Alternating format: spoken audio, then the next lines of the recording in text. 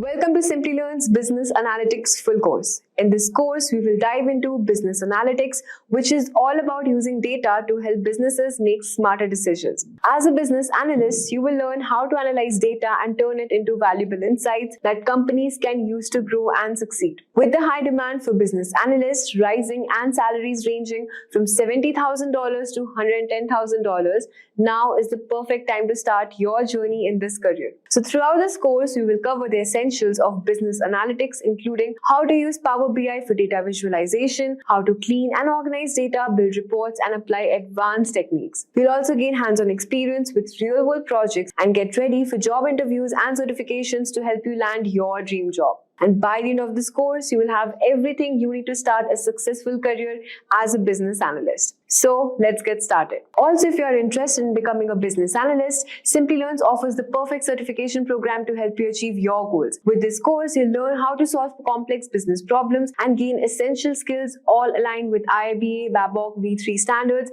including CBAP and CCBA certifications. You'll also earn valuable certifications from IBM, attend masterclasses with IBM experts, and get hands-on experience with real-world projects and Harvard Business case studies. Plus, you'll master tools like Tableau, Excel, SQL, and even cutting-edge generative AI tools like ChatGPT, DALL-E 2, Gemini, and Midjourney. Don't wait, enroll now and become a certified business analyst. So, let's get started. We all use smartphones, but have you ever wondered how much data it generates in the form of texts, phone calls, emails, photos, videos, searches, and music? Approximately 40 exabytes of data gets generated every month by a single smartphone user. Now, imagine this number multiplied by 5 billion smartphone users. That's a lot for our mind to even process, isn't it? In fact, this amount of data is quite a lot for traditional computing systems to handle. And this massive amount of data is what we term as big data. Let's have a look at the data generated per minute on the internet. 2.1 million snaps are shared on Snapchat. 3.8 million search queries are made on Google. 1 million people log on to Facebook. 4.5 million videos are watched on YouTube. 188 million emails are sent. That's a lot of data. So, how do you classify any data as big data? This is possible with the concept of 5 V's: volume, velocity, variety, veracity, and value. Let us understand this with an example from the healthcare industry. Hospitals and clinics across the world generate massive volumes of data.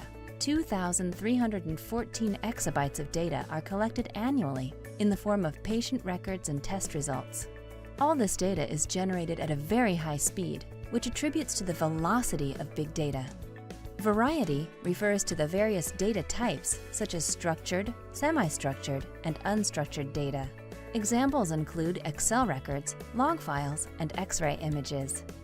Accuracy and trustworthiness of the generated data is termed as veracity.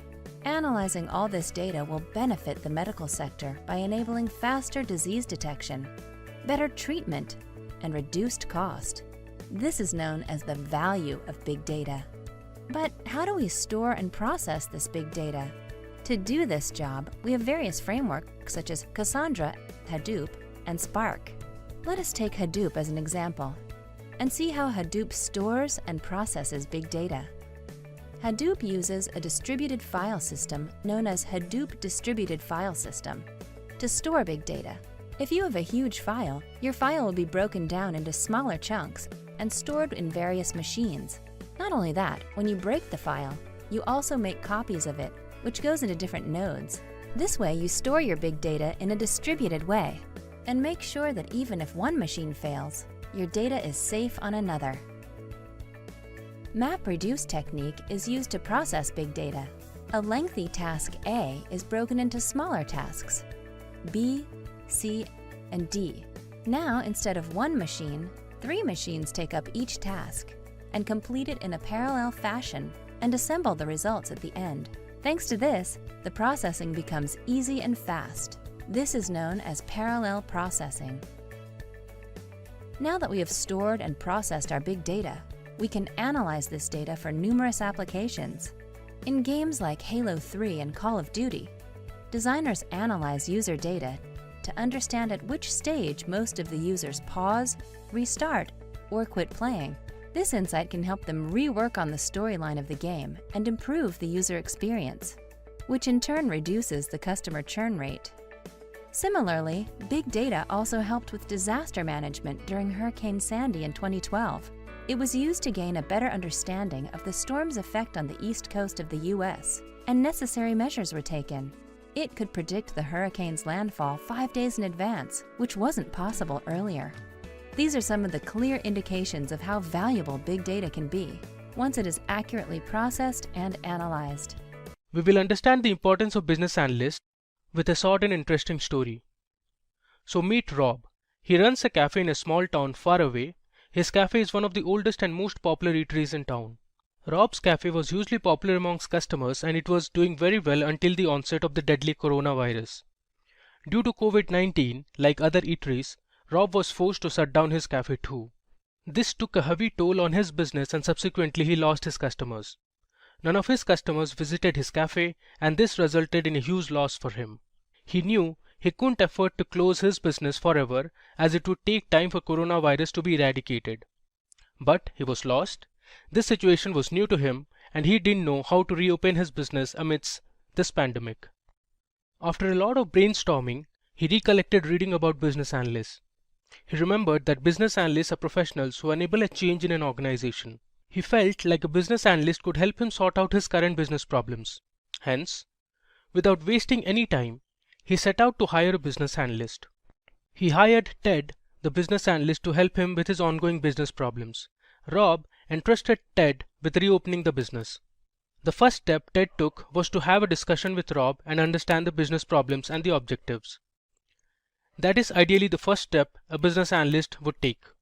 On discussing with Rob, Ted learned that the business objective was to reopen the business and get at least 80% of the customer base back. In addition to that, Rob also wanted Ted to look for sustainable ways to reopen and continue the business in the long run amidst the pandemic. Ted studied the case and he came up with a few suggestions that he thought was fit for Rob's business. His first suggestion was to develop an exclusive home delivery app for Rob's cafe. This way, Ted knew that business will improve as customers prefer home delivery in the current scenario. Next, Ted suggested that Rob has work from home meal boxes added to his menu. Many professionals are working from home currently and having work from home meal boxes would be a good pick for such professionals in the middle of a busy day. Ted's third suggestion was to bring down the selling cost by providing discount coupons that can be utilized by customers. Having a discount will enable more customers to order from Rob's cafe. Of course, it was not possible to get the customer base back without any sort of price cuts in the current situation. Finally, Ted suggested that Rob's staff would facilitate home delivery orders. This way, he didn't have to lay off his staff and at the same time get the home delivery running. So these were a few suggestions given by Ted. Yes, depending on the situation, business analysts can take up different approaches. So after the suggestions were accepted by Rob for the app, Ted began to make sure that the development went well by collaborating with the IT team. Ted became the intermediary between the IT team and Rob. He provided suggestions to the team, checked the app through user interface testing, and made sure that the requirements met well. The same applied to the other business requirements and changes as well. Ted held regular meetings to gauge the progress and also kept Rob in the loop and updated him with the status of the project. Attending regular catch-ups helped Rob gain an insight into the progress and give his feedback from time to time. Ted made sure that the entire case was well documented.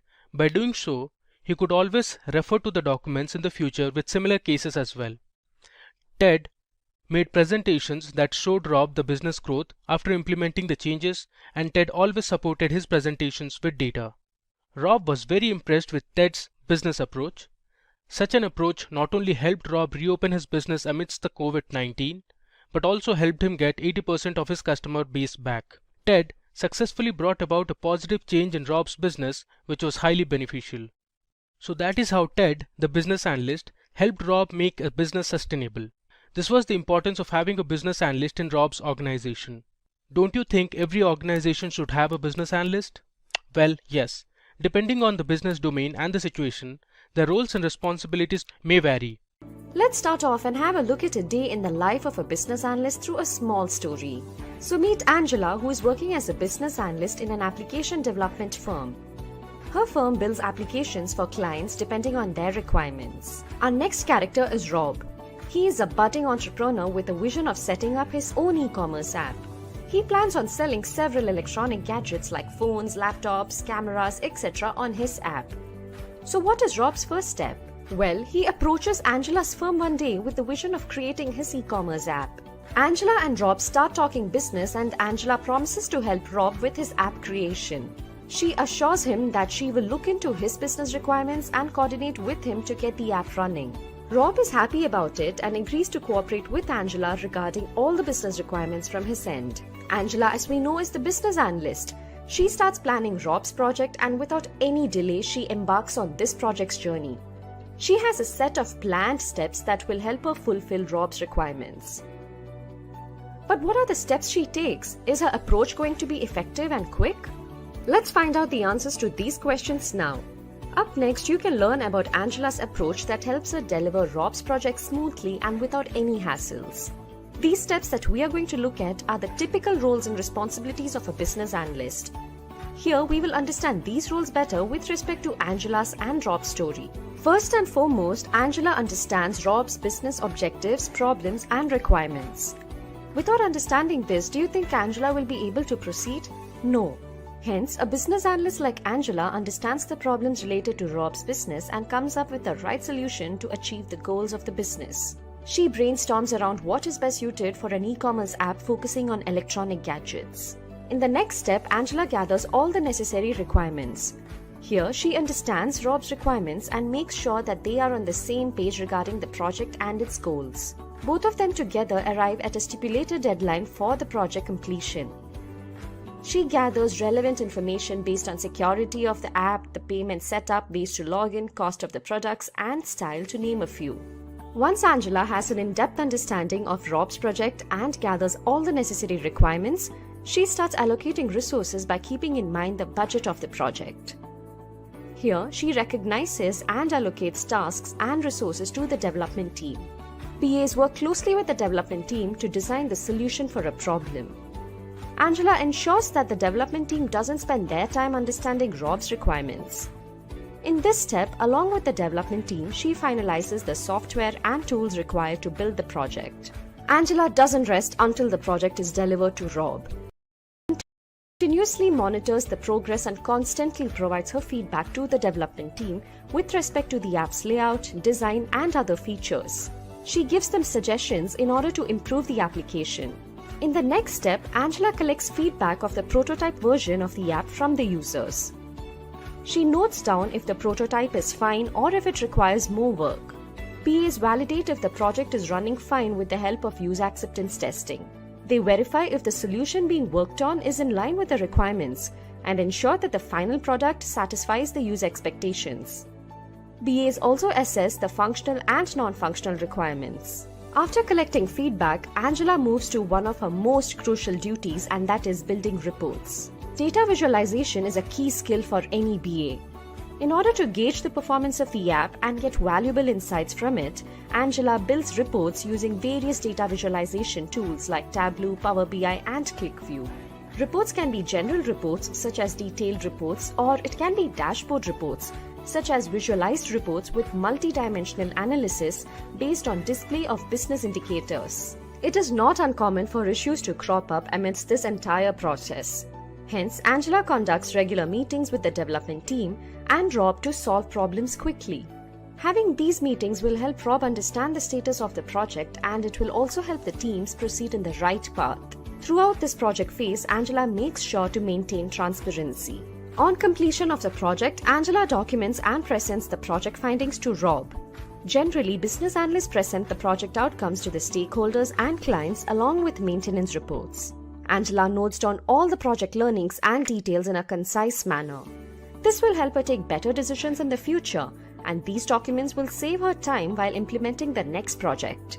Now that she has completed all her duties and responsibilities with respect to Rob's project, she is ready to deliver the final e-commerce application to Rob for use. Rob is rest assured that the application developed by Angela's firm is apt for his business and just what he wanted.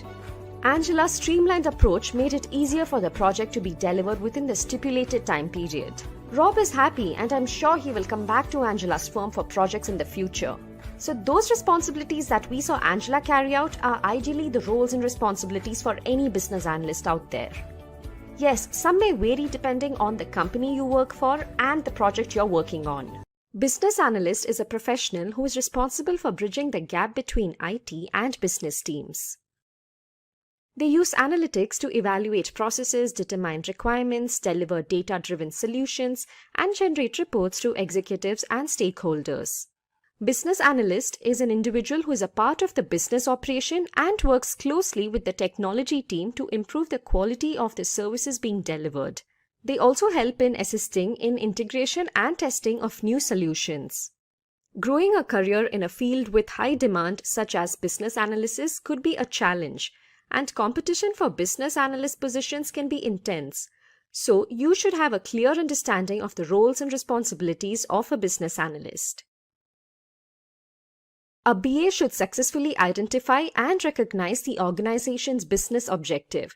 They should understand the business problems and think of a lucrative business solution.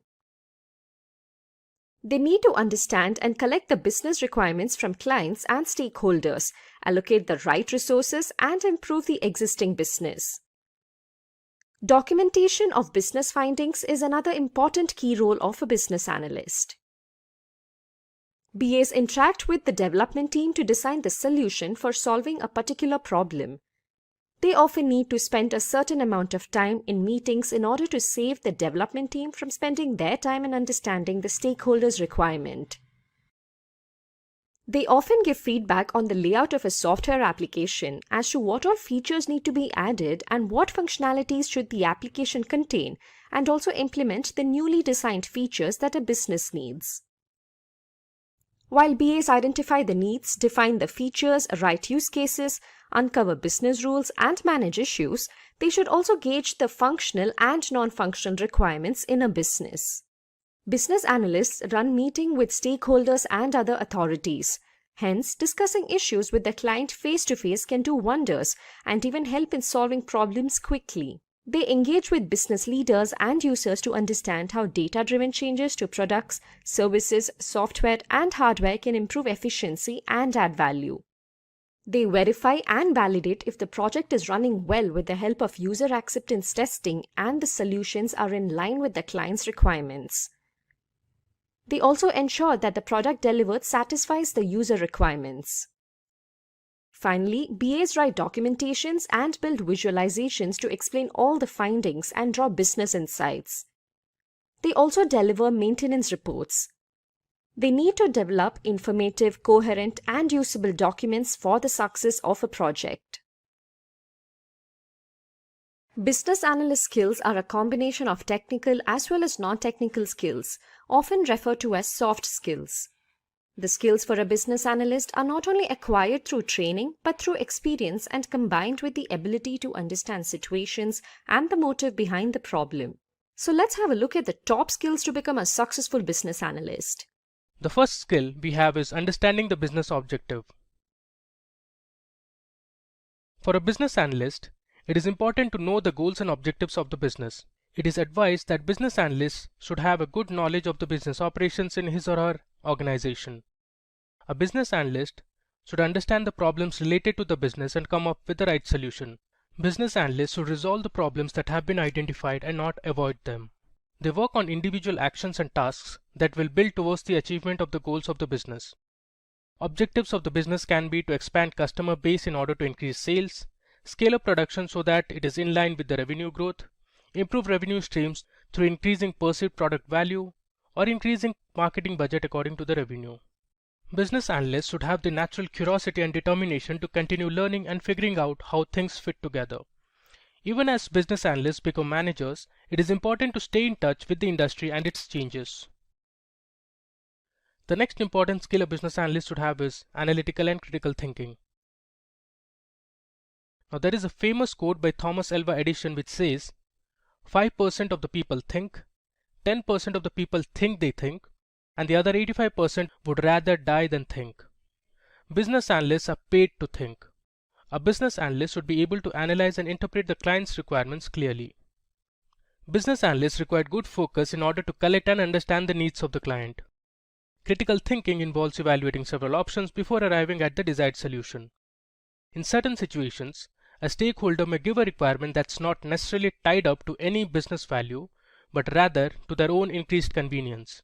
Applying critical thinking demands not taking all the statements of the stakeholders for granted. Critical thinking allows the business analyst to distinguish between requirements that add value to the business and those that should be given a low priority. A business analyst must be creative in order to reach stated goals, but resources are limited and the conditions are non-ideal.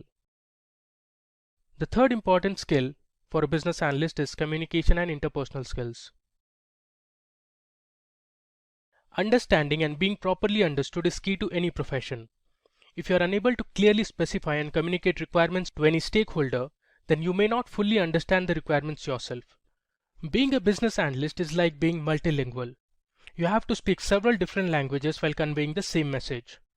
Business analysts apply communication skills at every point. They use communication and interpersonal skills when the project is launched, while gathering requirements, when collaborating with stakeholders, and also while validating the final solution. Listening, reading, and writing skills are very critical for a business analyst. They should be capable of facilitating meetings. Business analysts use verbal and written communication to convey ideas, concepts, facts, and opinions to a variety of stakeholders. Non-verbal communication skills enable the effective sending and receiving of messages, but not limited to body movement, posture, facial expressions, gestures, and eye contact. Effective listening allows the business analyst to accurately understand information that is being communicated verbally. Fourth in our list of skills, we have negotiation and cost-benefit analysis. Being a successful business analyst requires working with and interacting with many people.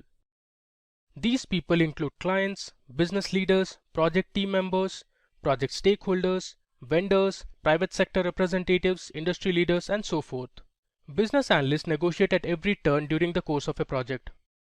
At the initial stage of a project, negotiation skills are used to determine what should be included in the vision of the project.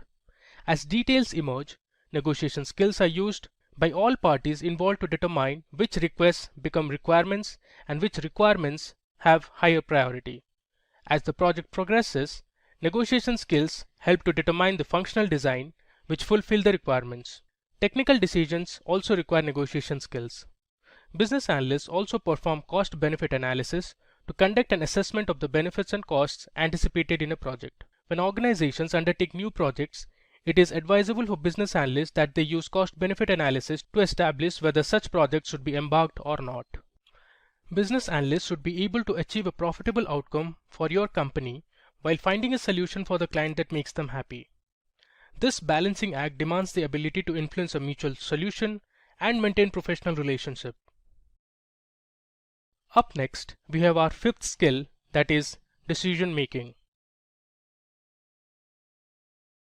The quality of decisions made by business analysts is what matters a lot because it has a direct impact on the company's business. Thus, it is important for every business analyst to think from all aspects before presenting their decision or strategy. They must be having good problem-solving skills as well. Business analysts should have a knack to think out of the box and find a solution to problems. Majorly, a business analyst follows 5 major steps while making a decision. These steps are: define the problem, find and define the alternative approaches, evaluate the alternative approaches, make the decision based on these approaches and test, and finally implement the solution.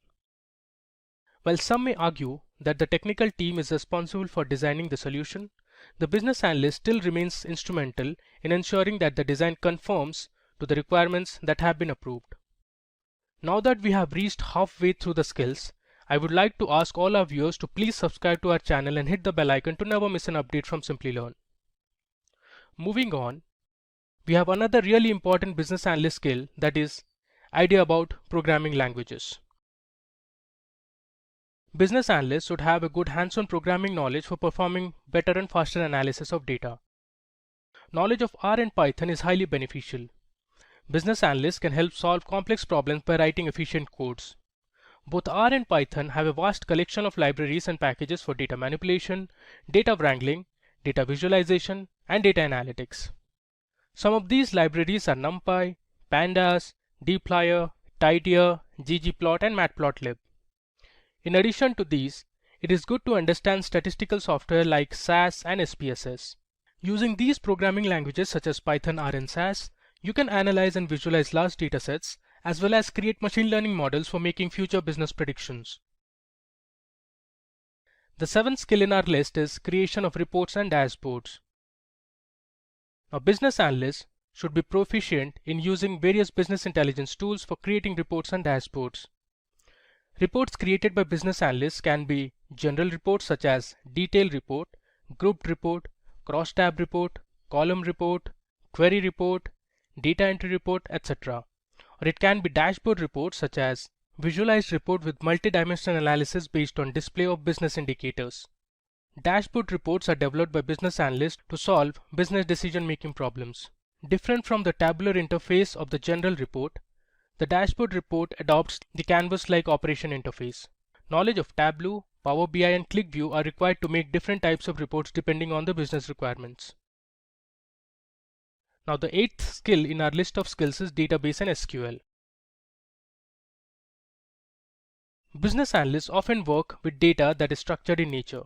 Hence, to store and process this data, they should have knowledge of relational databases such as Microsoft SQL Server, Oracle Database, MySQL Database, as well as NoSQL databases.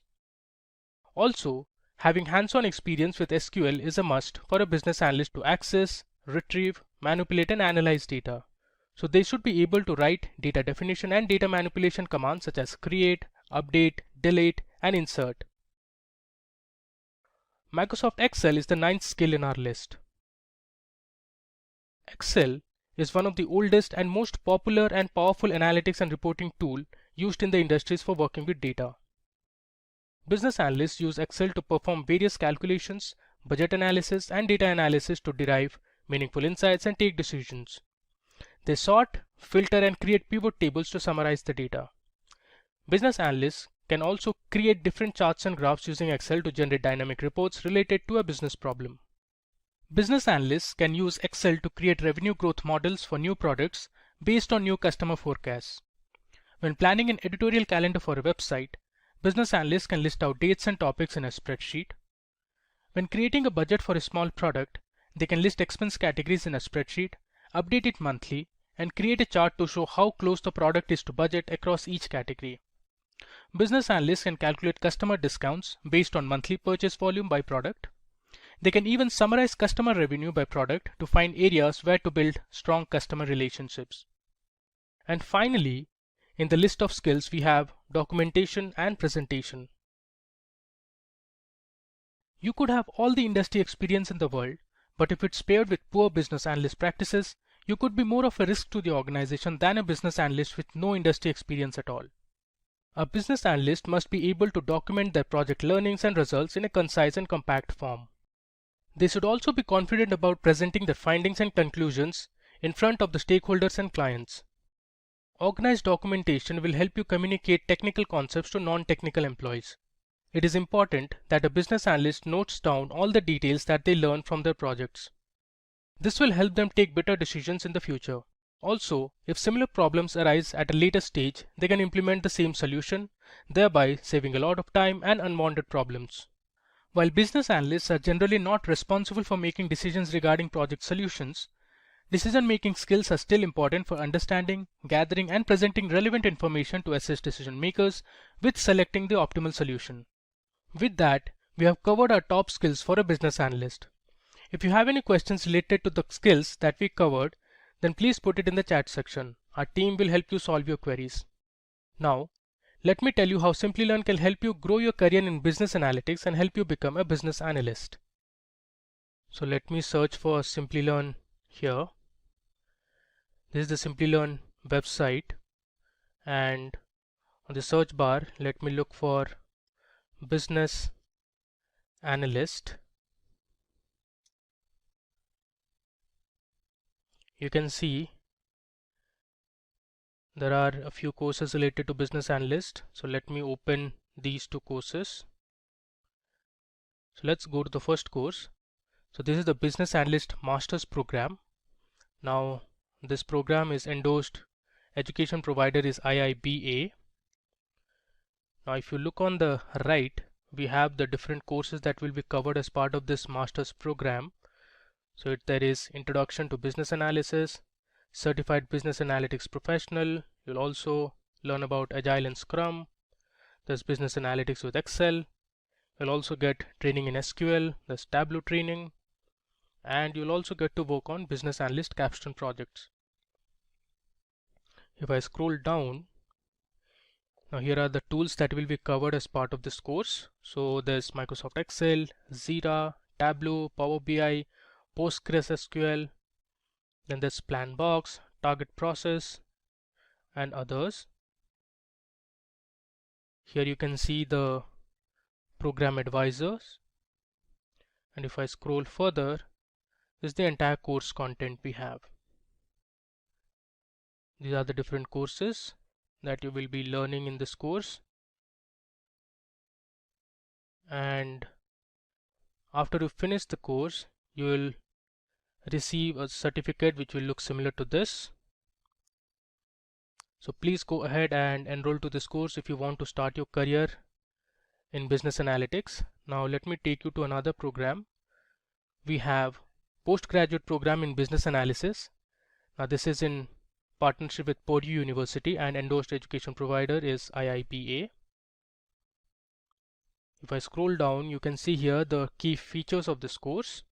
You'll get Purdue postgraduate program certification, alumni association membership, master classes from Purdue faculties, enrollment in Simplilearn's Job Assist. There's 170 plus hours of blended learning, 11 plus hands-on projects, custom projects in 3 domains. If I scroll further, on the right you can see this is the Purdue certification that you will receive after finishing the course, and you will also get the certificate received by International Institute of Business Analysis, that is IIBA. Let's scroll down. You also have the advantage for enrolling to Simplilearn Job Assist program. So you will get IIMJobs Pro membership for 6 months, resume assistance and career monitoring. You'll also have interview preparation and career affairs. Now here you can see the program details. So you will learn about an introduction to business analysis, certified business analysis professional, there's Agile and Scrum, business analytics with Excel, Tableau training, business analyst capstone project. And you also have the opportunity to enroll for some electives. So we have Purdue University Business Analysis Masterclass. You can also enroll to a Power BI course, and there's Agile and Scrum Foundation. If I scroll down, here you can see the skills that will be covered as part of this program. So there's business analysis, there's elicitation and collaboration, requirement analysis, planning and monitoring. Let me click on view more. You have strategy analysis, dashboarding, wireframing, there's data visualization, statistical analysis using Excel, SQL database, there's requirement lifecycle management, and lots more. So these are the tools that will be covered in this course. We have Microsoft Excel, Zira, Fogbuzz, Planbox, that's Rally, Power BI, PostgreSQL, that's version 1, Target Process, and others. And now this is the important part. These are the industry related projects that you will get to work on once you enroll to this course. So the first project is canteen ordering system for Unilever. We also have library management system for Stanford University. There is WhatsApp Pay, and you can see the description of these projects mentioned below. And you also have hospital management system for Mayo Clinic. They are our course advisors for this course. Now they are directly related to Purdue University. If I scroll further, this is the learner's profile and how the industry trend has been for business analysts. So please go ahead and enroll to this program if you really want to start your career or you want to grow your career as a business analyst. Now here is a quick roadmap that depicts what a fresher needs to possess to become a business analyst. First, they need to have a graduation degree in a related field. Then, Knowledge of SQL and relational database is very important. Thirdly, a fresher should have good hands-on experience with programming languages, and that's a prerequisite. And finally, they need to have good communication skills to nail the role of a business analyst. Up next, we have the roadmap that depicts what an experienced professional needs to possess to become a business analyst. Firstly, they should have good knowledge of the domain they're currently working in. Next, they should know how to write SQL queries. An experienced professional should be good with programming languages. In addition to that, they need to have good communication and negotiation skills. Finally, they should be good at creating interactive reports using business intelligence tools. In addition to that, having a certification offered by International Institute of Business Analysis, such as Certified Business Analysis Professional, would be highly beneficial. Let's now learn the business analysis knowledge areas. First up, we have business analysis planning and monitoring. Now this knowledge area describes the tasks used to organize and coordinate business analysis efforts. It involves planning business analysis approach, stakeholder engagement, business analysis governance, as well as information management. Then we have elicitation and collaboration. Now this knowledge area describes the tasks used to prepare and conduct elicitation activities and confirm the results. It also includes communicating business analysis information and stakeholder engagement. The third knowledge area we have is requirements lifecycle management. So this knowledge area describes the tasks that we perform in order to manage and maintain requirements throughout their lifecycle. It covers the creation, changes, prioritization, traceability, and governance processes. Fourth in our list, we have strategy analysis. Now this knowledge area describes the tasks used to identify the business need, address that need, and align the change strategy within the enterprise. You need to analyze the current state, define the future state, assess risks, and define change strategy. Then we have requirements analysis and design definition. This knowledge area describes the tasks used to organize requirements, specify and model requirements. It also validates and verifies information and identifies solution options. The final knowledge area we have is solution evaluation. This knowledge area measures the solution performance, analyzes performance measures, assesses solution limitations, and recommends actions to increase solution value. Now, let's discuss two of the most widely used methodologies in any business analysis process. These methods are popularly used in the industries to ensure smooth running of projects. The first methodology we are going to talk about is the Agile methodology. Agile is an incremental and iterative approach to project management and software development. It helps teams deliver value to their customers faster and with fewer obstacles. Teams can manage a project by breaking it up into several stages and involving constant collaboration with stakeholders along with continuous improvement and iteration at every stage.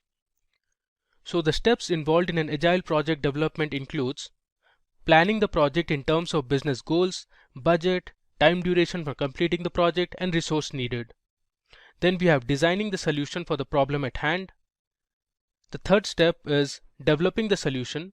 This could be a software, a website, an application, etc. It's done by the development team. Next, we have testing the product in the next step of the life cycle, deploying the developed product to check if it's working fine, and finally we have reviewing the product and getting feedback from customers, clients, stakeholders, etc. Now in Agile methodology, the entire work is broken down into several sprints. After each sprint, we get a shippable product and that product is reviewed by the client or the stakeholder. The suggestions are incorporated in the next sprint. Here you can see we have sprint 1, sprint 2 and sprint 3, and all of them have the 6 steps that we discussed in the Agile methodology process. Now let's discuss the Scrum methodology. Scrum is a subset of the Agile framework. It is one of the most widely used lightweight process frameworks for Agile development. You can easily collaborate, develop and deliver complex products of the highest possible value. Scrum empowers the development team and supports working in small teams like 8 to 10 members. Scrum significantly increases productivity and reduces time. This process enables organizations to adjust smoothly to rapidly changing requirements and produce a product that meets evolving business goals. Okay, So the concepts and practices in Scrum can be divided into three categories. First, we have three roles. A product owner owns the product backlog and writes user stories and acceptance criteria. They are responsible for prioritizing the product backlog and deciding the release date and the content. A product owner is the one who is responsible for the return on investment or ROI of the product. A Scrum Master is a servant who encourages and demands self-organization from the development team. They enable close cooperation across all roles and functions, addresses resource issues, and disobedience of Scrum practices. A development team comprises individuals working together to develop and deliver the requested and committed product increments. The development team builds the product and includes all the expertise necessary to deliver the potential shippable product each sprint. The second category comprises of three artifacts. The product backlog is an ordered list of the features and requirements needed to complete the project. The list can include bugs or defects that need to be resolved, features that must be added, and other technical or project work your team has to complete before the project is over. The sprint backlog includes only what needs to be completed during the current sprint. It often has greater detail and more complete user stories than the rest of the product backlog. Once created, no one can add to the sprint backlog except the development team. The product increment is the version of the product that will be delivered at the end of each sprint. While the sprint backlog outlines what must be completed within a sprint, the product increment details the outcome of all that work. The increment is a prototype or working version of the final product expected by the customer. The final category we have is sprint ceremonies. There are 4 ceremonies in total. In sprint planning, the team meets and decides what they need to complete in the coming sprint. Sprint review is a type of meeting in which the team demonstrates what they shipped in the sprint. In the sprint retrospective, the team reviews their work, identifying what they did well and what didn't go as planned, so that they can make the next sprint better. Daily Scrum is a stand-up meeting or a very short, like 15 to 20 minutes meeting for the team to make sure that they are all on the same page. Now, let's talk about the average annual salary of a business analyst. According to pay scale, the average annual salary of a business analyst in the United States is $68,973, while in India, a business analyst can earn nearly 6 lakh rupees per annum. Now, talking about the companies hiring for business analysts, we have the Indian e-commerce payment system and financial technology company Paytm, American MNC Cognizant, and British-Dutch multinational oil and gas company Shell. We also have Cisco, the search engine giant Google, and Dell. Finally, in our list of companies, we have Ernst & Young Global Limited, American multinational computer technology corporation Oracle, and British multinational investment bank and financial services company Barclays. With that, let's discuss the top business analysis tools and software used by business analysts. We have the widely used spreadsheet application Microsoft Excel, web-based Kanban-style list-making application Trello, relational database management systems such as MySQL, Microsoft SQL Server, and PostgreSQL. Then we have bug tracking and agile project management product Zira and Tableau software for data visualization. Okay, so let's look at our demo on business analyst training. Oftentimes, business analysts work on structured data using Excel to prepare reports and dashboards. They do create pivot tables and pivot charts to summarize and analyze data, find trends and insights to make critical decisions. So in this demo, we will work on a sales data set from the United States and analyze the total revenue, total profit, the quantity sold for different categories and subcategories of products across various regions, segments, cities, etc. Now let me show you the data set first. Okay, so here is my data set. You can see there are nearly 9,994 rows and we have 17 columns. You can see this is a sales data set and the first column is of order date.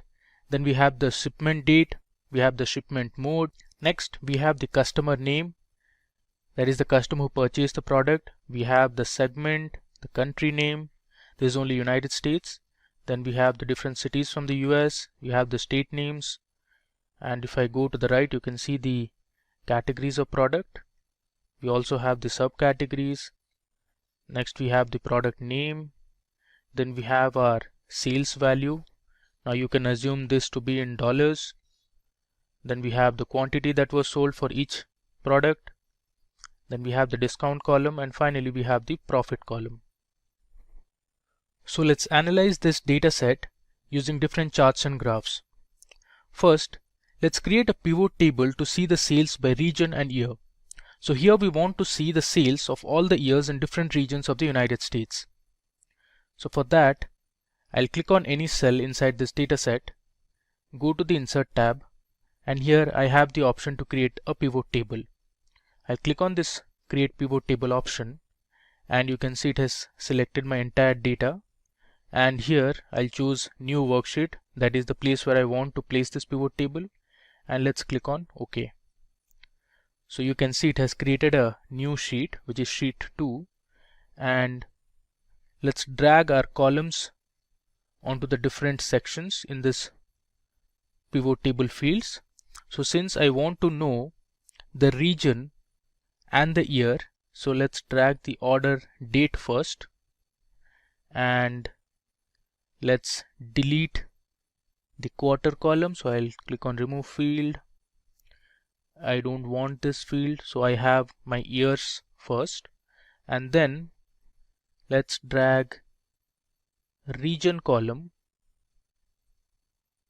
under columns, and we want to know the sales for all the years in different regions, so I'll drag sales onto values. You can see here we have our pivot table ready. If you want, you can go ahead and rename these row labels and column labels. Now with this table ready, let's create a line chart. This will help you analyze your data better. So what you can do is go to the Insert tab, and here under Recommended Charts you can go for line chart. You can see the line chart preview here, and click on OK. There you go. How easily Excel has created a pivot chart for us based on this pivot table. Now if you notice the lines in this graph, you can see the different regions, and here is the legend. Now if you see the yellow line, which is actually for the West region, so the sales had declined from 2014 to 2015, and then it gradually started increasing from 2015 to 2017 onwards. And if you see the orange line or the red line, it is for the East region. The sales have been continuously increasing. You can see the trend here. Similarly, if you see the Central region, the sales generated was steady from 2014 till 2015. Then it increased in 2016, and after 2016 it became constant. Similarly, you can analyze the South region as well. Now let's say you want to know the sales by each category of product and the different segments, so you can do that as well. Let's go to our sheet 1 where we have our data set. Let me click on any cell. I'll go to Insert, and I'll choose Pivot Table. Here let it be New Worksheet. I'll click on OK.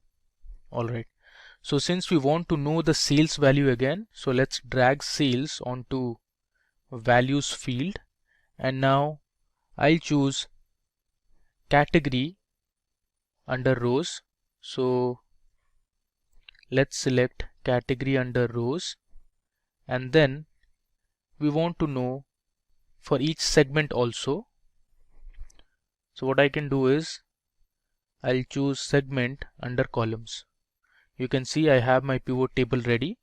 So here you have the furniture, office supplies and technology as the categories of products, and on the top you can see consumer, corporate, home office as the different segments.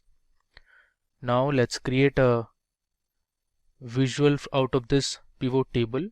So I'll go to Recommended Charts, and let's say this time I want to create a bar chart. Now this is a horizontal bar chart. Let's click on OK.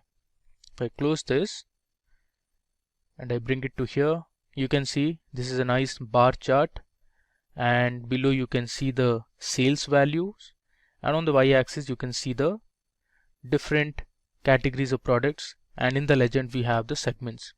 Now if you want, you can edit this chart as well. So let's delete or hide all field buttons on the chart. Alright. Similarly, let's do this for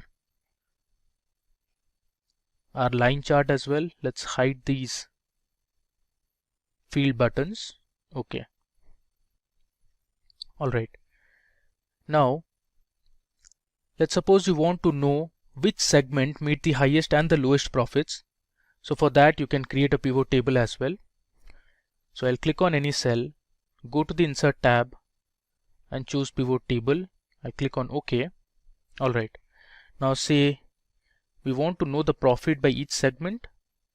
So I'll first choose Profit onto Values and let's drag the segment column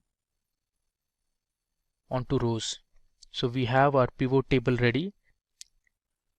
Now here, if you want to know which segment made the highest or the lowest profit, you can sort this data. So click on any cell under Sum of Profit, right click, and here you have the sort option. So let's do sort smallest to largest, which is in ascending order. Okay, so here you can see consumer segment made the highest amount of profit, while the home office segment made the lowest amount of profit. Now based on this pivot table, you can create a pie chart. Let's do that. I'll go to Insert, and here under Recommended Charts, I'll select Pie and let's click on OK. There you go. We have a nice pie chart ready. Now the gray color pie represents your consumer segment, which made the highest amount of profit. You can also validate it from the pivot table, while the blue segment, which is actually home office, made the lowest amount of profit. Now let's remove this field from here. I'll right click and select Hide All Field Buttons on the chart. Now one thing you can do is you can edit the chart title. Here by default it has shown total. We can rename it to, let's say, Profit by Segment and hit enter. Okay. Now you can adjust the size of this and the color of the text if you want. You can do it from here. Similarly, let's add a title to our bar graph as well.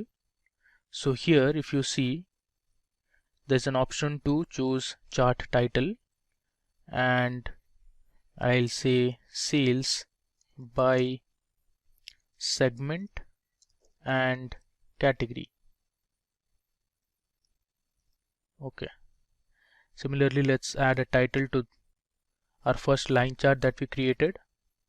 I'll click on the chart title, and here I'll write sales by year and region. Okay. Now let me go back to my data sheet. Now suppose, let's say you want to know the total units that were sold for each subcategory of products and the shipment mode. So here we have the shipment mode, and you want to know the total units that were sold, which is basically this column, the quantity column, for each subcategories of product. You can see we have different subcategories like bookcases, there's chairs, labels, there's tables, furnishings, art, phones, binders, etc. So let's create a pivot table for this. I'll go to the Insert tab, click on Pivot Table and click on OK. Alright. Now since we want to know the total units that were sold, let's drag the quantity column under values, and I'll choose the ship mode field under columns, and let's select subcategory under rows. So I have my pivot table ready. Now based on this pivot table, let's create a line chart. I'll go to the Insert tab, click on Recommended Charts, and let's go to line chart. Alright, you can see the preview here and the legends which show the shipment mode. Let's click on OK. I'll close this.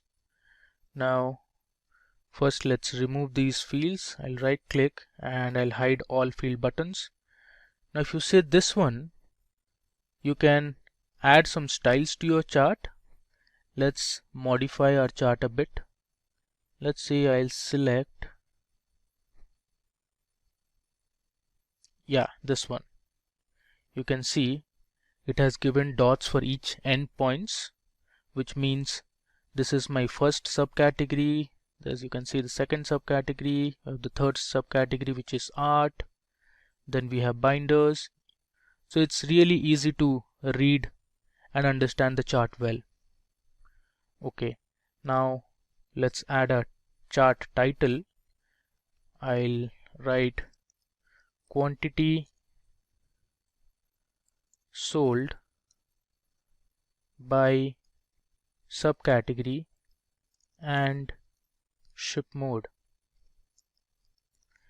Now you can reduce the size of the chart title text. Let's keep it 10. Okay. Now you also have the feature to create different kinds of maps in Excel. So suppose you want to see the states that made the highest and the lowest sales in the United States. So you can create a field map for that. So first of all, let's go to our data sheet.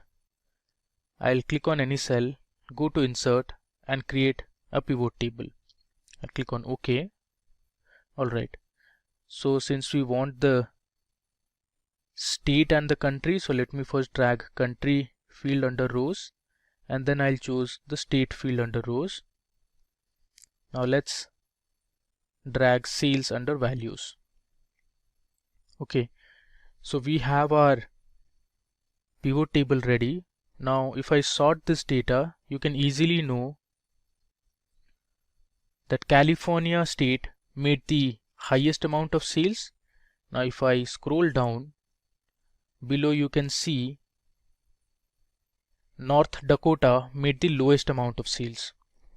Now let's do one thing. Let's remove the grand total. So you can go to the design tab and under grand totals you can select the first option. You can see the grand total has gone.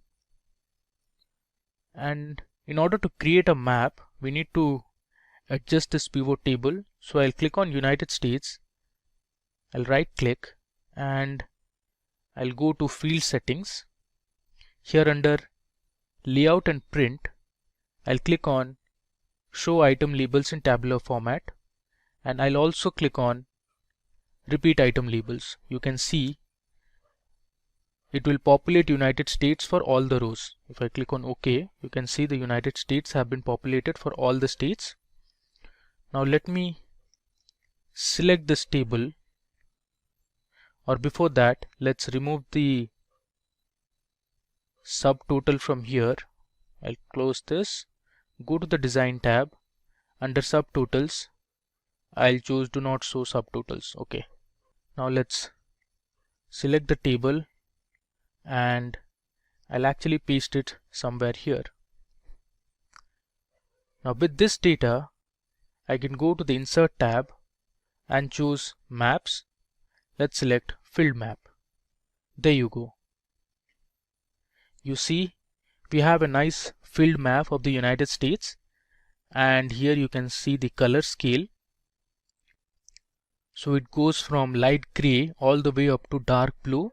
So the states that are in dark blue, let's say California, made the highest amount of sales. You can also validate it from the pivot table. Similarly, the lighter the color, the amount of sales were less for that state. Now let's give a chart title here. I'll give a chart title as sales by states, and let's remove this legend. Now you can format this map. So here you can change colors, and let's see, if I choose this one, you can see the color has changed, and you can see the California state is shaded in dark, which means it made the highest amount of sales. You can also add data labels. You can see it will show the sales values for each of the states, and if you want you can keep the legend as well. I'll just remove these two. Alright, now similarly you can also create a field map to see the profits by each state. So you can analyze which states made the highest amount of profit and the state that made the lowest amount of profit. So let's do that. I'll go to my data sheet. I'll click on insert and select pivot table. Let's click on OK. Now first and foremost, let's drag country under rows, and then I'll choose state under rows. Next, let's drag the profit column under values. So I have my pivot table ready. Let's go to the design tab and remove the subtotals. I'll select do not show subtotals. If I scroll down, okay, I have my grand total now. So let's go to the design tab under grand totals. We'll remove it. Okay, now let's just populate the United States, which is the country name, for all the rows. I'll right click on United States, go to field settings, click on layout and print. I'll choose select item labels in tabular form and select repeat item labels. Let's click on OK. So I have my country name populated throughout. Let's select the pivot table. I'll paste it somewhere here. And now let's go to the insert tab. I'll choose map. Let's select filled map. There you go. Now we have the profits for each of the states. Let's first delete this and edit our chart title, which is profit by states. Okay, let's close this. Let's say we'll use this one now. Okay, let's edit the color of the chart title.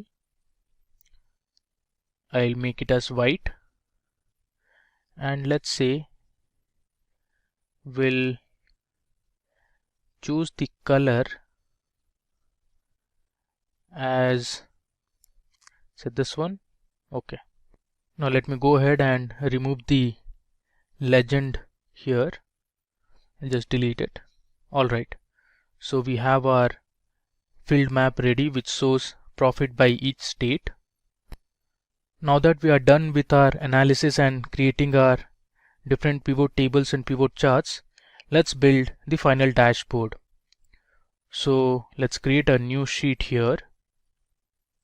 Okay, the first thing I need to do is I'll go to the view tab and I'll remove the grid lines. Alright, now let's go to the insert tab, and here we have text. Let me choose text box. Let's create a text box here. Okay, now you can reduce the size actually. Let's reduce it. Okay,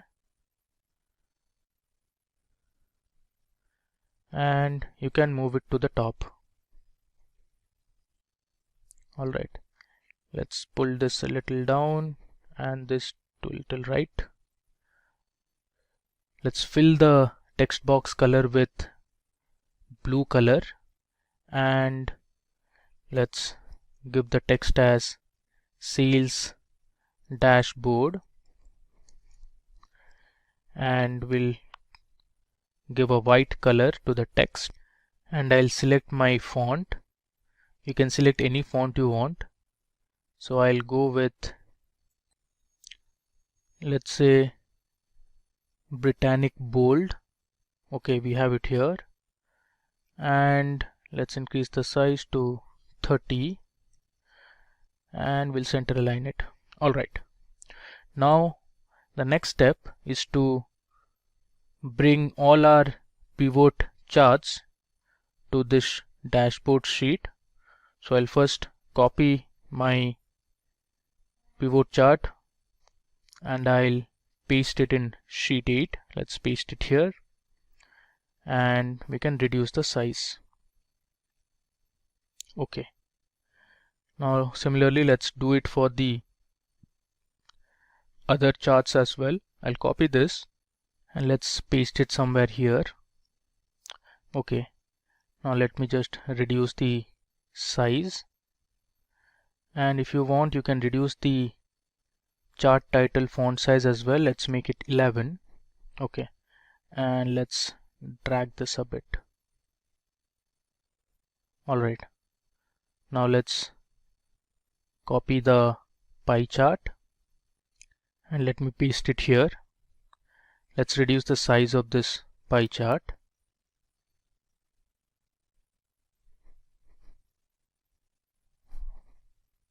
Okay, see, we have our pie chart here. Now let me take my line chart, which shows the quantity sold by different subcategories of product. I'll copy it and let me paste it somewhere here. I'll close this. Now we need to reduce the size so that we can fit in our other charts as well. Okay, let me reduce a bit more.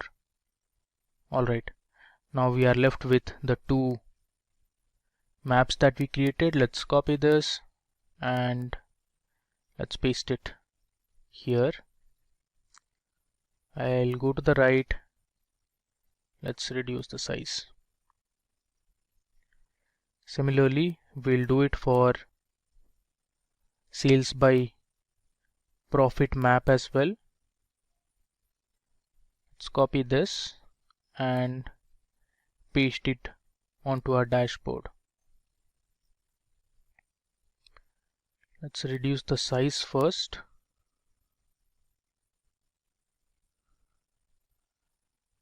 And let's increase it towards the bottom. So we have our dashboard ready. You can see the different pivot charts that we created. Now let's add slicers and timelines to this dashboard so that we can filter our tables and the charts. So I'll click on this first chart, which is our line chart. I'll go to the Insert tab. Here you can see under filters we have slicers and timeline. First let me click on timeline, and here I'll choose my order date column. Let me click on OK. Alright, let's drag this a bit here onto the right, and I'll show you how you can use this. Let's first choose years instead of months, and let me reduce the size a bit. Okay. Now another thing to do here is, let me right click and I'll go to report connections. Here I'll select all my pivot tables instead of just one, so that any manipulation you do in the order year, it will reflect for all the tables or the charts we have on the dashboard. I click on OK. Now that we have seen how to add a timeline, I'll reduce this a bit. Let's now add a few slicers. Let's click on any of the charts. I'll go to Insert, click on Slicer. Now let's add a region slicer. I'll click on OK. And let's take it to the right.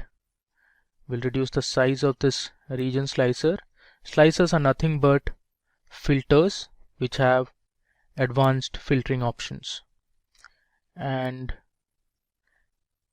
we can add one more filter or a slicer. Let's say we want to do this time on the segment.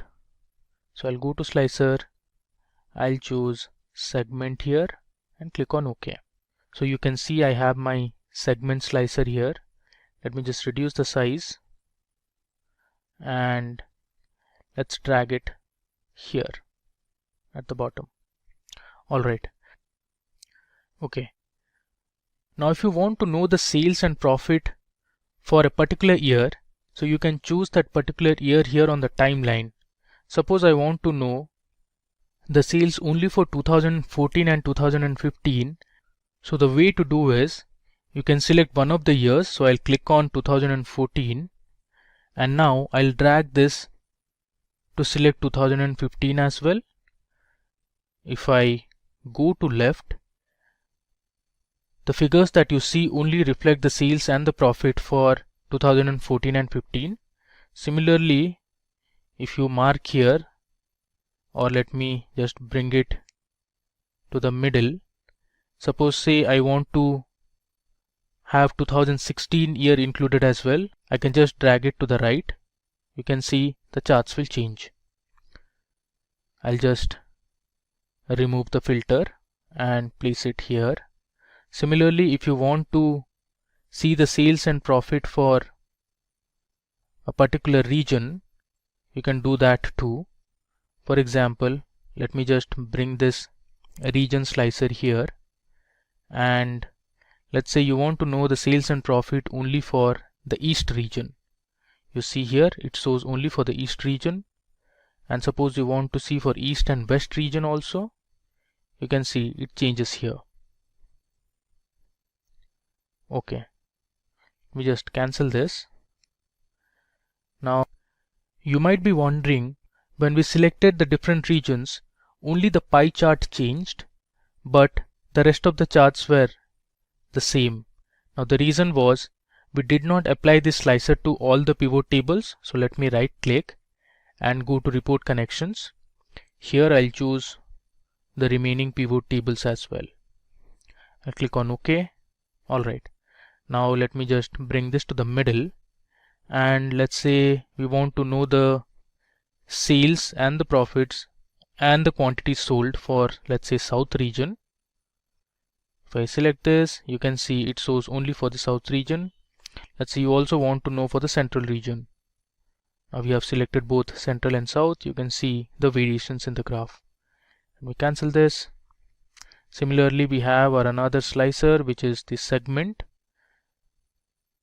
I'll populate the slicer for all the other pivot tables. Let me choose all of them and click on OK. I'll bring this to the middle so that you can see the variations in the graph. Let's say I want to know the sales, the units sold and the profit for home office segment, so I'll only select home office. You can see the variations here. Now the slicers actually don't work for the maps, so you can't see any change here. Now suppose you want to know for the corporate segment, you can select corporate, or if you want to select for multiple segments, you can do that as well. Just cancel this and let me place it here. Alright, now we are done with our demo. So if you want to get a copy of the dataset and the demo file that we are using here in this video, you can put your email IDs in the comment section. Our team will send you the files over email. Now let's see what Power BI is. Power BI is a business analytics service provided by Microsoft that lets you visualize your data and share insights. It converts data from different sources to build interactive dashboards and BI reports. As you can see, we have an Excel data about sales. Using this data, Power BI helps you build different charts and graphs to visualize the data. Now that we have understood what Power BI is, let us look at the important features of Power BI. First is Power BI Desktop. Power BI Desktop is a free software that you can download, and it allows you to build reports by accessing data easily. For using Power BI Desktop, you do not need advanced report designing or query skills to build a report. Second, as already discussed, Power BI supports stream analytics. From factory sensors to social media sources, Power BI assists in real-time analytics to make timely decisions. Third, support for multiple data sources is one of the major features of Power BI. You can access various sources of data such as Excel, CSV, SQL Server, web files, etc. to create interactive visualizations. And finally, custom visualization. Custom visualization is another vital feature of Power BI.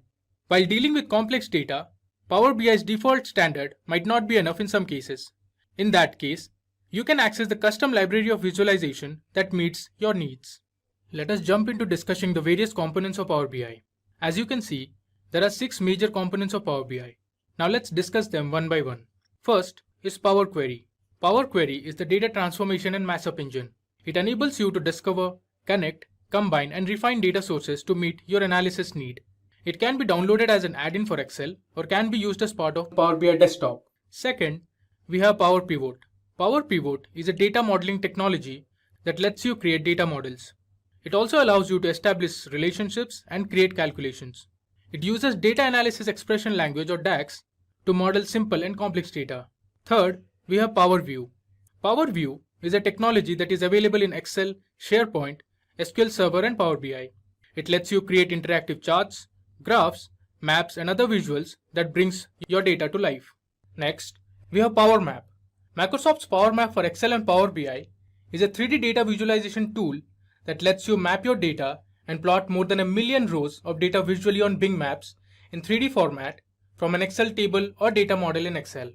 Then we have Power BI Desktop. Power BI Desktop is a development tool for Power Query, Power Pivot and Power View. With Power BI Desktop, you have everything under the same solution and it is easier to develop BI and data analysis experience. Finally, we have Power Q&A. The Q&A feature in Power BI lets you explore your data in your own words. It is the fastest way to get an answer from your data using natural language. An example could be, what was the total sales last year? Once you have built your data model and deployed that into Power BI website, then you can ask questions and get answers easily. Now, let's see what Power BI Service is. Power BI Service is the software as a service part of Power BI. It is also referred as Power BI Online. To access Power BI Service, you need to log into app.powerbi.com. Now let me show you that. I'll go to Google, I'll open a new tab and search for app.powerbi.com. It's loading. But this is how the homepage of Power BI Service looks like. I've created some dashboards on it. First, you need to log into app.powerbi service. You can see I'm logged in. Now under my workspace, if I go to dashboard, here I've created a finance dashboard. You can see the different charts and graphs I've prepared and pinned it to the dashboard. So Power BI Service allows you to connect to your data, create reports and dashboards, and you can also ask questions to your data. Now as you can see in this dashboard, we have created some charts and graphs. So this is a tree map. There's a pie chart, there's a bar graph. Below you can see there are line charts and donut charts.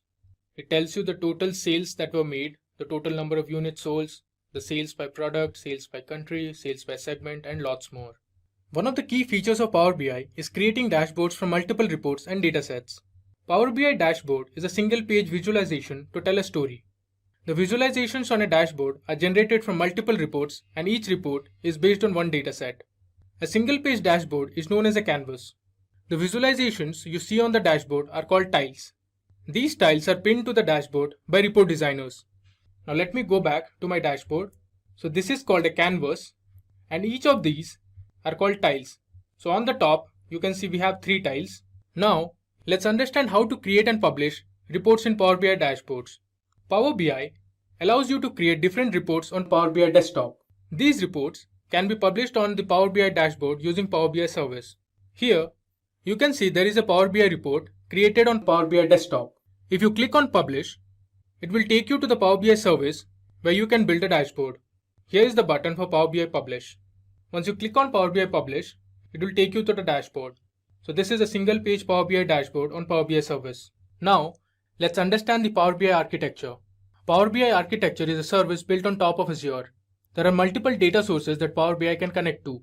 Power BI Desktop allows you to create reports and data visualizations on the dataset. Power BI Gateway is connected to on-premise data sources to get continuous data for reporting and analytics. Power BI services are basically the cloud services that are used to publish Power BI reports and data visualizations. Using Power BI mobile apps, you can stay connected to their data from anywhere. Power BI apps are available for Windows, iOS, and Android platforms. Are you ready to crack the code and navigate the business analyst stardom in 2024? Well, get ready to unlock your career potential. Buckle up because this video dives deep into the top 10 skills that a business analyst must know in 2024. I know you're curious already about what specific skills made the cut. Stick around to find out and prepare to level up your business analyst game. Forget the outdated list. We are talking about the critical thinking, cutting-edge tools, data-driven insights, agile methodologies, and much more that will put you at the forefront of business transformation. Feeling overwhelmed already? Don't worry, we will break down each skill into digestible chunks with practical tips and tricks to ensure you master all of them. Whether you are a data whiz craving new challenges, a communications expert ready to bridge the gap, or a problem solver seeking the perfect toolkit, this video has something for you. So hit play, unleash your inner analyst, and let's unlock the secrets to success in 2024. That said, If these are the types of videos you would like to watch, then hit the like and subscribe button and the bell icon to get notified. Just a quick info for you. If you want to upskill yourself to master business analytics skills and land your dream job or grow your career, then you must explore Simplilearn's cohort of various business analyst programs. Simplilearn offers a postgraduate program in business analytics from Purdue University in collaboration with Amazon, Google, and Microsoft. Through this program, you will gain knowledge and work-ready expertise in the skills like prescriptive and predictive analytics regression, classification, and over dozens others. Check out the link in the description box and pin comment to find a business analytics program that fits your experience and areas of interest. So without further ado, let's get started. Firstly, let's understand what is business analysis. Think of it as an adventure exploring the hidden business treasures, data magic, tapping out new possibilities, and communication skills to unlock a business's hidden potential. Technically, business analysis is like an art of dissecting a business to find ways to make it better. It's a process of analyzing business data, understanding problems, recommending solutions, and implementing changes that benefits the stakeholders. So who does this all? Who is a business analyst? A business analyst is a person who processes, interprets, and documents business processes, products, services, and softwares through the analysis of data. Imagine them as detectives or treasure hunters for business efficiency. A business analyst is a problem solver and translator who bridges the gap between the business needs and technological solutions. They analyze data, understand processes, and communicate effectively to help businesses run smoother and smarter. Let's bounce back to our major topic of discussion now: the top 10 skills that a business analyst must know in 2024. So the skills listed are a combination of technical and non-technical skills. Most of the time, non-technical skills play a vital role for a business analyst. Let's begin with non-technical skills and circle back to the technical skills. Critical thinking and problem solving. Critical thinking and problem solving ensures strategic decision making, optimizes processes, and mitigates any potential risk. You need to have expertise to analyze complex business challenges, identify the root causes, and develop innovative solutions. The main idea is to leverage analytical rigor to deliver data-driven solutions for enhanced business performance. Collaboration and communication. As a business analyst, you must possess exceptional interpersonal skills, bridging the gap between businesses and technical teams to achieve shared objectives. It helps you to effectively collaborate with the diverse stakeholders, fostering clear communication and consensus building to facilitate a smooth project execution, aligning business goals with technical solutions, and driving stakeholders' buy-in. Cost benefit and negotiation. A business analyst must be capable of demonstrating financial acumen and negotiation prowess, ensuring value-driven decision-making and favorable partnerships. You need to evaluate proposed solutions using financial modeling and cost-benefit analysis. Skillfully negotiate contracts and resource allocation. This maximizes return of investment and secures optimal terms for the organization. Project management and documentation. Every organization employs proven project management methodologies to deliver solutions on time, within budgets, and exceeding expectations. As a business analyst, it's your responsibility to organize and execute project efficiently, utilizing agile methodologies and best practices. Create clear and concise documentation for stakeholders, ensuring project success for meticulous planning, risk management, and timely delivery. In fact, a certification in project management and agile methodologies will definitely add weight to your profile. Domain knowledge. You need to have an in-depth understanding of the specific industry, business function, or technology sector relevant to the role. A business analyst must possess demonstrable expertise in the target domain, providing a significant advantage of the competitive edge and strategic insights. This facilitates seamless integration into the business operations, enables insightful analysis, and builds trust with stakeholders. These are just brief summaries. Each skill encompasses a multitude of sub-skills and fine distinctions that further emphasize your expertise and value as a business analyst. I am now circling back to the technical skills. The career of business analyst hinges equally on mastering these essential technical skills to deliver accurate, reliable, and high-performing results. So let's get started with the most essential technical skills for modern business analysts. Number 1. Microsoft Excel. Microsoft Excel houses many powerful capabilities. An advanced understanding of formulas, functions, data manipulation, and automation techniques will help a business analyst to efficiently analyze and interpret large datasets, create insightful reports, and automate repetitive tasks. On number 2, database and SQL. SQL is the most widely used data querying language. Versions like PostgreSQL, Oracle SQL, and MySQL are widely used in the industry. Familiarity with relational databases and query languages like SQL would benefit you in easily extracting, transforming, and analyzing data stored in various databases, enabling you to unearth deeper insights. Data analysis. As a business analyst, you need to master the fundamentals of data analysis, exploratory data analysis with Python and R, mathematics, and statistics. Data analysis is a combination of statistical analysis, hypothesis testing, and identifying trends and patterns from data. It helps translate raw data in actionable insights, defines action items, informs decisions for business, and drives improvements. On number 4, we have data visualization. The critical part of business analysis is trying to establish solid communication between the technical team and the non-technical stakeholders. Enhancing the understanding of insights to facilitate decision-making across all levels is mandatory. One good way to do is by creating compelling charts, graphs, and dashboards. This helps effectively communicate the complex numerical data into visuals that speaks for themselves. Tableau, PowerBI, and ClickView are some of the leading data visualization tools in the market. ERP and CRM tools. A business analyst needs to understand the enterprise resource planning or ERP and customer relationship management or CRM systems. It helps to better understand and establish business acumen, giving the organization a competitive advantage to streamline data analysis processes and gain holistic views of business operations and customer interaction. Tools like Oracle Fusion Analytics, Salesforce, etc. are some of the ERP and CRM tools. Mastering these skills empowers business analysts to shine in today's data-driven world of businesses to unlock valuable insights and drive strategic decision-making.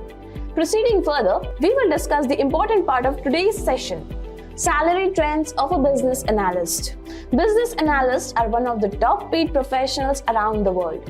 According to Glassdoor, in India, the average base pay of business analysts ranges from 5 lakh rupees to 12 lakh rupees per annum.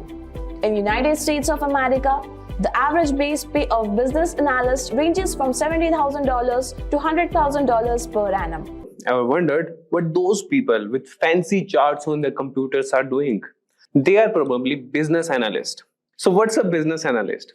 Think of them as the Sherlock Holmes of the business world. They look at lots of information and figure out how to make companies run better. And guess what?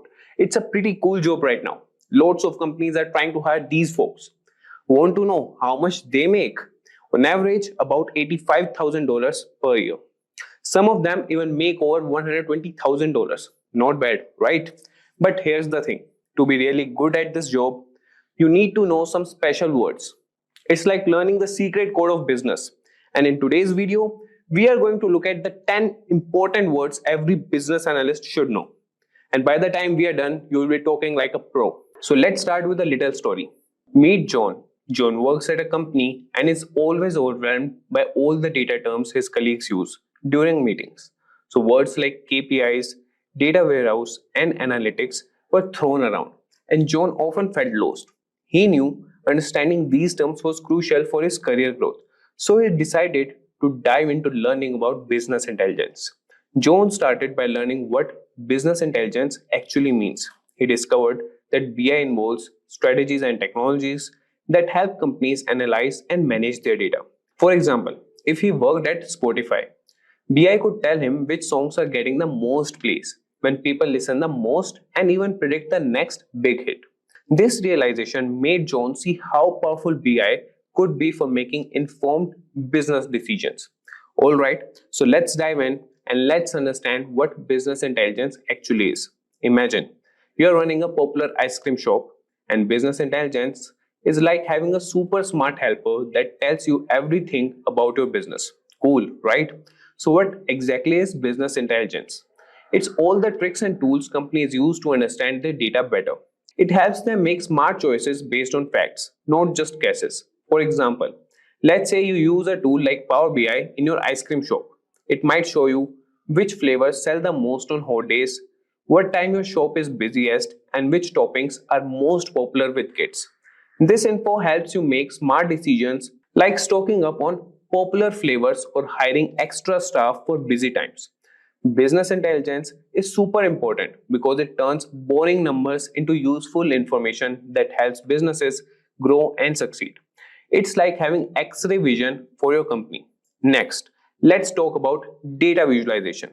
So data visualization is the graphical representation of information and data. By using visual elements like charts, graphs, and maps, data visualization tools provide an accessible way to see and understand trends, outliers, and patterns in data. For example, a bar chart showing the most popular pizza toppings in a delivery app. This is crucial for presenting data in an easy to understand format. Moving on, we have analytics. So analytics involves the systematic computational analysis of data. For example, using analytics to understand which times of day are busiest for a pizza delivery app. This term is important because it helps in making sense of large amounts of data and aids in decision making. Next up is KPI, that is key performance indicator. So a KPI is a measurable value that demonstrates how effectively a company is achieving key business objectives. For example, tracking the number of pizzas sold each month as a KPI to measure business performance. KPIs are essential for measuring performance and progress towards strategic goals. Now let's discuss data warehouse. So a data warehouse is a centralized repository for storing large volumes of structured data from multiple sources. For example, storing customer data from different gym branches in one place for analysis. It is used for reporting and data analysis and is a core component of business intelligence. Data warehouses are important for consolidating data from different sources and making it available for analysis. Next, we have database. So database is an organized collection of data generally stored and accessed electronically from a computer system. For example, a database storing member records for a gym. Databases are foundational for storing and managing data efficiently and are critical for any business intelligence processes. Moving forward, let's introduce data mining. So data mining is the process of discovering patterns and knowledge from large amounts of data. For example, a gym analyzing member attendance to identify the most popular class times. Data mining is important for extracting useful information from large data sets. Next, let's talk about dashboard. So dashboard is a business intelligence tool that allows users to track key metrics and KPIs. For example, a dashboard for a gym showing daily attendance, most used equipment, and membership growth. It provides a visual representation of data and helps in monitoring performance at a glance. Dashboards are crucial for real-time data monitoring and decision making. Next up is reporting. Reporting refers to the process of organizing data into informational summaries to monitor how different areas of a business are performing. For example, a monthly financial report summarizing income and expenses for a gym. Reports are essential for tracking progress, identifying trends, and making informed decisions. Finally, let's discuss SQL, that is structured query language. So SQL is a standard programming language for managing and manipulating databases. For example, writing an SQL query to retrieve all gym members who joined last month. It is used to query, insert, update, and modify data. SQL is fundamental for anyone working with databases and business intelligence tools. Remember, whether you are running a multi-million-dollar corporation or a neighborhood lemonade stand, these BI tools and concepts can help you make smarter decisions and grow your business. They turn raw data into valuable insights, helping you understand your customer better, optimize your operations, and stay ahead of the competition. So with that guys, we have come to the end of this session. I hope this video has helped demystify some key business intelligence terms for you. If you found this video helpful, don't forget to give it a thumbs up and subscribe to our channel for more business and tech insights. If you have questions about BI or want to share your opinion, you can comment down in the comment section below. With today's topic, which is about how to create Power BI dashboard in a few minutes. Yes, you heard me right. You can create a complete Power BI dashboard, or also known as a report, in just a few clicks and a few minutes. Now, in this particular video, we are minimizing the time in creating dashboard, because sometimes data cleaning process, you already know, if you're an expert or if you're a beginner in data analytics, you already know there are steps in data report or a dashboard, right? First, you load the data from a source. It can be cloud, PDF, Excel workbook, CSV, or anything. And after that, you do some data cleaning, right? You split the columns, or you eliminate some blank rows, blank columns, and some irrelevant data which does not fit, or some for more reference on data cleaning, you can also refer to the video, which is linked in the description box below. And so, right, that's the process. So basically, you import the data from the source, clean it, transform it, and then load it, and then create a dashboard, right? So in this particular video, we have the completely cleaned data set, which is really available for creating a report, which will be also linked in the description box below if you want to follow us along. So with that, let's get started, right? So that's how it goes. Now let's have a look at our data. So our data has some row ID, order ID, order date, ship date. So basically, you can totally understand this particular data set is about sales report, right? Let's say I'm working with XYZ company, which is based on data analytics, and I get an email from my client that he or she wants to know how exactly the sales are performing, in what exact states or countries, and what exact regions, and what category of products or subcategory of products, and what's the sales quantity, order, profit, right? So let's say you have a one category or subcategory or a product which is giving you a high number of sales and profit, right? You want to improve more, you can increase the price. Or let's say you have some product which is not performing so well, right? So you can offer some discounts, let's say like 50% off, so that you can move out the product from your store, right? So some basically, if you analyze the data and you come up to a decision where which product is performing in which region or state or country, and which product is performing in not performing in which region, state or country, right? You can come up with a strategy for sales and improve your revenue. So that's the entire process, right? So with that said, so this is the data we have, and let's quickly jump onto Power BI and get going with creating a report or dashboard within a few minutes, right? So here we are on the Power BI desktop. So here, absolutely, you can see you can import data from Excel, you can import data from SQL Server, you can import data from a blank table, or use some sample data. Apart from that, you can also get data from a different sources as well, right? See, we will be trying to do some automation, right? So regarding the automation, we can also go through another video from Simplilearn, which will help you understand how to automate the process of data transformation, cleaning, and uploading. So you can just give the file location here, the folder.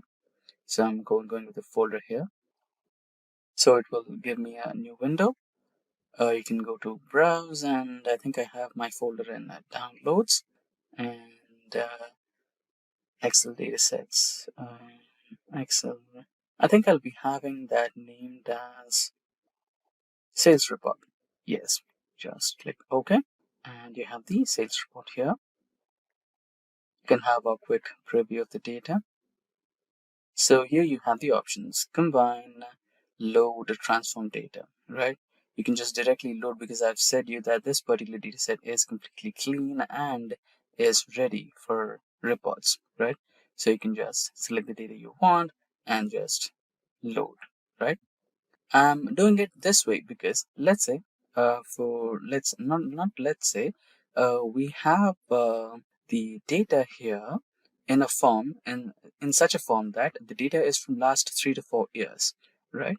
So let me select it this way. So in this case as well, it will take the Excel file, and even if you add some more data to it, it will apply the changes to it, right? So let's say we have the data for the last 4 years, 2020, 2019, 2021, 2, and 3. And since 2024 is not completed yet, we are not taking that data. Let's say we enter into 2025, then the new data for 2024 gets updated and loaded onto the same data table. And you don't have to process the data once again, clean it, transform it, load it. No, that's not going to happen. You can just load the data, you can just drop the data on the Excel spreadsheet, and your dashboard or report will reflect the new changes automatically just by refreshing your dashboard, right? That's the automation you can do. So what exactly automation is? The process where human effort is not involved, and the computer or your any tool does the job for you is called as automation, which reduces a lot of time of yours, and you can use that valuable time to plan on the strategies to improve your revenue, right? That's the overall motto of data analytics. Now that's the preview of the data. I'm just going to directly load it. I'm not going to transform it because it's completely clean and transformed data and ready for reports. So here you go, and you can close if there are minute errors. You can just close it, and if you want to check your data, you can go to your data here, and you can have the sample data right here, right? If you check the R date, not ship date, sorry, ship date can enter into 2023 as well, right? So here you have 2020 and the other dates, right? So you will have, okay, let's go to the data filter. So you basically have 4 years, not 2024, right? So that's the way. If you just add the 2024 data, it will automatically reflect in the visualization. Now, all that we need is create a dashboard or report which will help us analyze some data, right? So let's get started. Just double click on the report section, and here you'll have icon or wizard which will ask you what exactly you're looking for. Preparing Q&A. So I want region-wise sales, and I want it in a bar graph. There you go. You have the region-wise sales in bar graph. Press on OK, and you have it. And you can place it somewhere in the corner. Then if you want another one, double click, and you want category-wise category sales, and let's take that in pie chart. Category sales pie, and here you have it. Press on agree and accept, and you have it over here. And year-on-year sales in a line graph, sales by date, or sales by date line graph. Here you have it. Accept that, so that you can identify which is the peak performance year or peak performance date for us, which gave us the highest number of sales in a certain region, right? So here we have it. You can place it, you can customize it, right? And now let's go for subcategory. Double click, and subcategory.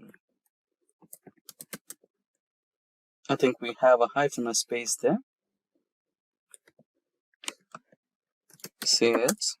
The type of chart you want, you can go with the donut one. Select that and agree. So you have a subcategory wise sale, and now let's go with region wise. I mean the country wise, right? So let's go to the data again here. So here we have segment city, state, country. Okay, let's go with country now, right? Country sales map chart. So whenever you have a region or state or a country involved, go with map charts. It's the best way to represent, right? So we have considered European nations over here. So for that reason, we have the European states here. And now we can let's go with the data once again and have a look what else we can do. And shipment mode, right? So you have the shipment mode as well. So you can identify what type of shipment mode customers are majorly preferring. Shipment mode, bar graph, agree. So basically, I think we have 3 types of shipment mode. Let's check the column name of shipment mode properly. Ship mode. It's not shipment mode, it's ship mode, right? So let's type again. Ship mode, bar graph. Okay, shipment mode sales, bar graph. There you go. So agree, accept it. So you have standard shipment is the most preferred one. Now we have this, so let's add some KPIs here. So KPI of sales, you will adjust that, agree, there you go. And let's add a KPI for profit, and you have it, agree. KPI for revenue, double click.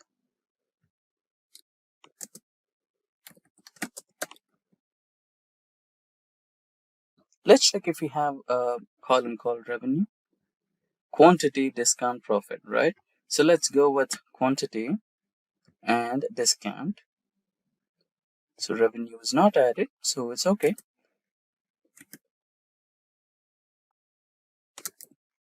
So you can identify which product or subcategory is highly selling in number of quantities. So you'll have the sum of profit, sum of sales, sum of quantity, and what else we left? The last one, discount and rate. Sales, discount, profit. So let's identify if we have offered any. Okay. So let's add a KPI of rate as well. If we are completely focusing on a single product, a single category, we must be having a KPI for rate as well. Double click somewhere, KPI on rate. There you go. Accept it. And you have the completely formatted dashboard or sales report ready for a meeting. Let's close all these so that we have a better visualization, and you can just go to the slideshare mode or fit to the page mode where you can have it. That's good. So this is how you create a completely fully functional sales report or sales dashboard just within a few clicks and just within a few minutes. Let's say I want the sales report only for central region, like that, and it's completely interactive. And let's say we don't want that, click outside and you will have everything back to the normal, right? And let's say I wanted to focus on a particular category, technology category alone. I have the sales happening and the subcategory of sales and what are the products over here, right? You'll have that, and which is the country happening to ship the most of them, and what's the shipment more preferred by them, and highest performing date or year. So here you can see 2022 June was the highest performance for sales, and the lowest one is somewhere here in March 2020 or something, right? So that's how you can create a fully interactive dashboard or report based on sales data in a few minutes and in a few clicks. And that brings us to the end of this tutorial on the topic how to create a completely functional sales report or sales dashboard in a few clicks and in a few minutes. Now today we will discuss how to create relationships and different kind of data models within Power BI based on the structure of data you're importing.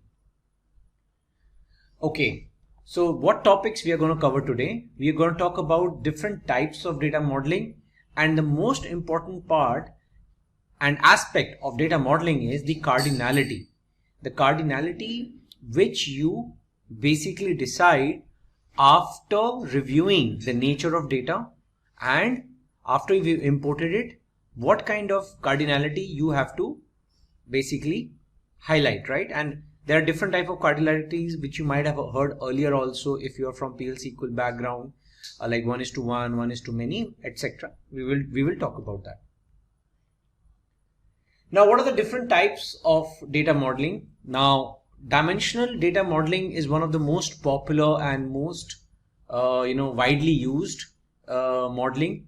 In dimensional data modeling, you have master data, like for example customer data, date, store data, product data. So these are like less frequently changing data sets. So there is an organization, right, and you have set of customers, their email ID, phone numbers, etc. that will change less frequently as compared to the sales transactions, because transactions are happening every day, every minute. So sales is a more fast changing data set in dimensional modeling, which is in the terminology of data is also called as a fact. And customer, store, product, which are like more of static data and less changeable data, is sometimes called a dimension. So this is a typical dimensional data model which is typically used sometimes, right? And then there is another model which is relational model. This is a typical model which we have been using in database design, like primary key, foreign key relationships. So for example, you have a customer who has purchased a product. So probably the customer might have the details of the product which he has purchased, and you will make a join between customer and product table. And even you can make a join between product or product type or customer or product type. So customer table will also have a key to the product type. So this is less conducive for reporting, but it is more of a transactional relational model. But of course, this is also feasible. But from the Power BI perspective, when we talk about reporting and visualization, this is the most extensively used dimensional data model. And this is what we are going to see in our example now. So what I'm going to do is I'm going to show you certain data sets. First, we will prepare and create certain of our data sets, and then we will import in our sample Power BI file, and then slowly we will create the relationships. Now, one important thing which you need to understand, that in Power BI, if you go to Power BI, there is an option that Power BI auto detect new relationships after data is loaded and import relations from the data source on first load. So for example, if you are importing the data from a database where you have already defined the primary keys and the foreign key relationships, so that is the first option which Power BI will auto detect. And secondly, if suppose you are importing two different kind of data sets, one is Excel, one is CSV, and if Power BI detects a common column, key columns, it will auto detect a relationship which you can go and later change, modify, manage in your relationship menu, manage relationship menu in Power BI, which I'm going to show you. Okay, so if I open a Power BI, and this is where the option lies, go to File, go to Options and Setting, Options, Data Load, and these are the two options which are by default checked. You can uncheck it and manually prepare relationships. There's no limitation to that, but if you keep it checked, then Power BI will do its job to detect the relationships. Okay. Now coming to the next important factor, cardinality.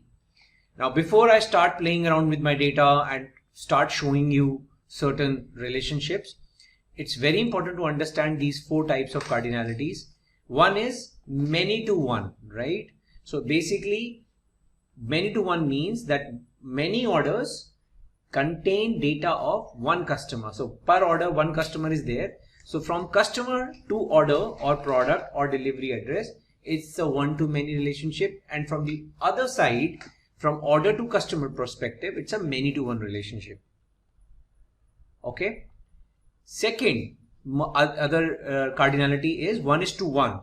1:1 relationship is only applicable when you are saying it's an extension of the current table. So for example, in one table you have employee details and you are extending the details of the employee in another table like employee address, employee ID. So that is like 1:1. There is no multiple records of a single employee. In the address table, only one employee ID exists, right? Now 1:many, as I said, is the reverse side of many:1. So in customer table, only one customer record exists per customer, and one customer can place many orders for multiple products and can also have multiple delivery addresses. So that way, this is a typical 1:many relationship. We will be seeing this example also in our sample data set. And last is the many-to-many relationship. Now, many-to-many is a very typical example, so which I'm going to show you practically.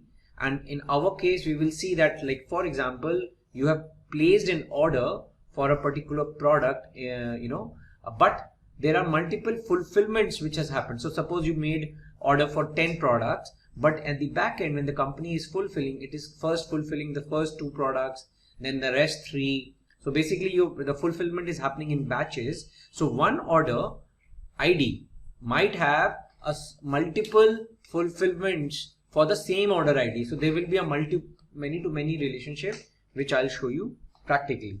So now with this background, let's start importing our data. Now the first important thing which we need to import is the master data. So first I'll import all my master dimensions which I'm going to use in my example. So first is the customers table, customers data.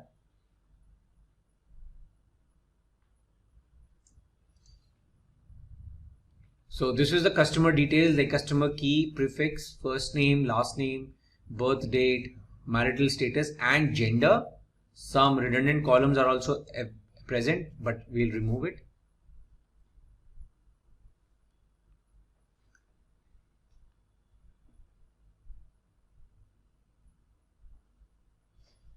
So my customer data is loaded. Now today's session is all about this section of modeling. So we will keep our focus over here. Okay. Now some columns, probably some blank columns are there. I can select them and say delete from model. Yes. Okay. So now this is my customers data with the relevant columns and the key per customer, customer key.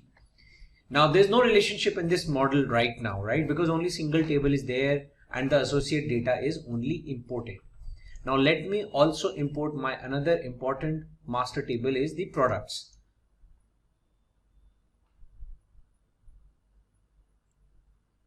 Select the product data, product key, product subcategory, product SKU, product name, model name, product description, color, size. So just see all the relevant information only specific to the product is available. So I'll import it. Okay. Now see, there's no relationship between product and customers directly because unless a customer makes an order, places an order for a particular product, there is no join, right? So now between these two tables, the most important now another table which will now make sense is the sales order table, sales table.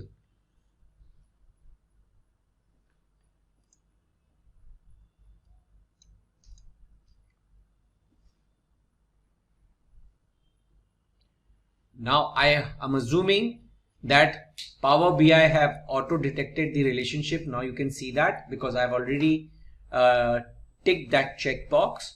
Now let's see what relations Power BI has auto detected. Let's first check the relation between customer and sales.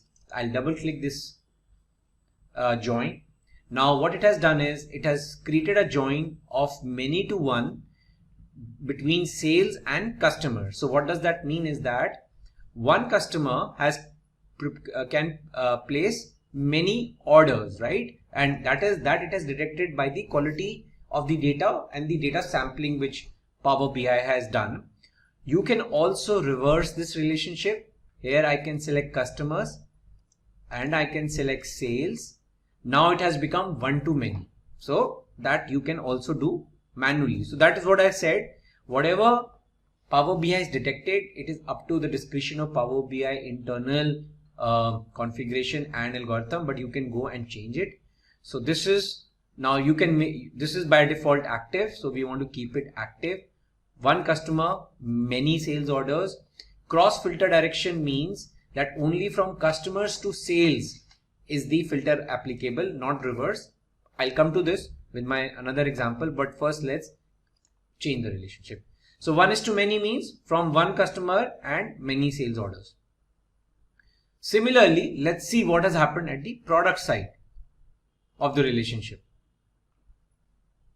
Similarly, Power BI, many sales orders for one product. You can, for simplicity's sake, you can say products, sales, product key is the join. Now just focus one more thing. Please also see the column on which the join is the grade column, grayed out column. Product key is also here and product key is also there, and it is what we wanted. So 1:many relationship from product to sales table and active. Now looks fine. This is something which is looking logical, and probably now we can proceed further to create a report. Now let me explain the cross filtering with an example. Now, for example, I want to check in a report that what is the count of products which a particular customer has ordered. Okay, so what I'll do is I'll select the product count of product name. Now if you see, and for each customer, in front of each customer name, the count is coming as 293, 293. It is getting repetitive because there is a one-way filter direction filter between customers and sales and products, right? So this join is single-sided. It means that from customer to product, you can't find a relationship because it's a single side cross filter, right? What does this, if I change it to both, it means that it is equal to a join between product and sales, and every product detail now is appended to the sales table. So if I want to make you visualize this, you need to go here. I'll first open my sales table. We can also open it here. Let's make click this OK. Now if I click OK, you can see the single arrow is changed to double arrow. It means it's a both side filter. So when you say a both side filter, it means that implicitly within Power BI, you can imagine that all the product columns now will get appended because of both ways filter you have applied. And if you go to your report now, see the change of the numbers now, 40, 20. So the total count of products across all my customers come out to be 293. Now the report looks correct. If I change the relationship from back to single between product and sales, then you can't make a join between customers and product. Basically, you can't derive the product count from the product table. See this. If you have to live with it, then you would have to go to the sales table, get the product key and get the value of count of product key, but that is not correct. Okay. So if you want a report in which you want the count of product name, and even if you want a count of distinct product name, so this will not come correctly. You would have to go and change the direction of the filter, which is from single to both. So this is a typical example there where you want to use a two-directional filter. Now let's proceed further and import other data set in order to show you another example. Now I want to show you an example of 1:1. So I have another table which is called customer details. So the key in this table is again customer key, but only email address, annual income, total children, education level, etc. Other details of the customer is there.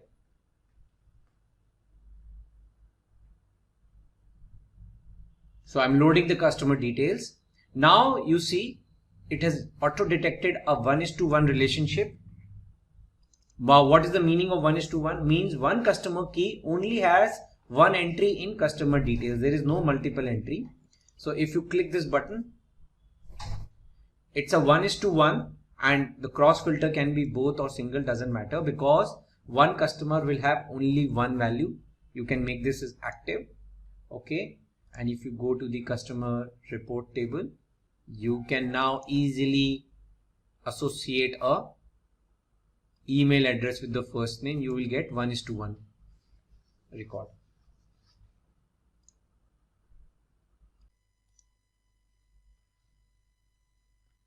So now you can see that with 1:1 relationship, with the first name, I have associated the email ID, and for each email ID, there is a associated first name with that. So this is an example of 1:1 relationship.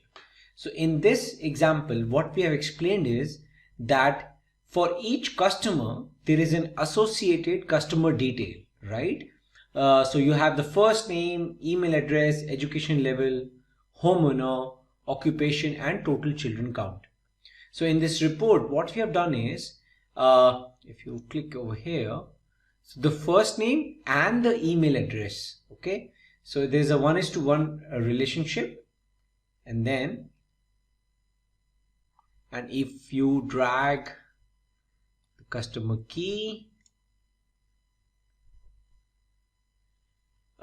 report takes time to render, and even if you can,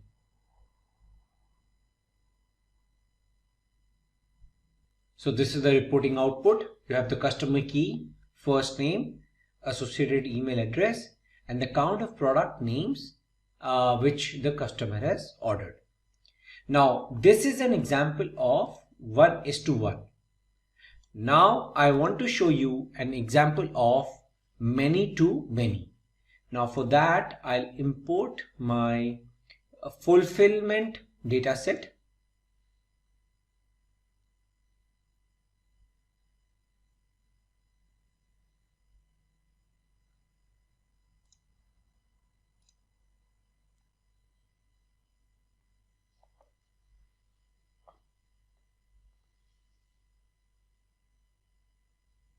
Okay, now in my fulfillment data set, there is a column for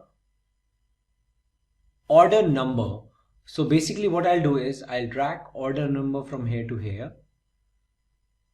Okay, so now what has Power BI detected? I'll do one thing. I'll select sales over here, fulfillment over here, and order number to order number. Okay, so it's a many to many relationship. So it means that per order I have created multiple batches to fulfill that particular order. Now many to many relationship is definitely a candidate for both ways cross filter detection direction, but you can check that.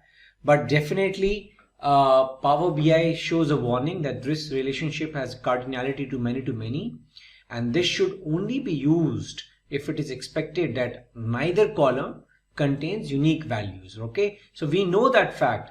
That's why we are accepting this relationship as many to many, because we know there are multiple order numbers over here in the sales table which are mapped to the multiple order numbers in the fulfillment table.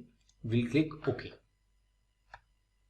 Now you want to keep the direction as both ways or one direction. That is up to you, the way you want to map the report. So I can double click over here, and you can even click. So now you can select from which way single filter you want, from fulfillment to sales or sales to fulfillment.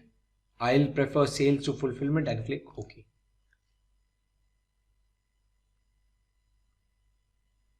Okay, Now we have all our different kind of relationships over here, which we have tried to shortlist: one to many, many to one, one to one, which is this example, and many to many.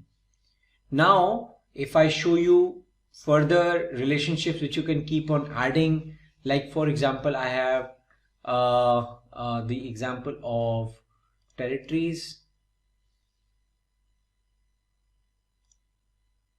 Now, in which particular territory the sales was done. So I can map it over here.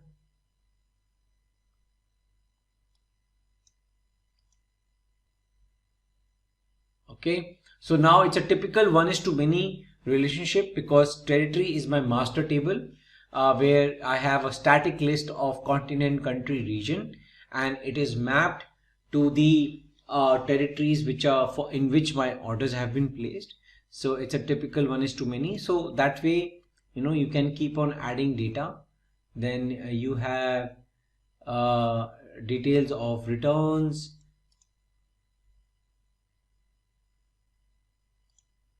Now this is another transactional table, which is about the orders which have been returned rather than being returned by the customers.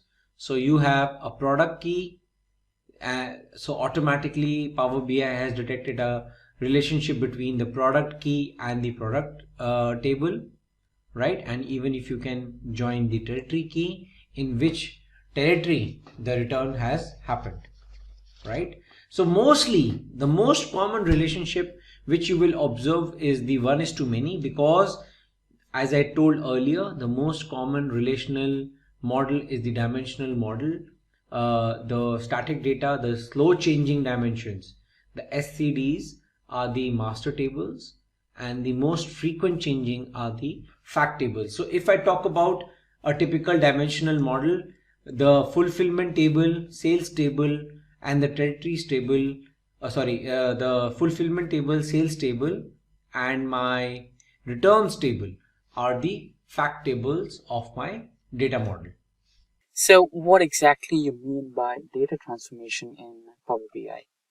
So data transformation can be a little similar to data cleaning. So before any kind of data analytics, you might be receiving raw data from a website source, a SQL database, or an Excel file, or multiple sources, right? Once after you receive the data, whether it is batch mode data or streaming data, you are supposed to clean it, right? You might have to clean up the discrepancies like the blank rows or the blank cells or any irregularities in data, such as wrong data type, right? Such discrepancies from the data should be eliminated in the first stage of data analytics. So that's exactly where data cleaning and data transformation comes into the picture. So you have various tools for data cleaning and data transformation like Excel, SQL, but if you are a Power BI user, then good news for you. Power Query in Power BI can assist you in terms of data transformations. So in this tutorial, we will be discussing the most important day-to-day data transformations which a data analyst takes care of in the process of data analysis is what we are going to discuss today. So let's quickly switch to Power BI. But before that, let's have an overview of what kind of data we are exactly dealing with today. So we are dealing with Superstore dataset, and that's in Excel format. So this is our Superstore dataset, and we have 4 tabs here. The first one is Orders tab, where we have Customer ID, Order ID, Date, Ship Mode, and Customer Name. And in the second tab, we have Stores dataset, which has the details about the customer, from where he or she is, the state, city, postal code, and which category or subcategory did they purchase, and order, sales, discount, profit, everything, right? And here we have some information about any of the orders which were returned and some people over here. So these are the 4 tabs that we are dealing with today. Now that we have an overview on the data that we're dealing with, let's quickly now switch to Power BI. So now we are on the Power BI window. You can just discuss changes.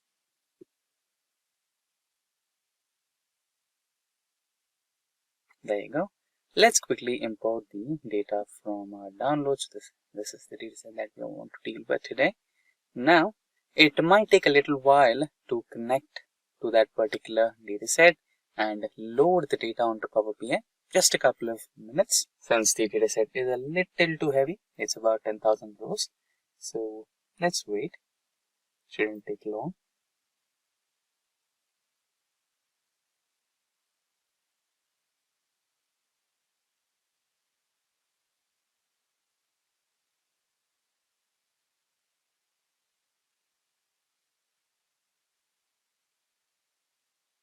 There you go. The data got successfully loaded. So you have the option of loading what kind of data you want. You have 4 tabs as we just discussed. You can load the orders tab, and you can load the stores tab. And in case if you want the returns tab, you can also load that. And if you want all of those, just load all of those, right? Now, I just want the 2 tabs, orders and stores. Now here I can just directly load to get started working on this. But in case I don't want any kind of discrepancies, in case if I have a doubt that this data might not be cleaned, I shall go with data transformation.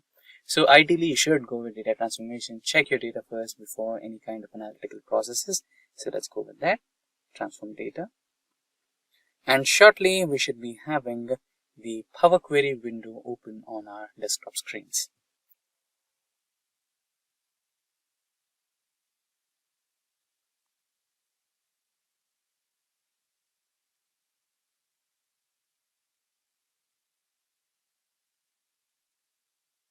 So there you go. You can see the complete dataset has been successfully uploaded, both the stores and orders datasets.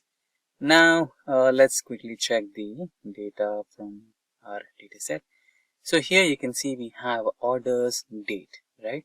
But I can see 42682 and 42533. This is not in the form of date, correct? So this is the simple step that we discussed, changing the wrong data type. So you can just click on the lower arrow button over here, and or you can right click, and here you have an option to change the type, correct? So it is considering it as a whole number, which is wrong. So you can change it to date. Replace current. So now we are trying to change the order date from a data type of whole number to date data type. So there is some error. If you click on error, or if you just navigate onto it, Power BI should be able to show you what error was it. And just in case if it's not working, okay, we are unable to parse the value provided. So you can just remove that and try it in a different way. Change type to date and time zone. Date. I think this should be helpful.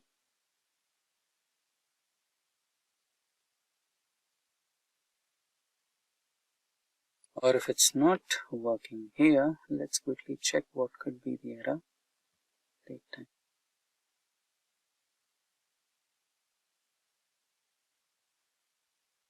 And now let's try to refresh the data.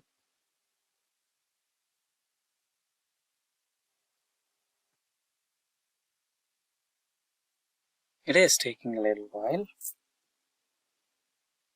We also have another information that to deal with. We have the first row as row headers. So we should be declaring Power BI that we also have a row header over here. It's taking a little while to refresh. Meanwhile, let's quickly check into the stores data, and here we have customer name. So let's try to apply second type of data transformation, which will be like, let's say, split column. We have the complete name of the customer. Let's try to split it into first name and second name. So by delimiter, and we can give multiple options over here. Leftmost delimiter, let's say a person has 3 parts of his name: first name, middle name and second name, or the last name. So but we just wanted to split it into first and second name, so we would go with the first leftmost delimiter and split the data set. Press OK, and it should help us to split the data, first name and second name. And we can also name the columns separately as first name and second name instead of customer name. It's taking a little while than the ideal time, but it's completely alright, since considering the 10,000 rows of stores data and 10,000 rows of orders data, it is alright, not a problem. Now let's try to take a look at the orders data set if it has successfully changed it. No, it is still showing us an error. I don't know what's wrong here. It's maybe incomplete.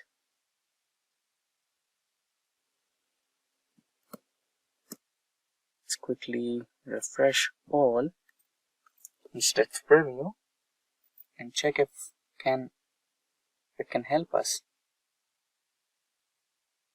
So there you go. After refreshing, the first order date is changed to date data type. So what we missed is when you change the type, you're supposed to add a step. So what exactly I mean by that? Now we are trying to change the second one as well. So just wait for a while and it will give us a choice if we want to add a new step or not. That's when we select the option yes, please add a new step. So what do I mean by steps? So applied steps, you can see something over here, right? So every alteration, every change, or every modification that you're doing, every transformation you're including onto your data will be recorded as a macro. So that can be implemented if you are loading a similar data set for the next batch. Let's say this is 2022 data, and if you're trying to analyze the 2023 data, and every column is similar, and you can just follow these applied steps and the same implementation will be automated. You don't have to spend time in doing the same process once again. There you go. So this time it has recorded this step and it automatically has taken a new step over here. Change type step 1, change type step 2. If you don't want the step to be added, you can just select the red X mark over here. It will remove it. And similarly, when you go back to the stores data set, here you have the first name and second name split successfully. And now let's say you want to have unique customer data, right? In that scenario, you can just even remove duplicates from this particular column. Just remove duplicates and you'll just have unique data. It's possible that one customer might have come here to buy the same product, buy the same product on different dates, or one customer might have done a repeated purchase. So it's possible, but again, if you just wanted to know if there is a way to eliminate duplicate entries, then you can do that. So for now, let's not delete the customer IDs here, because one customer might have visited the same store for multiple times and might have purchased a different product, or might have made the same order with multiple products, right? So there is a possibility for that. Let's not disturb the data set. So I just wanted you to know if there is a way to eliminate the duplicates from the data set. Yes, it is. Now let's also check another possibility of data transformation. So let's say you wanted to add a new column and identify or include some mathematical operations. For now, let's say I have sales, quantity, discount, and profit, but I don't know what's the rate, right? So here the sale is for $261 and quantity is 2, but I don't know what's the rate of one product.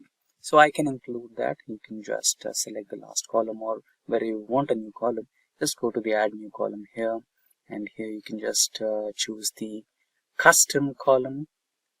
Should be somewhere over here. Yeah, this is the custom column. And now if you click on the custom column, you can rename the custom column to rate of product, and here you can choose the mathematical operations to be applied on the columns. So sales column, insert, or double click, divided by quantity. Okay, now it should give you the rate of each product, individual product.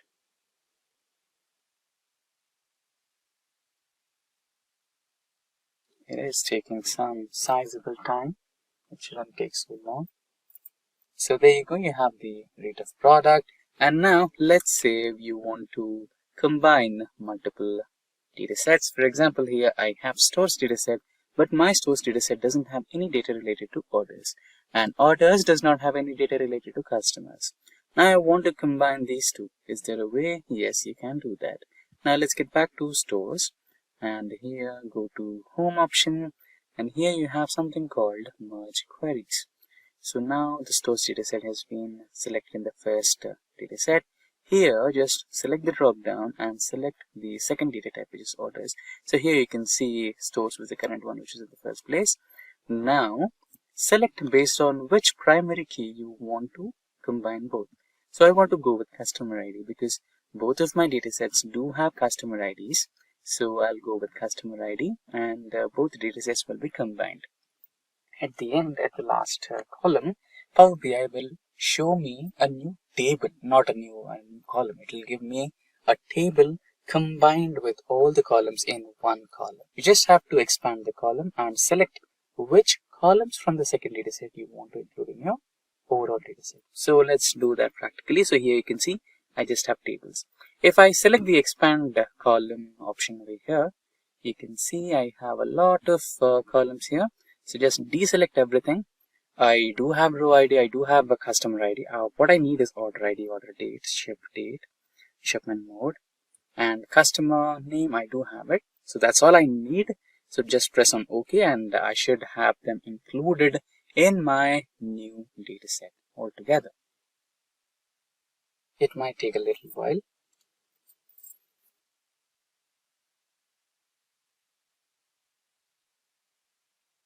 So there you go, we have the new orders ID, order date, ship date, and ship mode added to our dataset. Now just click on close and apply.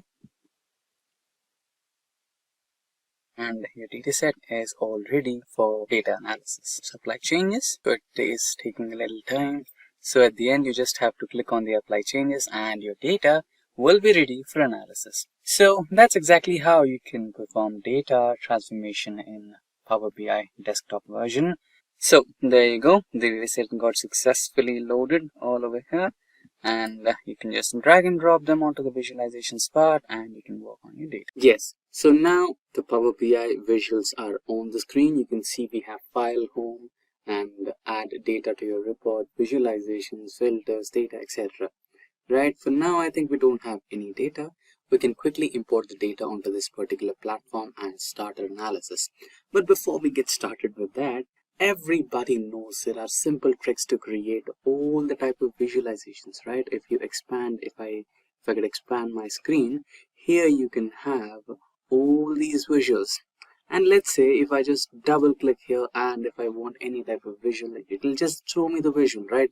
Let's say I want a bar graph for the sales happening in all the regions. So I'll just double click, I'll tap it down, give me a bar graph for sales, right? It will give you. And just in case we wanted the pie chart for the country wise, you can just give country wise sales pie chart, right? But now let me tell you a few things, correct? So if you are using a pie chart and if you are dealing with, let's say, a lot of companies, or countries, a lot of countries, like 20 countries or 25 countries, right? In that scenario, pie chart look a little cluttered, right? And let's say you wanted to find out the sales that are happening in the region wise and you asked Power BI to create a line graph for that. That would not give you the proper visual. That will not give you the proper visualization, to be honest, right? So as a beginner, if you are learning Power BI, the most fundamental thing is not just understanding how the tools in the Power BI work, what kind of visualizations you have. The most critical thing that you will need to know after understanding the basics is what type of chart is to be used for what kind of visualization, right? So that's exactly we are going to discuss today. What kind of data requires what kind of visualization. Let's say I'm working with date data type. Let's say I'm working with sales data type.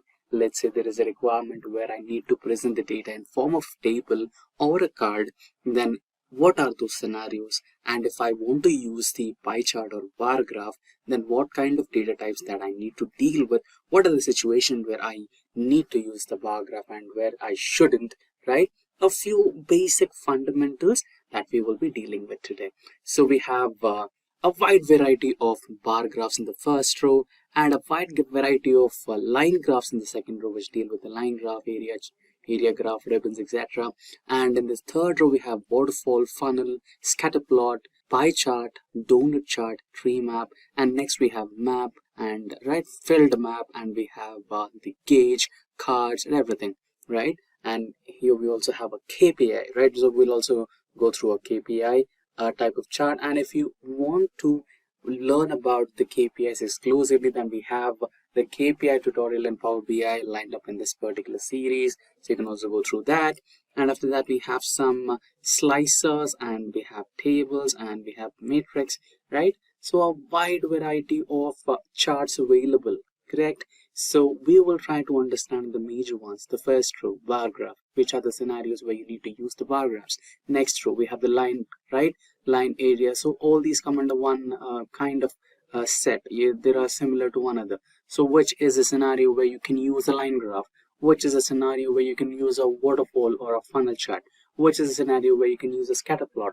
Which is a scenario where you can use a pie chart, right? A wide variety of probabilities, a wide variety of permutations and combinations. So what are the exact needs? What are the exact visualizations that carry a value, that carry a meaning to the stakeholder? Which are those particular charts which explain the numbers in the right way possible? So that's the point of today's discussion. So to begin with, let's import the data first from the Excel document. So we will be using the Excel data over here. Just click OK. Now you have a wide variety of tables which are present in that particular workbook. We are dealing with the data tab. So just click on it, select and load. If there are any mistakes or if there are any discrepancies, Power BI will let you know, and it has the caliber to also fix those particular data rows, right? So there is 1 or 7 errors right now. You can choose to close, but the overall tutorial is about learning the type of visualization, right? So 7 rows out of 10,000 will not make a huge difference for us right now, because we are trying to just understand the basic understanding of what type of charts to use. So I'll just quickly close this, but in case if you want to fix, you can just click on this view errors, and the Power Query will open up in the background. You can just switch to the Power Query tab and fix the data rows where they really need to be fixed, right? So let me close it for now. And now in a short notice, you can see we have the data loaded here. Now we have 2 types, but if you let us imagine that you're on Tableau, and on Tableau you have 2 things, dimensions and measures, right? So measures is self-explanatory. Anything that deals with numbers is called as measure, and anything that deals with characters or names or anything such which is not a number is considered as a dimension, right? So here we have category, city, country, customer ID. So these are the ones which can be considered as dimensions, and where you have a summation logo or a mathematical symbol right in front of it can be considered as a measure, right? Now let's say we wanted to create the month-on-month sales report, correct? Which deals with the data type. So just data type, right? Just remember, whenever date is included in your parameters, either you're adding it to the rows or columns, just make sure that you are using the line chart, which is over here. So let's quickly rename our page to line charts or graphs, correct? Now we have named it. Now you can either choose to double click and add that, and then here you have x-axis and y-axis, or you can just drag the order date, expand this order date, and the hierarchy is over here. So if you want to go with the month on month, you can simply add this to x-axis, and you can have your sales data somewhere over here. Drag this to y-axis. This is one way of creating it. But in case if you don't want to waste time in this particular huge process, you can just choose to simply double click on the canvas and write it over here. Line chart sales month. Just click and there you go, right? Brilliant. Now if you choose to spotlight, or you can just expand this, right? And if you choose the spotlight, you can see a vertical line showing you the numbers, correct? We start from January and all the way to December, right? And here you have the month-on-month sales. So remember, whenever the data type is included in one of your parameters, then the best way to represent, the best way to visualize the reports will be the line graph, right? With that, let's switch to the next one. Now, since we were supposed to discuss the bar graphs first, but it's okay, not a problem. So let's discuss the bar charts now. Let us know the data set first. So we have sales, profit, discount, numbers, etc., right? And we have region-wise, city-wise, category-wise, country-wise. So let us go with category. Now, let us go with category and try to build a bar graph. Just double click anywhere and category. Okay, bar graph. Okay, if not category, you can also choose to have subcategory. Okay, GRAPH. Just take care of your spellings. I think I missed an R over here. Bar graph, subcategory, enter sales. There you go. So you have your chart right here. If you just expand it, you can see we have a wide variety of subcategories, and Power BI was kind enough for us to, sort the data in form of highest ticket price or highest selling product in the first place and the lowest selling product in the last place. So this is how the bar graphs work. But just in case, if you can tell me, why couldn't we go with a, let's say, pie chart, right? Let us also check that. If I just click on this, what happens? You can see a lot of cluttered data, right? You have a lot of subcategories here, more than maybe 10, right? So in this scenario, the visuals are a little displeasing and you don't have the accurate value over here. Just undo it and you have the bar graph, which is a little clearer to look at, a little more decent to understand what's happening. You can just focus on the top 5 over here and you can understand what's going on, right?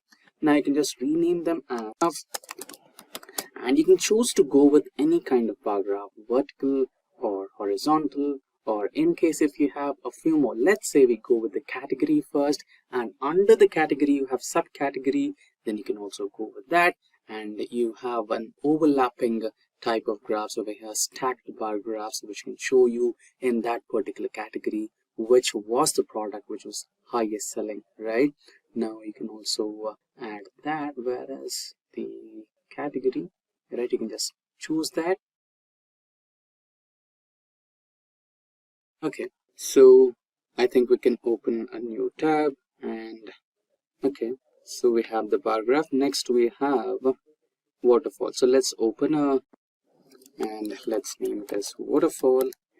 So waterfall is something which period performance of that particular property or that particular entity. Let's say I wanted to find out the year-on-year or date-wise performance of that particular subcategory. In those scenarios, I can go with waterfall. So just simply double click and ask Power BI to create a waterfall model, waterfall chart, enter space sale. There you go. So it's giving you the period over period sales report of subcategories, and the green line indicates that it is slowly growing in terms of sales, and the red one shows the decline in sales, which is not happening anywhere. And this is the total, the overall the overall subcategories. So it will give you a waterfall model, and the overall total of that particular segment is this much. And now we have dealt with subcategory waterfall model, and let's try to create a ribbon chart. So ribbon chart and the area chart, those are similar to one another, stacked area and ribbon chart.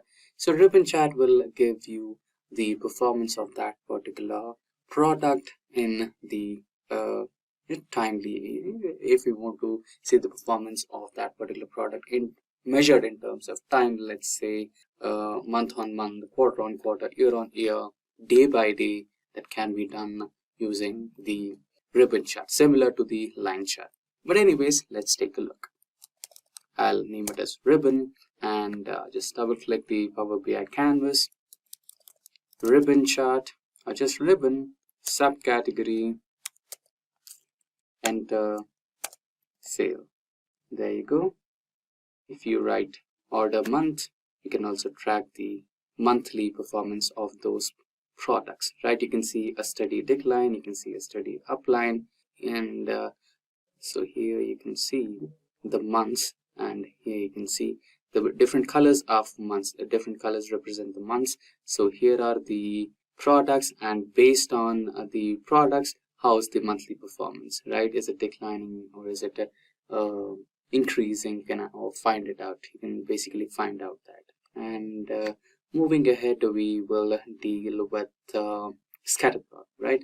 So first we dealt with the bar graphs, next we dealt with the line graphs, and now we also dealt with waterfall funnel, which is something similar. Next we have stacked chart, scatter plot chart, right? Now scatter plot is a little different. Let's say you're dealing with numbers, only numbers, nothing different. Usually what we do is we carry out a dimension and a measure, right? But in this scenario, you want to deal with only numbers.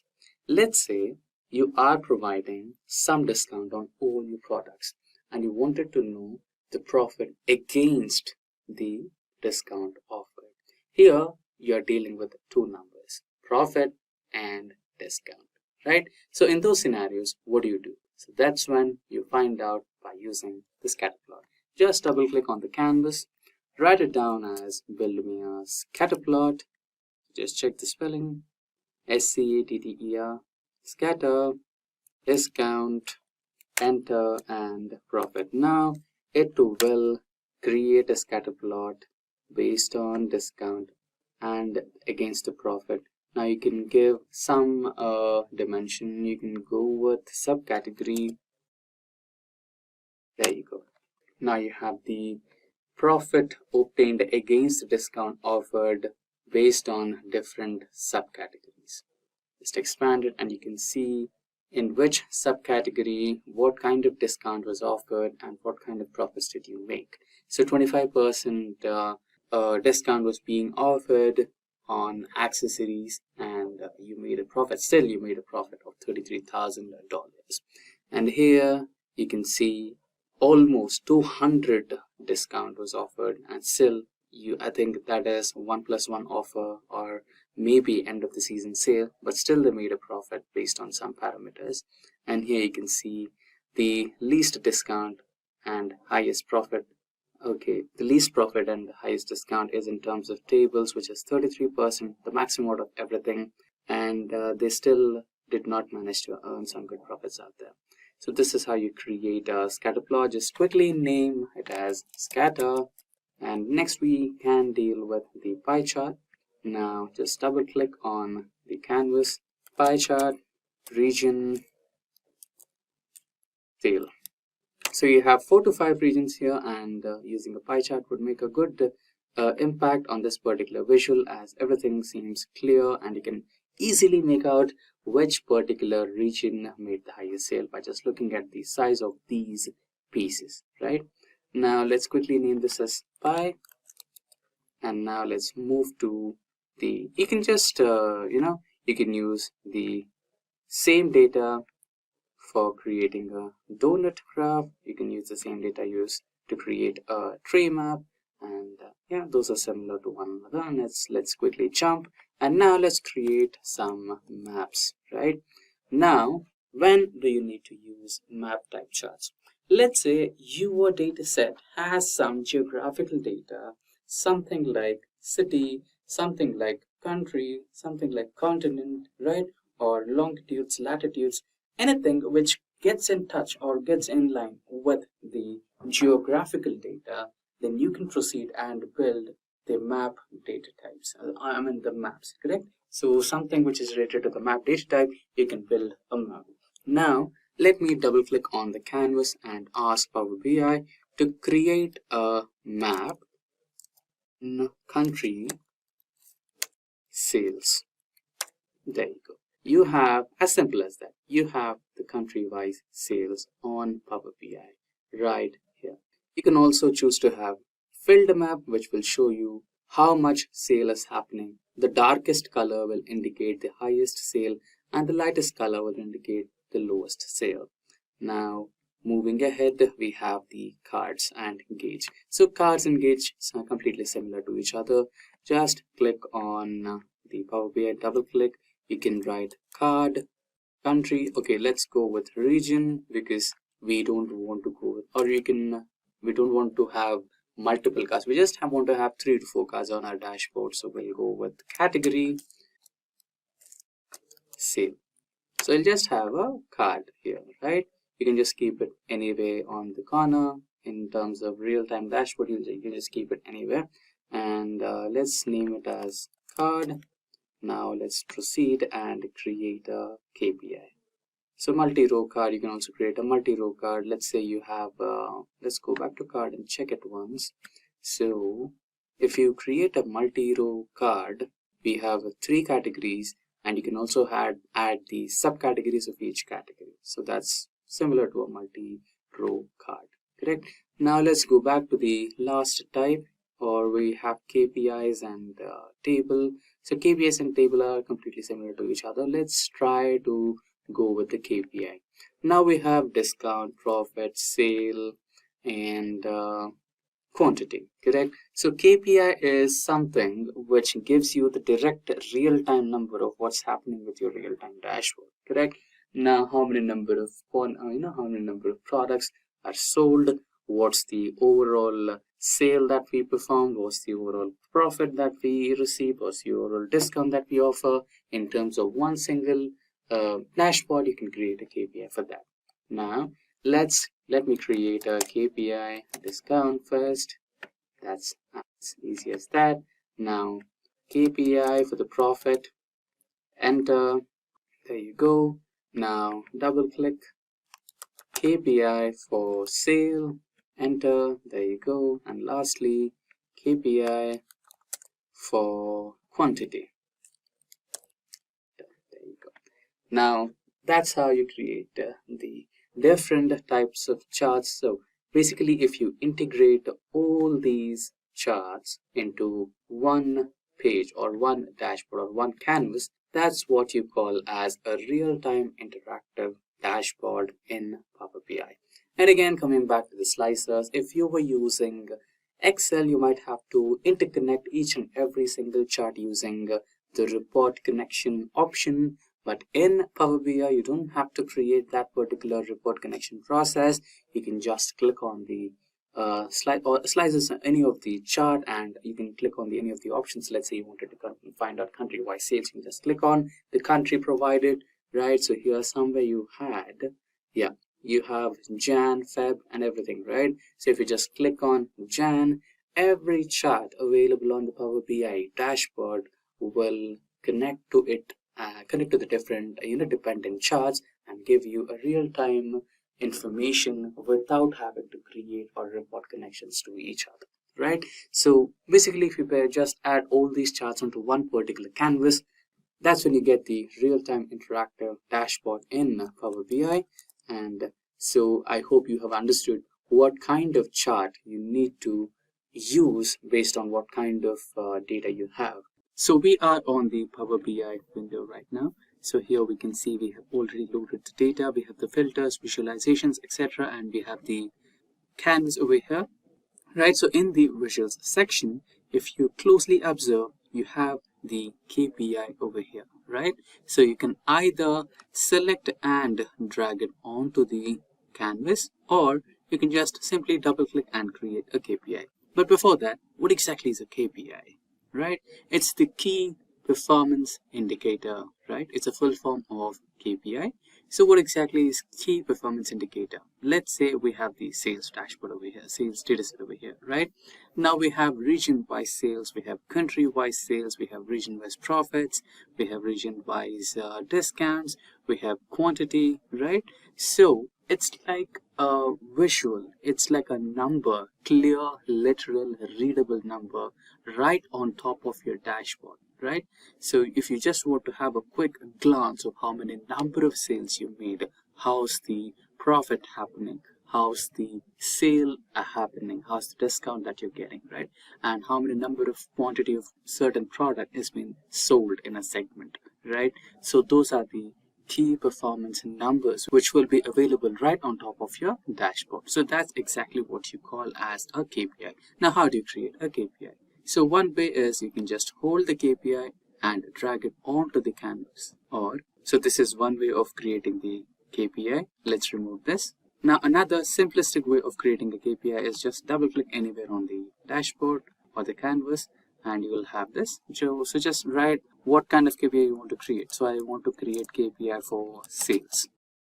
Just create that and you have your KPI there. Now another one, KPI discount. Just click on that, you have the KPI for discount. Double click once again, KPI for profits. You have the KPI for profits. Now KPI for quantity. There you go. That's how you create KPIs in Power BI. Should you need to arrange the KPI sizes or color or background, you can also do that by just simply playing around the sections over here, right? The background or the outline section over here, you can just play with it. You can increase the size, decrease the size, add a background. You have a setting over here. You can do anything that you want, right? Now we will discuss about calculated columns.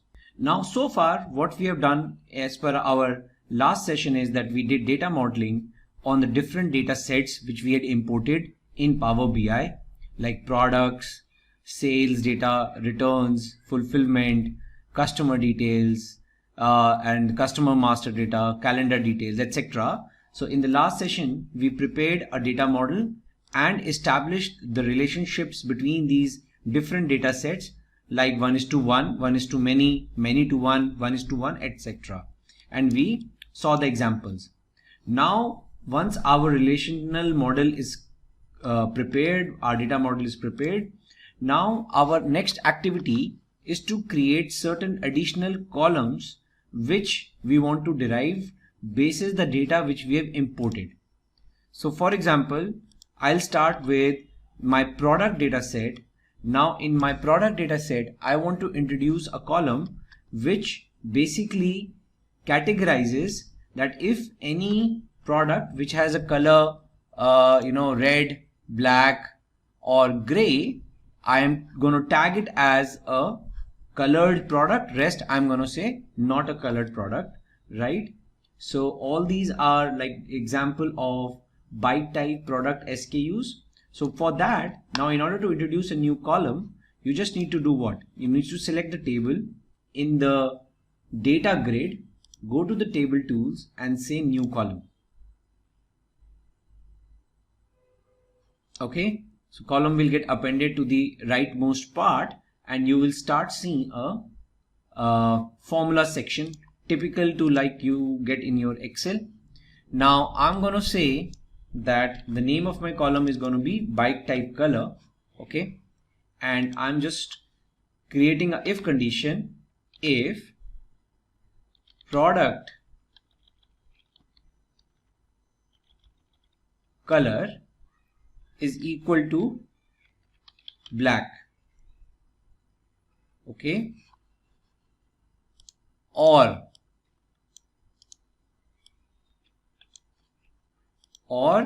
if it is equal to red, or if it is equal to gray, then say yes, it's a colored product, else say no.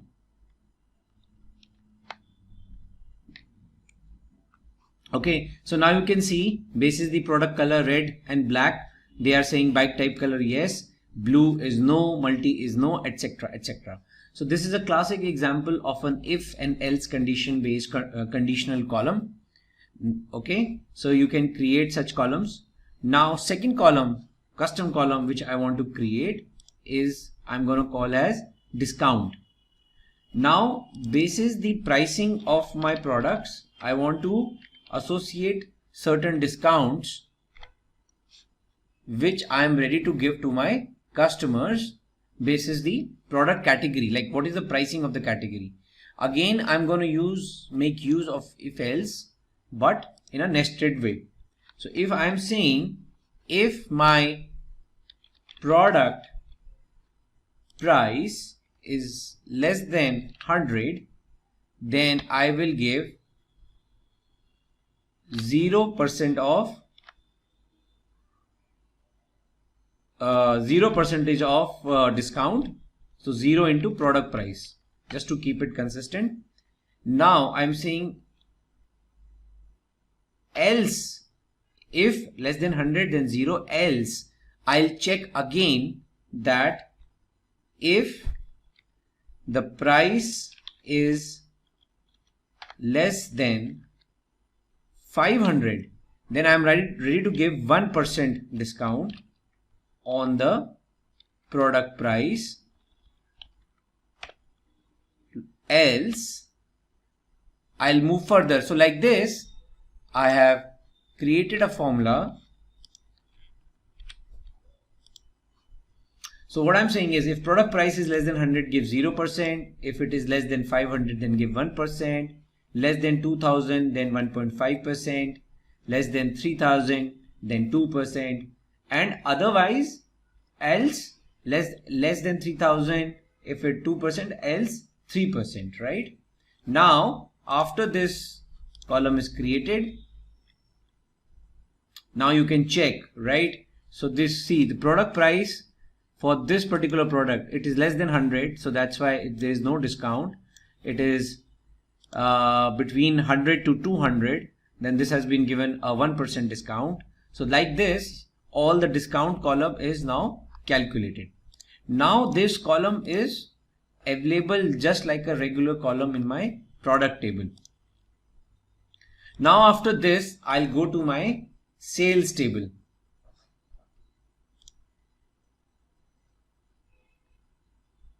Now in sales table, I want to identify and create a column called as cost. There is no product cost column over here, so that will be derived. So let's create a column called as cost, and it is derived by order quantity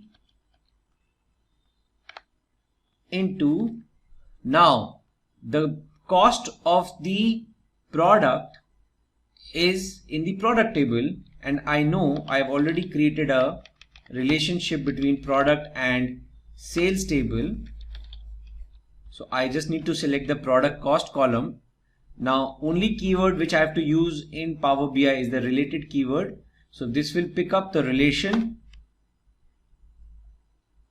and now for this particular sale order, the cost has already been derived. So this order number, this is the cost for which the product is the costing of the product for this particular order.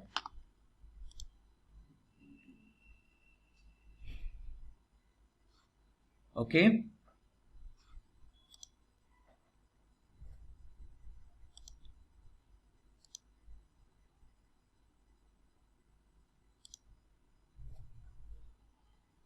Now I'm going to create another conditional column over here called as order status.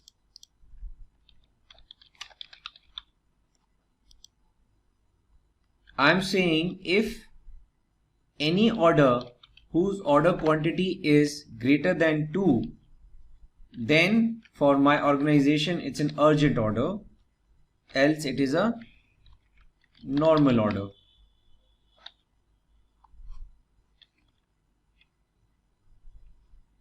Oh, sorry, I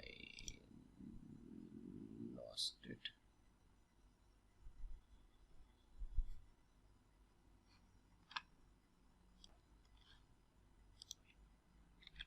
So this is my order status column, and I have my order quantity, urgent or normal. So any order which has order quantity 1 is normal. Any order which is having order quantity as greater than 2 is urgent. You can see this. So this whole Power BI tabs and sheets allow you to also review the data, what you're doing. So it's very convenient.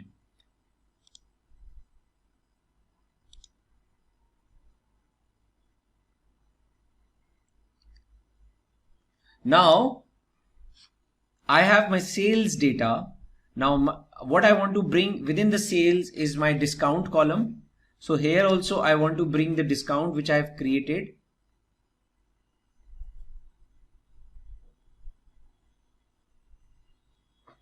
So I'll say discount.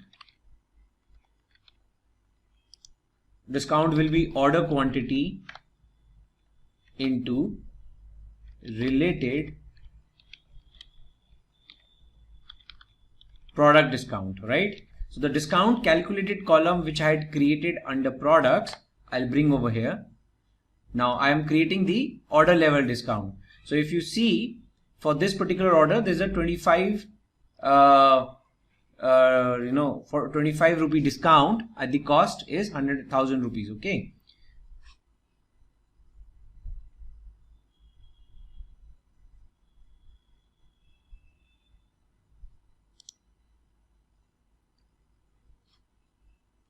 And what is the order price now?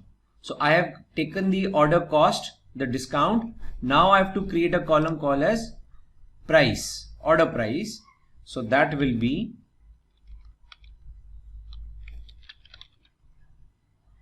again order quantity into related price, which is per product. Price, enter. Okay, so now I have the cost, the discount and the price, right, available with me. Now I want to calculate the total revenue, total profit and loss, right?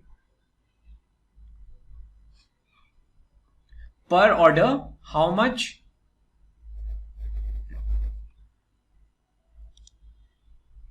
So first I'll calculate per order how much revenue I am generating. So now I have to generate a column called as revenue.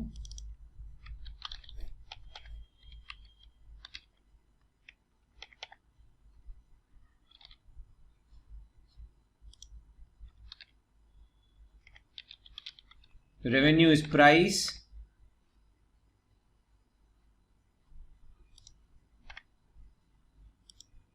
minus discount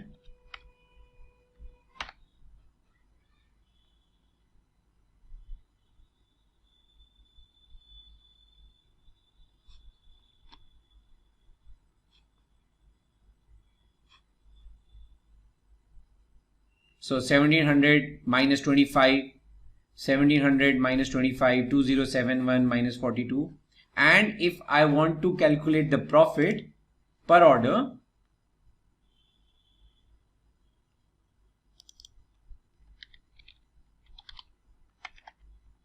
then it is revenue minus cost.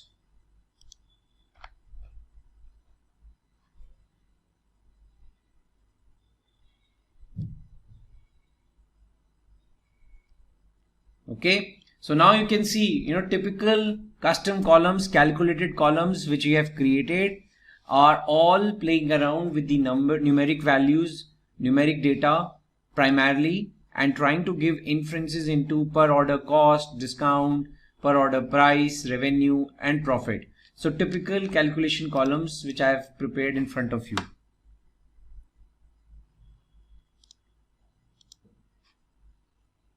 Now let's take a look at other different variations of custom columns. I'll create certain columns for text-based custom columns, calculated columns using text-based data. So I'm now moving towards my customer table, in which I have customer key, prefix, first name, last name, birth date, marital status and gender. Now I want to create a new column in which I want to derive the age of each customer as of today, right? So I'll use another function, a date function called as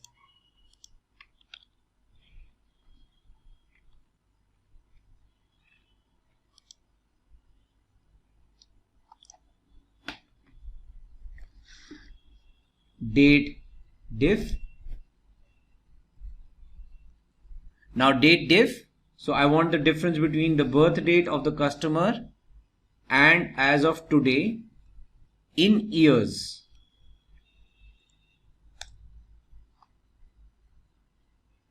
Okay, so this customer as of today is 68-year-old, one is 74, 68, 57, etc. So this is one derivation of a calculated column of age.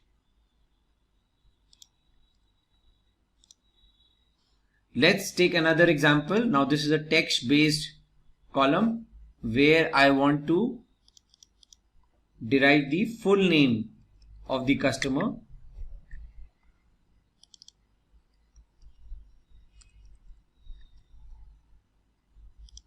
Now here I'll say first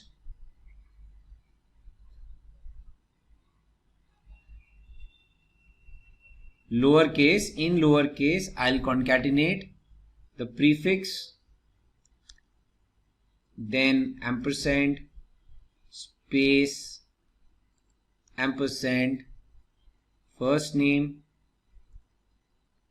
ampersand, space, ampersand, last name, and closing brackets, etc. Full name. Okay, so this is an example of full name in lower cases. Now another calculated column, conditional column at the customer level. I want to identify a flag which says who is my target customer basis the demographics shared over here. Target customer. So I'll say if the marital status is equal to M and total children,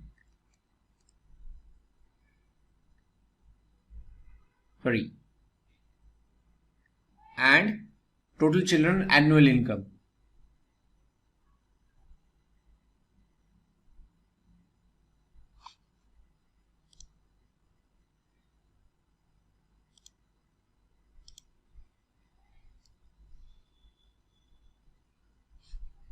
So okay, so let me change the logic a bit. So marital status is M and age is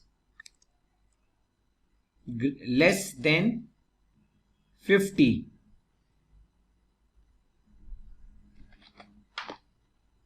These customers are my target customers. Okay, so I would say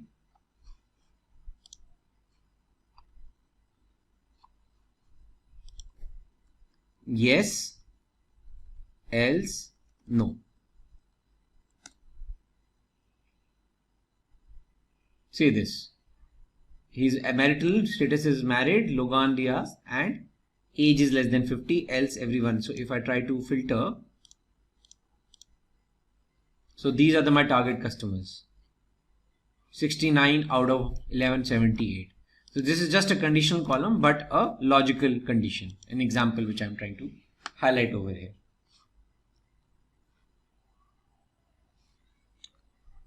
Okay, now let's look at certain calendar date oriented columns, calculated columns.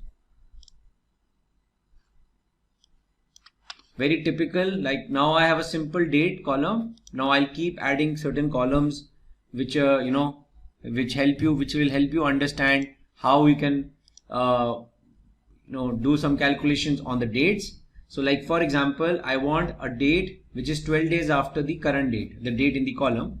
So just simple 12 days after, select the date and add 12.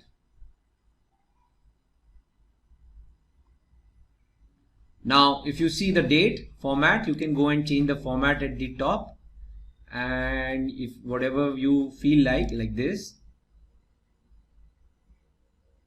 Now see, 12 days after 1st Jan 2015 is 13 Jan 2005. You can go and change the format and other details. Let me also show you, if I go to my cost and other columns, I can go and change the format. This is like a currency, cost is currency, so I can go and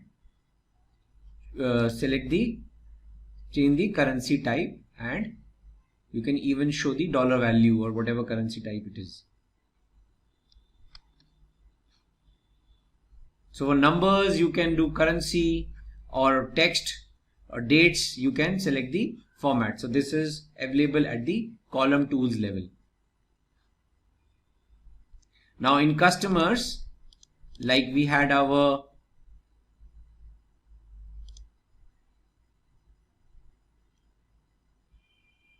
column of full name. So now what all things are available? Format as text, okay, data type text. So very minimal options are there. With date you have options of the date format. Now next, I want a column which defines the expiry date. Okay, so 8 months prior to the expiry date which is coming up in 8 months. So I'll create a column called as 8 months expiry, and then there is a eDate function. I'll use that. I'll use my date in the data set,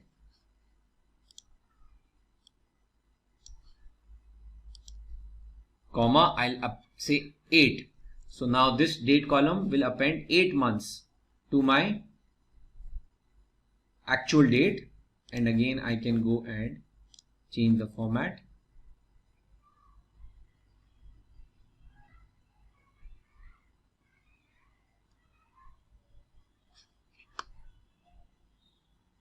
Correct. Now another important column, like I want to know the date name. So I'll use a function called as format, and I'll select my calendar date column, and I'll say give me the DDDD format of it. So it will give me the day name, the day name of on that particular date.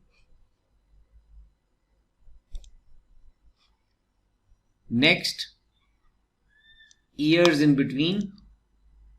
So I want the years in between the today's date and the date of my calendar. So equal to date diff, the calendar date, comma today, comma year, end. 7 years, 2015 to 2022. Then last date of the month. So if I want what is the last date of this particular calendar month, I will use a function EO month, which is there available in the Power BI. So I'll say last date of the month equal to EO month. Then just select the calendar CSV date, comma 0 in months, and enter. Change the format.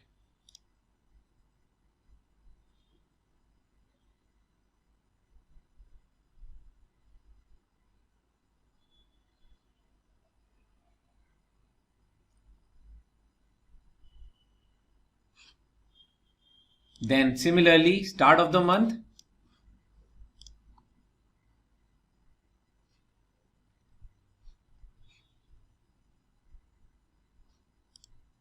So I'll use a function called start of month.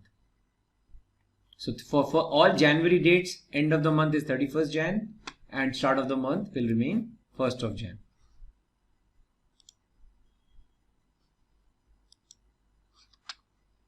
change the format.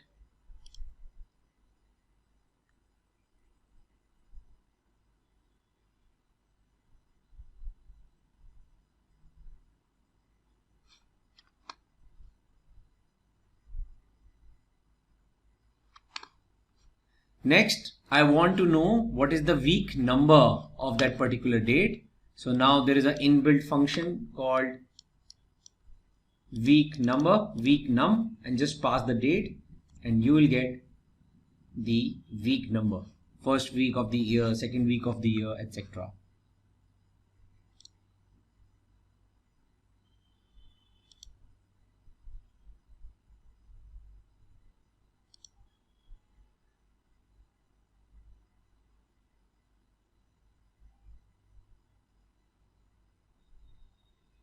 Now another very good example is whether the week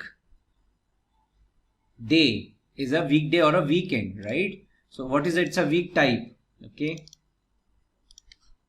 So I'll put a if condition and there is a function called weekday and I'll pass the calendar. If it is less than 6, it means it's a weekday, else it's a weekend. So all Saturday and Sunday day names will come as weekends, else everything else will come as weekday.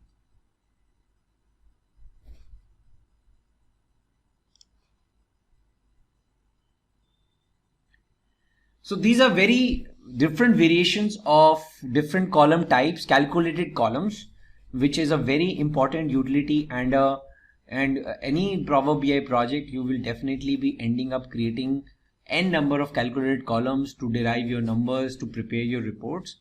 But it's important to understand what all things we can do.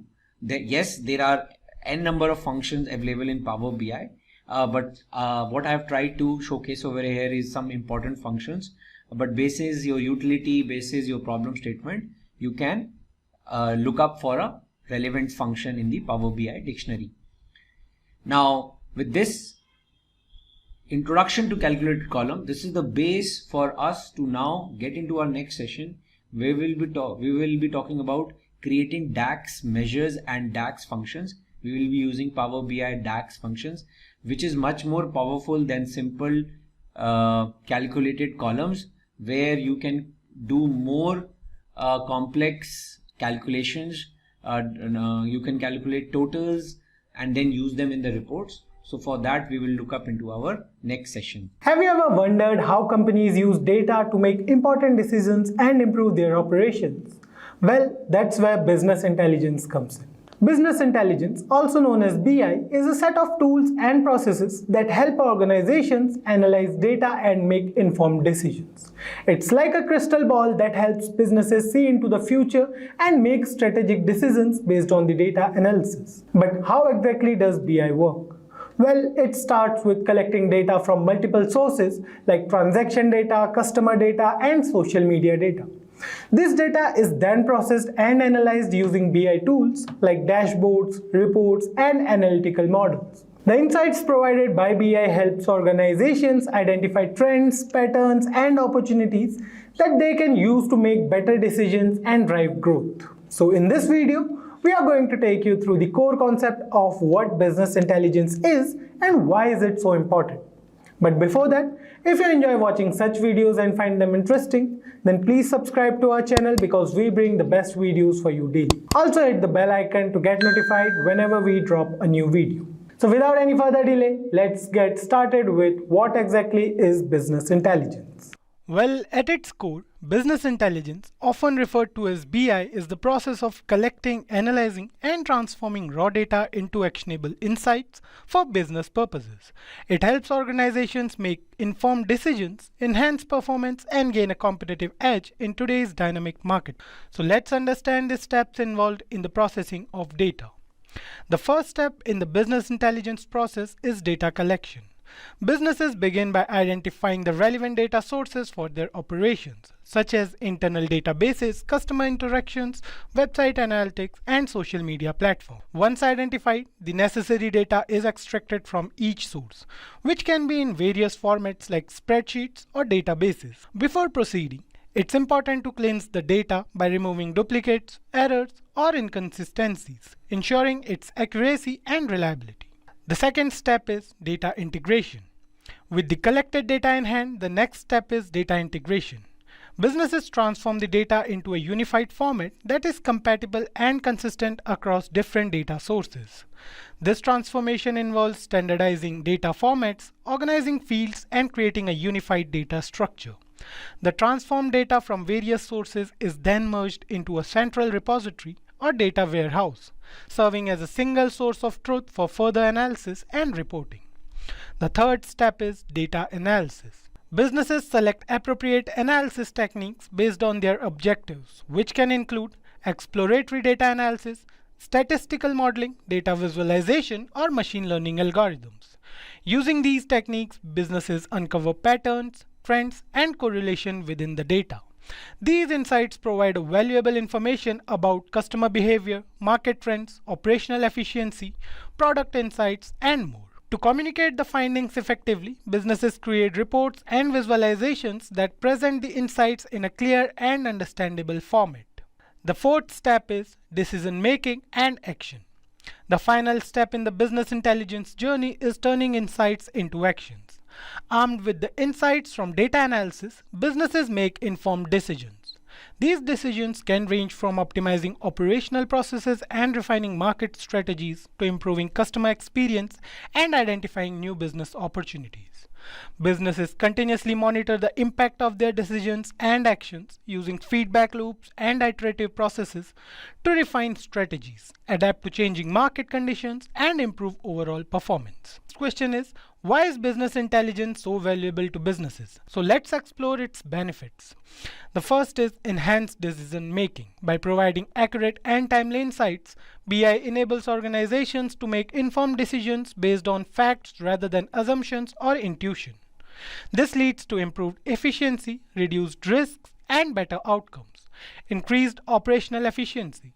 Business intelligence streamlines operations by identifying bottlenecks, optimizing processes, and highlighting areas of improvement.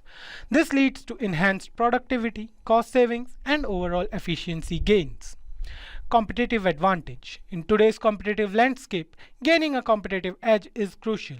BI equips businesses with actionable insights about market trends, customer preferences, and competitors, enabling them to make strategic moves and stay ahead of the curve. Applications of business intelligence. Retail. BI helps retailers analyze customer buying patterns, optimize inventory levels, and personalize marketing campaigns, ultimately improving sales and customer satisfaction. Healthcare. By leveraging BI, healthcare providers can analyze patient data, optimize resource allocation, and identify patterns to enhance medical treatments and patient outcomes. Finance. BI enables financial institutions to assess risk, detect fraudulent activities, and identify investment opportunities, resulting in improved decision making and financial performance. Let's understand the tools for business intelligence. A number of BI tools are already present in the market, but let's go through the top business intelligence tools. Power BI. Microsoft's Power BI offers robust data visualization capabilities, interactive dashboards, and integration with various data sources. It's user-friendly and allows for collaboration and sharing within the organization. Tableau. Tableau is renowned for its interactive and intuitive data visualization features. It supports advanced analytics, custom calculations, and offers seamless integration with multiple data sources. ClickView. ClickView provides a comprehensive business intelligence platform with powerful data discovery, visualization, and reporting features. It allows users to explore data from various angles and uncover hidden insights. Looker. Looker offers a cloud-based platform for data exploration and visualization. It focuses on providing real-time insights and collaborative analytics, enabling teams to work together seamlessly. So there you have it, folks. Business intelligence is an essential tool that can help businesses succeed in today's marketplace. So what is Excel macro? You do certain daily tasks and daily reports or monthly reports that you generate, and you use data from your Excel and you scrub data, and you basically have the same things performed or done on the Excel sheets every time and every day or monthly or bi-weekly or any number of times that you open your Excel. You remove certain columns, you add certain things, and you change certain values, and these are the things that you do an n number of times on an Excel. And this can all be done by simple automated way, which is macros. So what it does is, it is a set of tasks that you can execute as many number of times as you want. When you create a macro, basically what it does is it will record all your mouse clicks and keystrokes. Basically, if for example you have your monthly accounts report that is there, and it comes every day, and you have to put it and extract certain data and remove certain columns that you do every time that you open that sheet. For instance, you remove that column I, which has the obsolete values of your accounts or the sheets that you have, and you remove that column and you edit some names, you add such things every time that you open that report, and then you format it in a proper way and send it to your management. So this can all be done in a simple running script called macros. So what you do is you record those mouse clicks and keystrokes and record a macro for it, save it, and next time, tomorrow when you come, you just run that macros, and this will do everything for you, and you do not have to do that same tedious task every day. So this is basically a set of code or a task that you can execute and automate, and it can be done n number of times. So it makes your life easy. Now, so next thing is how you actually activate the macros in your Excel. It's a simple tab that you need to add in the ribbon section, which I'll be showing you across, and this will enable the macros on your Excel. So you go to Files, go to Options, and then you need to customize a ribbon. Click Customize Ribbon, and then there is a Developer tab which you see here. It should be activated, so you just need to select that, click on the tick mark, and just click OK. So this will add a Developer tab here, and this will enable the macros. So now you have your data, and you can run macros or record a macro and run it on your Excel. There is also an option to do it a different way. Right click on any of the tabs on the ribbon, customize ribbon, and you can add or remove your macros from here. So this is two ways that you can activate your macros. So how you record a macro is the next thing. So here I have a work orders sheet that I receive every day, or one of you will receive every day. And how you record a macro, you have certain set of tasks that you do, and this report has so many things that are obsolete which you do not need, which has to be put across to your management or for your use. So how you record or start a macro, you go to the Developer tab and start recording a macro.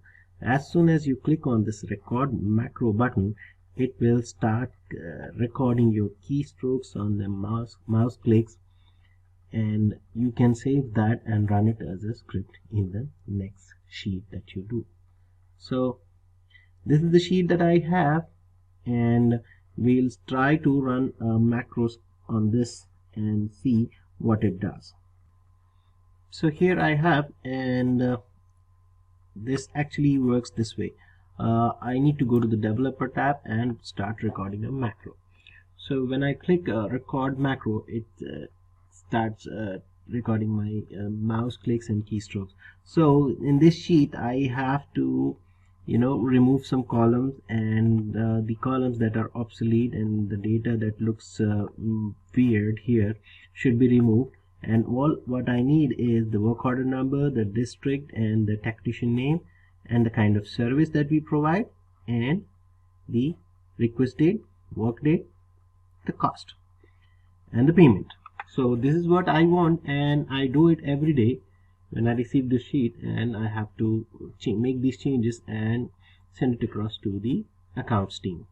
So what I do is I simply automate this by running a macro. So I go to, let's see how it records the macro. I click record macro, I save it as work order accounts, and I'll add a little description like work orders for accounts team, cost. Click OK, and see what I do is basically I add the borders first so that the data looks proper, and then I do not want this column, I delete it. I do not want the number of technicians that are there, I do not want all these, and I also want the labor hours, the account, and what kind of payment. This is very crucial for the accounts team. I do not want any of these obsolete data, so I just delete this. Okay, and then I just want to have some cosmetic changes done, so I make sure this doesn't have any border, and that's it. This is the task that I perform every day. I still don't need this, and I go to the developer tab and click stop recording. So now I have the macro saved, and when I have it, I have automated all these steps in one simple click. And how I execute it in another sheet, so I will show it across to you. The next thing, so here I have the next report that has to be changed or formatted and send it across. So I simply go the next morning and go to the developer tab and go to the macro, and I have this macro save which we ran just now, and with a single click I will be able to do these daily tasks and execute in a flash. So I just click run and it does the rest for me. I have my report ready and is in a proper format that is required, and it can be sent across. So here, as we see, it is done in a single click by running a simple macro. Continuing our work on macro, we can simply do this by a single click of a button, by adding a button. So what you have to do is go to the developer tab, and in the control section you will see the insert option. When you click on the insert drop down, you will see form controls, and you can say select a button, and here I select a button and the mouse changes to a cross, and you can add your macro and assign it. So as we have saved it, work order accounts, as a macro, and when I just assign that macro to this button, I can edit the text by making it as work order accounts, just to make it simple. Okay, and now if you see, if I just click this button, it will run the macro and format our sheet. So this is how we run the macros in a single click of a button by adding the button. There is another alternative way to go to the macros instead of the developer tab, and you go to the view button and then go to macros at the end. You can view macros, you can record, and you can edit your macros. So when I click view macros, it will show you what are the macros that I have and that I can run, and you can simply run it. Alternatively, and you can record a macro as well instead of from the developer tab. If you just click on record macro, it will do the same functions that we do from the developer tab. Okay. The next thing is to edit the macro. How do you edit your macro? You have to use a simple application in Excel, which is the VBA, Visual Basic Application, to edit your macro. You go to the Developer tab and then click on Visual Basic. This literally opens another window like this, and you will see the module that you have been working on, and you can edit the macro here. So as we see, if you go back to the Excel, we see that our sheet we have been working on the sheet, and it has the column still K, and the actual sheet is this. So if I go to the Visual Basic editor, and I'll make sure I remove the columns that are existing from the column M, and I just delete that and I click run. I go back to my sheet, and you see these changes are not there. Okay, this is our old macro and this is our new macro. As we see, this sheet has the rush column, which is the priority of my orders. So these are the things that we can edit with the VBA. So here we are. What is VBA? Visual Basic Application. It is basically a Visual Basic Application language that is used for macros in Excel. So what it basically does, Visual Basic for Application is a programming language of Excel that helps you automate tasks by writing macros. We have seen how we use macros, how it simplifies our tedious daily tasks by running a simple macro. Now to help us write these macros and help us get the best use of our abilities to ease our work and automate our tasks, we use VBA. So why VBA? There are many advantages of using VBA and why we prefer VBA in macros for Excel. So basically it is a very simple language. It saves time in performing tedious tasks. You have number of tasks that you do every day, as we have seen in the previous section, how you can simplify your daily task by just running a simple macro, and this VBA helps us in performing those tasks in a very simple manner. Another thing is it supports English-like statements. There are multiple statements that you can use and which are very basic English language statements, and this can help us, or it is very easy to program or code or edit these commands. You can select a range, you can it is like a if and else statement and things like that. We'll look into those in details in the next sections. Now one more thing is it improves the functionality of Excel by allowing you to make Excel behave the way you want. There are multiple functions that you perform in Excel, like selecting a number of rows or columns, or selecting a set of cells in particular. You do it on a daily basis. So these things can easily be performed and easily be edited and executed by using VBA. We will look into those in detail. Now what is the VBA editor interface? This is particularly an interface which you will have look in detail, where you can edit your commands or your codes for your Excel. Now how this is achieved, we will see it here. Now this is basically the VBA editor interface, where you can see this is the toolbar section where it shows all the options, where undo or save or file. We'll see those details in the next section. This is basically the toolbar section of the VBA editor interface. The next thing is the menu bar. Menu bar, as we all know, it shows you the menu, wherein you have all the options like file, edit, view, insert. Insert is the one very important menu bar option, and when you can insert different modules and buttons and all.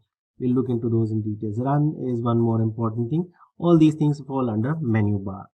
The next thing is the VBA code window. VBA code window, as it says, is the code window where your actual code resides, wherein you can go into it and edit the code or write the codes and select the different range of functions that you can perform.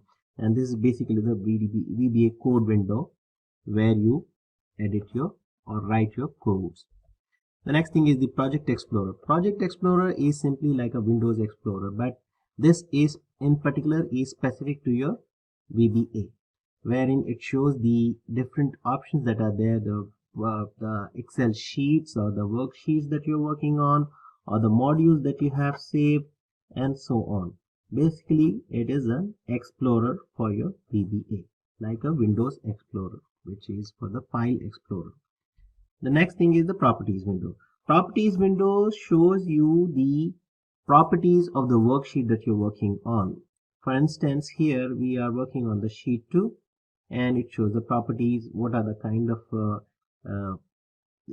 worksheet that we have, the page breaks, the right to left, whether it is enabled or not, the name of the sheet, and so on, whether it's visible and things like that. The next thing is the immediate window and the watch window. Now, what is the immediate window? Immediate window is basically a tool or a window wherein you can run and execute simple lines of codes, individual Excel code that you can run. It will allow you to test individual lines, which is very useful and handy when you're writing and debugging codes. The output of the lines that you execute can be seen here in the immediate window, whereas watch window is similar to it, but it displays the value of the watched expression in its current state. So this can be extremely useful again while we are debugging the VBA code. Adding a watch is a great utility, and we'll see the advantages of having a watch window in your VBA interface. So these are the things that we'll learn and look into it in detail in the coming section. Now we continue our topic for Visual Basic for application for macros, and I'm going to show you how to run some codes and run some macros in the codes and perform some simple to complex tasks using the VBA for macros. So there are two ways to open the Visual Basic application, and the first thing is you can run Alt F11, click on the sheet and just press, and it will open the Visual Basic for applications window. Or alternatively, you can just go and click on the Visual Basic and it will open the sheet for you, the code window for you. And as we have discussed before, these are the windows that we see. This is the code window, and this is the Project Explorer, and this is the immediate window. We can run some testing codes. Immediately it will show you the output. So here we see the Project Explorer window where we see the modules and all for our Visual Basic for applications. So as we see the code is empty here, we'll try to record a macro and see how the code develops. Okay, so I just go here and click record macro, and I save it as a format and columns.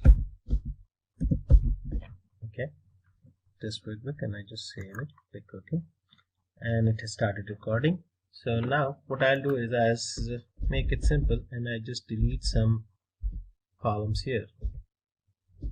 Okay, I do not need this. I delete this. Is there a weight? I want this. I want the mode of payment, parts cost, labor hours. I do not want this. Number of technicians, forget it. Okay, and I go further left and see what all do I need. I don't need this.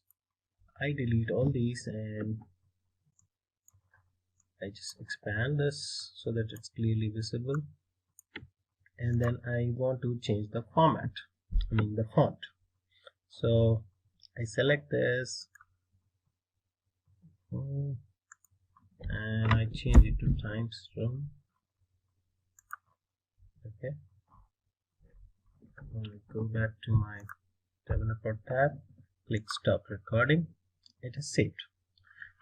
Okay, now I go back to my code and see the macro here. So we see the macro here, and we can see in detail what it looks like. So we see the code, what it's doing, and what the macro run has generated the code with. So we see we have basically the name of the macro is format columns, and what it is doing, we are just selecting the columns and deleting some. We are checking the range on some columns. EE select, that is the E column that we have selected, and then again so on. And the next thing is the font selection that is mentioned. We are changing it to Times New Roman, size is 11. So it is basically a basic VBA code. So it starts with the sub and it should end with end sub. So this is the code or a format of the VBA code that it looks like, and we'll try to do some basic functions with the VBA and discuss this in further details. So for ease of explanation, I have picked up a blank spreadsheet, and I'll try to explain some basic functions and the commands and the codes that we use to accomplish the task that we with VBA. So as we see, this is a blank sheet and I have selected a new module for it. So here I start the code, and as it says, it starts with sub, and I am specifying the module name as a number. So I'll just try to make it quite simple, and so we as soon as we enter the sub, it ends with the end sub, and so this is the start of the code and this is the end of the code, and whatever is there should be here, and this is the name of the code or the macro. Now I'll explain it further about the dim statement. Why is it used and what does it use for?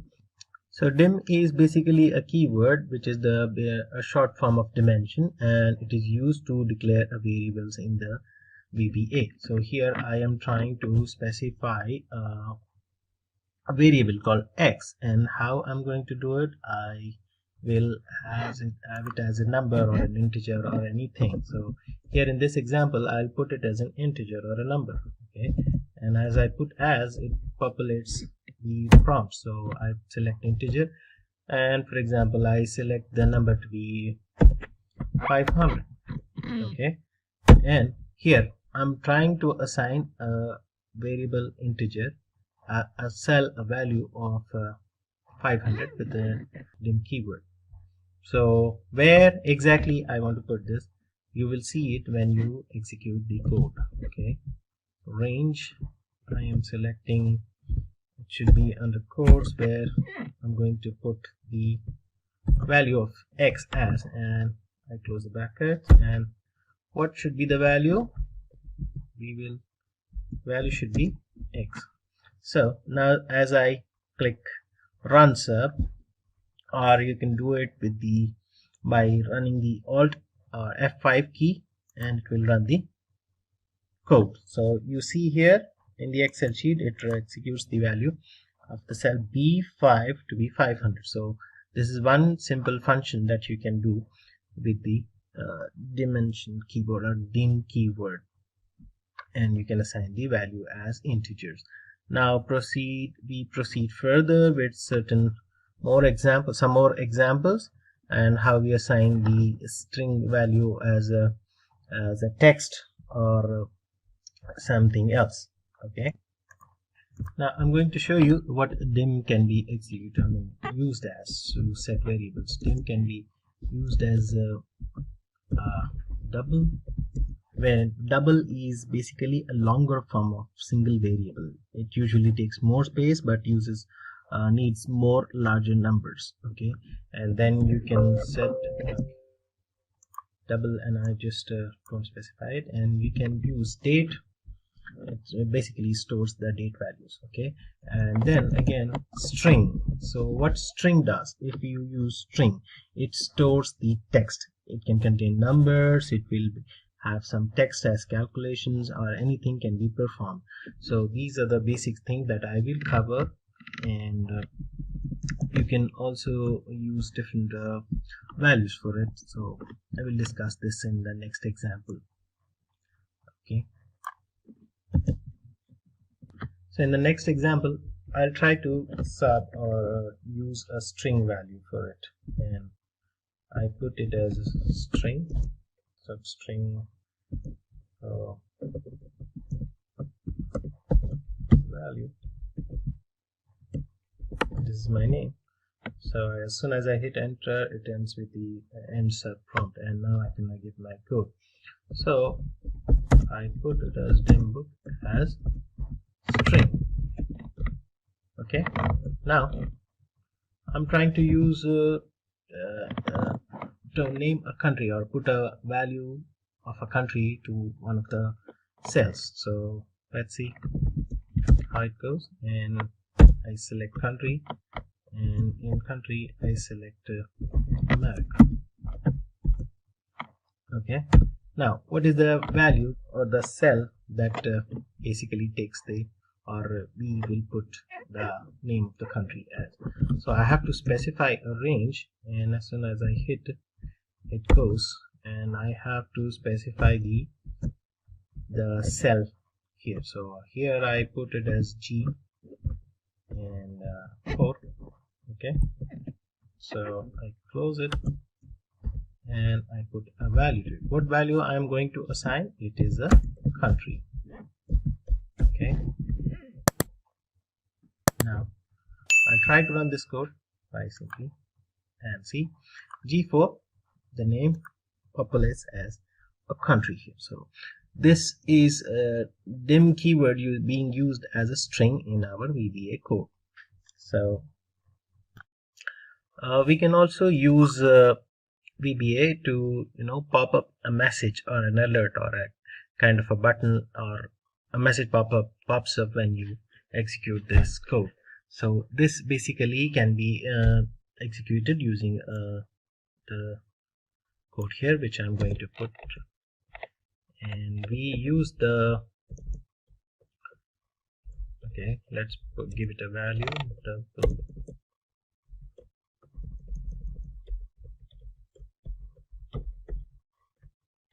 I'm going to name it as double value, and again the dim keyword, I'm going to use the keyword as double.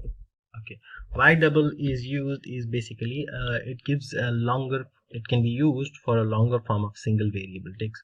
It usually takes more space and larger numbers, and we'll try to assign it. Okay, now I'm going to pop up a message in the which says a value of a is so and so. So I'm going to give value of a as 250.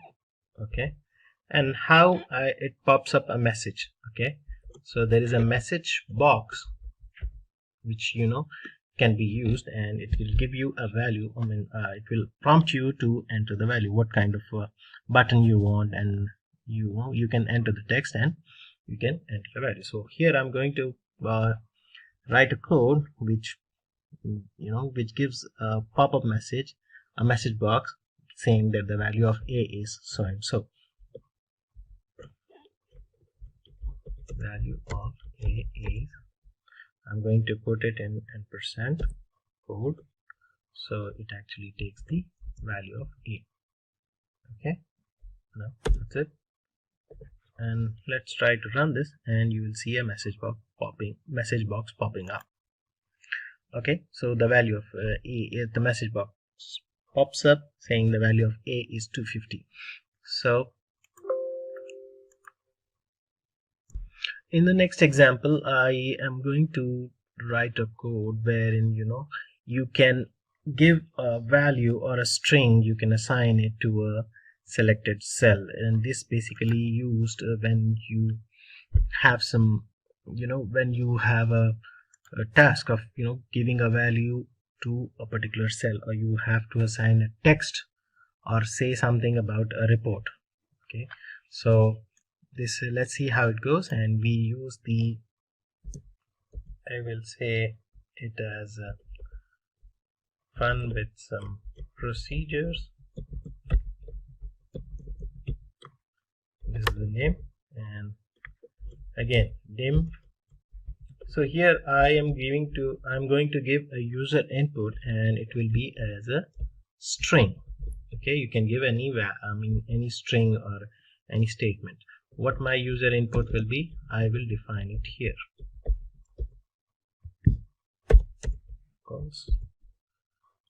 This is the report for PBA. Let's make it simple.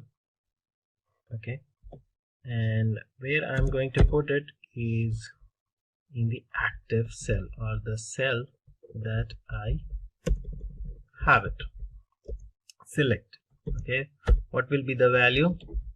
The value will be the user input. I have defined user input as this is a report for VBA. So this cell turns into this is a report for VBA. I run this and you see this. So in some cases you need to run this, and it makes life quite simple when you use VBA for this. As we have seen before, we have used message box. Now I'm going to use the same message box to display my name, or you can use it to display your name. So let's see how it goes. I'm going to name it as name. Okay, and it's very simple. You have to define a message box which displays your name, and I'm going to put it under quotes that my name is Irfan, and we'll try to run it.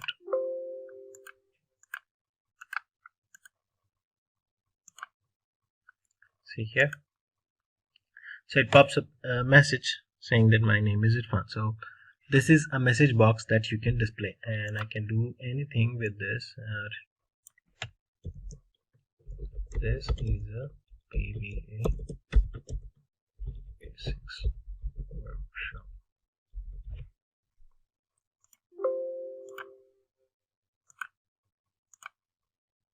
Okay, I run it again and it pops this message. So these are the things that you can use to customize, or when you open an Excel sheet or try to run a workshop or a report, and it pops up a message, customary welcome messages that you can customize, or define a report or kind of data in it, and this can be used run using the message box. And now I have another good example wherein you can write a code to tell Excel what is the value of a cell, or what is the number that is there in the cell. So here it is. I put it as sub, okay, number, and it will again populate a message box which will set it to the entered value is, and it should tell me I specify which cell it is that we are going to find the value of.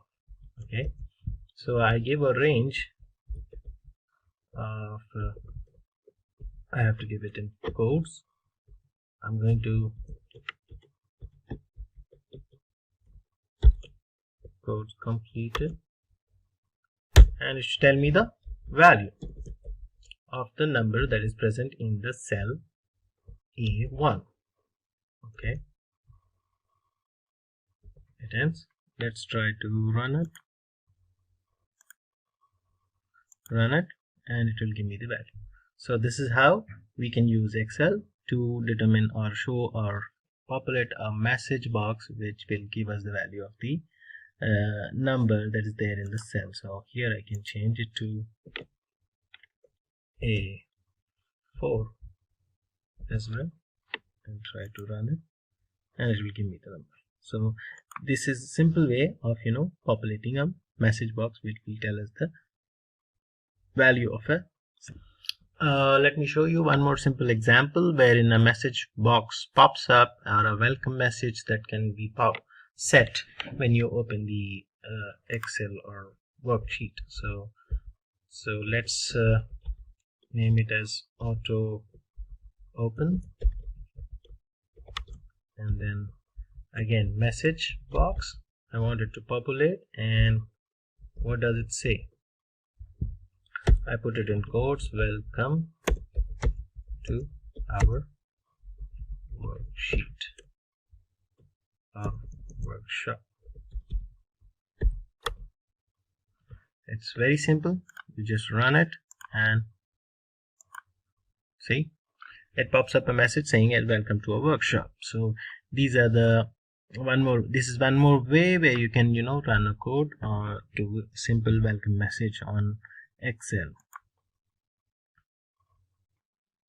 Next, I'm going to show you a code wherein you can give a value or assign a value to a particular cell by simple code. So we name it as add value. Now I specify the range. Where I'm going to specify a cell where the value will be given to the cell. Now I'm going to give it as B5. Okay, to put it as quotes, close the parenthesis.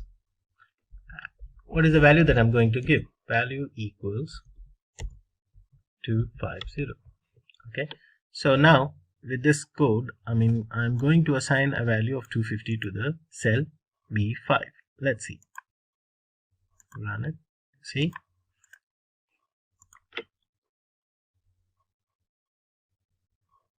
Again, I do it to B10.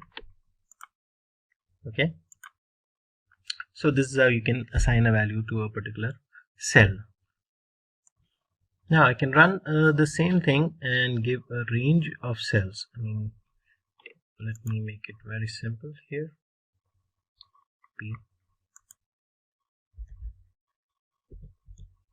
I give it as B1 through B5 as 450. So let's see what it does. See, here I'm specifying the range to be B1 through B5. So it is doing it for the whole range. Okay, and then I can give another set of range here, like let me specify it, range to be C1. I have to give it in quotes, otherwise it will give me an error. C1 colon C4, and I separate it with a comma, and I can specify another range. So the next one will be D1 to D4, and then I close the quotes, close the parenthesis. What is the value that I give is let's say 230,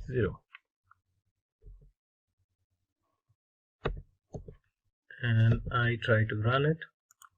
So it gives the value of C1 through C4 and D1 through D4 as 230 as we specified it in the code. So this is one more example wherein you can assign values to the range of cells or cells with the VBA.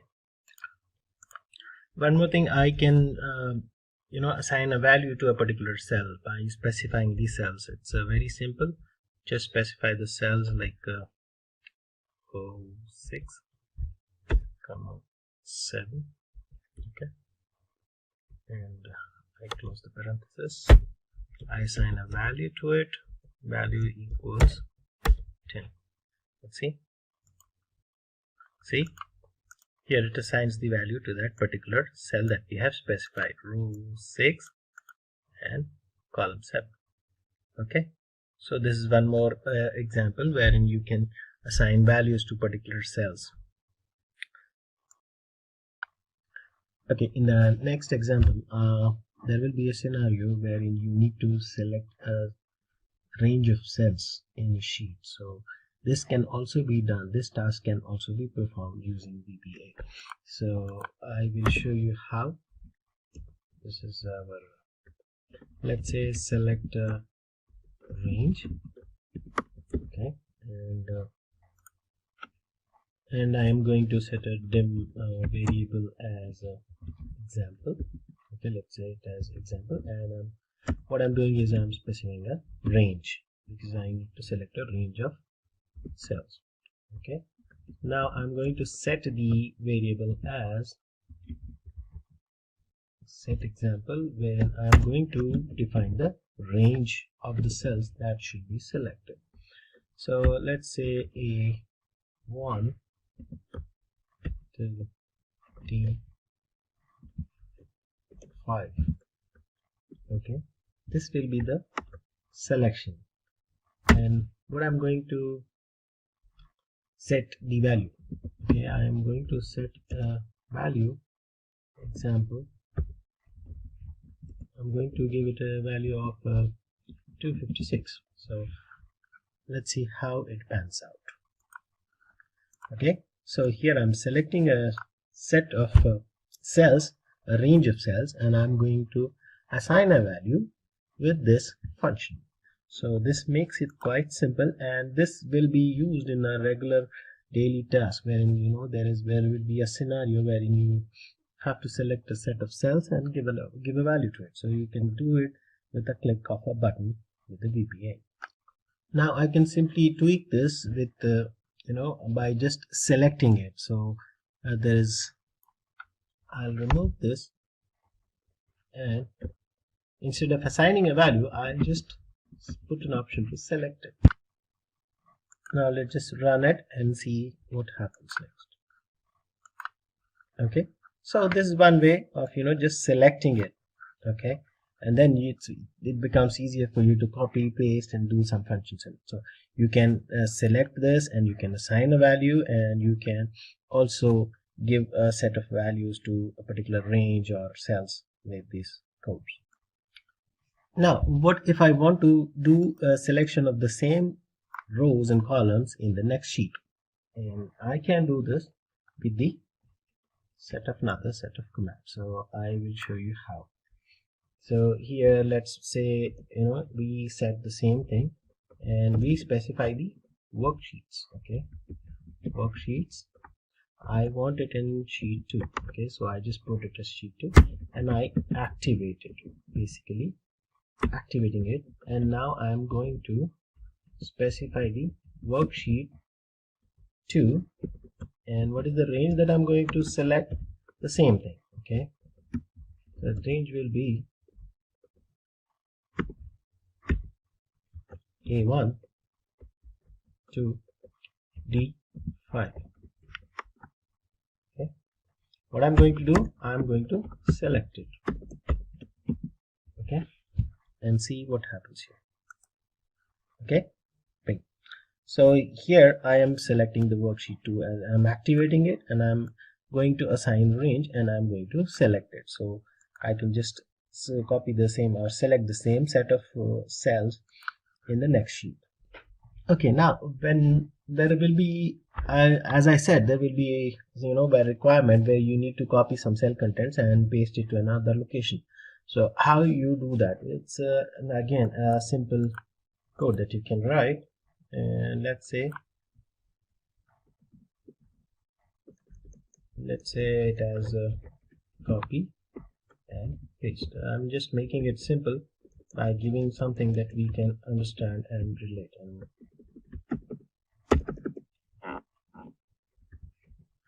copy, paste. Okay, so what I'm going to do is I'm going to select this range, and I'm going to copy it and paste it somewhere here. Okay, so let me just remove this, and I'll show you how. First, we have to specify the range where you want to copy the cells. Okay, so let's say it is again A1, should be in quotes, A1 colon D5, course, and I am going to select it. Okay, then what I'm going to do is once you select this, the selection that you have what should be the function, and I am going to specify the selection, and the function should be copying it. Okay, so I just set that, and where I'm going to paste it. So I have to now specify the range where I have to paste this selection, and you can just mention the column here, let's say G 10. Okay, and close it. I'm going to select it, and then where I'm going to paste it, I can do it in this sheet. Okay, active sheet, and paste it. So we are selecting a range of cells, selection, and that selection, what we are doing is we will copy it, and now we are going to specify the range where you are going to select it and then paste it. Quite simple. Let's see. Okay, see, and you can just change it so it is visible on this G5. Okay, so this makes quite easy, and you can run it. The next scenario will be like when you need to get the count of the number of cells. Like you have to have a selection and you need to count the number of cells. So this can also be done, and it's quite easy. I am going to show it to you. Let's say the sub be count cells. Should always be relatable so that you remember and you understand what is the output and why you're using it. And I'm going to set a variable. Let's say I'm going to set an example for this, and what we are going to do is we are going to specify a range first. Okay, we will specify the range of the cells that we need to count basically. So I'm going to set a variable as a range, and then what we are going to do is example, and we will specify the range here. You can specify the range or your selection where you need the count of the number of cells. So E1 colon D5 quotes, this is N. Now how you want the output? You want a message box to pop out. So you will set a message box, and what should it give? It will give you the count of the variable. That is the variable is here is examples. Okay, so it will count the number of cells in this area.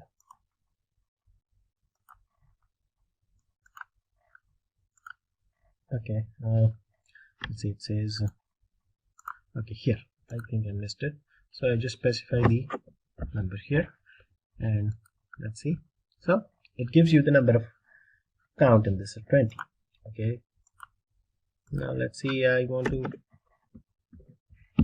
6, so it gives you the selection. So it's quite simple. It will be very useful in our daily task, and where you need to count the number of cells. So this is one way to get it. Well, I can further tweak this and to determine to count the number of rows or columns. So it's again very simple. I just need to do some changes here. I have to set the column count. So if I want to calculate the number of columns, just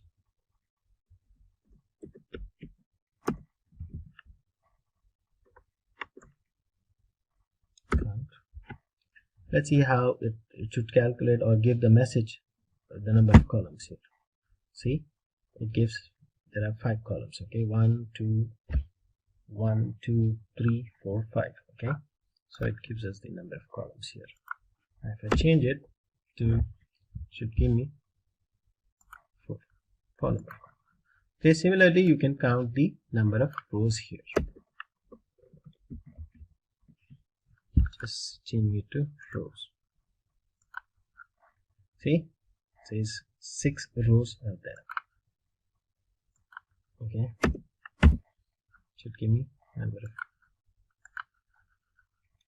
See, so this way you can calculate the number of count the number of cells, number of columns, number of rows with this. The next thing I'm going to talk about is the if statement. If statement is one of the most widely used statement, and whoever is in programming are very much familiar with this function. So what it does is we specify a condition. If a condition is met, then the output should be such and such. We can specify the condition and it will check whether that condition is there, and if it is achieved, then you will have to specify the output as well. So this can be achieved with the if statement. Okay, and it is very easy because it understands the basic English language, so it's not very complicated, and I'll show you how. So the syntax can be like this. If suppose you specify a condition, and if that condition is met, then the result, you specify the condition and the result both. Okay, so this is one thing, and then you can specify the else or else condition, wherein you specify the condition 2, then the result should be this. So here you are going to specify 2 conditions or multiple conditions, wherein you specify this, and if it is there, then result will be this. If it is this condition, and then the result will be something else. Let's take an example wherein you have some scores or marks, and you have to select the result. You can't do this manually entering, so just you can write a code. Suppose, for example, I have it here. Okay, let's show an example, and I specify as if statement.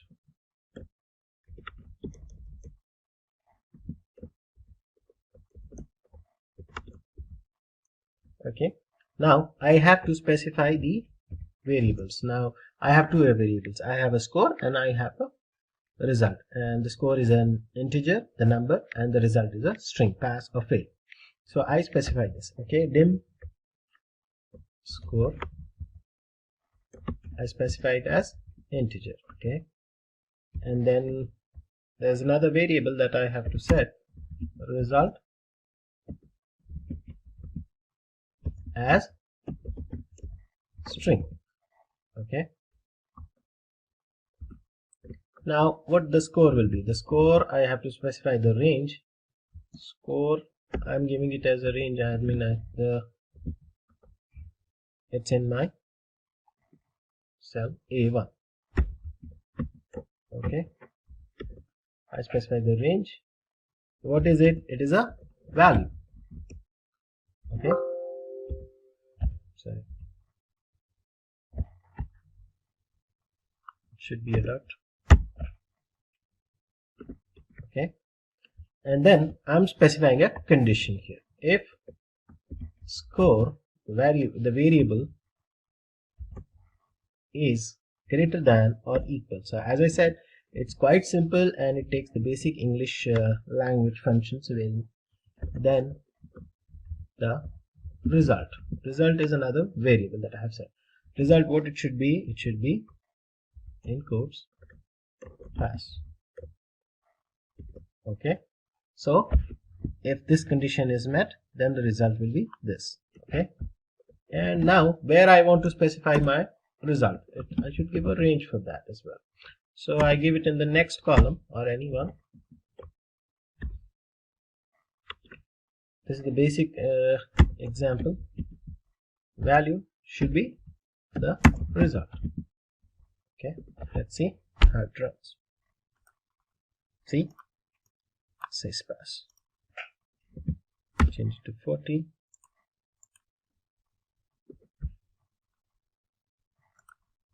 it doesn't give me anything because I have specified only one condition here. Okay.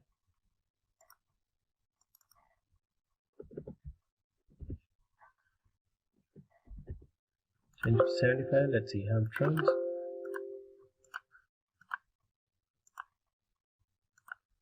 See, so this way it's very basic condition that you are specifying. You are specifying two variables, the score and the result, and then you are giving a value for it, and you are specifying the condition. If the score is greater than, then the result should be passed.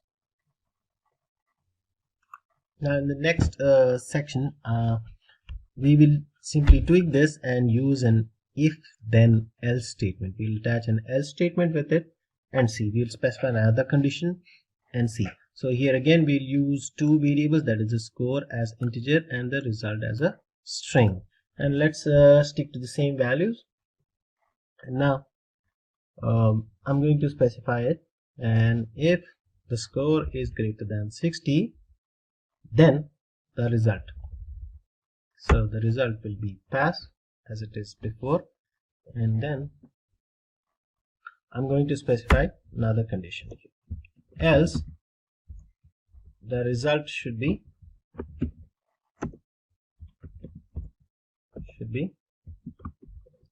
fail. Okay, and now I have to put it as a end if statement. I have to specify the end string, and the result will be again in the value, the range will be b1. So let's see, if it is more than 60, then it is pass, otherwise it is fail. Okay, it is pass. Let's see, 40, and run it again. So, okay, so we are specifying two variables again. We are giving it a range, and we are specifying one condition. If this condition is met, the result is pass, otherwise else it is fail. So another set of example.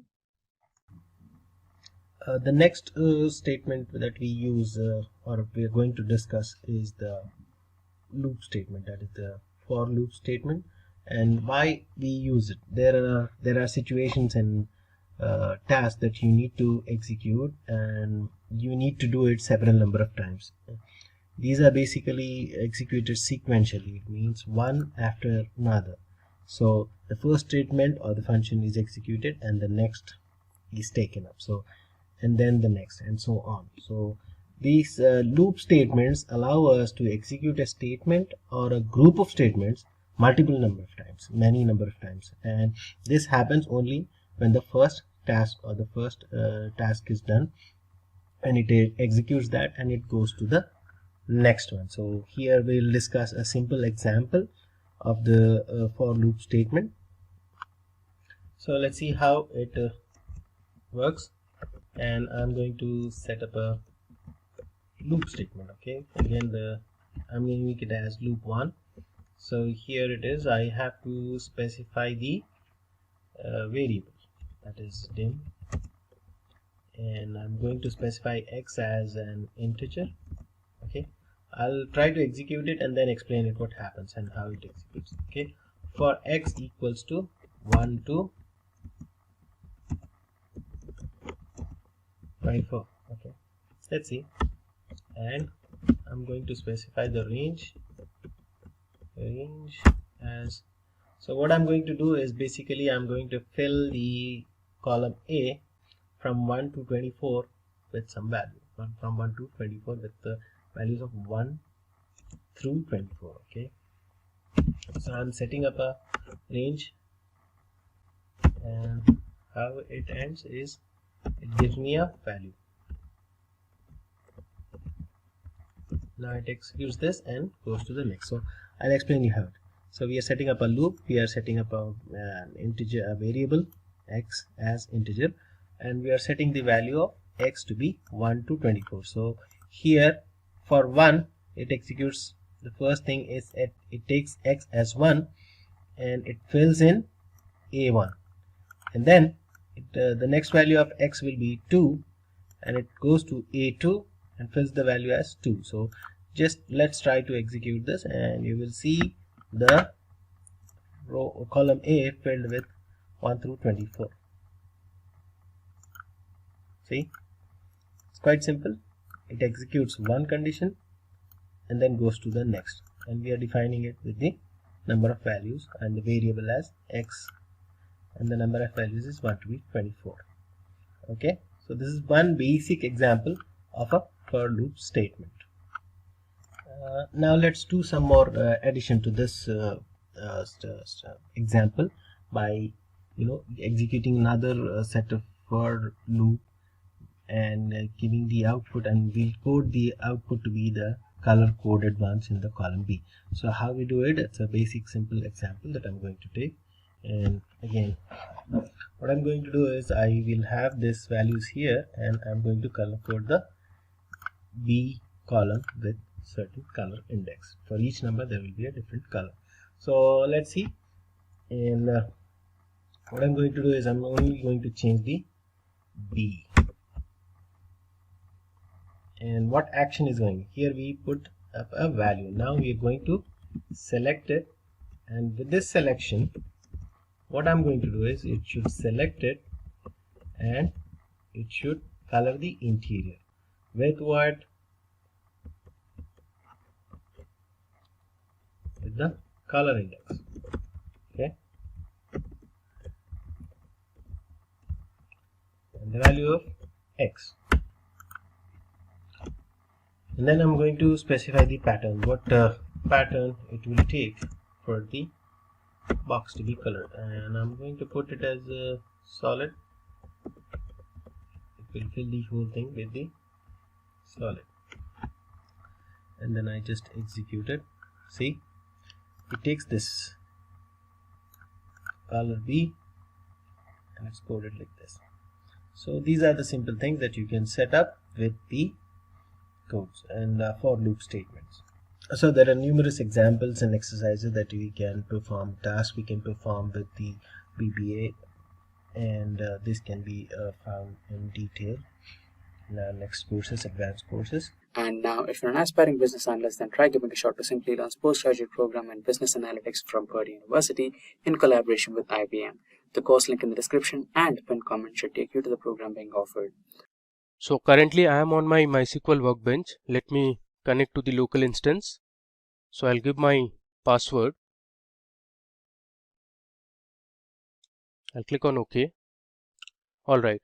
So this is my MySQL workbench query editor. So first we are going to learn subqueries. Let me give a comment and write subqueries. Alright. So first of all, let's understand what a subquery is. So a subquery is a query within another SQL query that is embedded within the where clause, from clause or having clause. So we'll explore a few scenarios where we can use subqueries. So for that, I'll be using my database, that is SQL_intro. So I'll write my command use SQL_intro. Now this database has a lot of tables. I'll be using the employees table that is present inside SQL_intro. Let me just expand this, and you can see here we have an employees table. So let me first show you the contents within this table. I'll write select star from employees. Let me execute it.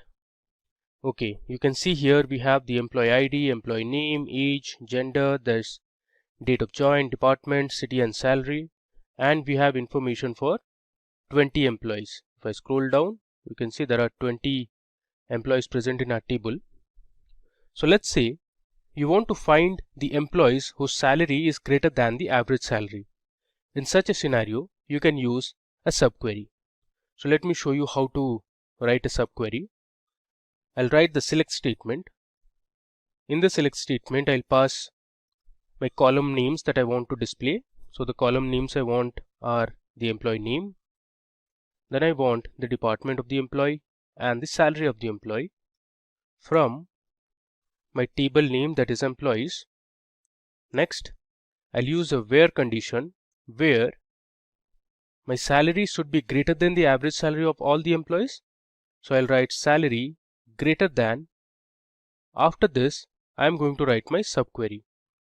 So I'll give select average of salary from my table name, that is employees, and I'll close the bracket and give a semicolon. So what it does is, first it is going to find the average salary of all the employees that are present in our table. Once we get the average salary number, we'll use this where condition where salary is greater than the average salary number. So the inside subquery, let me run it first. If I run this gives you the average salary of all the employees, which is $75,350. Now I want to display all the employees who have salary greater than $75,350. So let's run our subquery. There you go. So there are 8 employees in our table who have a salary greater than the average salary of all the employees. Alright. Next, let's see another example. Suppose this time you want to find the employees whose salary is greater than John's salary. So we have one employee whose name is John. Let me run the table once again. Okay, if I scroll down, you see we have an employee as John. You see this? Our employee ID 116 is John and his salary is $67,000. I want to display all the employees whose salary is greater than John's salary. So basically all the employees who are earning more than $65,000, I want to print them. So let's see how to do it. I'll write select, I want the employee name, comma, the gender of the employee. I also want the department and salary. From my table name, that is employees, I'll write where salary is greater than, I'll start my opening bracket. Inside the bracket, I'm going to give my inner query, that is select salary from employees where the employee name is John. So within single quotations, I'll give John as my employee. I'll end with a semicolon. So let me first run my inner query. So this will give us the salary that John has, which is $67,000. Now I want the employees who are earning more than $67,000. So let's run our subquery. Okay, so you can see 12 rows returned, which means there are 12 employees in our table who are earning more than $67,000. You see here, all these employees have a salary greater than $67,000. Okay. Now, you can also use subqueries with 2 different tables. So suppose you want to display some information that are present in 2 different tables, you can use subqueries to do that. So for this example, we'll use a database that is called classic models. You can see the first database. So let me use this database called classic models. I'll write use classic models. Now this database was actually downloaded from the internet. There's a very nice website. I'll just show you the website name. So this is the website, that is mysqltutorial.org. You can see here they have very nice articles, blogs from where you can learn MySQL in detail. So we have downloaded the database, that is classic models, from this website. You see here they have a MySQL sample database. If you click on this, it will take you to the link where you can download the database. So they have this download link which says download MySQL sample database, and the name of the database is classic models. Alright, so we are going to use this classic models database throughout our demo session. If I expand the tables section, you can see there are a lot of tables that are present inside this classic models database. We have cricket, customers, there's employees, office, there's orders, order lines, and many more. So for our subquery, we'll be using 2 tables, that is order details and products table. First, let me show you the content that is present inside the products table first. If I run this, you see here it says 110 rows returned, which means there are 110 different products that are present in our table, which has the product code, the product name, product line. We have the product vendor, description, quantity in stock, buy price, MSRP. The other table we are going to use is order details, which has the details of all the orders. Let me show you the records order details tables has. Okay, so there are 1000 records present in this table. You have the order number, the product code, quantity ordered, price of each item. You have the order line number as well. Okay, now we want to know the product code, the product name, and the MSRP of the products whose price of each product is less than $100. For this scenario, we are going to use two different tables and we are going to write a subquery. Okay, so if you see here in the order details table, we have a column called price each. I want to display the product code, the product name, and the MSRP of the products which have a price of each product less than $100. So the way I'm going to do is, I'll write select product code, comma, product name. Now one thing to remember, that this product name is actually present inside our products table, and product code is present in both the tables, that is products and order details. Here you can see this is the product code column, comma, MSRP, which is present inside the products table again, from my table that is products, where I'll write product code. I'm going to use the in operator. Next, I'll write my inner query, that is select product code from my table order details,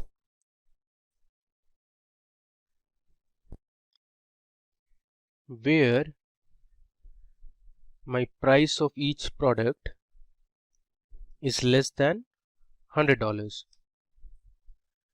Let me run this.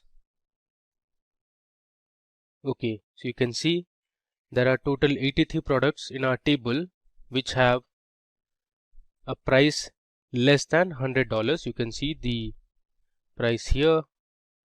Okay, now we learn another advanced concept in SQL which is known as stored procedures. I'll just give a comment saying stored procedure. Okay, so first let's understand what is a stored procedure.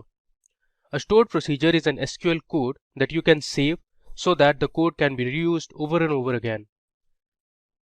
So if you want to write a query over and over again, save it as a stored procedure and then call it to execute it. So in this example, I want to create a stored procedure that will return the list of players who have scored more than 6 goals in a tournament. So I have a database called SQL_IQ. These are a few databases that I have already created. So this database has a table called players. If I expand the tables option, you see we have a table called players, and you can see the columns player ID, the name of the player, the country to which the player belongs to, and the number of goals each player has scored in a particular tournament. So I'll write a stored procedure that will return the list of top players who have scored more than 6 goals in a tournament. So first of all, let me begin by using my SQL_IQ database. We'll run it. So now we are inside the SQL_IQ database. Let me select star from players to show the values that we have in the players table. You can see there are 6 players in our table. We have the player ID, the names of the players, the country to which these players belong to, and the goals they have scored. So I'll write a stored procedure So the stored procedure syntax is something like this. It should start with a delimiter. Okay. In the delimiter, I'll write ampersand ampersand. Next, I'll write create procedure followed by the procedure name. Let's say I want to name my procedure as top_players. Next statement is begin. After begin, I'll write my select statement.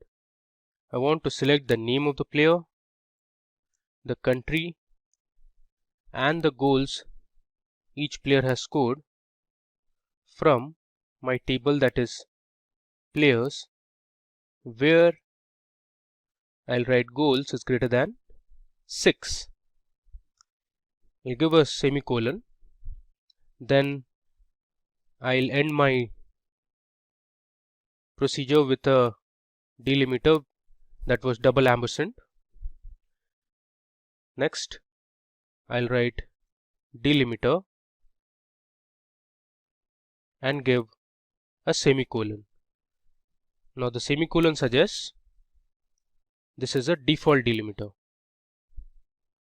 And there should be a space. Okay. Now let's run our stored procedure. There you go. So you have successfully created our stored procedure.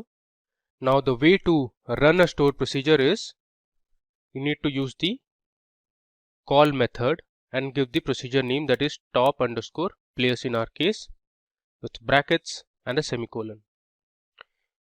Let's execute it. Okay, there is some problem here. So we made a mistake while creating a procedure. The name of the column is goals and not goal. Let me create that procedure again. Okay, it says the procedure top_player already exists. Let's just edit the procedure name. Instead of top player, we'll write it as top players, and similarly we'll edit here as well. Now let's create it again. Okay, now to call my procedure, I'll write call space followed by the procedure name, which is top_players. If I run this, you can see we have 2 players in our table who have scored more than 6 goals. So we consider them as the top players in a particular tournament. Alright. Now, there are other methods that you can use while creating a stored procedure. One of the methods is by using an in parameter. So when you define an in parameter inside a stored procedure, the calling program has to pass an argument to the stored procedure. So I'll give a comment, stored procedure using in parameter. Alright. So for this example, I'll create a procedure that will fetch or display the top records of employees based on their salaries. So we have a table in our SQL_IQ database, which is called employee details. I'm going to use this table. You can see we have the name of the employee, the age, sex, then we have the date of join, city and salary. Using this table, I'll create a procedure that will fetch or display the top records of employees based on their salaries, and we'll use the in parameter. So let me show you how to do it. I'll write delimiter. This time I'm going to use /. I'll write create procedure followed by the procedure name. Let's say SP for stored procedure, sort by salary is the name of my procedure, and inside this procedure I'll give my parameter in.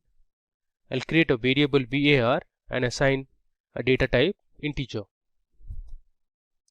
Then I'll write begin followed by my select statement, where I'll select the name, age, salary from my table name, that is EMP details or employee details. I'm going to order this by salary descending, and I want to display limited number of records, so I'm using this limit keyword and my variable var, which I created here. I'll end my select statement. I'll end my stored procedure with / and I'll go back to my default delimiter, that is semicolon. Alright, so let me run this. There should be a space here. Alright, so let's run this. Okay, you can see we have successfully created our second stored procedure, which is sp_sort by salary. Now you can also check whether the stored procedure was created or not. Here you have an option to see the stored procedures. Let me just refresh this, and you can see we have 3 stored procedures that we have created so far. One is sp_sort by salary, the other two were top_player and top_players. Okay, now let's call our stored procedure. I'll write call space followed by the stored procedure name, which is sp_sort by salary,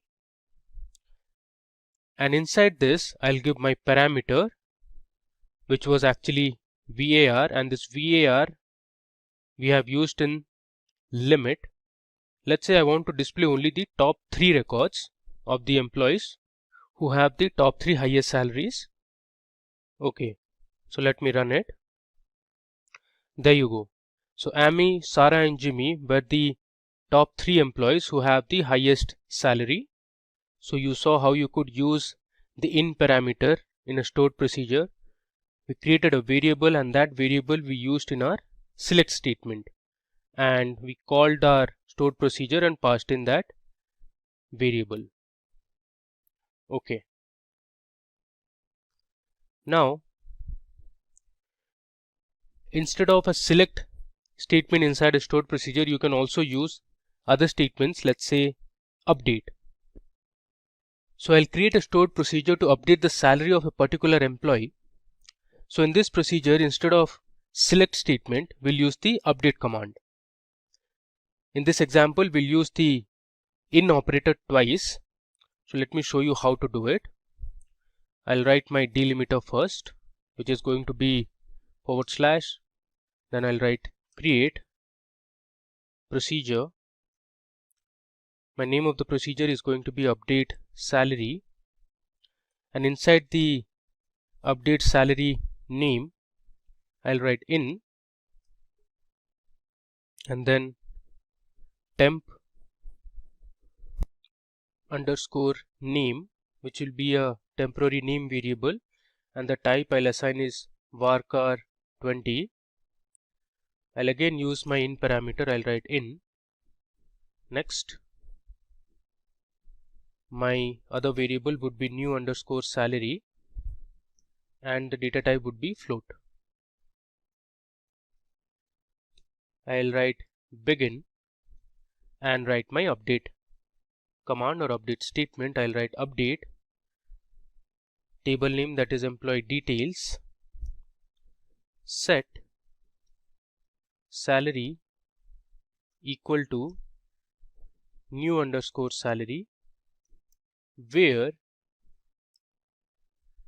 name is equal to my temporary variable, that is temp underscore name. So this is my update command, and I'll end the delimiter. Alright, so let's run this. Okay, we have successfully created our stored procedure. If I refresh this, you can see I have my stored procedure update underscore salary.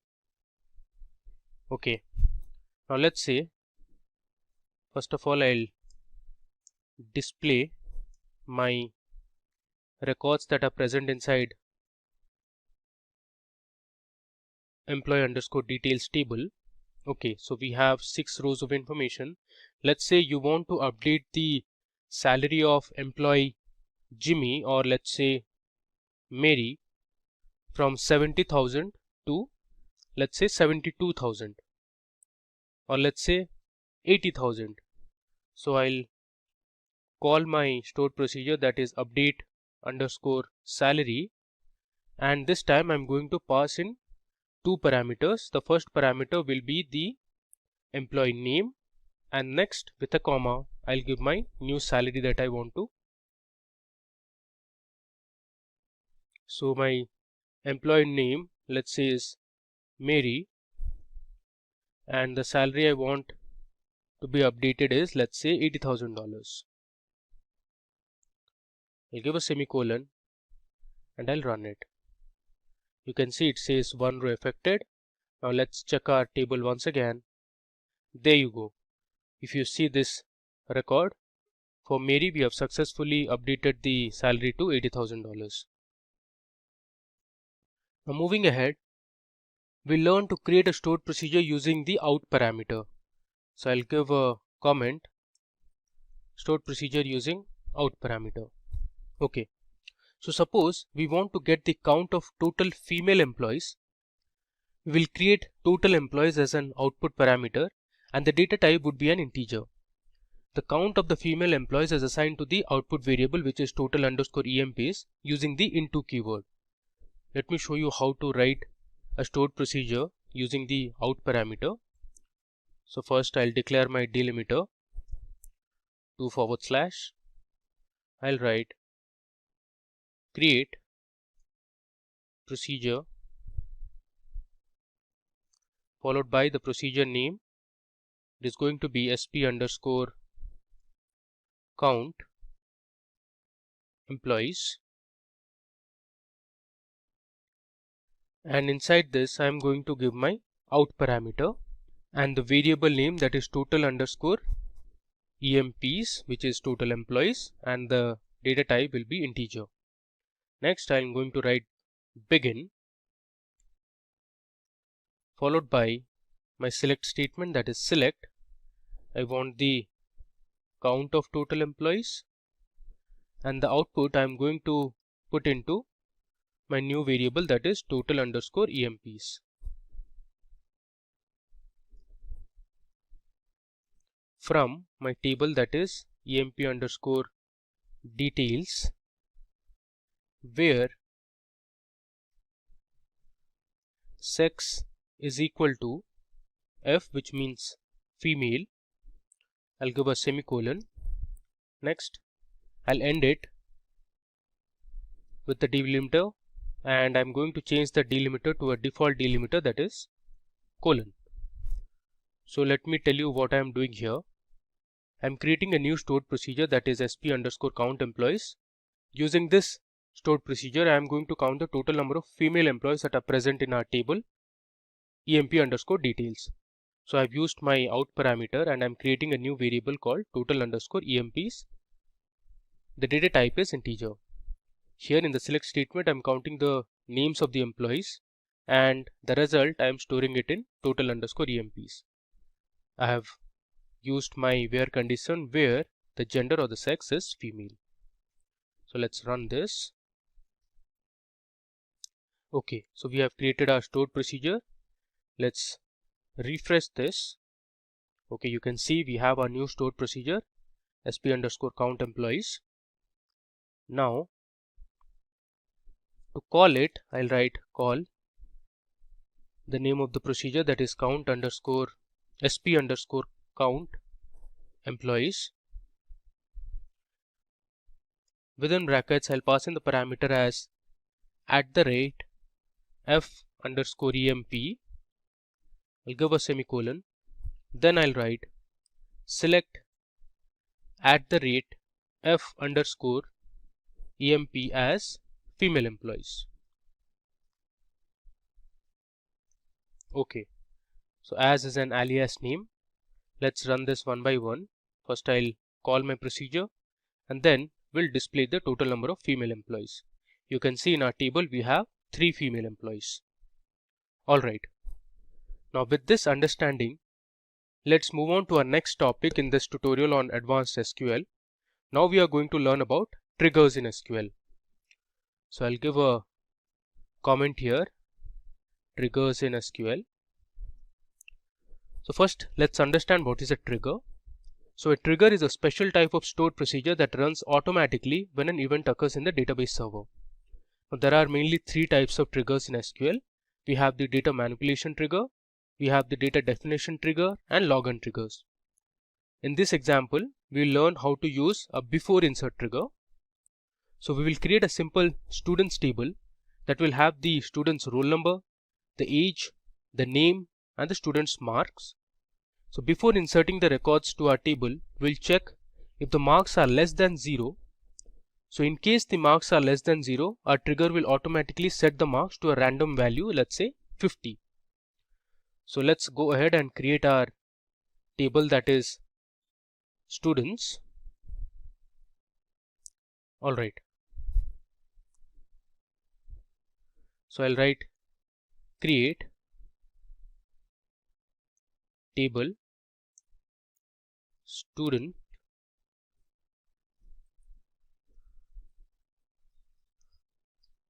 Now this table will have the student roll number, the data type is integer, it will have the age of the students, again the data type is integer, we have the names of the students, so the third column would be name, the data type would be variable or varying character, size I am giving it as 30, finally we have the marks as floating type.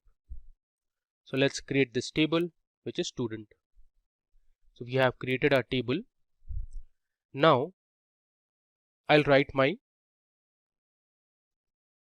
trigger command. So trigger command will start with delimiter like how our usual stored procedures have. Next, this time I'll write create trigger.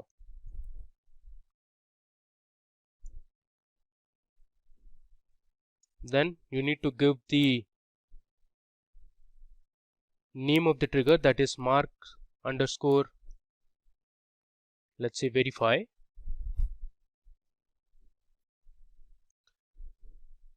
I'm going to use a before insert trigger, so I'll write before insert on my table name, that is student. Next I'll write for each row if new dot marks is less than 0,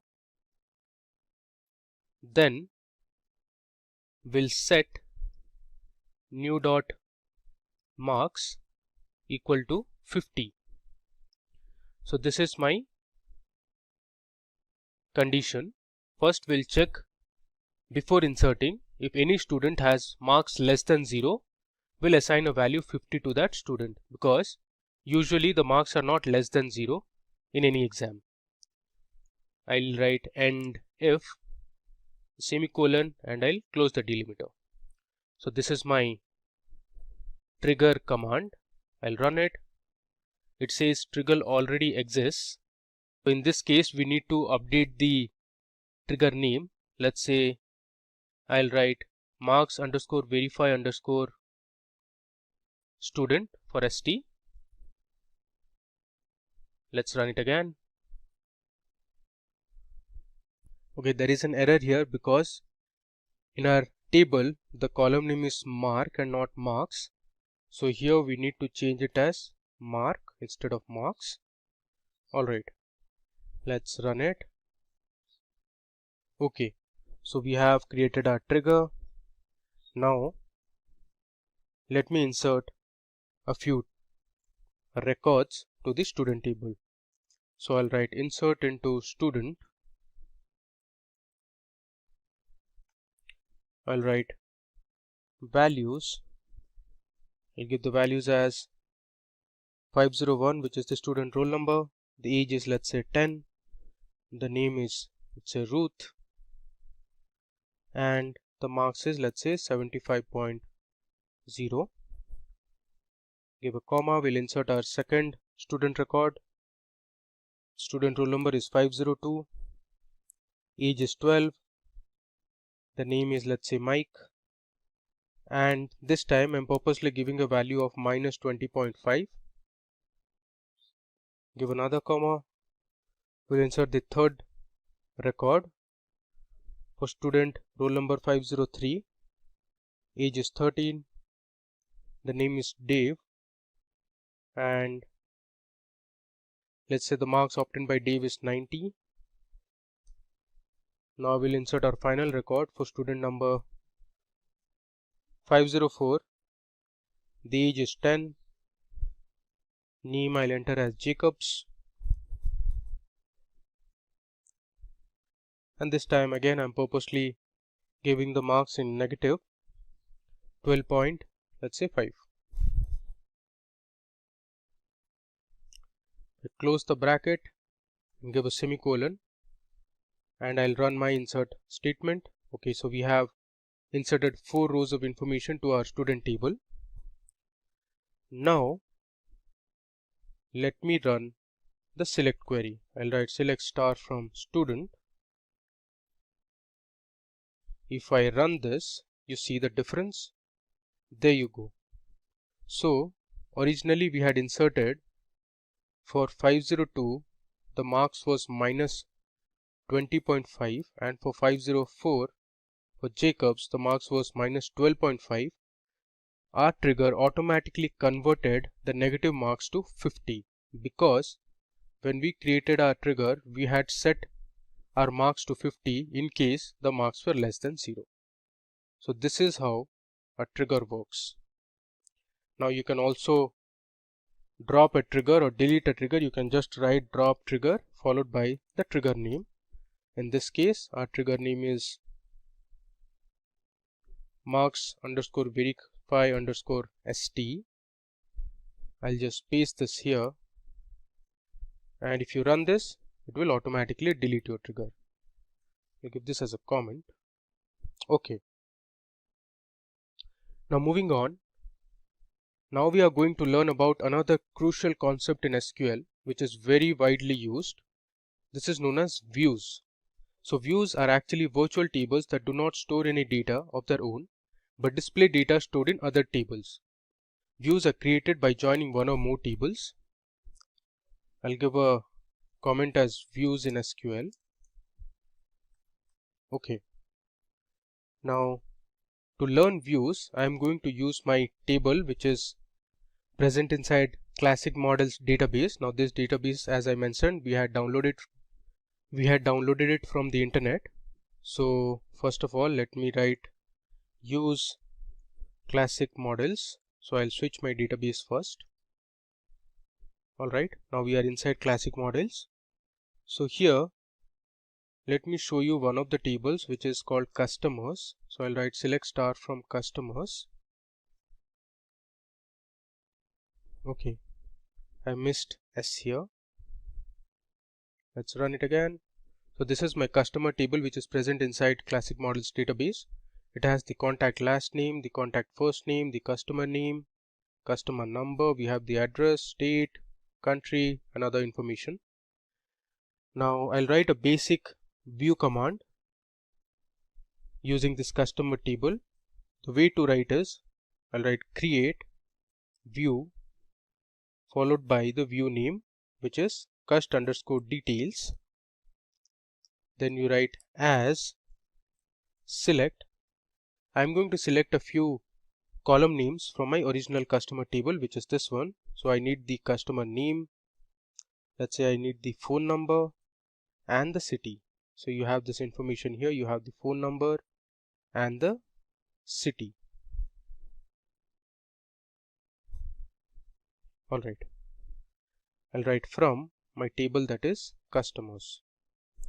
If I run this, my view, that is cust details, will be created. Let's run it. There's some error here because the name of the table is customers and not customer. I'll give an S and I'll run it again. Alright, so you can see we have created our view, and to display the contents that are present inside our view, I can write select star from followed by the view name, that is cust underscore details. Let's run it. There you go. So we have the customer name, the phone number and the city of the different customers that we have in our table. Alright. Now let's learn how you can create views using joins. So we'll join two different tables and create a view.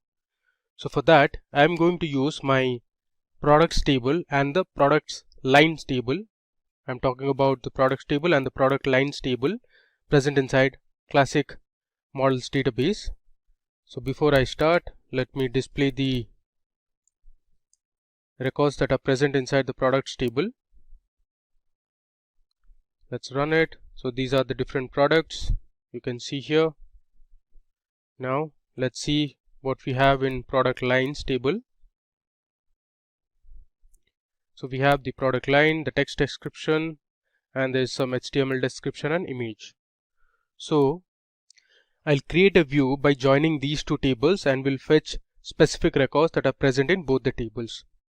So let me first start by writing create view followed by the view name, that is product underscore description, as I'll write select product name, comma, then I'll write quantity in stock. I also want the MSRP. Now these three columns are present inside the products table, and next from the product lines table I want the text description of the products. So I'll write from products table, I'll give an alias as P followed by inner join my other table, that is product lines, as let's say PL on the common column, that is product line. So P dot product line is equal to, I'll give a space, PL dot product line. Okay, so here we have used an inner join to fetch specific columns from both the tables, and our view name is product underscore description. Let us run it. Alright, so we have our view ready.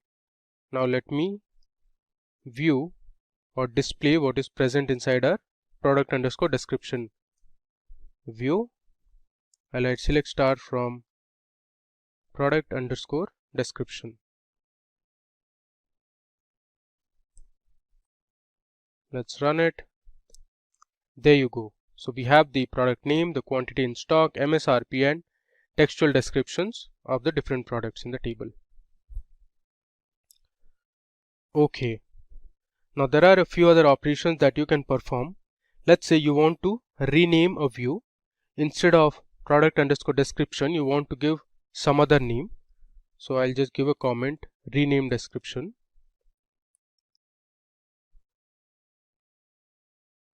So to rename a description, you can use the rename statement. I'll write rename table product underscore description, which is my old name. I want to change this name to, let's say, I'll give vehicle description, since all our products are related to some of the other vehicle. So I'll write vehicle description. Okay, let us run it. Alright, so here you can see I have renamed my view. So here if I just refresh it and I'll expand this, you can see we have the cus details view and we have the vehicle underscore description view. Okay, now either you can view all the views from this panel or you can use a command. Let's say I'll write display views is the comment. Now to show all the views, you can use show full tables, where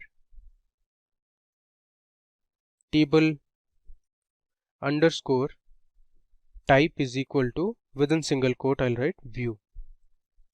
So this is the command that will display all the views that are present inside a database. there is some error here. Let's debug the error. This should be okay. So instead of table types, it should be table type equal to view.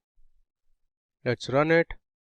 You can see the two different views that we have. One is customer details, another is vehicle underscore description. Okay, now you can also go ahead and delete a view. For that you can use the drop command. So I'll write drop view followed by the view name. Let's say I want to delete customer underscore details or cust underscore details view. I'll write drop view cust underscore details. Let's run it. You can see here we don't have the cust underscore details view anymore. Alright, now moving to our final section in this demo. Here we will learn about Windows functions. Now, Windows functions were incorporated in MySQL in the 8.0 version. So Windows function in MySQL are useful applications in solving analytical problems. So using the employees table present inside my SQL underscore intro database, so we'll find the total combined salary of the employees for each department. So first let me switch my database to SQL underscore intro database. I'll run it. Okay, I'll display my table, that is employee.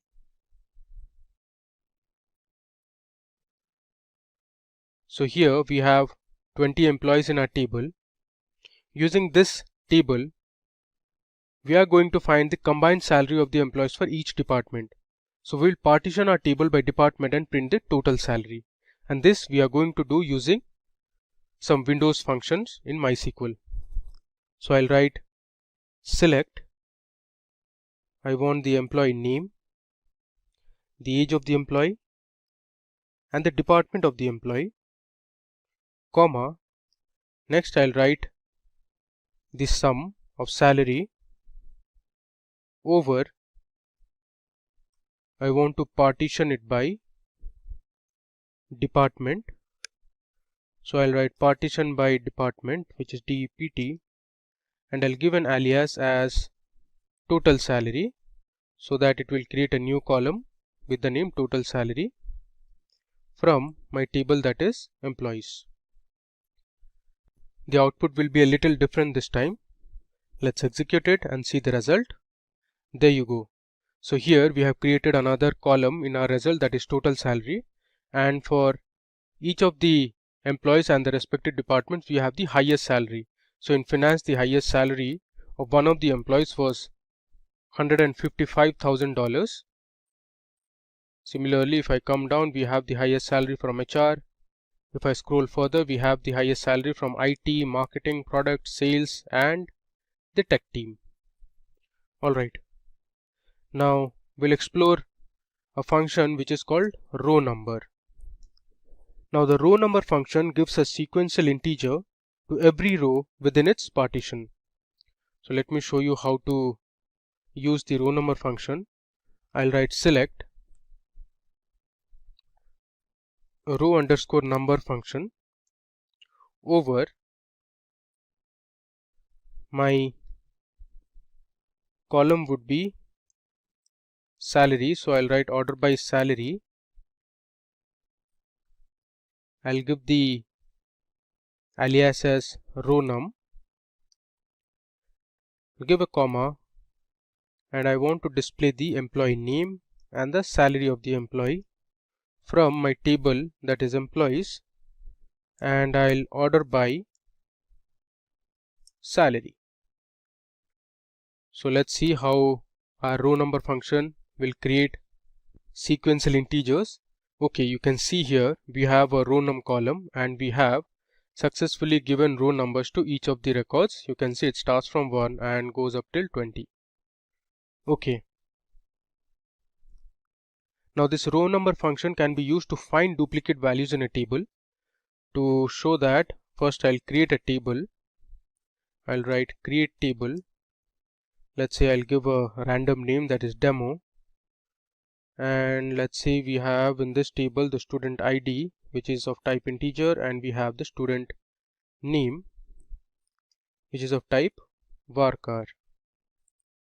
The size is 20. I'll create the small table with a few records. Let's create this table first. Now we are going to insert a few records to our demo table. So I'll write insert into demo values. I'll give 101. The name is Shane. Give a comma. I'll insert the second student name 102. The name is Bradley. I'll give a comma. This time for 103 we have two records. Let's say the name of the student is Herath. I'll give a comma. I'll copy this and we'll paste it again. So we have duplicated 103. Next we have 104. The name of the student, let's say, is Nathan. Then again, let's say for the fifth student, which is Kevin, we have two records. I'll copy this and I'll paste it here. Let me give a semicolon and we'll insert these records to our table demo. Alright. Now let me just run this table for you. I'll write select star from demo.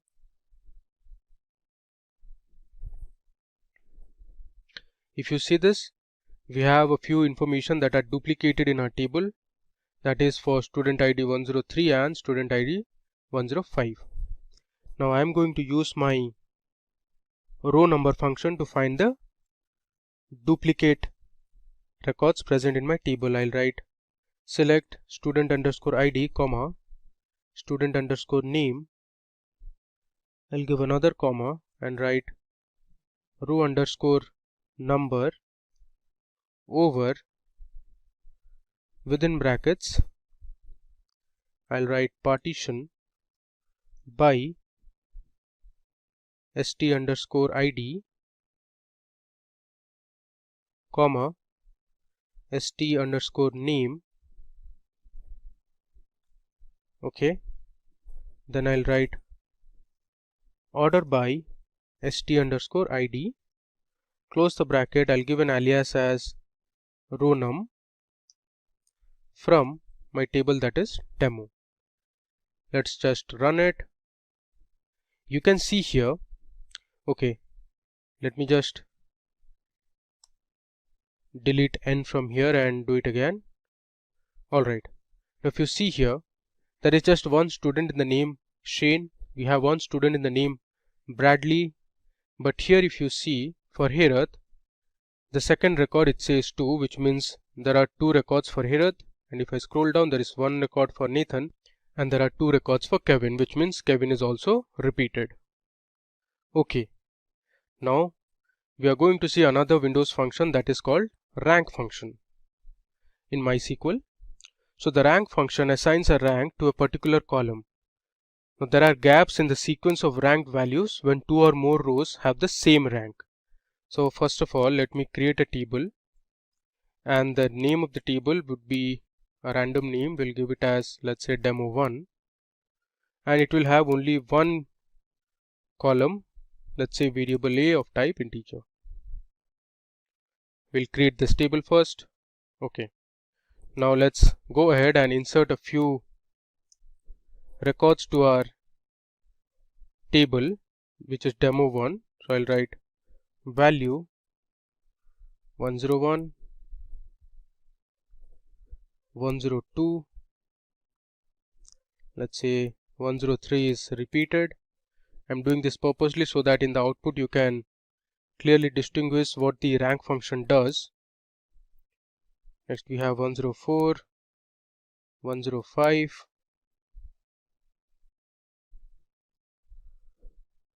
we have 106, and let's say 106 is also repeated. Finally we have 107. Okay. Let me insert these values to my table, that is demo1. Okay, this is done. Now, if I write select var underscore a and use my rank function, I'll write rank over, then I'll order by my variable, that is var underscore a, as an alias name, let's say test rank, from my table, that is demo1. Let me execute this and show you how the rank function works. Now if I run this, there you go. So here if you mark, so for variable a101 the test rank is 1, for 102 the test rank is 2, but for this value which is 103 the test rank is repeated because there was a repetition for 103. So we have skipped the rank 4 here.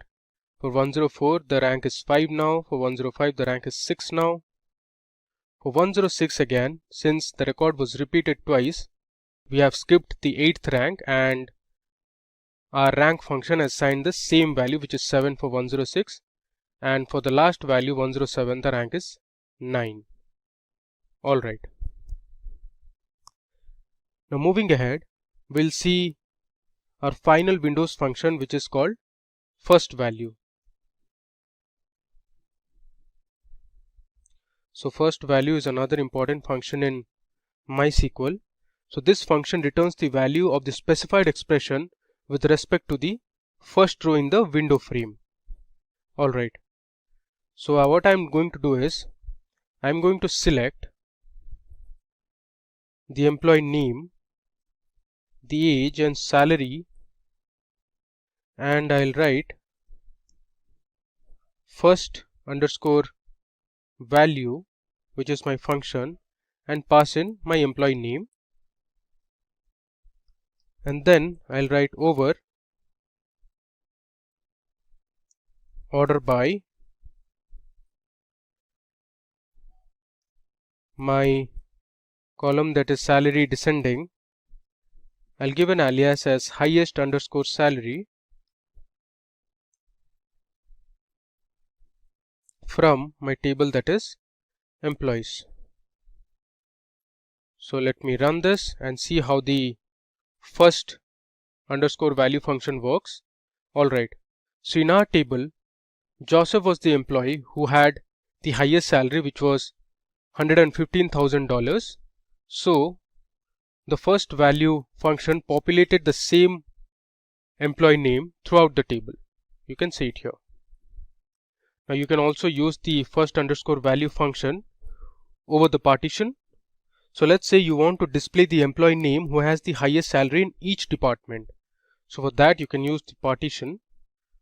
I'll write select emp underscore name, comma, I want the department and the salary, comma, I'll use my function, that is first underscore value, followed by the name of the employee inside my first value parameter. I'll write over, here I'm going to use partition. I'm going to partition it by department, since I want to know the employee name who has the highest salary in each department. And I'm going to order by salary descending, and I'll give my alias again as highest salary from my table, that is employees. So let's run this and see the difference in the output. Okay, so as you can see here, we have the employee who had the highest salary from each department. So for finance, Jack had the highest salary. From HR it was Marcus. Similarly in IT it was William. If I scroll down, for marketing it was John. For product it was Alice who had the highest salary. Similarly in sales we had Joseph, and in tech we had Angela. So this is how you can use the first underscore value function using partition. Alright, so that brings us to the end of this demo session on our tutorial. So let me just scroll through and show you what we did from the beginning. First we learnt about subqueries in SQL. So we initially wrote a simple subquery, and then we used our classic models database, which was downloaded from the internet. I'd also shown you the link from where you can download this database. Here we used two different tables and we performed a subquery operation. We learned how to create stored procedures. So we learned how you can use the in operator or the in parameter as well as the out parameter in stored procedure. After stored procedure, we learned another crucial concept in SQL, which is called triggers. Now triggers are also a special kind of stored procedures. So we saw how to write a before insert trigger. You can see it here. Next, we learned how to delete a trigger. We also saw how to work with views in SQL. So views are basically virtual tables that you can create from existing tables. We also saw how you can use views using two different tables and an inner join. And we learned how to display views, how to rename view names, how to delete a view, and finally we explored a few Windows functions. And now, if you're an aspiring business analyst, then try giving a shot to Simplilearn's postgraduate program in Business Analytics from Purdue University in collaboration with IBM. The course link in the description and pinned comment should take you to the program being offered. In this session, we will start with certain exercises which we will perform in Tableau in order to understand some basic concepts. Now, in order to learn Tableau, the basic first step is to import a sample data. So in our case, what we have done is we have imported a sample superstore, which is in Excel format, a sample superstore.excel, which has three worksheets in it: orders, people, and returns. So by importing this data into Tableau, first of all, we will create relationships between these sheets in order to identify who all have placed orders and how many people have returned the orders. We will do some analysis on the orders placed by a certain set of people and order returned by a certain set of people. Now, as we have imported the sheet, we will make certain joins. So the first step is to drag the orders table, the order sheet, on the relationship canvas here. Okay, and you can see the data, sample data, the first 100 rows over here. Okay, then now we need to create an inner join with people's table between order and people. Okay, so if you see, it has automatically detected the field names on which the inner join has to be created. So on the order side, you have region, and on the right hand side, which is the people data, you have also a region. Okay, so both these columns are common, and that's how we have made a join between orders and people data. So if I close this box and go and check the people's data,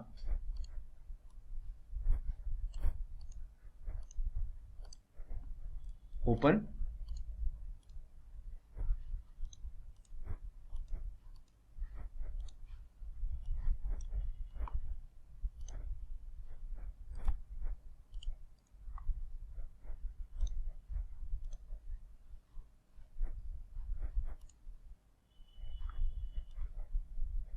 so see, the region and the person, these two columns from the people table have now been joined with the orders table, right? So it means that these are the orders in a particular region which has been placed by in this region.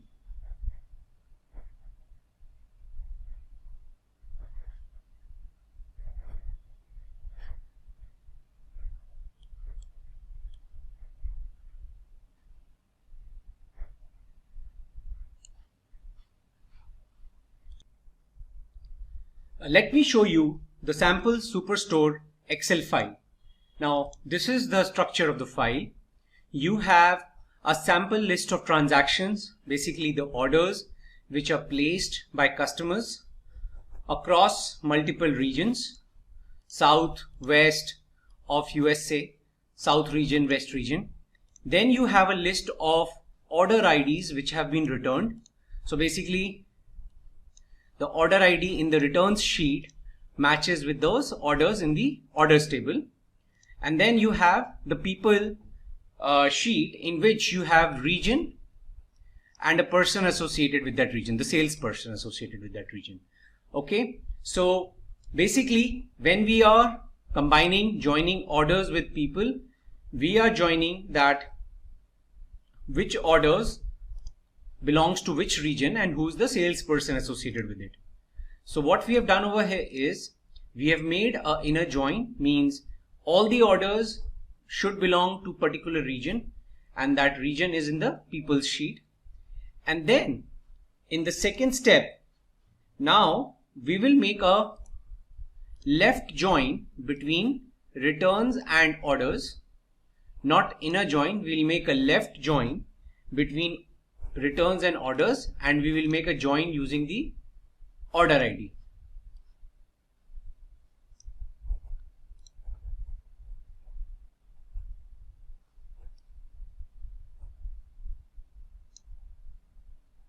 Okay, so just edit this, click on left and select order ID as the join column. Now, what does left join means? Left join means is that consider all the orders from the orders table and only consider the orders from the returns table which have data, means which are returned. Otherwise, show null for the order IDs which are not returned. So if you see, these are the two columns from the returns table, and these are null because this is relevant to the order IDs which are not returned, okay, which has been accepted by the customer. But these are the orders for which you see data in the returned and order ID column. It means that these have been returned. Now, with these joins in place, please save your book, and now we have our relations created in the Tableau. Now we are ready to create certain reports and extract certain KPIs using this relationship model. Now we'll move to sheet 1. Okay. And first we will place state and person on the rows sheet. Okay.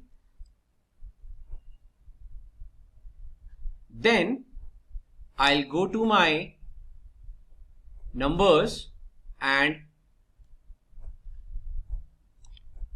put the profit or the, so per state, per person, how much profit I am making as a company. Okay, this is my goal to check. Now sort by highest to lowest. So California is giving me the maximum profit of 76,381.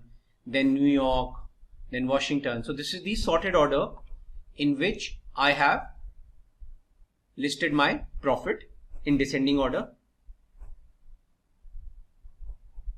Now I can also check what are the number of orders placed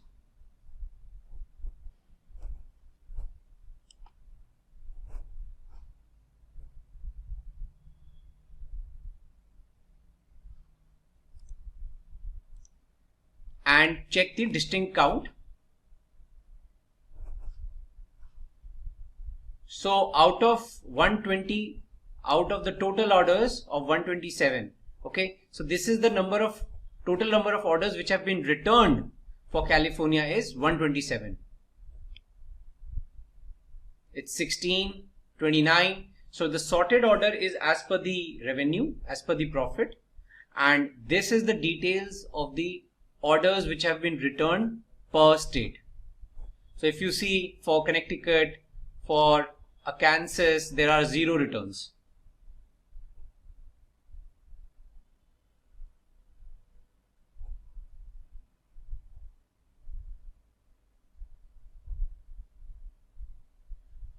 So you can also extract data.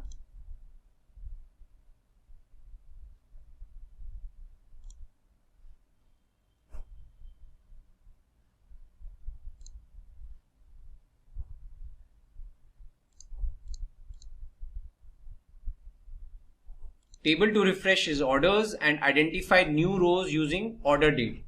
So as and when new data is being added, you can refresh it. Now say extract, and now you can save this information, profit by state, and click save. So this is the extraction of this particular report, which is possible in Tableau. So this is the first exercise which we have completed for reviewing and analyzing the profit per state, highest to lowest, and within that per state, what are the number of orders which have been returned by all the customers, the distinct count of order IDs which have been returned.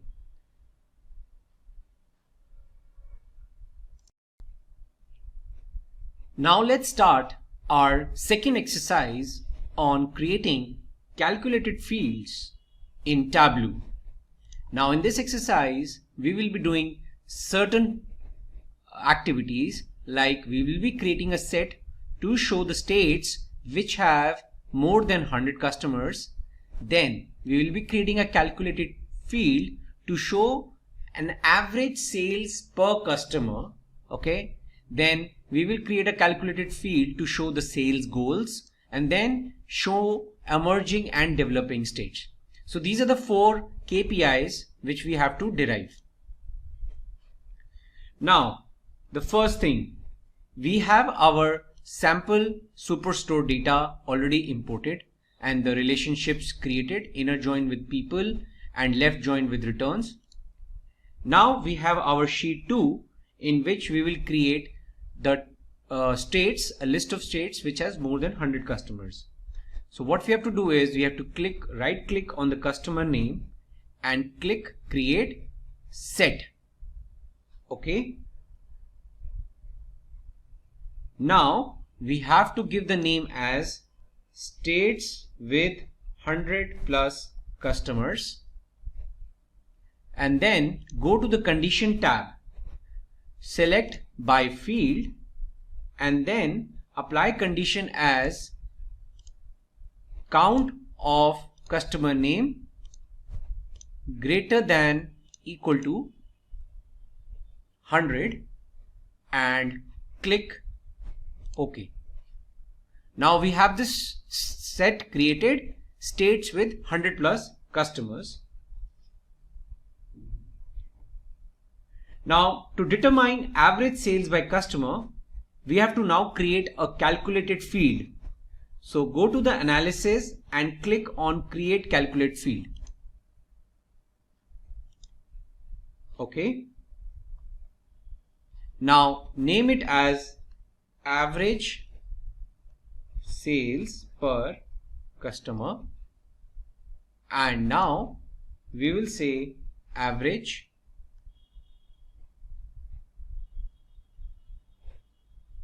we will use a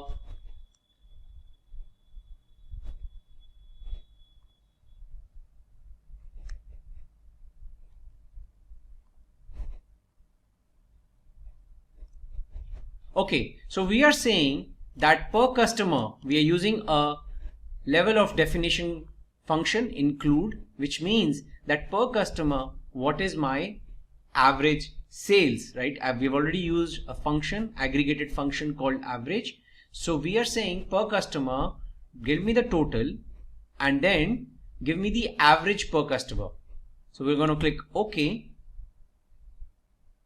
Now create another calculated field. You can also create from here and name it as sales goal.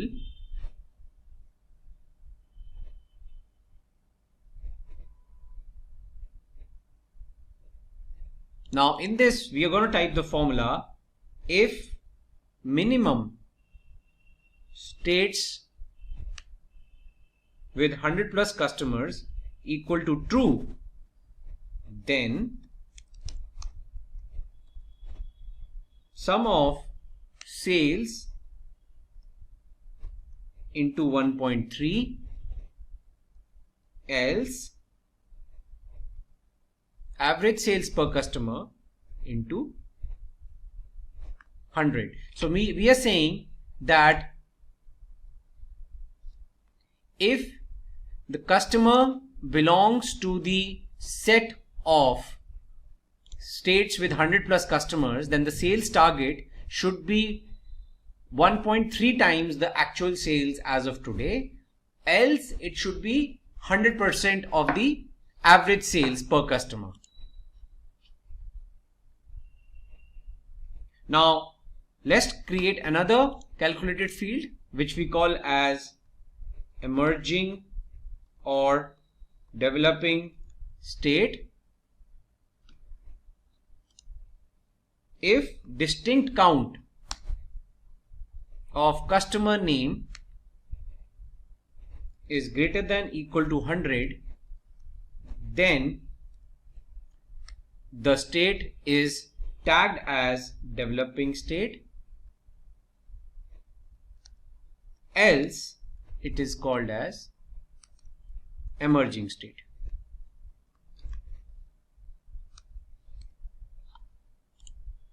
Okay, so we have now 3 calculated fields: average sales per customer, emerging or developing state, and sales goals. Now we will use this in our reporting. So we will drag sales goal under the columns, and then I'll drop my state. So now this is the state wise sales goal, depending whether the state has 100 plus customers or not. Then add your customer name,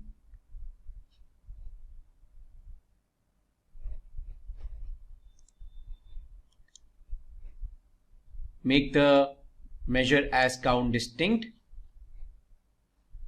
and make it as discrete. Okay, so if you see this, we have the count of customers per state and the sales goal for that particular state. And now I'll put my sum of sales, the total sales which I want per, which is there per state.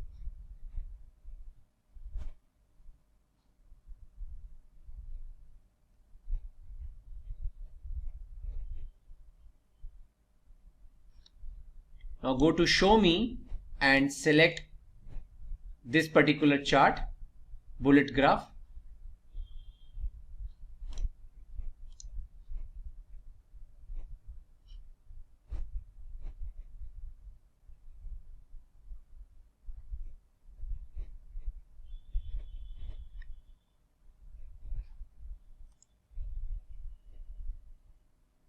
Now to bring sales goals to column, right click on the sales axis and select swap reference line fields.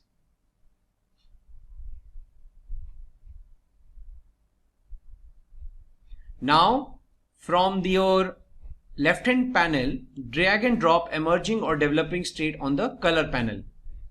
Okay, so emerging state is the orange one and the developing state is the blue one.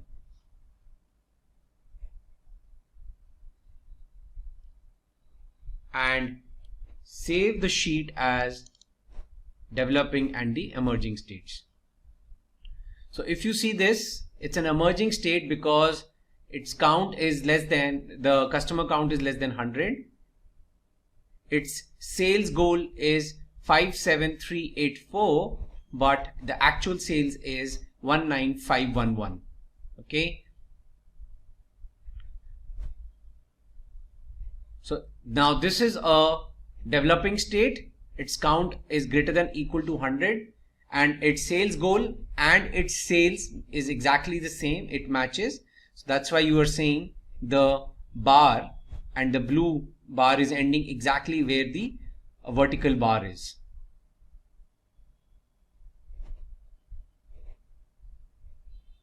So what we are trying to depict is that whether the state is going beyond its target sales goal or it's behind it. And you can see that using this particular vertical bar. Like for example, Michigan, its sales goal is 71,952, but its actual sales is 76,270 average sales. So that's why it is above its target, and it's a developing state because it has more than 100 customers. So you can even sort by the count of the customers, higher to lower. So all your developing state will group from at the top and the emerging states will group at the bottom. Or you can sort by the sales goal.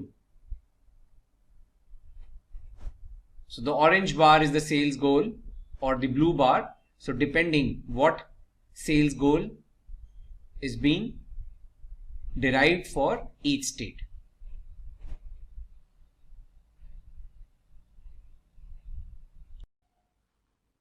Hello and welcome to this new session on Tableau. Now in this session, we will talk about how to prepare dashboards and how to interlink reports within the dashboard. So in order to start this session, we will first create a couple of reports and then include them in the dashboard and then link them together. So for this session, as usual, we are using the sample superstore dataset for our example. Now, first we will create a report where we are going to show profit by region, per region. So first we will drag the region in the rows column and we will get all the regions and state. So we have all the states per region in our report now, and then we will drag sales and profit. So now we have our sales and profit measures at the column level.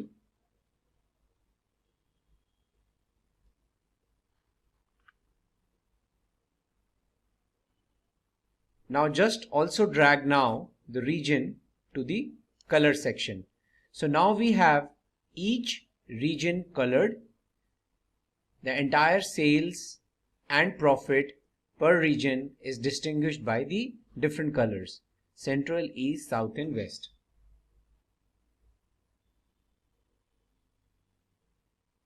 Now click on the colors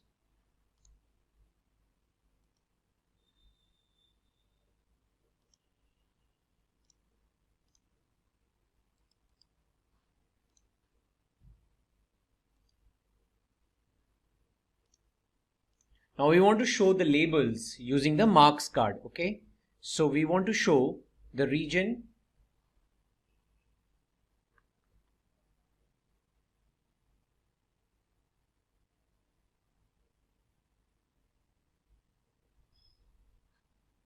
okay, so we need to include the show the marks labels. Just a second.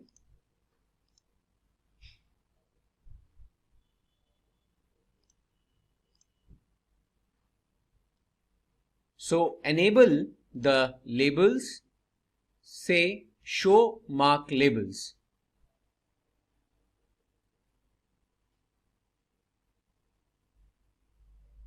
Okay. So you have on the left, this is the profit and this is the total sales. Now rename this sheet as region and state analysis report. Okay.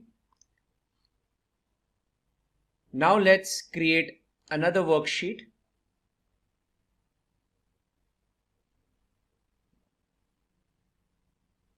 Now in this sheet, just drag the state on the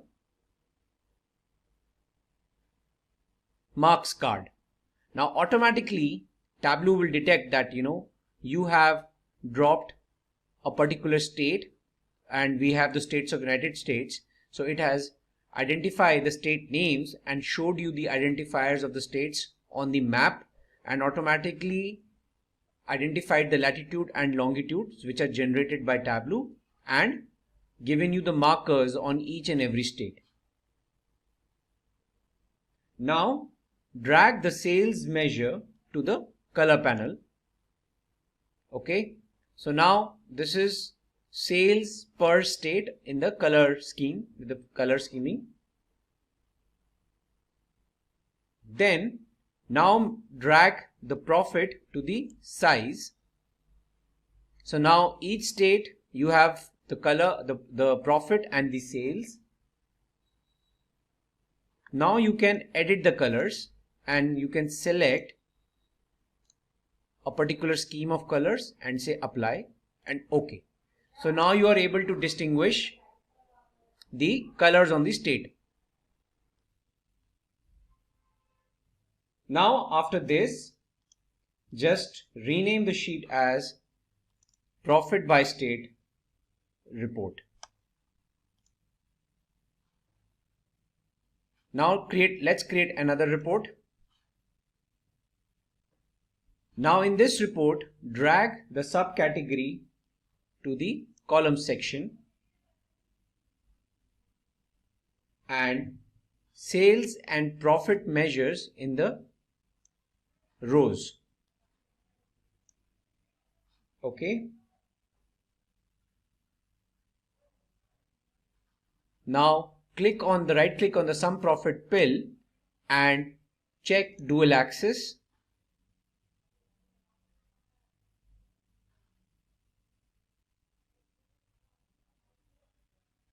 Now right click on the profit axis and say synchronize axis.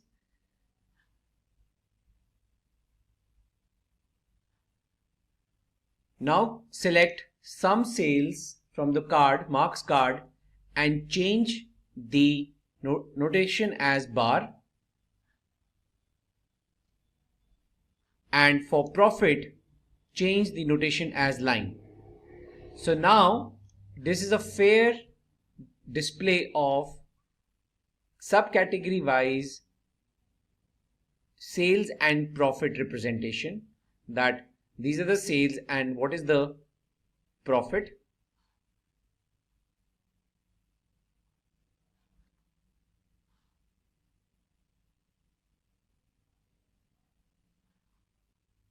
Now go to the all marks and drag the category section, as the tooltip. Okay, so for each and every bar or line item, you should now see the category also. Save your report and rename this now report as sales by and profit by subcategory report. Now let's create a new dashboard. Now the reports which we have just now created, first our dashboard size, let's make it as automatic. Okay, then let's show the dashboard title. Click on the dashboard title. Now drag the reports which you have created, profit by state, sales and subcategory report, and region and okay. So you have all your three reports in a single dashboard now. Profit by state, sales and profit by subcategory, and region and state analysis report. Now we will link these reports. So go to dashboard, click on actions, add an action called new filter, select source sheet. In the source sheet dashboard 2, only select region and state analysis report.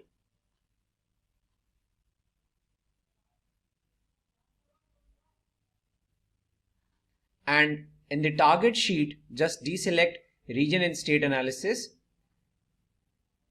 On the source sheet, keep the run action on select and click OK. Now whatever state you select over here, that particular state will be used as a filter across both these reports. So it means in North Dakota, you have all these subcategories being sold and their associated profit. And on the map profit by state report, you can see the North Dakota state being highlighted or only selected and the relevant profit and sales. Okay, so here is the total profit and sales in the profit by state report, and in this sales and profit by subcategory report, you have the breakup of the profit and sales across the categories. Similarly, you can select any other state and automatically the filters will get applied automatically. See this, Maine. Okay. So with this, we cover our example of how to create multiple reports and then connect them or encapsulate them in a single dashboard for a single view across all these reports. We are going to take example of the Netflix database which we have, and we will prepare certain reports in order to identify what kind of reports we can generate from such a data set. So currently on my screen, what you can see is the Tableau, the Netflix data sheets, the data sources, where you have the Netflix shows, movies, their associated duration, what kind of shows or movies are there, their release year, the associated rating, description, and a key, which is the show ID. Now this is the unique identifier for each show in this Netflix title sheet, and with this show ID, all other sheets are related, like who are the directors of the show, in which country the show was released, what is the cast of each show, all that information is in this sheet, and to which particular category, basically the listed in category is being listed in this particular sheets. So what we are going to do is, first we are going to import this sheet into Tableau.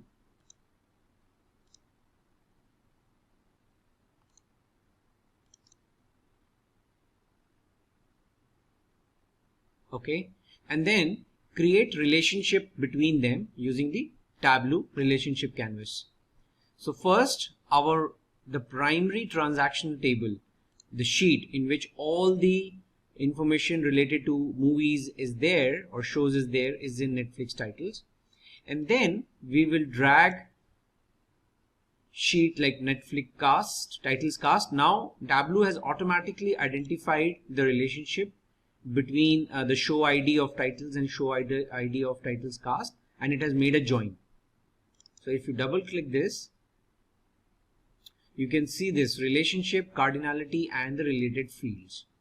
Similarly, I'll drag titles category, countries, and directors. Now, by virtue of this, all the sheets have now been joined with Netflix titles, and with this relationship ready, we can start preparing our reports. Now let's create a basic report where we can just glance the data, like whatever we were seeing in the Excel, how it looks in Tableau. So you have all the types of movies. Then for example, I drag the release year. Now first, I do not want to consider it as a dimension, so I'll just release year. Per category, per type, there is a release year, and then I'll drop the listed in So now these are the categories. So per year, the details of the categories, right? And then you can drag the title and the associated rating. So this is just a view of your data. We can name it as shows listing report. Now let's try to create some report for some measures, some numbers, etc. So now let's check in which country how many movies or titles were released. What is the count? So first let's drag the country.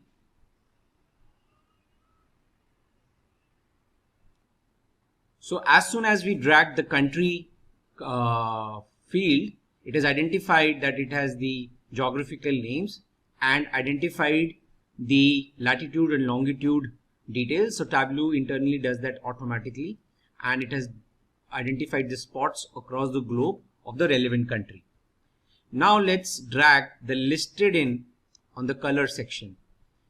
Now what it is doing is it is showing in which country what different kind of category wise movies are or shows are being released. Like in Sri Lanka, documentaries have been released. In India, action and adventure. United States, action and adventure, like this. Now let's put a count of the titles, right? So if you see 247 action and adventure movies or shows have been released in United States. Okay, so this is one inference by this particular report you can identify. So let's save this report as listed in by country.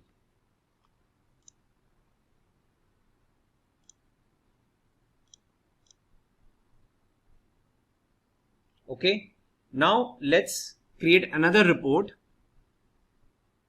We will call it as the per year statistical report.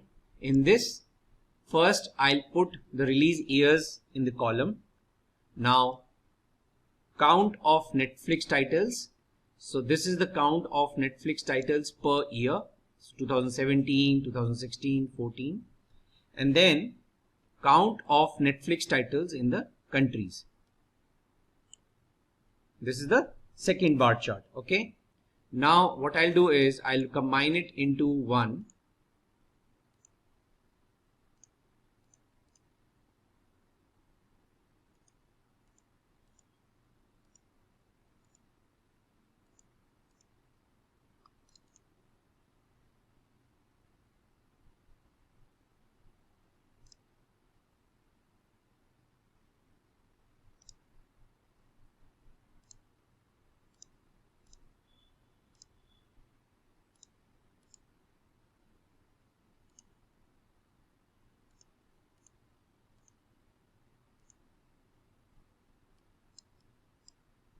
So one report we are moving in the bar, creating the bar, and one in the line. And now I just have to, so we will click on the count of Netflix titles by country, right click, mark it dual axis. So now as soon as you click this, both the charts have been combined, and right click over here and say synchronize axis. Okay.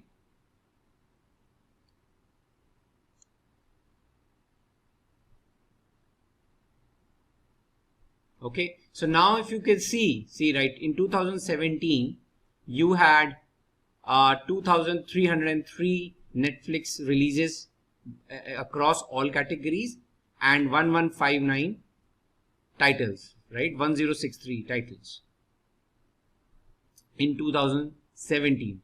So this is a descending representation of the count of titles released per year across category and across titles.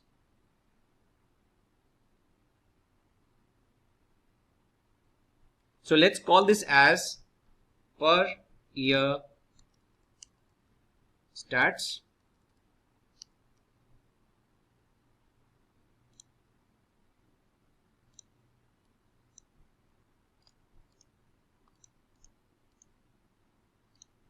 now let's create another report. Number of shows per title. Okay. So, or sorry, per rating. So we will drag the rating column and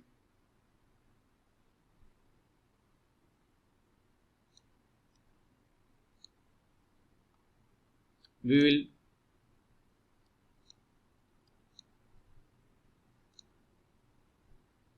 count of titles and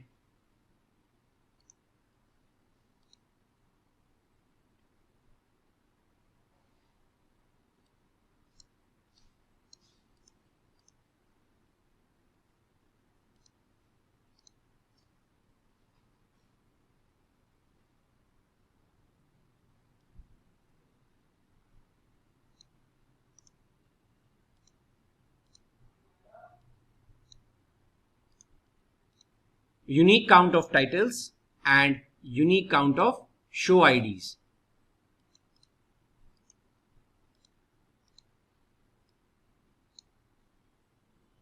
Okay.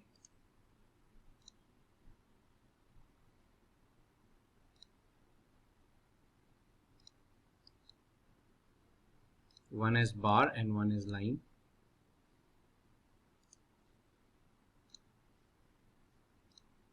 Okay.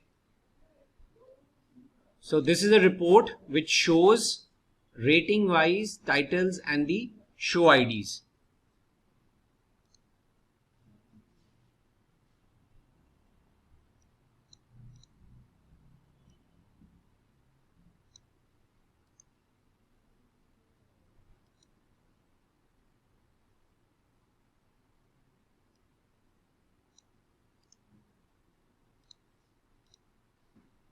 So in the tooltip, you can see the distinct count of titles and show ID per rating. Okay, so let's call it shows per rating. Now let's create another sheet, call it as shows by cast. So in this, what we are going to do is first drag the cast column on the rows section. You have name of all the cast, and then we drag the show ID on the column section and put a count D and sort it. Okay. You can remove the null cast, and this is your sorted order. And on the labels section, you can say show mark labels, and you will see the count that Anupam Kher has done the maximum, then Shah Rukh Khan, Om Puri, Nasruddin Shah. So this is the details on the sorted order, that who has done how many shows. Okay. Then next is shows by director, similar to shows by cast. Drag director into rows, or differently if you want to prepare, into columns, and then count of show ID,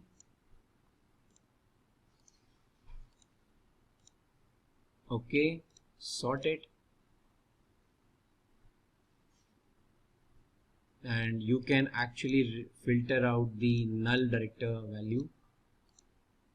And this is your count. Put the label. So you can see Jan's sweater has the maximum shows.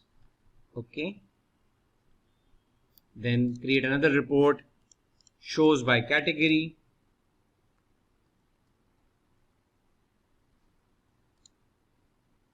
Now similarly drag the listed in the rows and show ID count.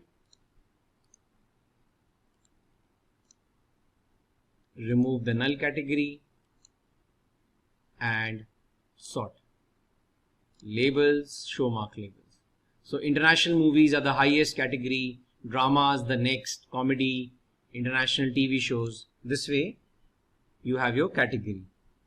Now let's create a dashboard in which we want to combine all these reports and take a common view.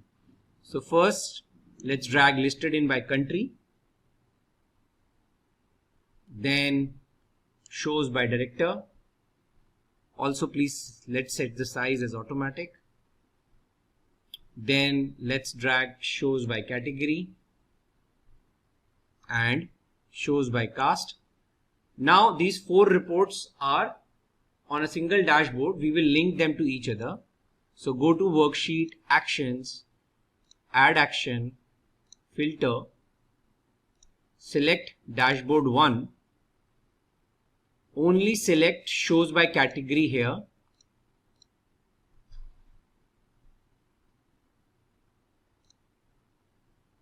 and in target dashboard 1, except shows by category, keep everything else, and in the source sheet just select, click OK. OK. Now whatever category you will select over here, that related category data will automatically be shown in other reports, like see international movies across the globe, across the countries, directors of only international movies, who has done the maximum, Johnny To, and shows by cast, right, that who has done the maximum international movies or dramas or comedies. See, Paresh Rawal has the maximum number of comedies, and then if you see the comedy movies, these are the count of comedy movies released across the countries and who is the director.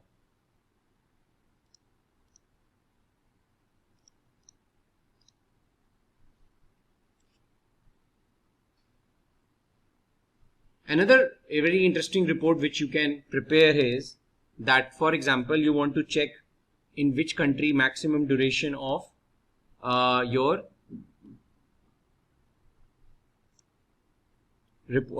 maximum duration of movies have been released. So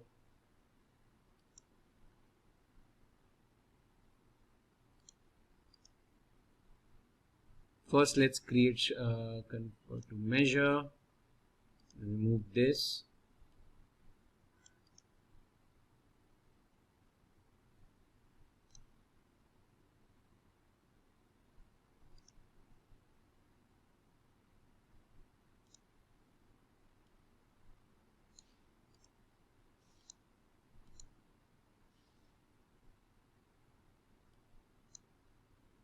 Okay.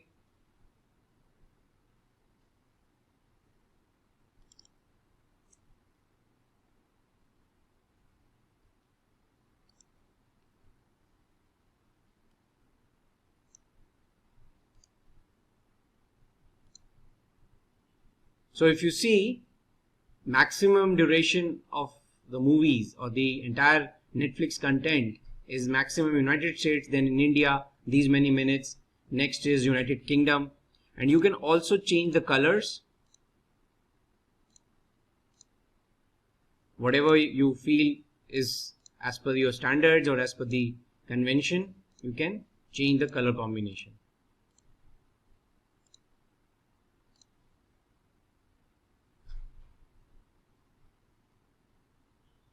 So there are multiple ways you can generate reports, and hope you have understood how you can leverage such a data to create your reports.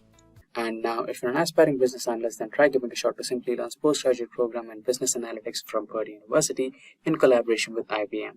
The course link in the description and pinned comment should take you to the program being offered. Today we are going to talk about Power BI, what are its features, what are the basic advantages of using a visualization tool like Power BI, and we will talk about how to install Power BI and other features it provides and the basic setup. So let's discuss what's in it for us today. Now, we will first talk about why Power BI, why it's a popular tool and what problem it solves, what is Power BI. and what are the primary features of Power BI which you can use in your day-to-day data analytics, visualizations, creating fancy reports, creating meaningful, intelligent reports for your organization, for your personal use, for crunching numbers, for generating reports real time, etc. Now, the most popular tool for Power BI is the Power BI Desktop. I'll show you certain aspects of Power BI Desktop, and then I'll show you the steps how to install Power BI Desktop on your machine.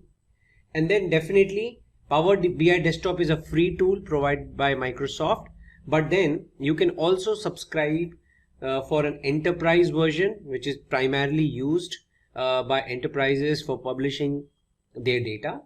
So we'll see the difference, and then overview of dashboards which can be created. What kind of dashboards can be created in Power BI. So this is the agenda for us today. Now, why Power BI? So generally, visualization tools, reporting tools are required in order to create and prepare and analyze meaningful data.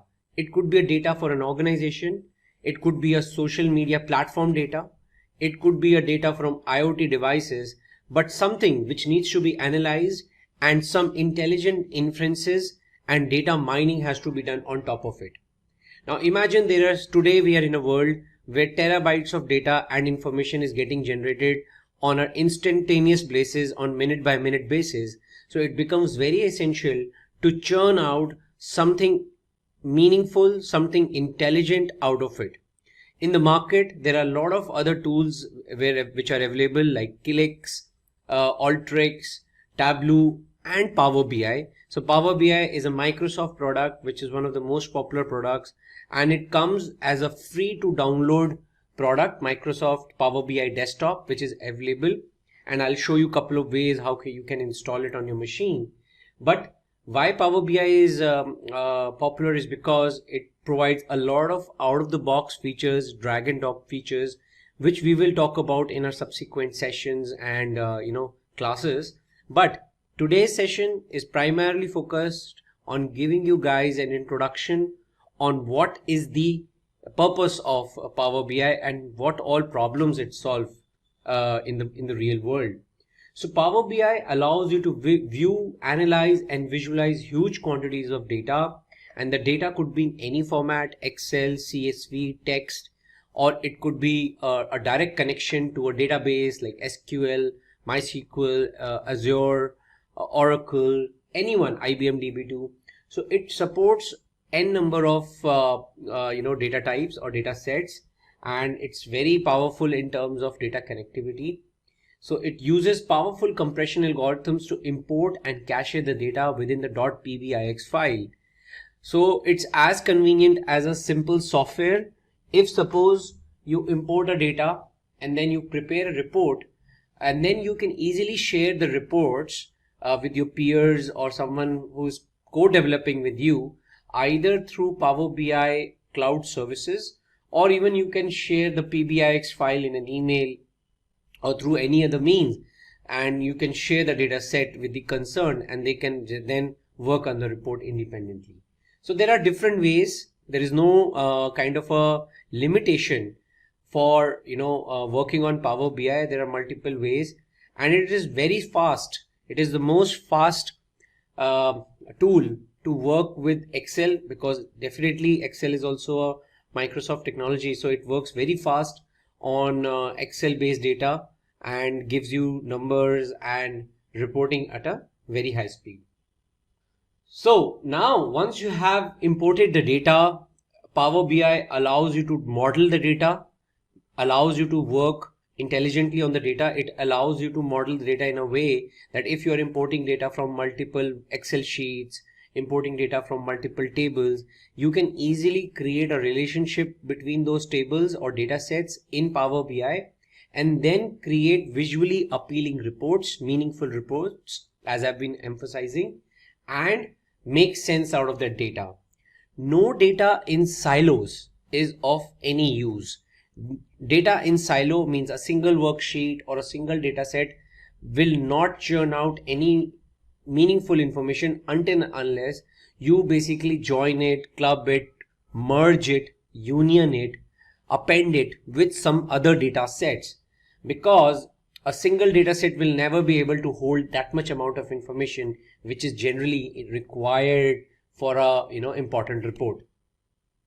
So it has easy drag and drop functionality with features that allow you to copy all formatting across similar visualizations. So just like in Microsoft Excel we use Format Painter to copy the format of one cell to another, similar features, very similar to Excel products or Microsoft products, they have provided that if you have applied a particular theme on a report, you can easily replicate that on any other report. The font, the header size, the background color, you don't need to do it again and again. So there's lot of reusable features which are also available. Okay, now as I said, Excel is a Microsoft product, Power BI is a Microsoft product, so they have intercompatibility. You can publish data from Excel to Power BI. Now, with the latest developments and enhancements, as of today, Excel has also plugged in a new feature called Power Pivot, which I'll show you later down the line. But that also allows you to do a quick analysis. You can't create, of course, complex reports or fancy reports like Power BI, but Power Pivot allows you to create, quick measures, quick functions, quick calculations on your data quickly only in Excel. So it's an Excel plugin. But whereas, Power BI is also compatible with Excel. So when you create a report in Power BI, it gives you inbuilt feature to export your Power BI report into Excel format directly. You don't need to do any programming for it. Also, you can easily publish, when you publish your Power BI reports, it allows you to give some inbuilt intelligence of analyzing your reports in Excel, and it gives you all those features of exporting your Power BI reports into Excel, which is not available in any other tool, or otherwise those tools have to create plugins, create add-ins, and probably they might charge for it. But Power BI comes with a lot of out-of-the-box features which are very, very helpful for analyzing data in Excel, and vice versa. Azure Cloud. Now Azure itself again is a Microsoft Cloud tech stack. So using Power BI with Azure allows you to analyze and share large volumes of data. So Azure, basically Azure database or Azure cloud servers are meant to hold huge amount of data, and Power BI allows you to have seamless connection. You can easily connect to Azure Data Lake. You can reduce the time it takes to get insights and increase collaboration between business analysts, data engineers, and data scientists. So Azure Data Lake becomes the central focal point where all your analysts, engineers can keep working on the centralized piece of data and churn out their reports. Data scientists' primarily job is to keep the data in a structured way, optimized way, optimize the input-output operations, disk operations, and memory utilization, so that the reports also get churned out in a faster manner. So every person has their own role in order to give a quick refreshable report, a quick rendered report. Any report which is taking huge amount of time to get rendered will not eventually be used by the business users, because then it does not solve the purpose. The report should be fast. Report should have appropriate filters, slices and dices. You should be able to create the reports or dynamically, or you should be able to visualize the data dynamically. So all those visualization features are available in Power BI, and it works seamlessly. Either it is small data or huge data. It allows that you to work on those kind of data in a seamless fashion. Right, so this is just a very quick example of how a typical dashboard looks like. Dashboard is nothing but, you have clubbed a couple of multiple reports on a single page, and if you change a filter, a single filter on the page, all the reports will honor that filter and the numbers will change accordingly. So if you see in this example, there is a filter or a drop down of product ID, product name, employee name, or supervisor, or a date range. So whatever date range or filter you will apply, all the reports on this dashboard will get changed based on the filter you have selected. So Power BI allows you to get insights from data and turn insights into action to take data-driven business decision. And that is the ultimate goal of any visualization tool. That is the purpose for which visualization tools are bought and purchased by the organizations, and data is fed into them. Now, Power BI fetches data from factory sensors, social media sources to get access to real-time analytics, so that you are always ready to make timely business decisions. So basically, there is a feature of live connection or cut-off data connection. So either you can work on data which is residing on a machine and you can just work on the cut-off data. Like for example, there's a data which is available for sales 2017, 2018, and you're just working on a historical data. It's a cut-off data. Or it could be possible that you want to be connected live to a real-time IoT based, censored based data, or social media data like Twitter, Facebook feeds, or you're connected to live Google worksheets. That is also possible. You just need to publish your Google sheet for a public domain, embed the URL into Power BI, and then whoever updates that Google sheet, automatically the Power BI report will also start honoring and consuming the new data which is added in the Google sheet. So all those kind of real-time streaming analytics is also possible, and that is one big feature and very important feature of Power BI, which is widely used and has a very huge market acceptance and market utilization. Now, what is Power BI? Power BI is a business analytics service provided by Microsoft that lets you visualize your data and share insights, right? So earlier, Microsoft used to have a technology called SSAS. Now they have replaced actually SSAS and SSRS with Power BI. So basically you can use Power BI on the data which is there in your Excel or any other data source, and the Power BI service or Power BI desktop basically creates a connection to those data sets and import it, cache it, and give you a handle to it in order to work with it. So you can create these fancy, meaningful visualizations. Like for example, there is a geographical map. If you are importing data for a country or a continent or a region, Power BI will automatically detect that it's a geographical information and give you a map with latitude, longitude information, and you just need to plot your numbers on the map. Either you can use bubbles or either you can use triangles or whatever data structure you want to use, but all the mapping will be available geographically. Then you can create pie charts, which is shown in this visualization. You can create tree maps.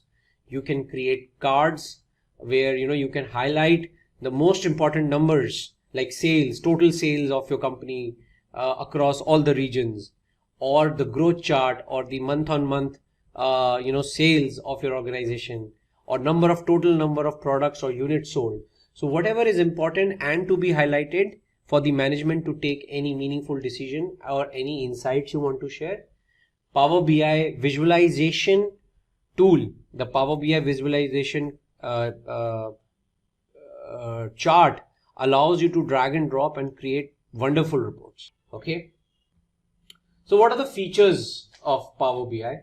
So Power BI desktop is something, a standalone tool which you need to install on your machine. It allows you to build reports by accessing data easily. You do not need advanced report designing or query skills to build a report. Though yes, it is beneficial that if you know some SQL programming, analytical programming, or you are aware of advanced features of any analytical tool, that might help you, but that's not a showstopper. You can easily build reports in quick turnaround time without needing any technical background. You just need to have some analytical mindset, and you can create savvy visualization and analytical reports. Stream analytics, as I mentioned, you can create a live connection with any kind of data. It could be IoT, it could be media, social media, it could be Google Docs, it could be any other kind of live connection. It could be a live database connection itself. So any insertions or updations or deletions happening will automatically reflect in your report. Yes, multiple data sources, and that has to be the primary criteria for any tool to be popular. If any visualization tool is limited to certain data sets, then it will not be highly acceptable in the market. And custom visualizations, right? So as I showed you certain examples in the past, in the previous presentation, that feature is very important because someone might want to look at the KPIs from a different perspective. Some management might want to look at the KPIs from a different perspective. So you need to have that capability to create different visualization from the same data set. Now let's take a look at how to install Power BI desktop on your machine. So basically what you need to do is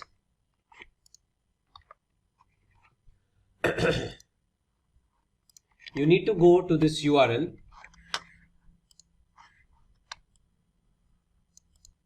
powerbi.microsoft.com enus desktop, okay, and you need to just enter this. Now you can download it for free. So just click over here and it will open Microsoft Store. So basically now what Microsoft have done in the latest operating systems is that when you are trying to download, you can actually directly go to the Microsoft Store and search for Power BI.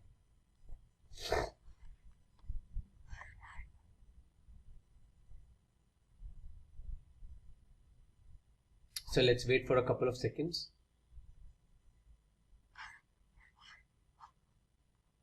Right here. So Power BI desktop in Microsoft Store. For me, it's already installed, so it's asking me to open it. I'll open it in a while, but for anyone who is not installed, he will see the button of install over here, and it will automatically install in your machine, and then you can easily go and open Power BI desktop. Now if I click open over here,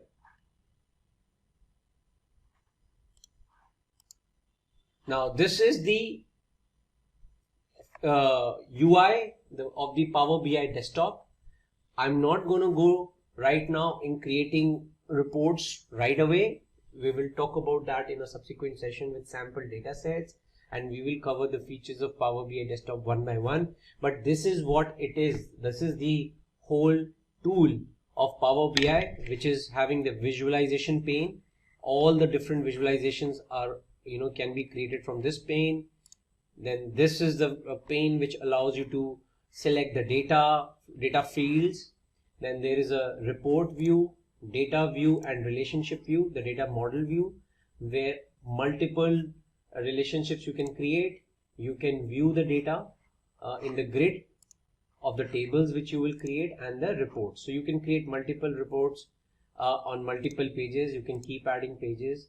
Either you can create multiple reports on a single page and it will become a dashboard, or you can create separate independent reports on the single page. And these are the menu options which we will talk about. How you can change color scheming, you can do data modeling, you can create new reports, and you can also transform data, which is the biggest feature. Extract, transform, and load the data, apply different logic, changing data types, massaging the information, creating new joins, appending the data, adding new columns, etc., etc. That is what you can do in transform data. So this itself is a whole different world. It's a dedicated topic. So we will talk about that in our subsequent sessions. So what's in it for us today? We will be learning how to connect to data, different data types, data files like Excel, PDF, then what are the different data importing modes, and then I will also show you practically different sets, how to import them in Power BI and use it for your visualization purpose. Now what are the steps to connect to data? So now we will go directly into Power BI and try to import one by one few most commonly and popularly used data sets which are most commonly used in a day-to-day activity. Rest, of course, there are Power BI supports n number of data sources, but we will do something practical on the most popular ones. So let's open our Power BI. Now this is my Power BI, and first I want to show you that how can I import data directly from a web page and import the data. Now it is asking for a URL in order to import data. So what I have done is I have created a Google Excel sheet with simple data with rows and columns, and what I have done is I have shared this sheet as publish to web. Okay, so you just need to say publish to the web, the link as web page, and say done. It's automatically published, and say link. So copy the link which you have published on the web, copy this link, and then go back to your Tableau, paste that link over here and click OK. Now Power BI will try to establish a connection with this Google Doc sheet because it's published on the web.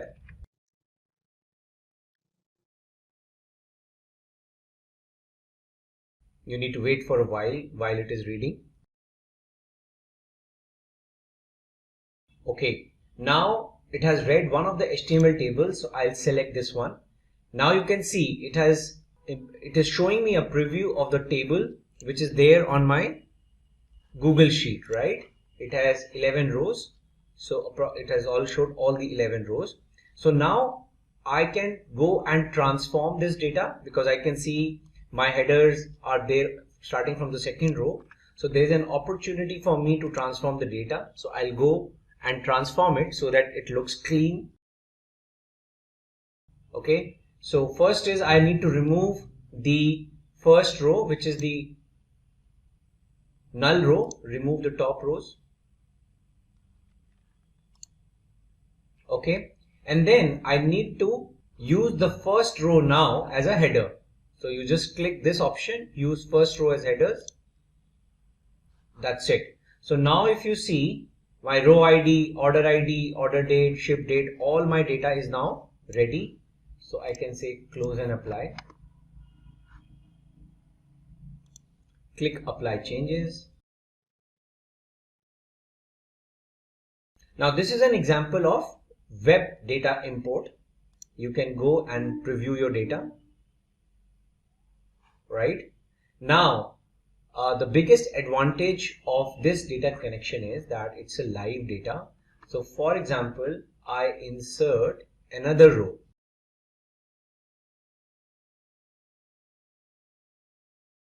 Let me change the order ID.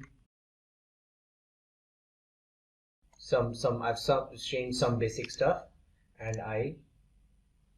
it's auto saved. Control S. Now I'll go to my Tableau and I'll refresh.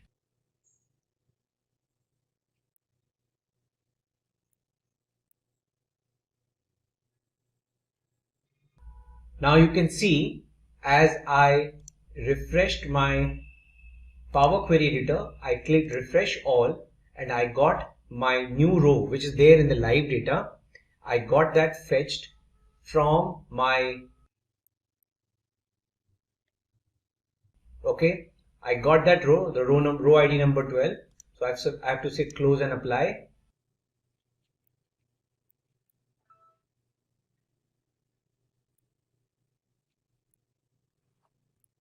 Now you can see the new row, the row number 12 is now available in my new data set, in the data set, because it's a live connection.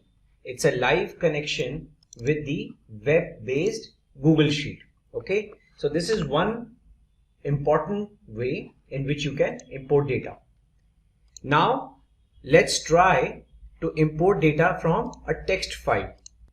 Now I have already prepared a text file called subcategories.txt. Now let me just open it in a notepad. Now it's a very plain simple file, tab separated file in which you have product subcategory ID, subcategory name and product category key. So basically to which product category this particular subproduct belongs to, right? So what I'm going to do is I'm going to go back to my get data option and I'm going to select text/CSV option and I'm going to select option mod product subcategories.txt. Okay, so now Power BI has identified that it's a tab delimited file, it has recognized the headers, etc. right, and I can now directly load this file. Okay, so now once the data is imported in Power BI, it is like irrelevant to me, it's a composite data import I am doing, right? So in my presentation, when I am talking about importing data, there are different importing modes, right? Data import can happen through different ways. Okay, one is direct query mode, in which I create a live connection to the database, which I'll also show you using MySQL and MS SQL Server. And also you can do a composite mode in which you can have data imported from Excel, plus you can have direct query modes. So you can have multiple modes to connect and create a composite data model, and that's what we are doing right now in our practical. So what we are doing over here is, one, we have imported data from the web. Second, we have imported data from a text table.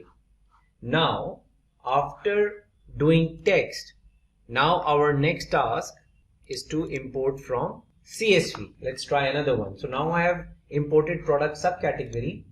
Now I'll import a CSV file. So again I'll choose the option text/CSV, and now in this CSV file, let me open this CSV file and show you what is it. So this is a list of all my products, product key, product subcategory key, products stock keeping unit, etc. A simple CSV file, and I'm going to import that. Okay, so now it is identified the delimiter is comma rather than a tab, and it has already recognized the headers correctly, so I'll load it. Okay, so now my products are there, product subcategories are there. For product categories, now what I have done is I have created a Excel mode now. So now Excel I'm using to import my product category. So now I have to click on the option of import data from Excel, and I'll say product categories. Select the sheet, load,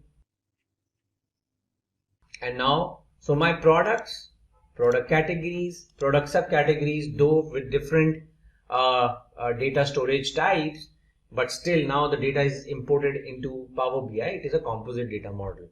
Now another very important data type which you can import is the PDF also, right? So what I have done is I have created a PDF called customers. My customers data is lying in a PDF. So what I have done is I have created a PDF which has data for some columns are there, like, you know, customer key, prefix, first name, last name, birth date, marital status, gender, email address, annual income, total children, etc., etc. So this is the data set which I have created in PDF. So what I'm going to do is I'm going to select PDF now and import customers.pdf, and see, it has recognized my table on page 1 which I'm going to load. Okay,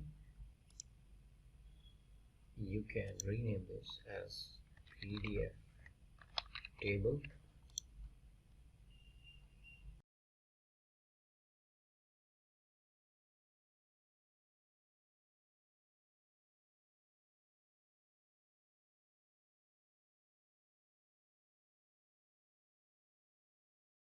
so this basically, these are the different type of data types we have imported: PDF, Excel, text, CSV, and web page. Now let's take a look at another interesting data set which we want to import, is the MySQL Server data set. So what I have done is I've already installed MySQL Server on my local instance, and there's already a schema of SQL live tutorial over there, and I have certain tables already prepared over there, like department, employee, etc. So my goal is now to import this data or create a live connection with this data set. Now in order to import my SQL database connection in Power BI, you need to first download a connector, MySQL Power BI connector. So you need to go to this link and then click on download and install the MySQL connector. Based on the operating system you have, you click on download and install it. After you have done this, go back to Power BI and then give the IP address of the database. In my case, it's there in this local machine, and the schema which I want to import is SQL Live Tutorial. So I'll give the name,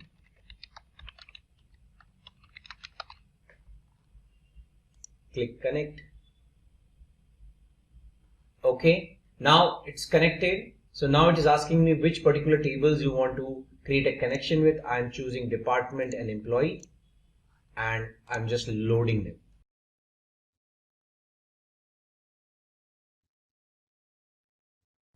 Okay, so now this is the exact data which is there in the employee and department in MySQL. Okay, so this is one example of how to create connectivity between Power BI and MySQL. Now I want to do the same thing using SQL Server, Microsoft SQL Server. So I have also installed Microsoft SQL Server on my machine, and I have used the SQL Express. So this is the name of my server, so which I'll copy the server name and go to get data, select SQL Server, and for now database is optional. I can say direct query, click OK. Okay, now it is showing me what all tables I can import. So in my SQL Server tutorial, in my SQL Server, I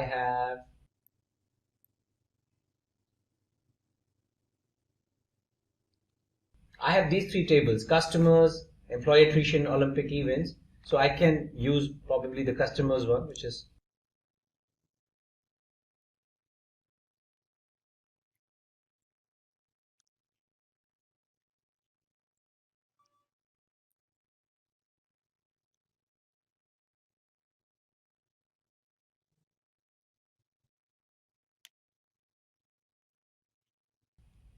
now you can see this is the data, the customers data, which is lying in my SQL Server.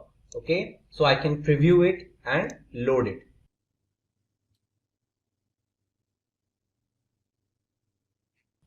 So now you can preview the data in Power BI. That this is the data.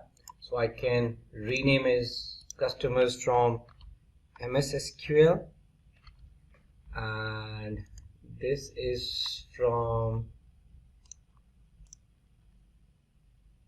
MySQL, and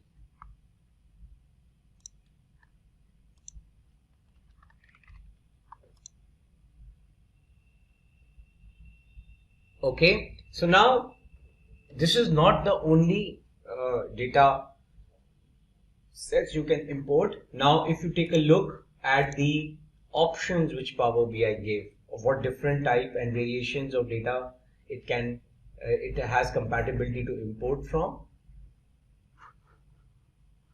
Okay, so we can just take a look at the categorization on the left hand side first. There are file based like Excel, text, XML, JSON is also possible. You can evenly directly import an entire folder, and within the folder whatever data types of files are there, it will detect it. PDF, Parquet, or even SharePoint folder, which is itself a Microsoft technology. Then different kind of databases, SQL Server and MySQL we just saw, but it's not only limited to this. You can connect to Microsoft Access, SSAS, Oracle database, IBM DB2, Postgres, Sybase, Teradata, and then SAP databases, Amazon, Redshift, Impala, Vertica, Snowflake, and n number of databases which are there in the market today, Amazon, etc. Then it also allows you to connect with its own Power platforms, Power BI platforms, data marts, Power BI data flows, Dataverse, etc. Azure, there are different kind of storage mechanisms in Azure, and Azure itself is a Microsoft technology, so it has a compatibility with a lot of Azure based data storages like Azure SQL database, blob storage, Azure Databricks, right, Azure HD Insight Spark. So if you have those kind of services running on your Azure cloud services, you can even import them over here. Now online services, like you have ERPs running or some data which is shared on the internet. If you want to import it, that is also possible through certain products.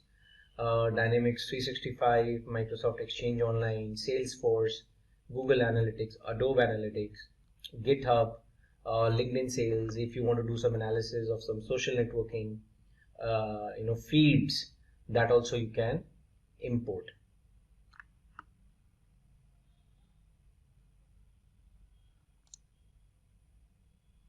Then other miscellaneous are also there, web-based, Hive, R script, Python script, if there's something to import, get data from. Google Sheets, like we saw one example in our video right now. So there are multiple options available.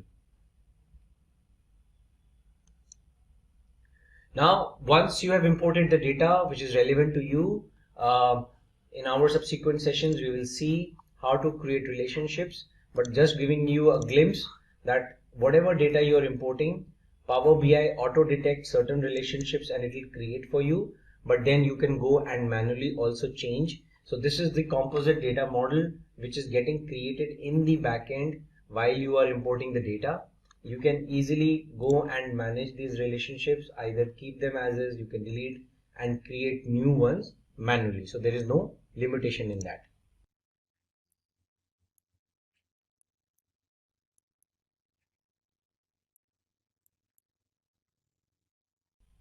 So this is what we have witnessed. We have imported data from different files types, data types, and then we have tried to, once it is imported into Power BI, then there is no limitation of how you use it. You can create visualizations across different data sets and then create your standard reports.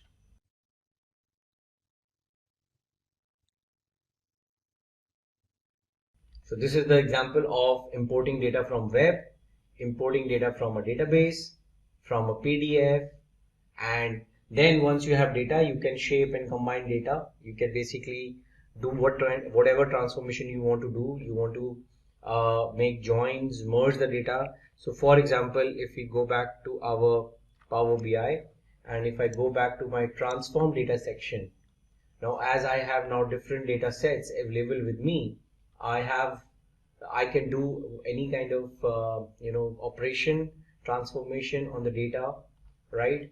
So like I showed you, I upgraded the header row because one of the imported data was not showing the header correctly, or this columns, like this exact one column is extra, I can remove the column, right? All those transformations, whatever I do in the backend gets captured in the applied steps section, right?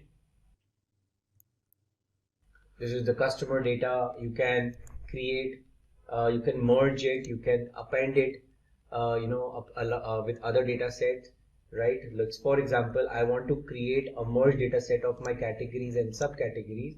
So I can say merge, select these two data sets and say merge queries as new, and I can select product categories and product subcategories, select product category key on both the sides, and then they do a left auto join. So whatever product categories are there, I'll get the subcategories associated with it, and I'll create a new table which will have, now I have the table which has the category and the subcategory in one table itself. So I can rename it now to as category subcategory table. It's a merge. Basically, it's a join between category and subcategory, and now I have a common table, right? And I can close and apply. So imagine I have created a new table which is created from one data set which is Excel based, and another data set which is text based. See this category subcategory table. So now I can use it the way I want in my visualization reports. So that's what the presentation says, right? That once you have the imported data, you can shape, you can combine, you can adjust, you can do whatever transformation you want to do and create your visualization. Okay, so what topics we are going to cover today? We are going to talk about different types of data modeling, and the most important part and aspect of data modeling is the cardinality. The cardinality which you basically decide after reviewing the nature of data, and after you've imported it, what kind of cardinality you have to basically highlight, right? And there are different type of cardinalities which you might have heard earlier also if you are from PL SQL background, like 1:1, 1:many, etc. We will talk about that. Now, what are the different types of data modeling? Now, dimensional data modeling is one of the most popular and most widely used modeling. In dimensional data modeling, you have master data, like for example customer data, date, store data, product data. So these are like less frequently changing data sets. So there is an organization, right, and you have set of customers, their email ID, phone numbers, etc. that will change less frequently as compared to the sales transactions, because transactions are happening every day, every minute. So sales is a more fast changing data set in dimensional modeling, which is in the terminology of data is also called as a fact, and customer, store, product, which are like more of static data and less changeable data, is sometimes called a dimension. So this is a typical dimensional data model which is typically used sometimes, right?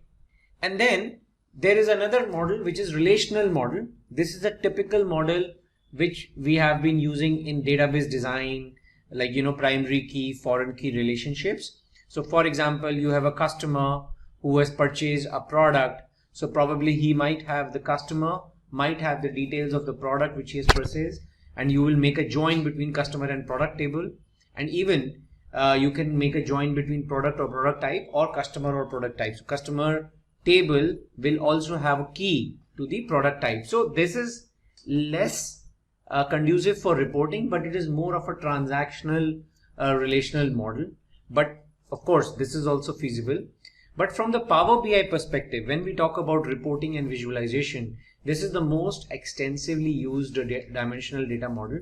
And this is what we are going to see in our example now. So what I'm going to do is I'm going to show you certain data sets. First, we will prepare and create certain of our data sets, and then we will import in our sample Power BI file, and then slowly we will create the relationships. Now, one important thing which you need to understand, that in Power BI, if you go to Power BI, there is an option that Power BI auto detect new relationships after data is loaded and import relations from the data source on first load. So for example, if you are importing the data from a database where you have already defined the primary keys and the foreign key relationships, so that is the first option which Power BI will auto detect.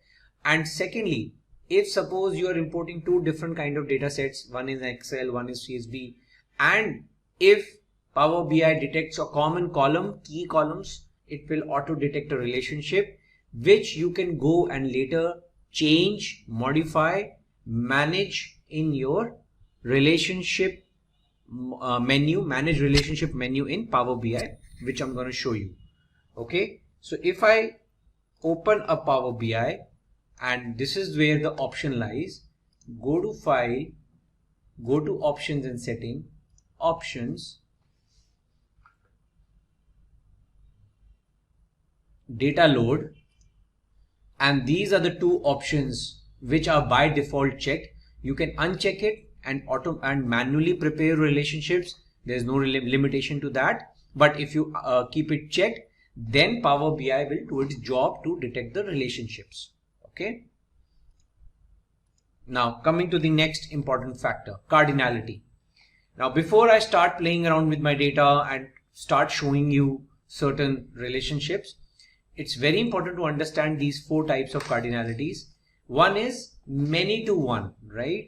So basically many to one means that many orders contain data of one customer. So per order, one customer is there. So from customer to order or product or delivery address, it's a one-to-many relationship. And from the other side, from order to customer perspective, it's a many-to-one relationship.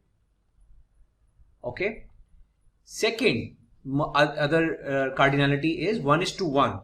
1:1 relationship is only applicable when you are saying it's an extension of the current table. So for example, in one table you have employee details and you are extending the details of the employee in another table like employee address, employee ID. So that is like 1:1. There is no multiple records of a single employee. In the address table, only one employee ID exists, right? Now 1:many, as I said, is the reverse side of many:1. So in customer table, only one customer record exists per customer, and one customer can place many orders for multiple products and can also have multiple delivery addresses. So that way, this is a typical 1:many relationship. We will be seeing this example also in our sample data set. And last is the many-to-many relationship. Now, many-to-many is a very typical example, so which I'm going to show you practically.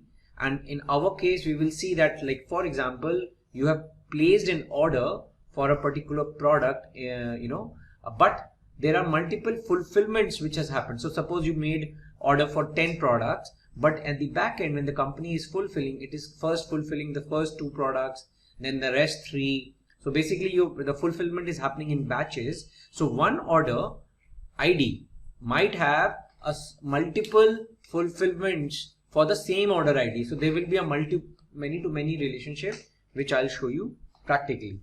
So now with this background, let's start importing our data. Now the first important thing which we need to import is the master data. So first I'll import all my master dimensions which I'm going to use in my example. So first is the customers table, customers data.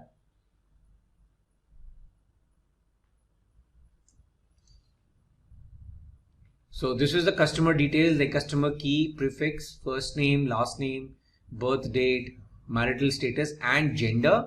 Some redundant columns are also present, but we'll remove it.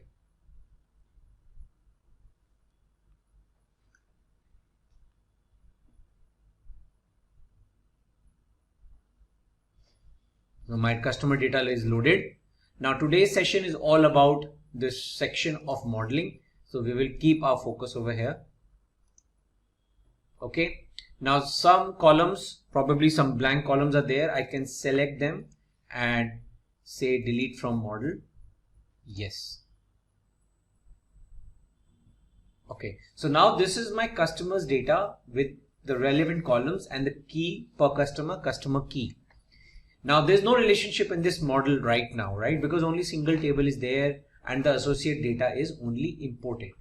Now let me also import my another important master table is the products.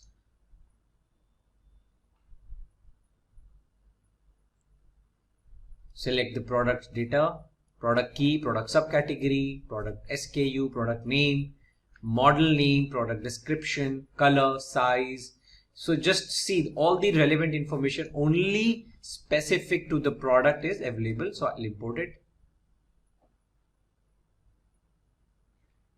Okay.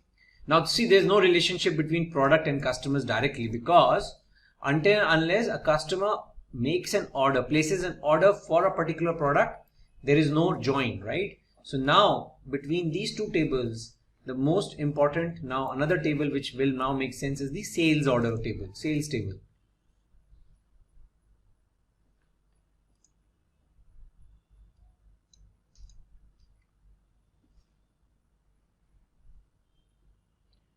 Now I am assuming that Power BI have auto detected the relationship. Now you can see that because I've already ticked that checkbox. Now let's see what Power BI, what relations Power BI has auto detected. Let's first check the relation between customer and sales. I'll double click this join. Now what it has done is it has created a join of many to one between sales and customer. So what does that mean is that one customer has can place many orders, right? And that it has detected by the quality of the data and the data sampling which Power BI has done. You can also reverse this relationship. Here I can select customers and I can select sales. Now it has become one to many. So that you can also do manually. So that is what I said. Whatever Power BI is detected, it is up to the discretion of Power BI internal configuration and algorithm, but you can go and change it. So this is, now you can make, this is by default active. So we want to keep it active. One customer, many sales orders. Cross filter direction means that only from customers to sales is the filter applicable, not reverse. I'll come to this with my another example, but first let's change the relationship. So 1:many means from one customer and many sales orders. Similarly, let's see what has happened at the product side of the relationship. Similarly, Power BI, many sales orders for one product. You can, for simplicity's sake, you can say products, sales, product key is the join. Now just focus one more thing. Please also see the column on which the join is the grade column, grade out column. Product key is also here and product key is also there, and it is what we wanted. So 1:many relationship from product to sales table and active. Now looks fine. This is something which is looking logical, and probably now we can proceed further to create a report. Now let me explain the cross filtering with an example. Now, for example, I want to check in a report that what is the count of products which a particular customer has ordered. Okay, so what I'll do is I'll select the product count of product name. Now if you see, and for each customer, in front of each customer name, the count is coming as 293. It is getting repetitive because there is a one-way filter direction filter between customers and sales and products, right? So this join is single-sided. It means that from customer to product you can't find a relationship because it's a single side cross filter, right? What does this, if I change it to both, it means that it is equal to a join between product and sales, and every product detail now is appended to the sales table. So if I want to make you visualize this, you need to go here. I'll first open my sales table. we can also open it here. Let's make click this OK. Now if I click OK, you can see the single arrow is changed to double arrow. It means it's a both side filter. So when you say a both side filter, it means that implicitly within Power BI, you can imagine that all the product columns now will get appended because of both ways filter you have applied. And if you go to your report now, see the change of the numbers now 40, 20. So the total count of products across all my customers come out to be 293. Now the report looks correct. If I change the relationship from back to single between product and sales, then you can't make a join between customers and product. Basically, you can't derive the product count from the product table. See this. If you have to live with it, then you would have to go to the sales table, get the product key and get the value of count of product key, but that is not correct. Okay. So if you want a report in which you want the count of product name, and even if you want a count of distinct product name, so this will not come correctly. You would have to go and change the direction of the filter, which is from single to both. So this is a typical example there where you want to use a two-directional filter. Now let's proceed further and import other data set in order to show you another example. Now I want to show you an example of 1:1. So I have another table which is called customer details. So the key in this table is again customer key, but only email address, annual income, total children, education level, etc. Other details of the customer is there.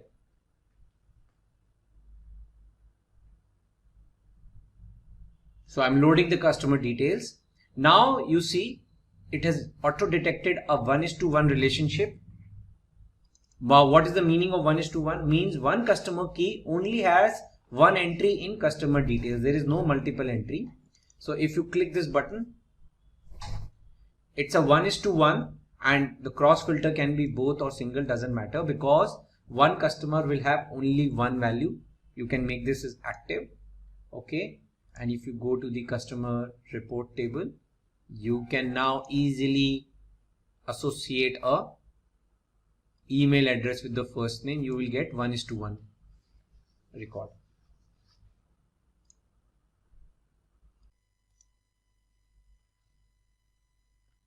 So now you can see that with 1:1 relationship, with the first name, I have associated the email ID, and for each email ID, there is a associated first name with that. So this is an example of 1:1 relationship.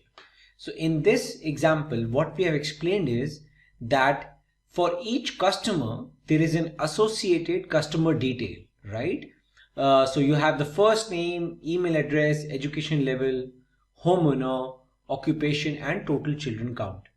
So in this report, what we have done is, if you click over here, so the first name and the email address. Okay. So there's a 1:1 relationship, and if you drag the customer key, report takes time to render, and even if you can,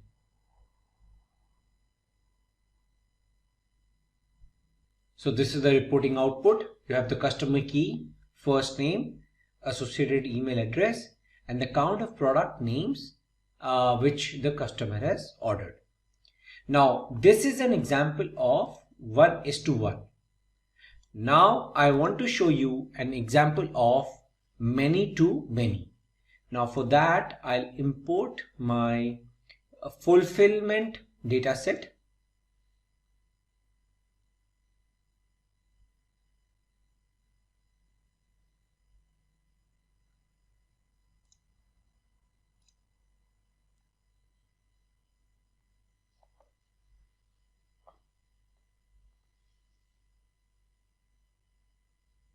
Okay, now in my fulfillment data set, there is a column for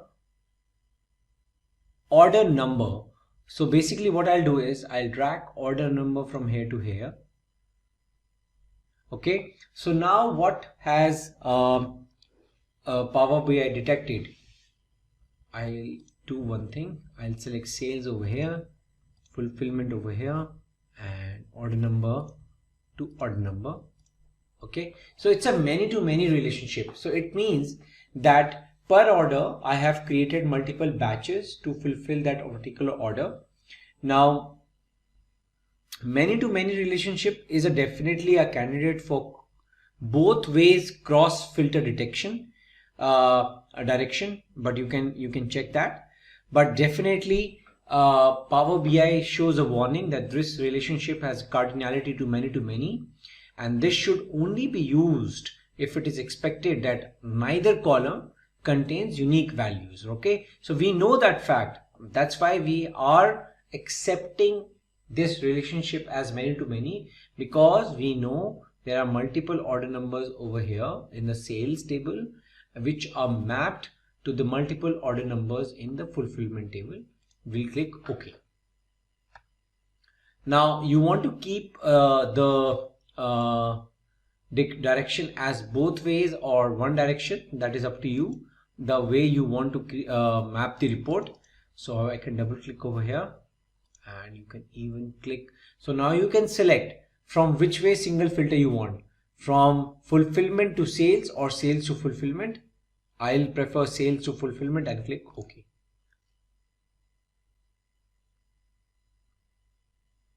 Okay, now we have all our different kind of relationships over here, which we have tried to shortlist.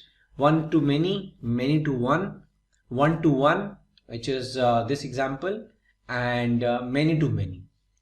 Now if I show you further relationships which you can keep on adding, like for example I have the example of territories. Now in which particular territory the sales was done, so I can map it over here.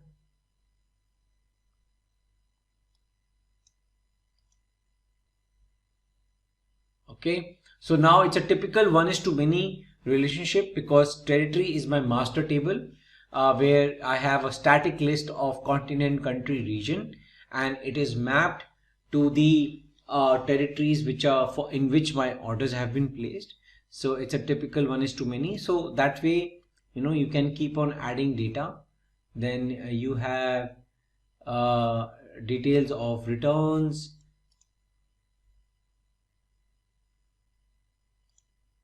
Now this is another transactional table which is about the orders which have been returned rather than being returned by the customers.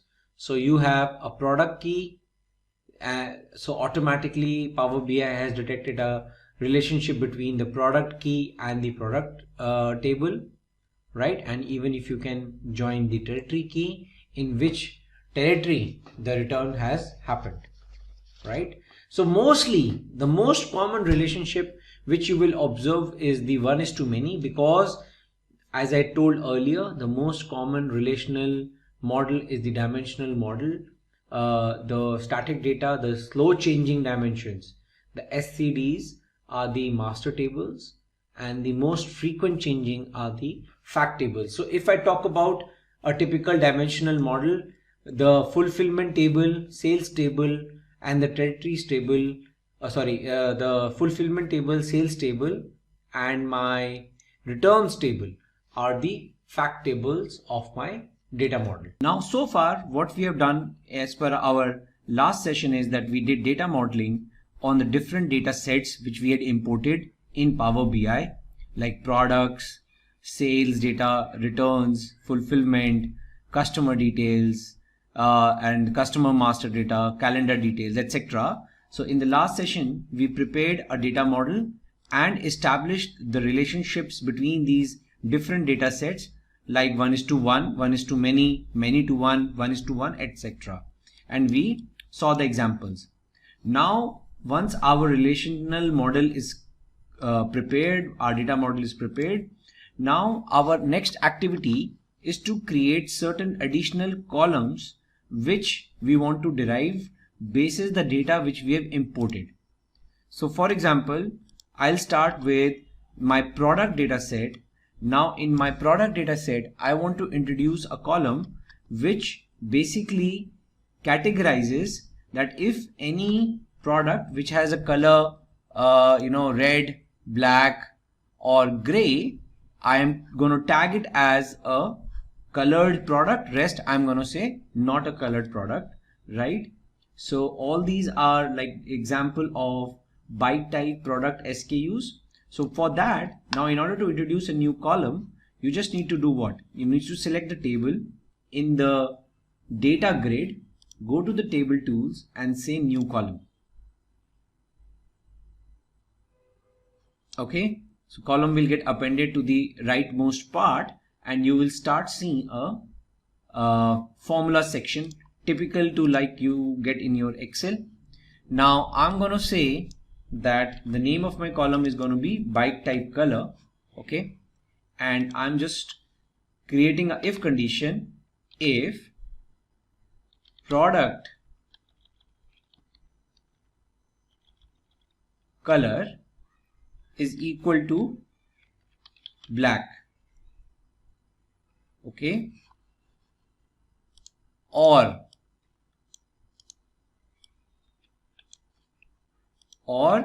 if it is equal to red, or if it is equal to gray, then say yes, it's a colored product, else say no.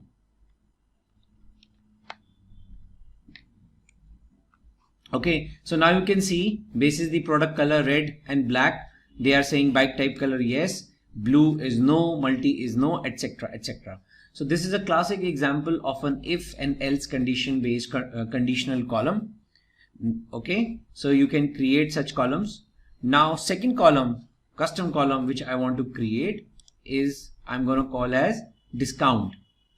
Now basis the pricing of my products, I want to associate certain discounts which I am ready to give to my customers basis the product category, like what is the pricing of the category. Again I'm going to make use of if else, but in a nested way. So if I am saying if my product price is less than 100, then I will give 0% of 0% of discount, so 0 into product price, just to keep it consistent. Now I'm saying else, if less than 100 then 0, else I'll check again that if the price is less than 500, then I'm ready to give 1% discount on the product price, else I'll move further. So like this, I have created a formula. So what I'm saying is if product price is less than 100, give 0%. If it is less than 500, then give 1%. Less than 2000, then 1.5%. Less than 3000, then 2%. And otherwise, else less than 3000, if it 2%, else 3%, right? Now, after this column is created, now you can check, right? So this, see the product price for this particular product, it is less than 100, so that's why there is no discount. It is between 100 to 200, then this has been given a 1% discount. So like this, all the discount column is now calculated. Now this column is available just like a regular column in my product table. Now after this, I'll go to my sales table.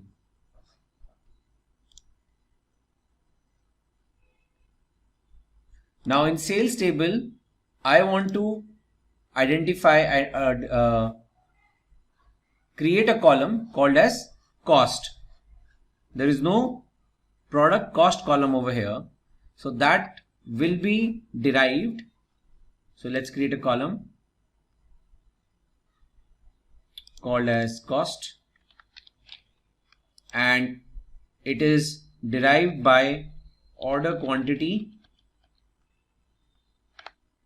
into, now the cost of the product is in the product table, and I know I've already created a relationship between product and sales table.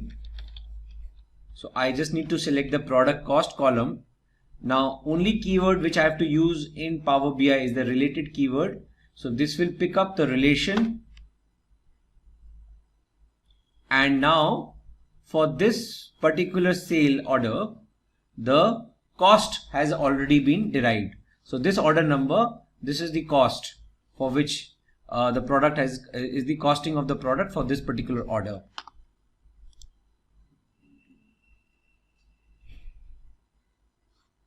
Okay.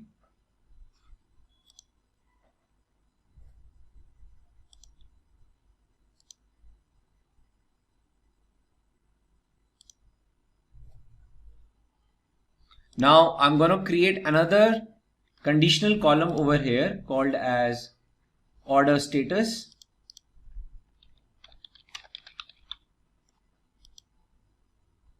I'm saying if any order whose order quantity is greater than 2, then for my organization it's an urgent order, else it is a normal order.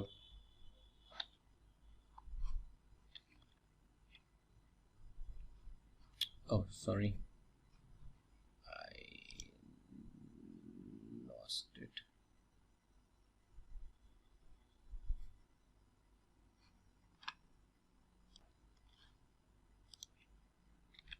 So this is my order status column, and I have my order quantity, urgent or normal. So any order which has order quantity 1 is normal. Any order which is having order quantity as greater than 2 is urgent. You can see this.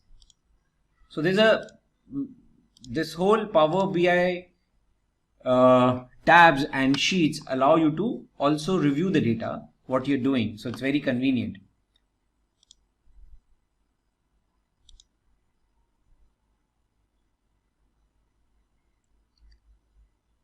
Now I have my sales data. Now what I want to bring within the sales is my discount column.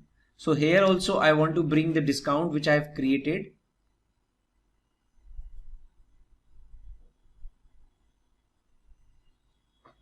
So I'll say discount. Discount will be order quantity into related product discount, right? So the discount calculated column which I had created under products, I'll bring over here. Now I am creating the order level discount. So if you see for this particular order, there's a 25 for 25 rupee discount at the cost is 100,000 rupees. Okay.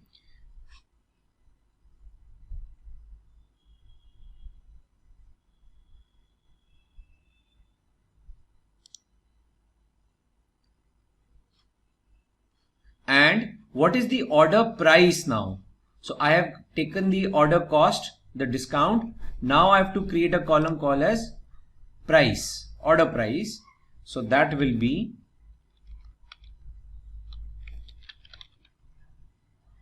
again order quantity into related price, which is per product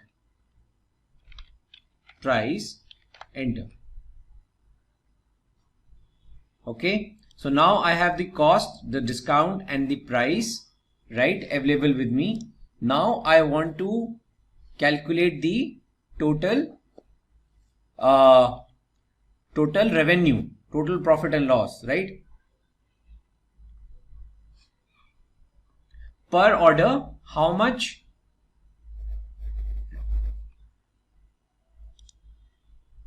so first I'll calculate per order how much revenue I'm generating. So now I have to generate a column called as revenue.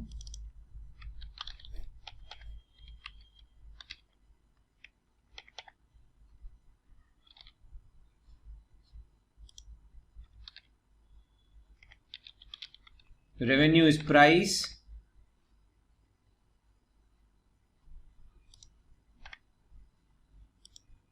minus discount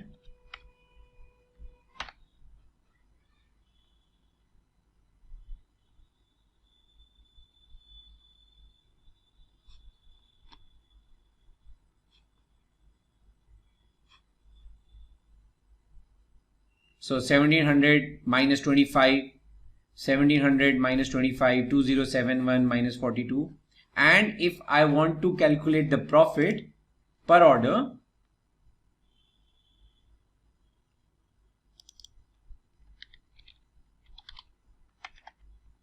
then it is revenue minus cost.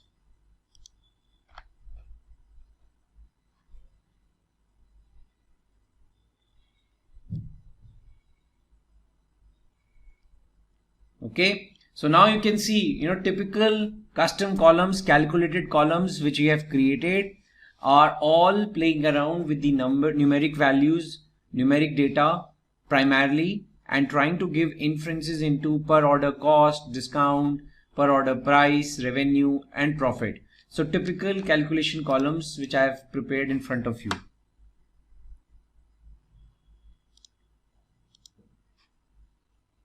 Now let's take a look at other different variations of custom columns. I'll create certain columns for text-based custom columns, calculated columns, using text-based data.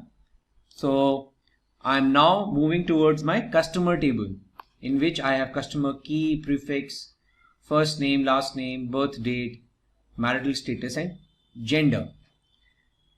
Now I want to create a new column in which I want to derive the age of each customer as of today, right?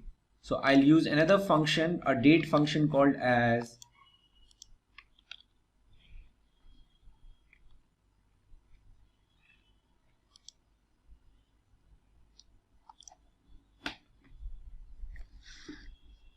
date diff. Now date diff, so I want the difference between the birth date of the customer and as of today in years.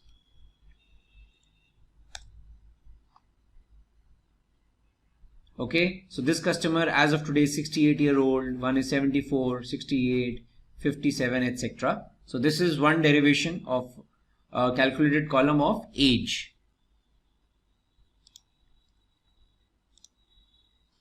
Let's take another example. Now this is a text-based column where I want to derive the full name of the customer.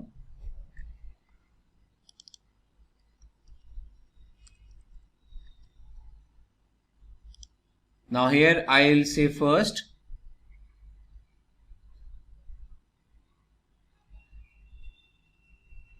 lowercase, in lowercase I'll concatenate the prefix, then ampersand, space, ampersand, first name, ampersand, space, ampersand, last name, and closing brackets, etc. Full name. Okay, so this is an example of full name in lower cases. Now another calculated column, conditional column at the customer level. I want to identify a flag which says who is my target customer basis the demographics shared over here. Target customer. So I'll say if the marital status is equal to M and total children,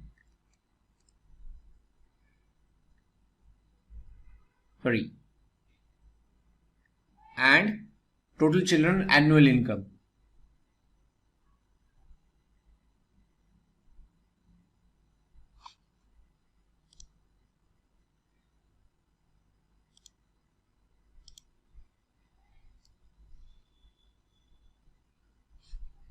So okay, so let me change the logic a bit. So marital status is M and age is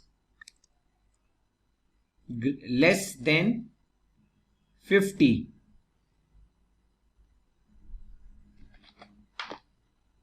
These customers are my target customers. Okay, so I would say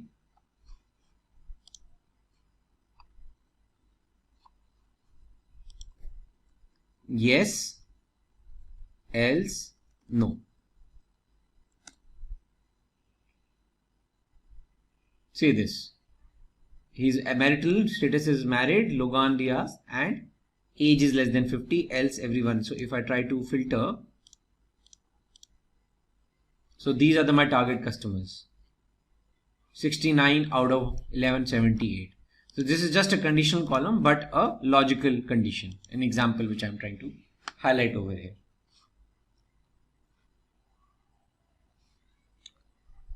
Okay, now let's look at certain calendar date oriented columns, calculated columns. Very typical, like now I have a simple date column. Now I'll keep adding certain columns which which will help you understand how you can do some calculations on the dates. So like for example, I want a date which is 12 days after the current date, the date in the column. So just simple 12 days after, select the date and add 12.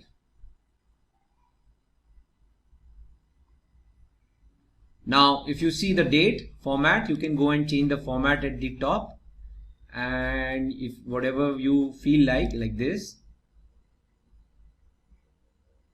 Now see, 12 days after 1st Jan 2015 is 13 Jan 2005. You can go and change the format and other details. Let me also show you, if I go to my cost and other columns, I can go and change the format. This is like a currency, cost is currency. So I can go and change the currency type, and you can even show the dollar value or whatever currency type it is.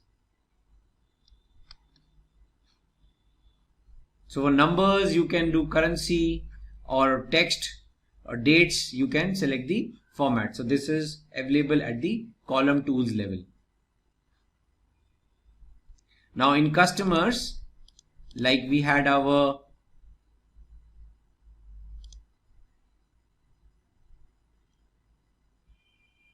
column of full name. So now what all things are available? Format as text, okay, data type text. So very minimal options are there. With date, you have options of the date format. Now next, I want a column which defines the expiry date. Okay, so 8 months prior to the expiry date which is coming up in 8 months. So I'll create a column called as 8 months expiry, and then there is a eDate function. I'll use that. I'll use my date in the data set,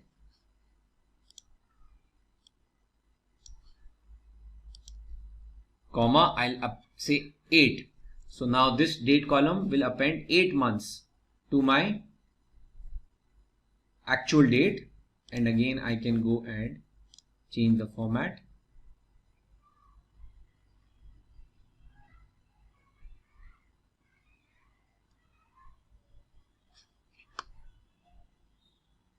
Correct? Now another important column, like I want to know the date name. So I'll use a function called as format, and I'll select my calendar date column and I'll say give me the DDDD format of it. So it will give me the day name, the day name of on that particular date. Next, years in between. So I want the years in between the today's date and the date of my calendar. So equal to date diff, the calendar date, comma today, comma year, end. 7 years, 2015 to 2022.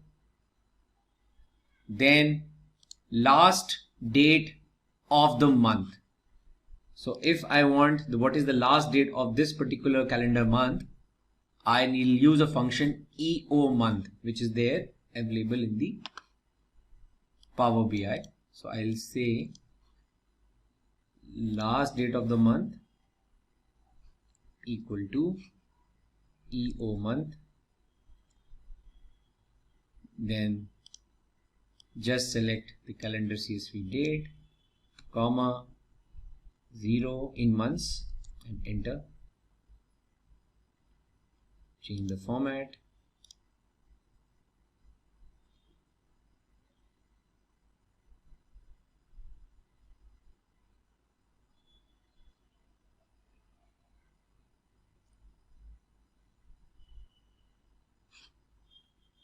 Then similarly, start of the month.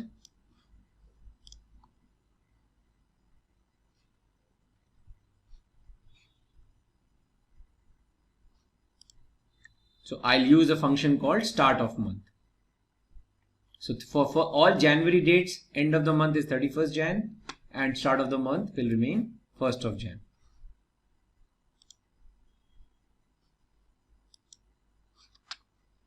Change the format.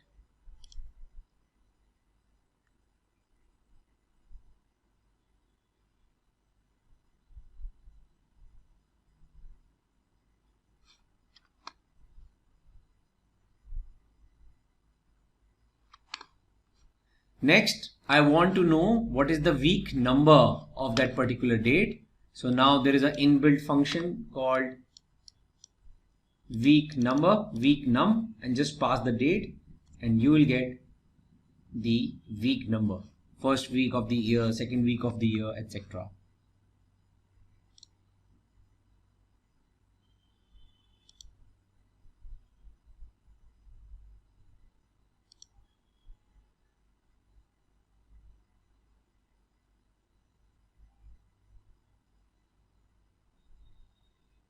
Now another very good example is whether the week day is a weekday or a weekend, right? So what is it? It's a week type. Okay. So I'll put a if condition and there is a function called weekday and I'll pass the calendar. If it is less than 6, it means it's a weekday, else it's a weekend. So all Saturday and Sunday day names will come as weekends, or else everything else will come as weekday.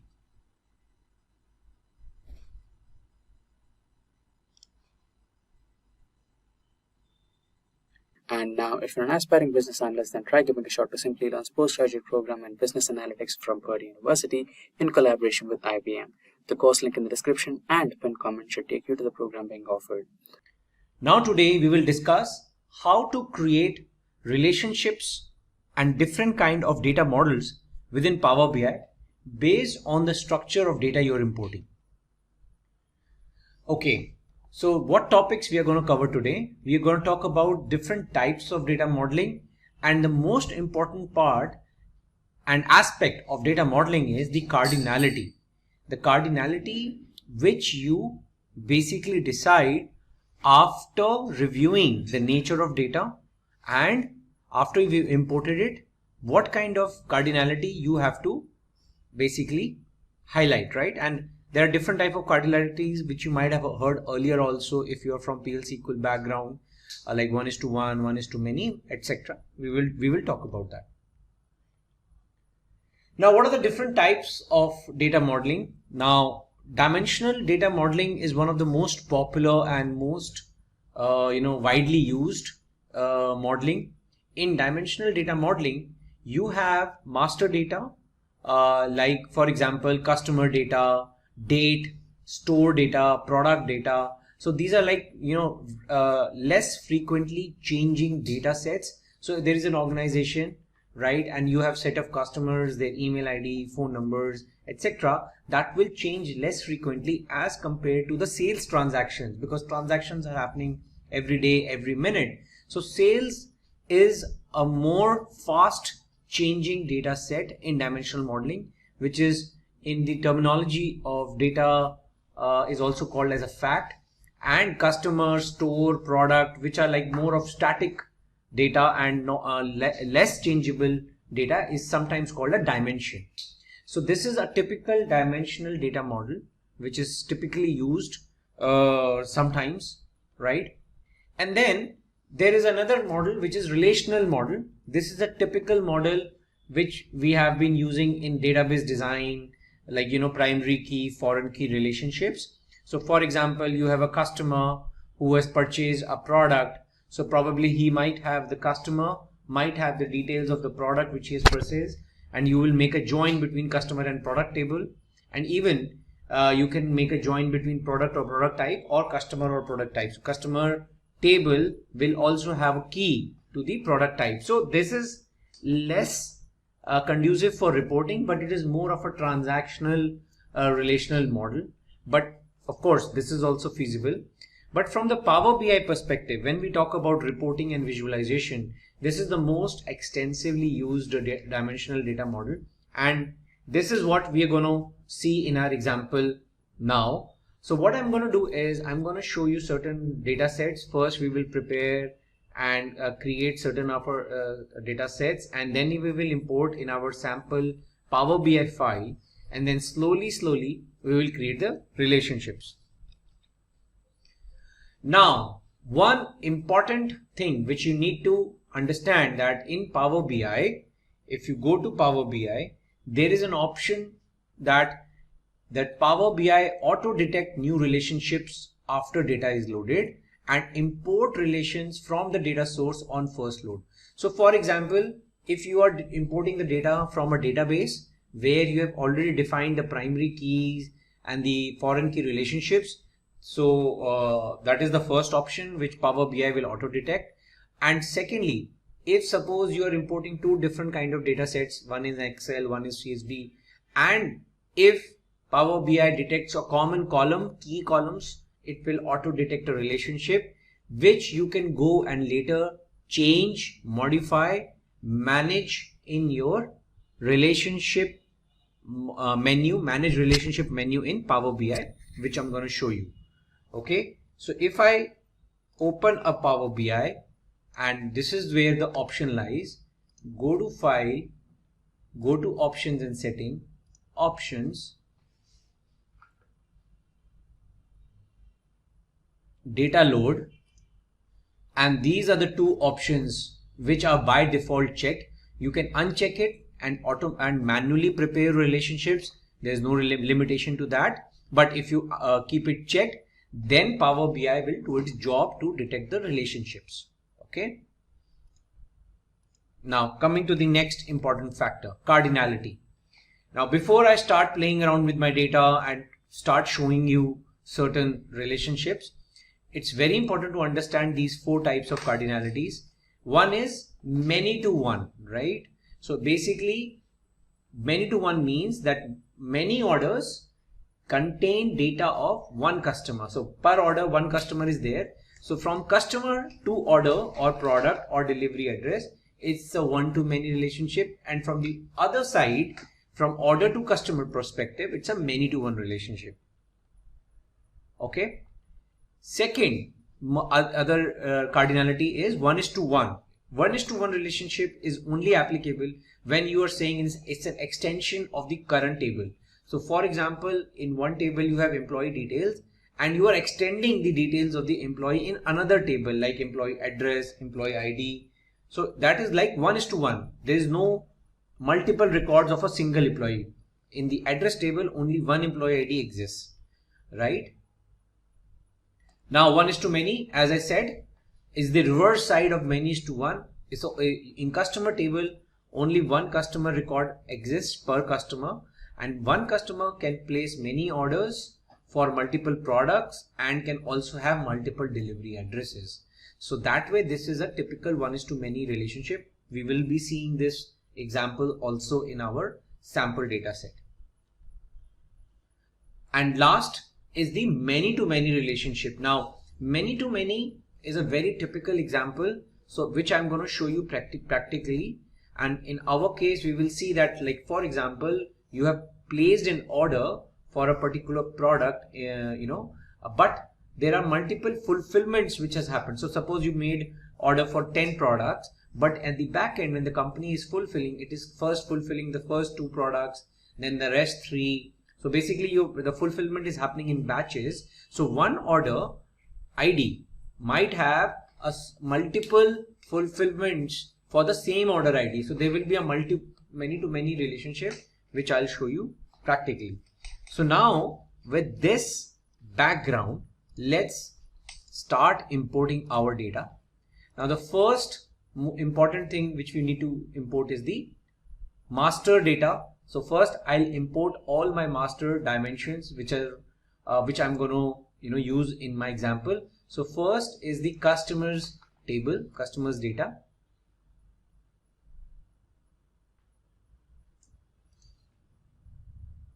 So this is the customer details like customer key, prefix, first name, last name, birth date, marital status and gender. Some redundant columns are also present, but we'll remove it.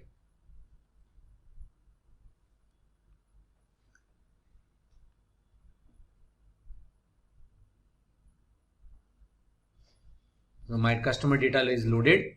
Now today's session is all about this section of modeling. So we will keep our focus over here. Okay.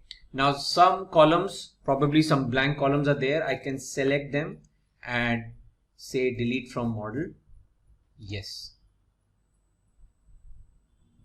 Okay. So now this is my customers data with the relevant columns and the key per customer key. Now there's no relationship in this model right now, right? Because only single table is there and the associate data is only imported. Now let me also import my another important master table is the products.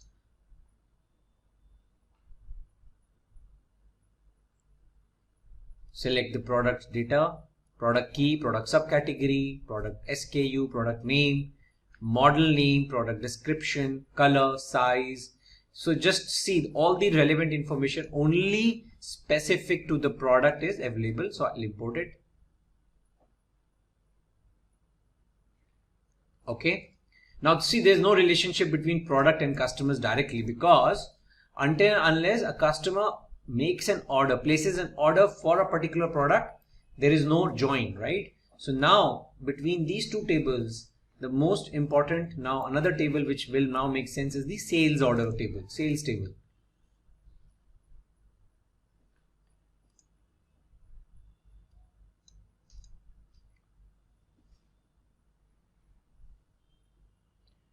Now I am assuming that Power BI have auto detected the relationship. Now you can see that because I've already ticked that checkbox. Now let's see what relations Power BI has auto detected. Let's first check the relation between customer and sales. I'll double click this join. Now what it has done is it has created a join of many-to-one between sales and customer. So what does that mean is that one customer can place many orders, right? And that it has detected by the quality of the data and the data sampling which Power BI has done. You can also reverse this relationship. Here I can select customers and I can select sales. Now it has become one to many. So that you can also do manually. So that is what I said. Whatever Power BI is detected, it is up to the discretion of Power BI internal configuration and algorithm, but you can go and change it. So this is, now you can make, this is by default active, so we want to keep it active. One customer, many sales orders. Cross filter direction means that only from customers to sales is the filter applicable, not reverse. I'll come to this with my another example, but first let's change the relationship. So 1:many means from one customer and many sales orders. Similarly, let's see what has happened at the product side of the relationship. Similarly, Power BI, many sales orders for one product. You can, for simplicity's sake, you can say products, sales, product key is the join. Now just focus one more thing. Please also see the column on which the join is the grade column, grade out column. Product key is also here and product key is also there, and it is what we wanted. So 1:many relationship from product to sales table and active. Now looks fine. This is something which is looking logical, and probably now we can proceed further to create a report. Now let me explain the cross filtering with an example. Now, for example, I want to check in a report that what is the count of products which a particular customer has ordered. Okay, so what I'll do is I'll select the product count of product name. Now if you see, and for each customer, in front of each customer name, the count is coming as 293, 293. It is getting repetitive because there is a one-way filter direction filter between customers and sales and products, right? So this join is single-sided. It means that from customer to product you can't find a relationship because it's a single side cross filter, right? What does this, if I change it to both, it means that it is equal to a join between product and sales, and every product detail now is appended to the sales table. So if I want to make you visualize this, you need to go here. I'll first open my sales table. We can also open it here. Let's make click this OK. Now if I click OK, you can see the single arrow is changed to double arrow. It means it's a both side filter. So when you say a both side filter, it means that implicitly within Power BI you can imagine that all the product columns now will get appended because of both ways filter you have applied. And if you go to your report now, see the change of the numbers now, 40, 20. So the total count of products across all my customers come out to be 293. Now the report looks correct. If I change the relationship from back to single between product and sales, then you can't make a join between customers and product. Basically, you can't derive the product count from the product table. See this. If you have to live with it, then you would have to go to the sales table, get the product key and get the value of count of product key, but that is not correct. Okay. So if you want a report in which you want the count of product name, and even if you want a count of distinct product name, so this will not come correctly. You would have to go and change the direction of the filter, which is from single to both. So this is a typical example there where you want to use a two-directional filter. Now let's proceed further and import other data set in order to show you another example. Now I want to show you an example of 1:1. So I have another table which is called customer details.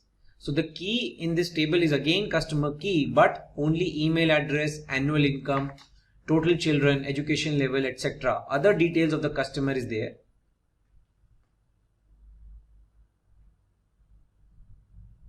So I'm loading the customer details. Now you see it has auto detected a 1:1 relationship. Wow, what is the meaning of 1:1? Means one customer key only has one entry in customer details. There is no multiple entry. So if you click this button, it's a 1:1, and the cross filter can be both or single, doesn't matter, because one customer will have only one value. You can make this as active. Okay. And if you go to the customer report table, you can now easily associate a email address with the first name. You will get 1:1 record.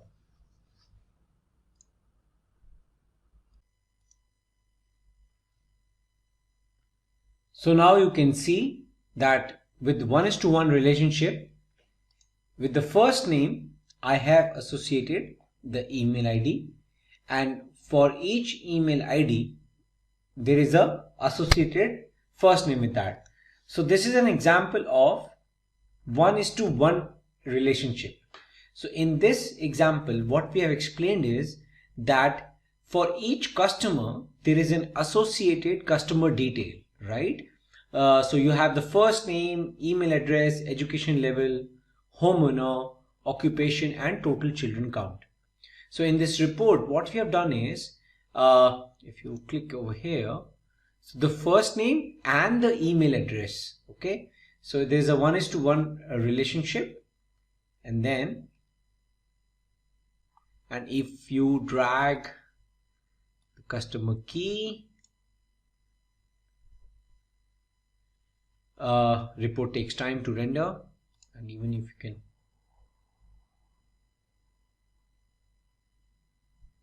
so this is the reporting output. You have the customer key, first name, associated email address, and the count of product names which the customer has ordered. Now this is an example of 1:1. Now I want to show you an example of many to many. Now for that, I'll import my fulfillment data set.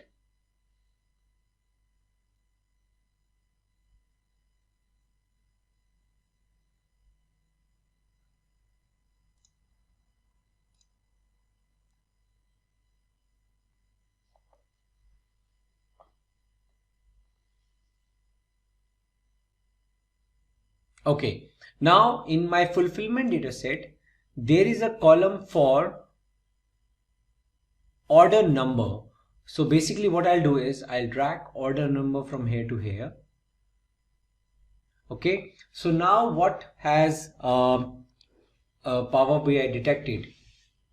I'll do one thing. I'll select sales over here, fulfillment over here, and order number to order number. Okay, so it's a many to many relationship. So it means that per order I have created multiple batches to fulfill that particular order. Now many to many relationship is definitely a candidate for both ways cross filter detection direction, but you can check that.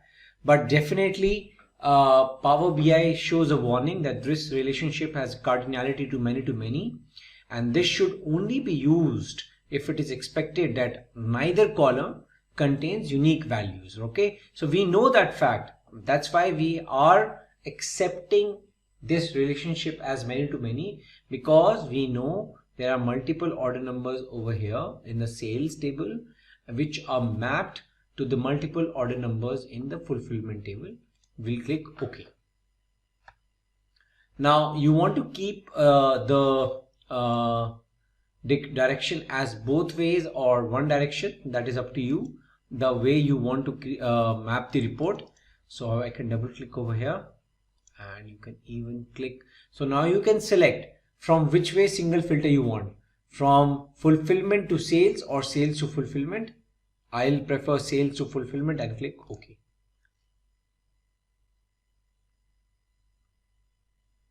Okay, now we have all our different kind of relationships over here, which we have tried to shortlist. One to many, many to one, one to one, which is this example, and many to many. Now, if I show you further relationships which you can keep on adding, like for example, I have the example of territories. Now, in which particular territory the sales was done.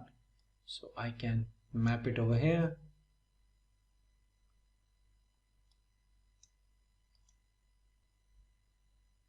Okay, so now it's a typical 1:many relationship because territory is my master table where I have a static list of continent, country, region, and it is mapped to the territories which are in which my orders have been placed. So it's a typical 1:many. So that way, you can keep on adding data.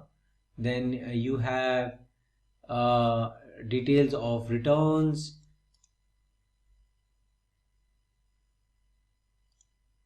Now this is another transactional table which is about the orders which have been returned rather than being returned by the customers. So you have a product key, so automatically Power BI has detected a relationship between the product key and the product table, right? And even if you can join the territory key, in which territory the return has happened, right? So mostly the most common relationship which you will observe is the 1:many, because as I told earlier, the most common relational model is the dimensional model. The static data, the slow changing dimensions, the SCDs are the master tables, and the most frequent changing are the fact tables. So if I talk about a typical dimensional model, the fulfillment table, sales table, and the territories table, the fulfillment table, sales table, and my returns table are the fact tables of my data model.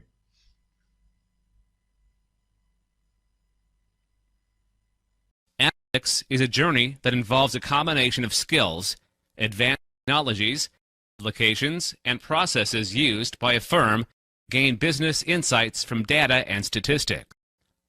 This is done to perform business planning. In the analytics process, data is collected from various external sources and is stored in a data warehouse. After this data collection, the process of analytics begins.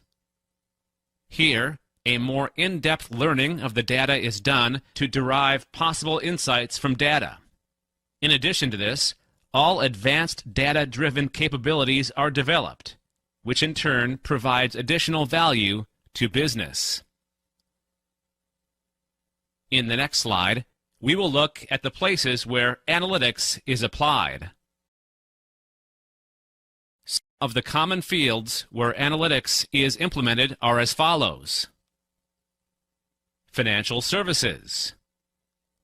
In this field, analytics is used for credit scoring, fraud detection, pricing, and claims analysis. In retail, it is used for promotions, replenishment, demand forecasting, and merchandising optimization. In healthcare, it is used for drug interaction, preliminary diagnosis, and disease management. Customer retention, capacity planning, and network optimization are the primary applications in the field of communications. Trading, supply, demand forecasting, and compliance are the areas of application in energy. In manufacturing, it is used for inventory replenishment, product customization, and supply chain optimization. In the next slide, we will look at the topics that are covered in the first and second lessons. In Lesson 1, you will learn what analytics is and understand the process involved in it. The lesson will also provide brief details on where you can apply analytics and what insights can be derived from this application. This helps you in understanding a problem and knowing how a data scientist should act.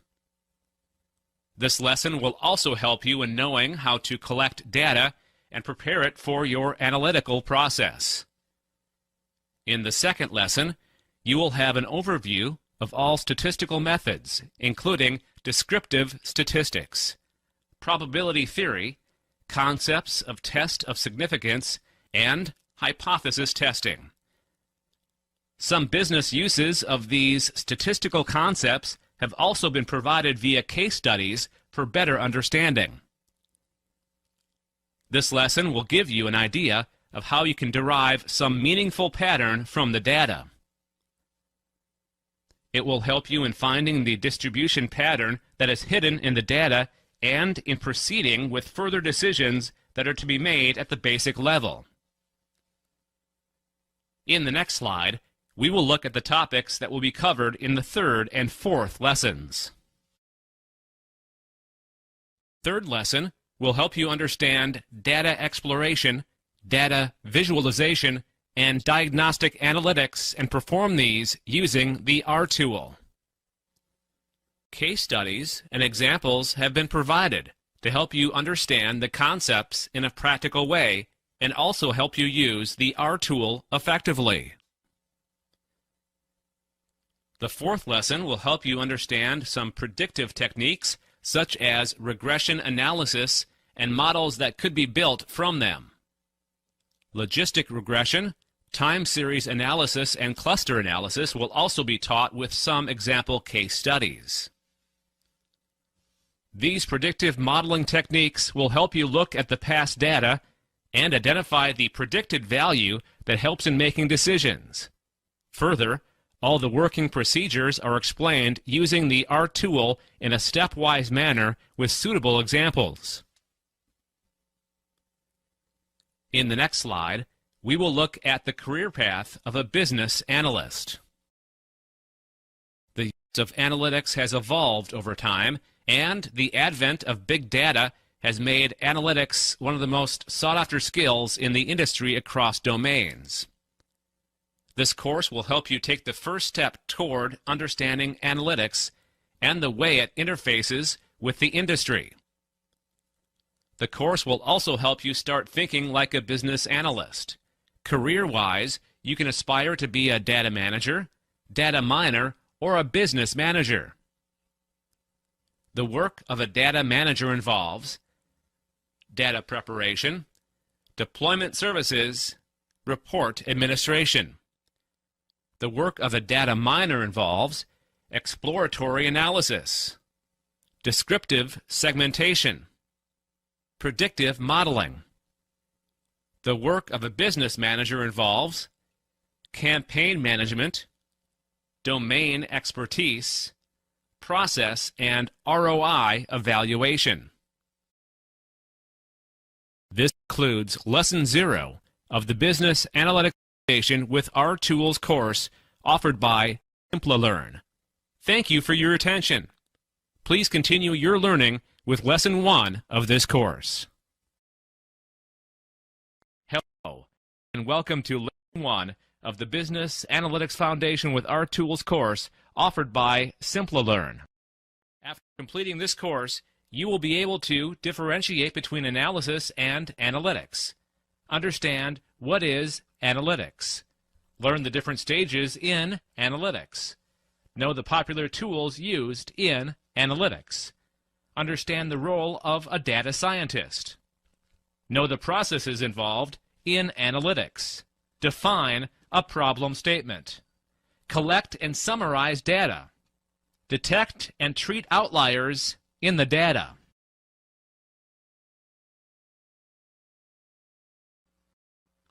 We all know we are learning about analytics. Then what is analysis? Is it by any means different from analytics? If yes, in what ways is it different? In this slide, we see the basic difference between analytics and analysis. Analytics is the science of analysis, wherein we apply methods of statistics, data mining, and computer technology for doing an analysis. Whereas analysis is the process in which the complex data available has been broken down to simpler forms which provide more compact and better data for understanding. In the next slide, we will see more into what is analytics. So what actually is analytics? It's the science of wisely acquiring meaningful results from the given data using various methods and technologies, and by which a pattern of variation is observed. By studying this pattern, we can understand the future and predict the uncertainty that is related to business. Various sophisticated models and techniques are used, like statistical, mathematical, and economical models. So how do you go about analytics? First, you gather data. For example, for a commercial entity, you collect data from enterprise, social media, internet forums, etc. Second, you club all the data together and consolidate and organize it in a form from which you can analyze through visualization, statistics, etc., which is the third step in the process. In the next slide, we will see the different stages of analytics. There are major 4 stages in any analytics work. The first stage is called descriptive analytics, where data or information is gathered and summarized. This stage usually caters to questions like, how many students dropped out last year? The next stage is called diagnostic analytics, where data is analyzed and insights are generated, which help in answering the questions in the first stage. Here the question that comes up will be, why has the dropout rate increased in the last 1 year? With the help of the analysis done in the previous 2 stages, the next stage tries to answer unforeseen phenomena, like which students are most likely to drop out. This stage is called predictive analytics. Finally, the last stage, known as prescriptive analytics, tries to analyze the type of action required to be taken to support or avoid the unforeseen phenomena predicted in the previous stage. In this scenario, prescriptive analytics has queries like, which students should I target to keep them from dropping out? Next, we will look at a list of a few popular tools used in analytics. These are some of the commonly used tools for analytical purpose to get meaningful results. R, Revolution R, RStudio, Tableau, SAP HANA, Weka, KXEN, SAS. Next, we will discuss the role of a data scientist.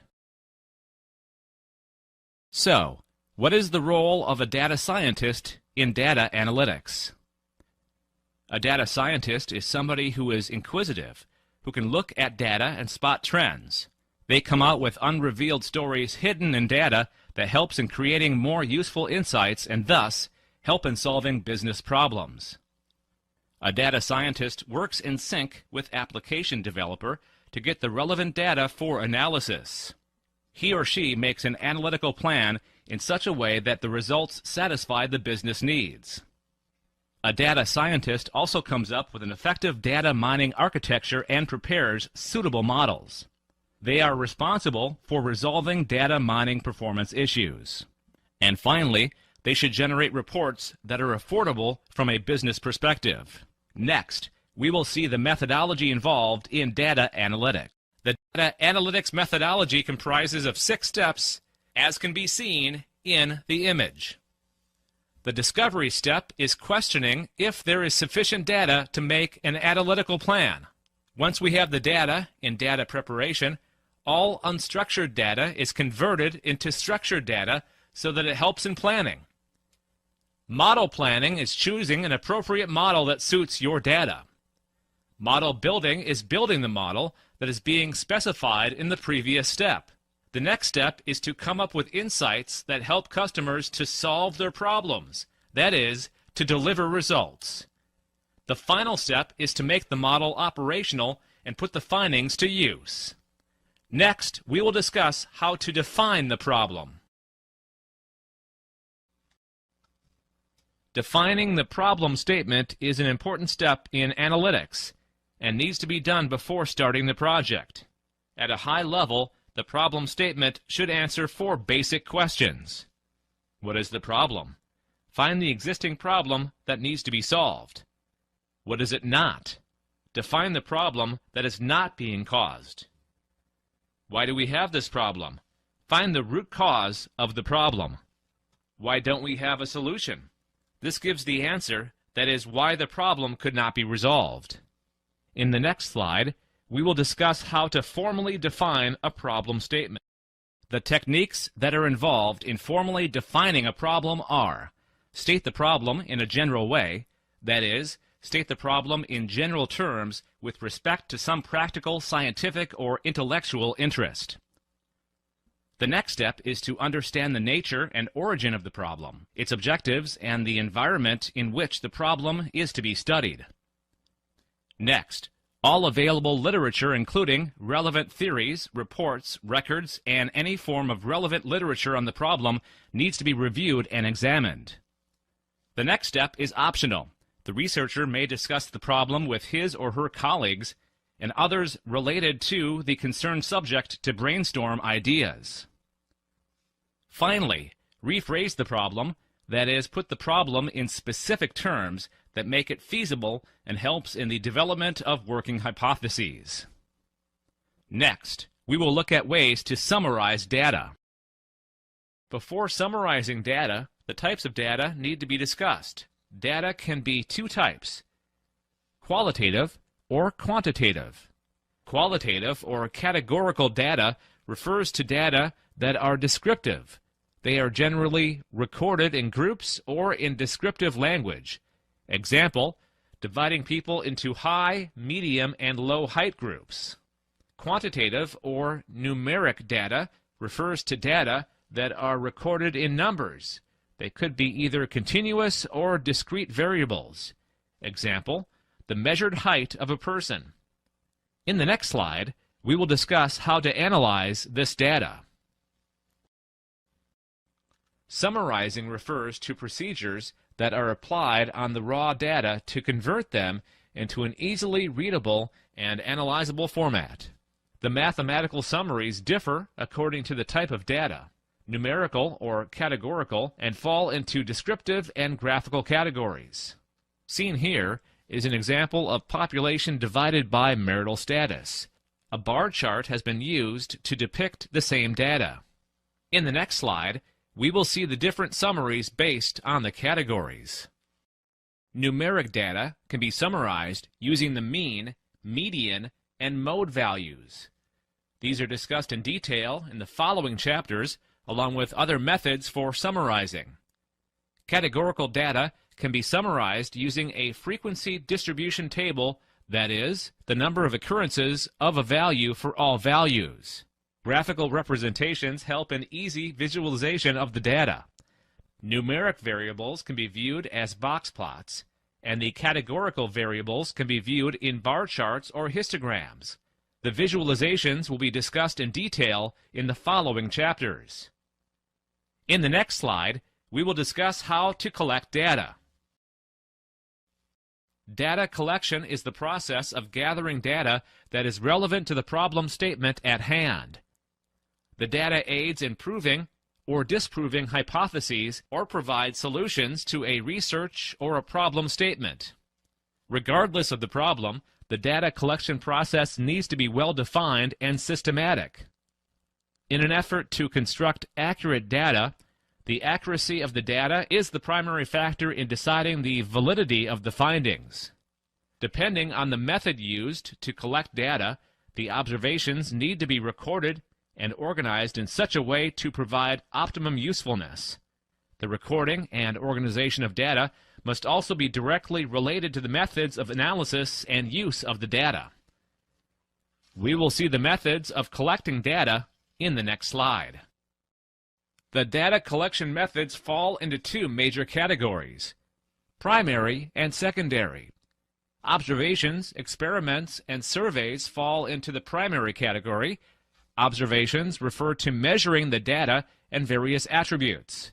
In experiments, the subjects are divided into groups, receive different external input, and the results are recorded. Surveys, questionnaires, and interviews help in recording feedback and are used in studying the characteristics of a population. Data sources refer to data that have already been gathered and are available in a published format. Reporting refers to cases where there exists a database of information that can be legally obtained. Next, we will discuss data dictionary. A data dictionary, also called a metadata repository, is a file that describes the structure and content of the data. The data dictionary is a file or a list of files that contains data about the database, like number of records, name of each field, characteristic and type of each field, description of each field, relationships between different fields. In analysis, the data dictionary helps in analyzing different variables and the relationships and dependencies between each other. In the next slide, we will discuss the final topic of this lesson: outliers. Outliers are observation points in a distribution that significantly deviates from other observations. If you look at the graph, it plots the marks obtained as a result of a particular study time. The trend is that marks increase as the students study longer, except for one marked point. This could be a possible outlier. Outliers could exist in a distribution due to erroneous observations or special circumstances like a bulk sales order on a particular day in a store. Outlier detection tests exist to check for outliers that are model-based and generally look for outliers based on mean and variance of the data. Outliers can be excluded from the analysis or included while using algorithms that treat outliers as well. There are other outlier treatments, but are out of scope for this chapter. Let us quickly summarize what we have learned in this lesson. We have discussed what analytics and analysis are and the differences between them, popular tools used in analytics, what a data scientist does, the processes involved in the analytics lifecycle, how to formally define a problem statement, methods of collecting and summarizing data for analytics, data dictionary and its contents, what outliers are and how to detect and treat them. The section will help you to check your understanding of the concepts covered. The last 2 decades have witnessed extensive business infrastructure investments. Due to this, the capability of collecting data has improved across enterprises. While some businesses continue to operate in their traditional ways, in other businesses, each aspect is now virtually open to collect data. These aspects are even instrumented for data collection. Aspects like supply chain management, marketing campaign performance, manufacturing, operations, and workflow procedures are a few examples. Simultaneously, information is also available on events like industry news, market trends, and movements of competitors. The wide availability of data has led to increasing interest in methods to extract useful information from data science. With this data availability, organizations in almost each industry are focused to exploit data for their advantage over competitors. Earlier, organizations used to employ different teams of analysts, modelers, and statisticians for manually exploring datasets. However, now the variety and volume of data have outstripped the manual analysis capacity. Computers have also become powerful, and networking has become widespread. Also, algorithms are being developed that can help connecting various databases to allow powerful data analysis. As a result of all these phenomena, various data science principles and data mining techniques are coming into existence. A manager in an organization needs to take several decisions on the basis of the problem and alternative courses of action available. To conclude the best option, they need all the information that is relevant and the criterion to choose the best option. Here is a set of questions that can be important for any business executive. Some other interesting questions that could be important to business executives are also listed on the screen. Let's first understand what business analytics is. It's a scientific process that transforms data into insight. It takes data from various sources and various types and convert them into insights that improve, support, and automate decisions. The techniques used for this process are presentation, technological, and quantitative. In other words, it's a process that uses data for better decision-making. It's used for fact-based or data-driven decision-making. This is generally considered as more objective as compared to other decision-making alternatives. Business analytics uses simple tools such as reports and graphs, and also complex tools such as optimization, data mining, and simulation. In the graph shown on the screen, we've compared different data analytics techniques in terms of competitive advantage and degree of complexity. Prescriptive analytics offers the most competitive advantage over other techniques, such as descriptive and predictive. However, performing prescriptive analytics is the most complex data analytical technique. We'll look into details of each of these techniques in the subsequent screens. Let's now talk about the features of business analytics, or BA. The first important feature is the support to various methodologies. These include concepts from applied probability, applied mathematics, applied statistics, and computer science. Since it's used by organizations that are committed to data-driven decision-making, the data produced helps in gaining meaningful insights into better business planning and business performance. The next important feature is decision support systems. In data-driven companies, data is treated as a corporate asset. Successful analytics is dependent upon the quality of data and analysts who know the business and technologies. Solutions are primarily used as decision support systems or as their components. The solutions help executives, salespeople, and other organizational leaders to make business decisions. Another important feature of business analytics is business continuity support, as business analytics supports essential business functions. It also supports tactical decision-making with respect to unforeseen events. It also aids in functions such as hiring, reducing attrition, improving retention, performing staff deployment, and deciding strategy. In many cases, decision-making is automated for supporting responses in real time. This lesson will help you understand the concepts related to different types of business analytics, such as descriptive analytics, predictive analytics, prescriptive analytics, supply chain analytics, healthcare analytics, marketing analytics, human resource analytics, and web analytics. Descriptive analytics analyzes the past events and predicts the approach of future. It analyzes the past performance by mining the past data and look for the reasons why past failures or successes happened. Almost all management reporting, such as finance, operations, marketing, and sales, uses this analytics. The related models quantify data relationships in a manner that is generally used for the classification of customers and prospects into various groups.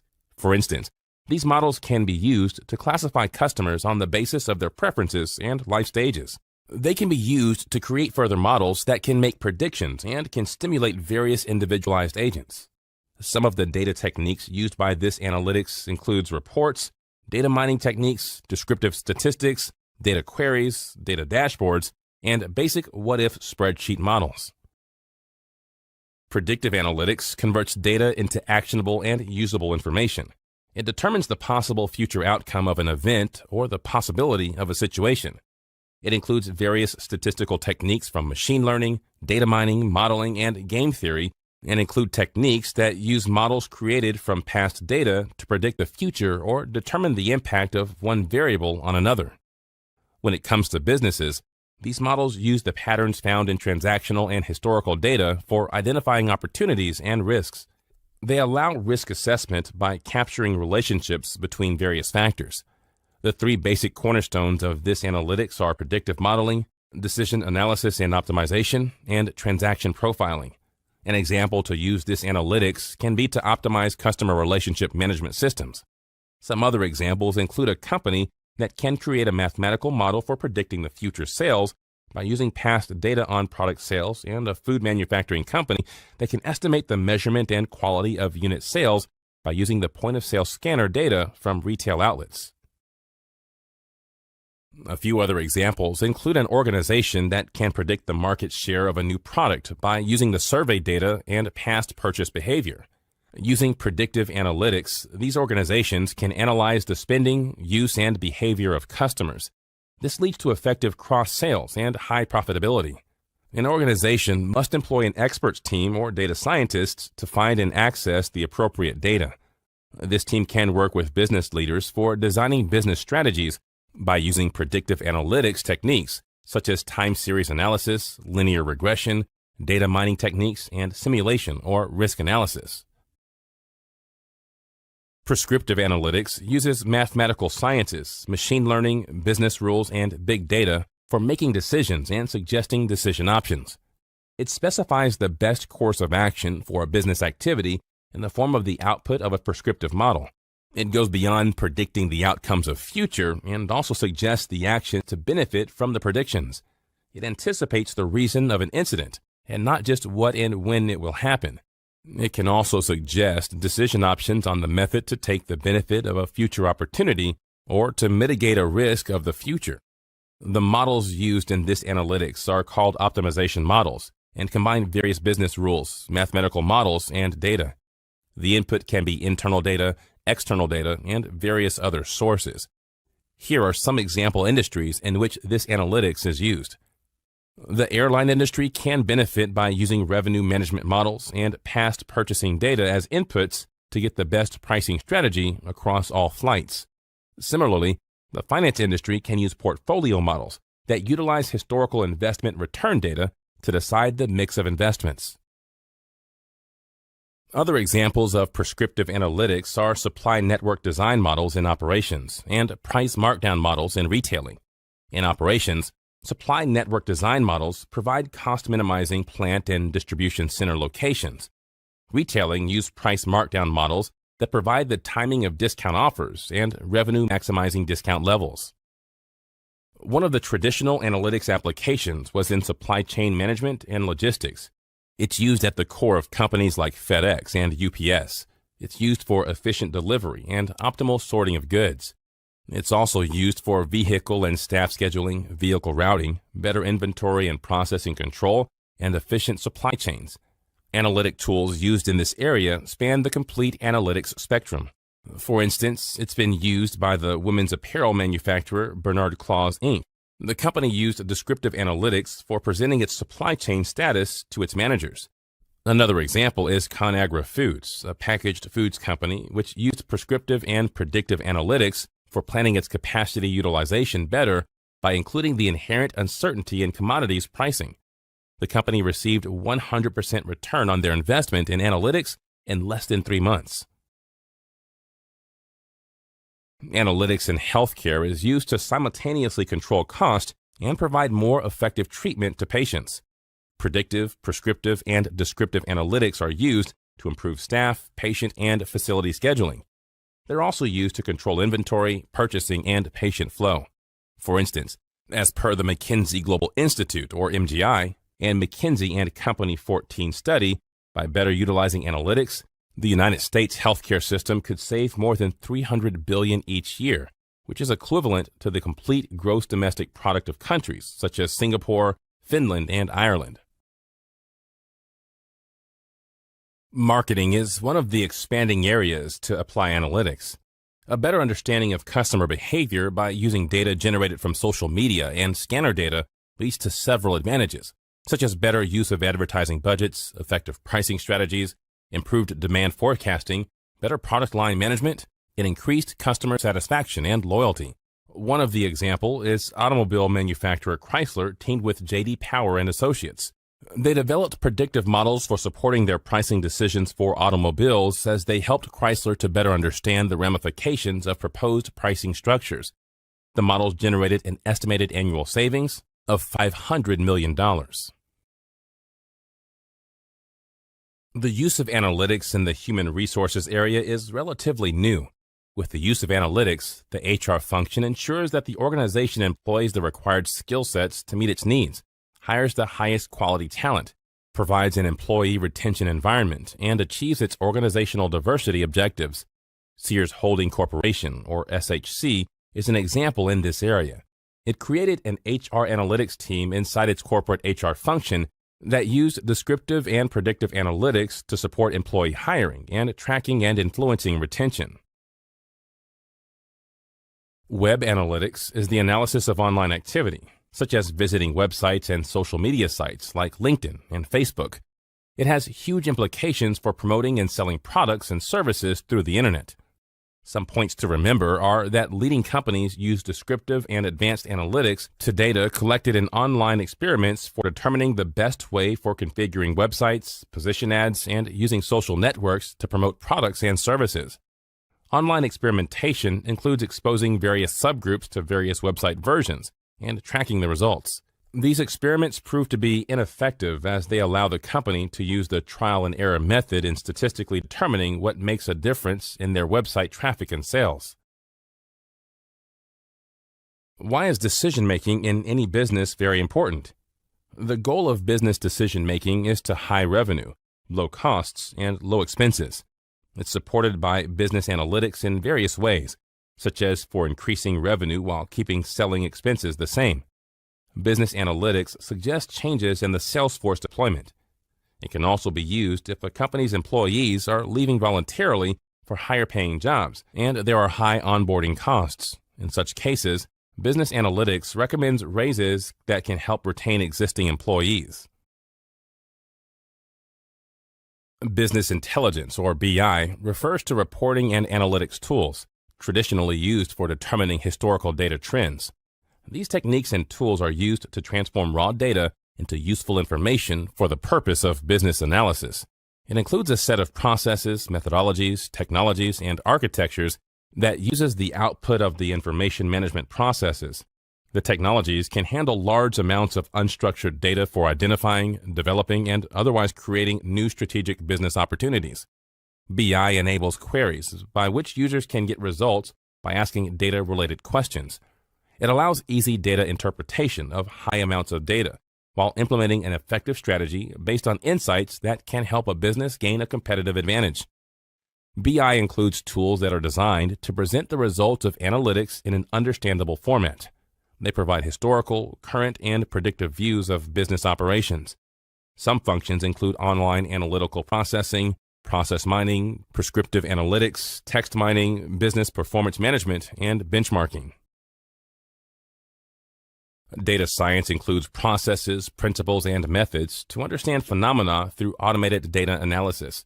It allows data-driven decision-making, or DDD, which determines the productivity of an organization. DDD is the practice of basing decisions on data analysis instead of just intuition. Organizations get involved in DDD to lesser or greater degrees, which decides the productivity of the organizations. The given image shows how data science interacts with the outer world. Let's now talk about the importance of data science. You can consider data science a business asset that is about data investment. An understanding of its fundamental concepts is required for data scientists and anyone working with data scientists, employing data scientists, investing in data-heavy ventures, or directing an analytics application in an organization. DDD and big data technologies improve business performance substantially. Data science supports DDD and, at times, performs such decision-making automatically. With respect to data science, the key strategic assets are data and the ability to extract useful information from data. Many businesses use data analytics to get value from the existing data and to generally consider if the business has the right analytical talent. Incorrect data and unsuitable data science talent results in issues such as poor decisions.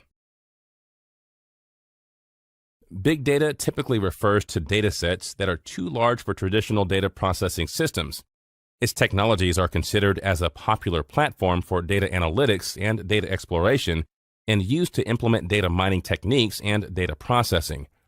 These technologies are also used to process data in support of the data mining techniques and other data science activities. Nowadays, companies that employ big data technologies have started asking, what can I now do that I couldn't do before, or do better than I could do before? Therefore, it's possible the golden era of data science. Different types of analytical tools available are listed on the screen. These are open source software, have object-oriented design, and can be linked with general programming platforms. They also offer extensibility and various other features. Hey everyone, welcome to Simplilearn's YouTube channel. Today, we will learn how to use Microsoft Power Query.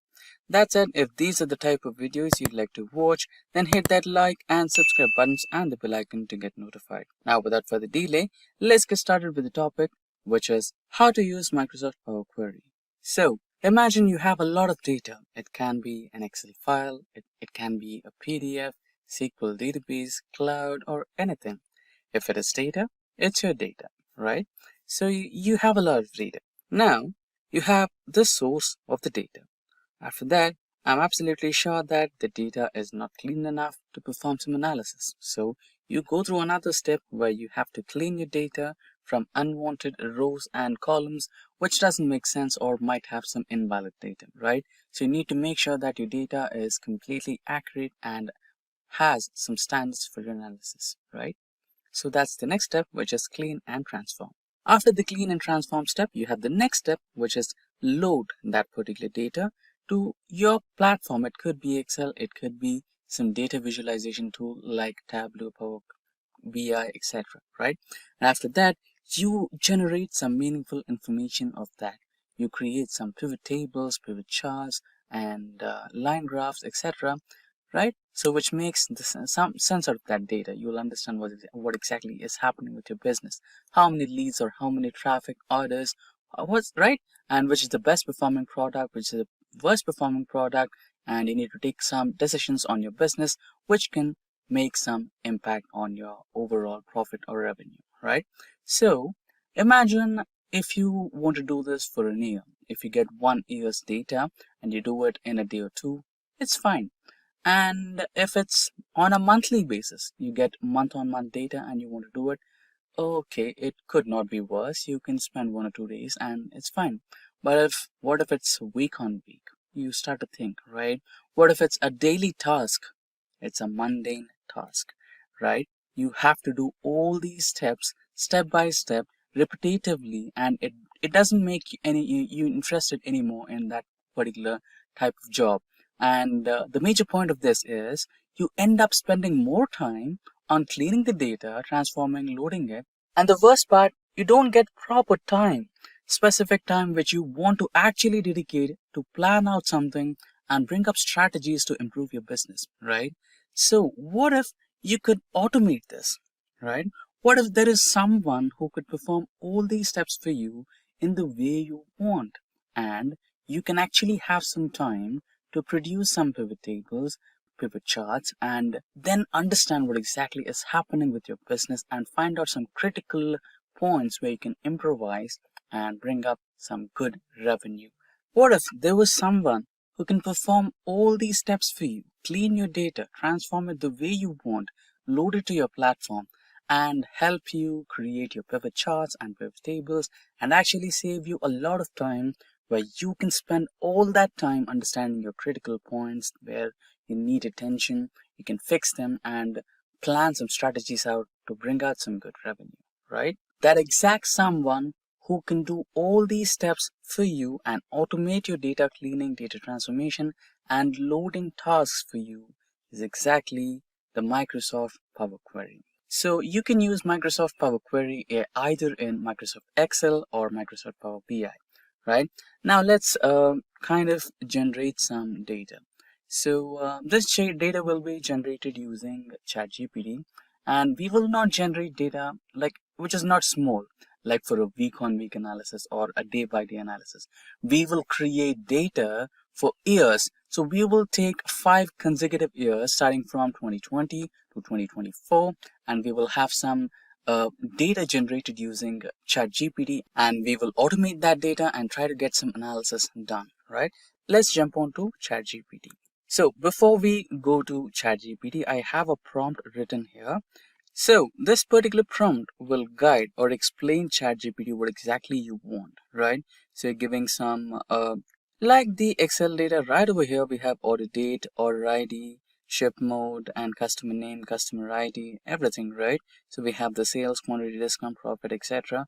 So in the same format or a similar format, if not the same format, we are explaining ChatGPT that we need these columns, the order ID, order date, delivery date, etc.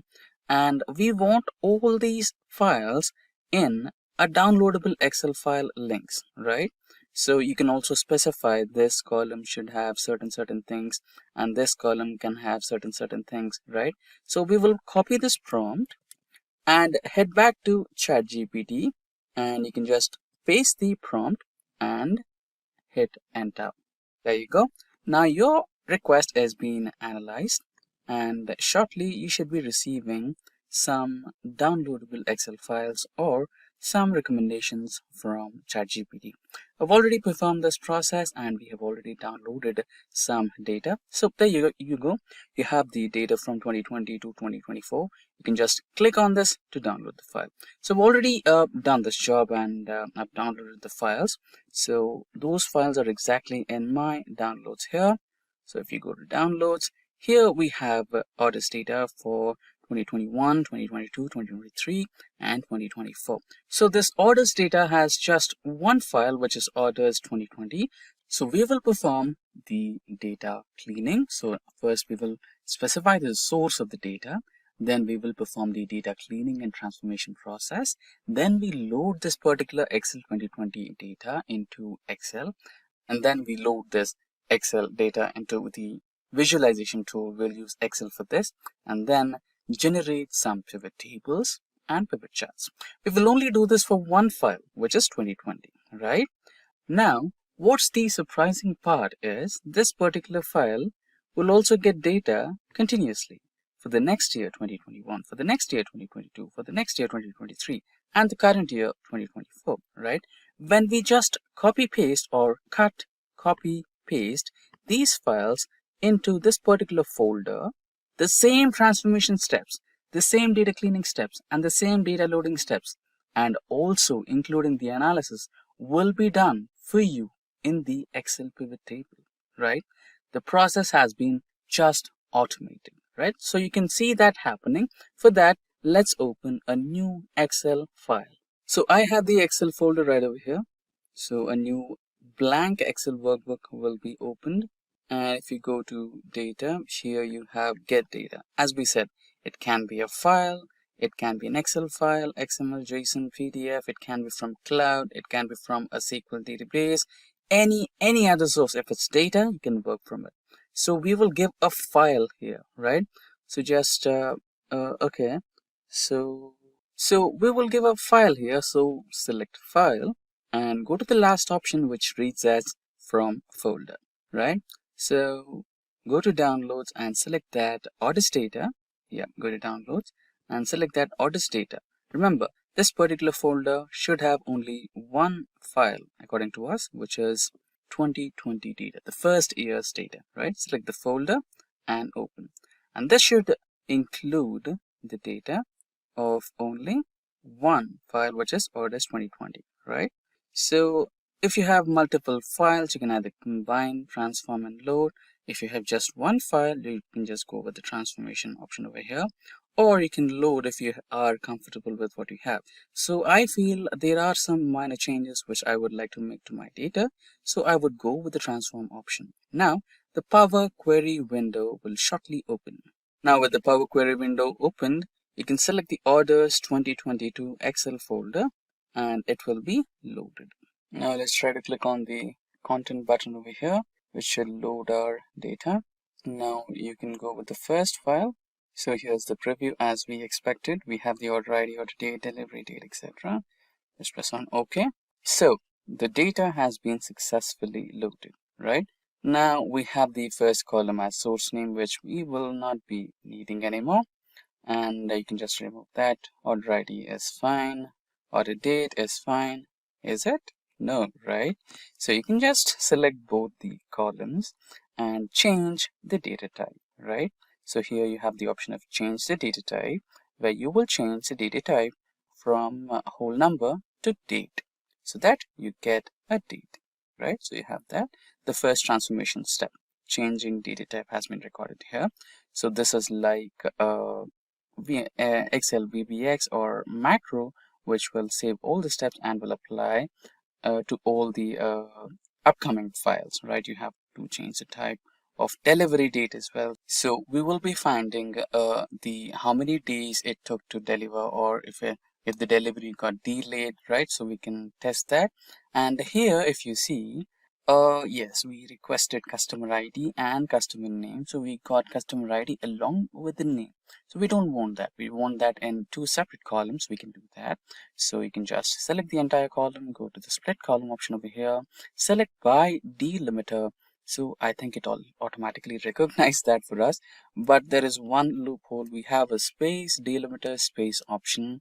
So just press OK, and they should be helping us with the customer ID. So let's rename the customer ID to just customer ID, and this to customer name space name, right? And that's done. Here we have product, which is fine, quantity is fine, traffic is fine, leads is fine, orders, and here comes the money part. So we have revenue, cost to company. So we don't know the profit yet, right? So to calculate the profit, what you need to do is subtract revenue from cost to the company, and automatically you will get your profit. So in some instances, you might get a negative value. Don't worry about that, because that can be a discount offer or some 50% off, 75% off that you regularly sell out your products which are selling in less numbers, so that you can just, move out the products from the stock. So that can be done. And order status. So we have order status as delivered, in transit, not delivered yet, or order cancelled, right? So we might have to rule out some status here, right? So we are calculating profit here. So we don't want the profit for cancelled orders or not delivered. Okay, maybe okay, not delivered orders. This might be considered as the cost to company and revenue, because it takes some delay to refund the amount to the customers. So we can just add a filter to this particular column, and we will unselect not delivered products and order cancelled products. So not delivered happens when the vendor is not available to deliver the product to the delivery agencies. So in that case, the order gets automatically cancelled, and the order will be the money will be refunded to the customer. So we will rule out these. Now the data is clean. Now, as we thought to calculate the profit, select these two columns, first revenue, then cost to company, because we are subtracting cost to company from revenue, right? So we will go to add to column and standard, and here we have some options. So we will subtract that.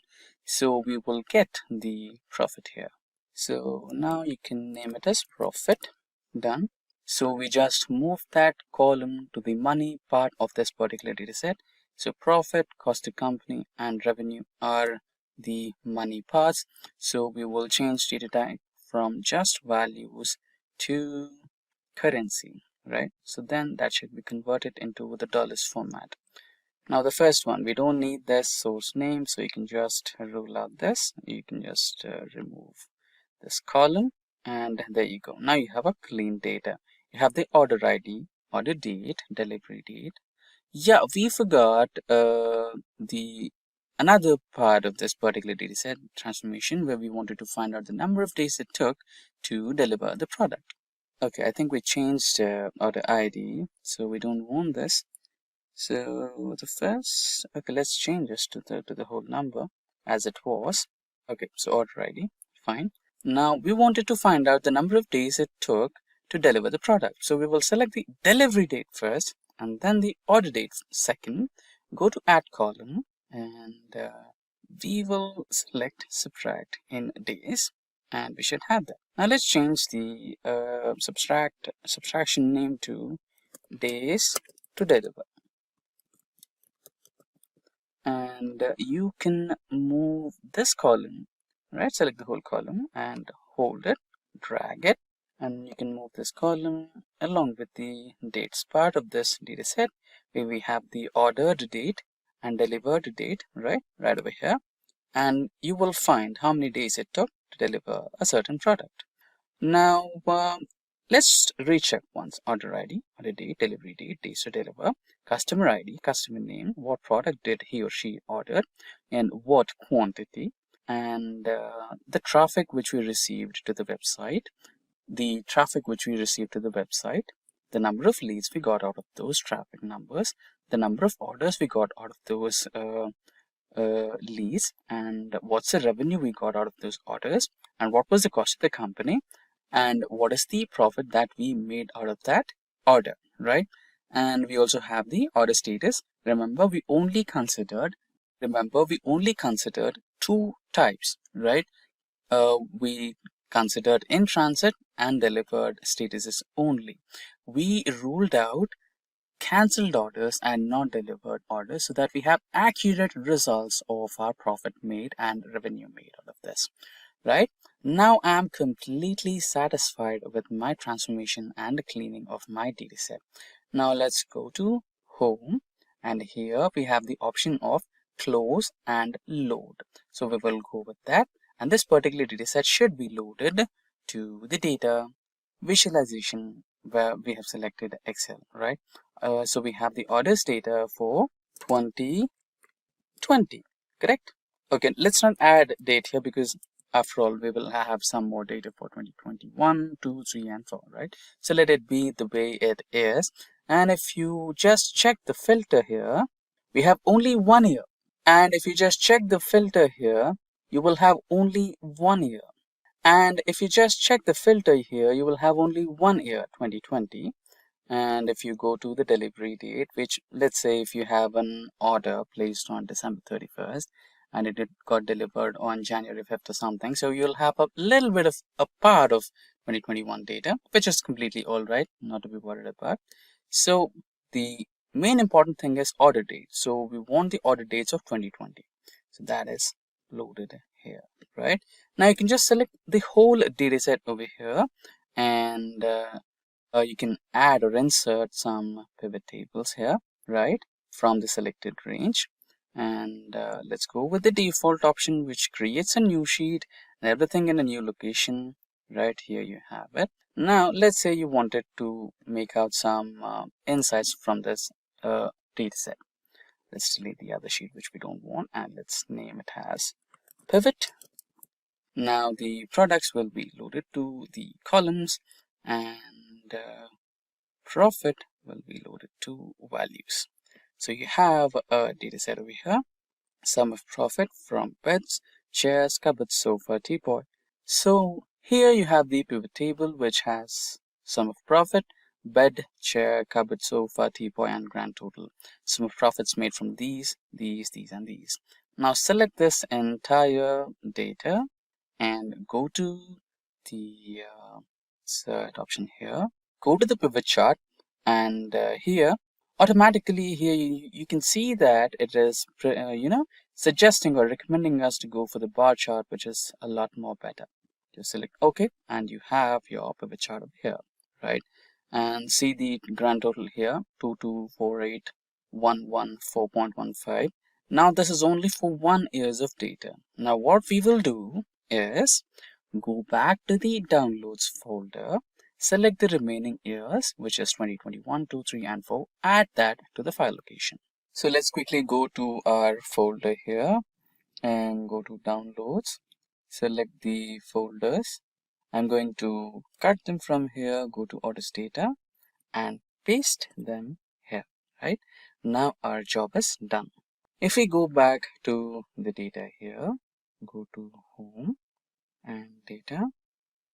Okay, so now that we have added the data to our folder, go to the orders data and here select the data segment and just select refresh all. So everything is refreshed. Now let's check the order date filter, and we will have all the 5 years from 2020 to 1, 2, 3 and 4, and let's press OK for that. And if you go to the pivot table, you can also see the changes here. Just press refresh all, and there you go, you have the updated data right over here.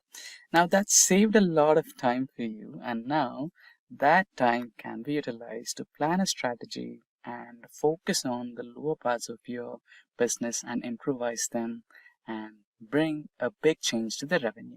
And with that, we have come to an end of this session on how to use Microsoft Power Query. Two most popular job roles in the field of information technology, that is Business Analyst versus Data Analyst. Business Analyst is a professional who bridges the gap between the IT and the business teams in an organization. They use data analytics and modern technologies to assess processes and deliver data-driven solutions. They understand and solve a business problem and validate business requirements. A business analyst generates reports for executives and stakeholders. They are part of the business operation and work closely with the technology team to improve the quality of the services being delivered. They also assist in the integration and testing of new solutions. Now let's talk about the job description of a data analyst. With the rapid increase in data generation today, the term data analyst has found its prominence. A data analyst collects, processes, and performs analysis of large data sets. Every business generates data in several formats. This data can be in the form of customer information and feedback, log files, transaction data, marketing research, and so on. It is the duty of a data analyst to transform these business data into valuable insights. Some of the problems that can be addressed are how to improve a business, how to provide good customer experience, what would be the ideal price for a new product, how to reduce transportation costs, and so on. Data analysts deal with data handling, data modeling, and reporting. With this brief understanding of the job description for a business analyst and a data analyst, let's now shift our focus towards the various responsibilities of a business analyst. A business analyst identifies the business goals, understands the problems faced by an organization, and comes up with a cost-effective solution to tackle the issues. They thoroughly understand the requirements from the clients and assign the right resources. BAs communicate and work closely with the development team to design the solution for a problem. They ensure that the development team doesn't spend their time understanding the stakeholders' requirements and often give iterative feedback on the solution being developed. They check and validate if the project is running fine with the help of user acceptance testing. They also verify if the solution being worked on is in line with the requirements and ensure that the final product satisfies the user expectations. BAs assess the functional and non-functional requirements. A business analyst documents the project findings and results. They present the project conclusions to the stakeholders and clients along with delivering maintenance reports and building visualizations to make decisions. Now, let's take a look at the responsibilities of a data analyst. First and foremost, a data analyst must identify and understand the organization's goal and requirements. This helps to plan and streamline the analysis process. Data analysts collect data from various heterogeneous sources. They assess the available resources, comprehend the business problem, and gather the right data for analysis. They work closely with different team members like programmers, business analysts, and data scientists. Data filtering and data wrangling are vital jobs of a data analyst. The data collected is often noisy and it contains missing values.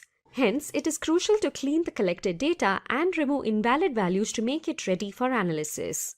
They use a variety of analytical, statistical, and business intelligence tools to spot trends and patterns in complex data sets, discover hidden insights, and prepare summary reports for the leadership team.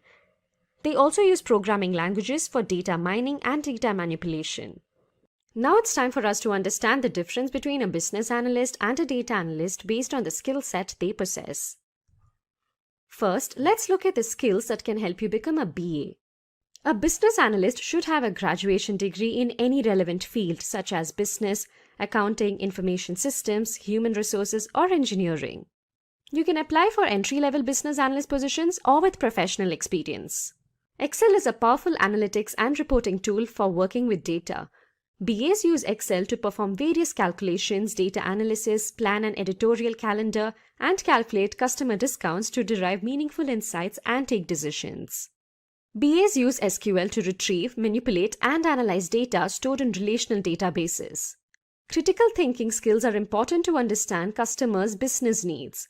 It allows them to distinguish between requirements that add value to the business and those that should be given a lower priority. BAs should find different ways to address each challenge. Data visualization is a key skill for BAs to build interactive dashboards and reports to convey the outcomes of a project. Knowledge of Tableau, Power BI, and ClickView is required to make different types of reports depending on the business requirements. Business analysts should have a good hands-on programming experience to solve complex tasks and perform faster analysis of data. Hence, knowledge of programming languages such as R and Python is a prerequisite.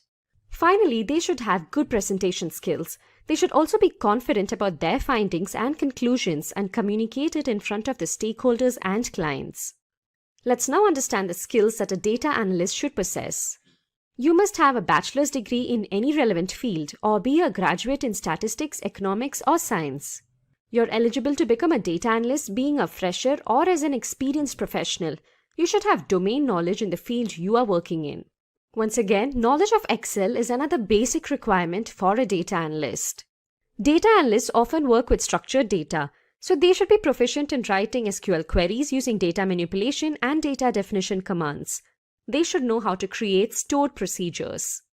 Another crucial skill for a data analyst is to have hands-on experience with programming languages such as Python, R, SAS, and JavaScript. You can analyze and visualize large data sets and create predictive models for making business decisions. Data analysts create data visualizations using libraries such as Matplotlib, Seaborn, ggplot, and Plotly. This helps them to perform exploratory data analysis. Knowledge of Tableau and Power BI is required to create different business reports with the help of graphs and charts. Data analysts should have knowledge of machine learning algorithms to build sophisticated models and make future predictions. So they should know about linear regression, logistic regression, support vector machines, k-mean clustering, and other supervised and unsupervised learning algorithms. Finally, data analysts should also possess good communication and presentation skills. Now, let's discuss the salary structure for both of these job roles. According to PayScale, a business analyst in the United States earns an average salary of $69,000, while in India, you can earn nearly 6 lakh rupees per annum. Now, talking about the salary of a data analyst, according to PayScale, in the US, a data analyst earns an average salary of $60,710 per annum. And in India, you can earn around 4,24,000 rupees per annum. Let's now move on and look at the different companies hiring for business analyst roles. Here we have Oracle, the search engine giant Google, the American MNC Cognizant, and e-commerce company Amazon. In addition to that, we have Ernst & Young, technology giant IBM, Dell, and Cisco hiring business analysts. Talking about the companies hiring for data analysts, we have Twitter, Google, the social media leader Facebook, and Amazon. We also have the American oil company Shell, the electric vehicle company Tesla, Apple, and the American credit reporting agency Equifax.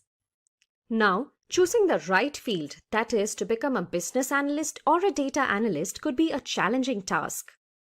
The key points that you have to keep in mind before making a decision is: first, review your background and see what qualifications you have. Check what skills you possess and the domain knowledge you have. Then, gauge your interest to see what suits you best. And finally, consider your long-term goals and see the job roles that will help you grow in your career in the long run. Now, let me tell you how Simplilearn can help you grow your career as a business analyst and a data analyst. Simplilearn offers a postgraduate program in business analysis that is in collaboration with Purdue University. The endorsed education provider is IIBA. Some of the skills that will be covered in this course are strategy analysis, wireframing, solution evaluation, dashboarding, data visualization, agile Scrum methodology, Scrum artifacts, statistical analysis using Excel and SQL database. Some of the tools covered in this course are Microsoft Excel, Tableau, Power BI, Jira, PostgreSQL, Planbox, and others. Some of the key features of this business analysis program are: you will receive Purdue Postgraduate Program Certification, masterclasses from Purdue faculty, you can enroll in Simplilearn's Job Assist where you will get IIM Jobs Pro membership for 6 months and obtain 35 IIBA PDs CDUs and 25 PMI PDUs. You will get 170 plus hours of blended learning along with capstone projects in 3 domains. To become a data analyst, you can enroll in the postgraduate program in data analytics offered by Simplilearn. This program is in collaboration with Purdue University and IBM. The skills that will be covered as a part of the course are statistical analysis using Excel, data analysis in Python and R, data visualization using Tableau and Power BI, linear and logistic regression modules, clustering using k-means, supervised learning, and others. The tools that you will learn are NumPy, Pandas, SciPy, Scikit-learn, Excel, and others. Some of the key features of this course are: you will get Purdue Postgraduate Program Certification, industry-recognized IBM certificates, enrollment in Simplilearn's Job Assist and masterclasses from Purdue faculty. You have 180 plus hours of blended learning, 14 plus hands-on projects on integrated labs, and capstone projects in 3 domains. So please go ahead and enroll for these programs if you want to grow your career as a business analyst or a data analyst. Business Analyst Interview Questions.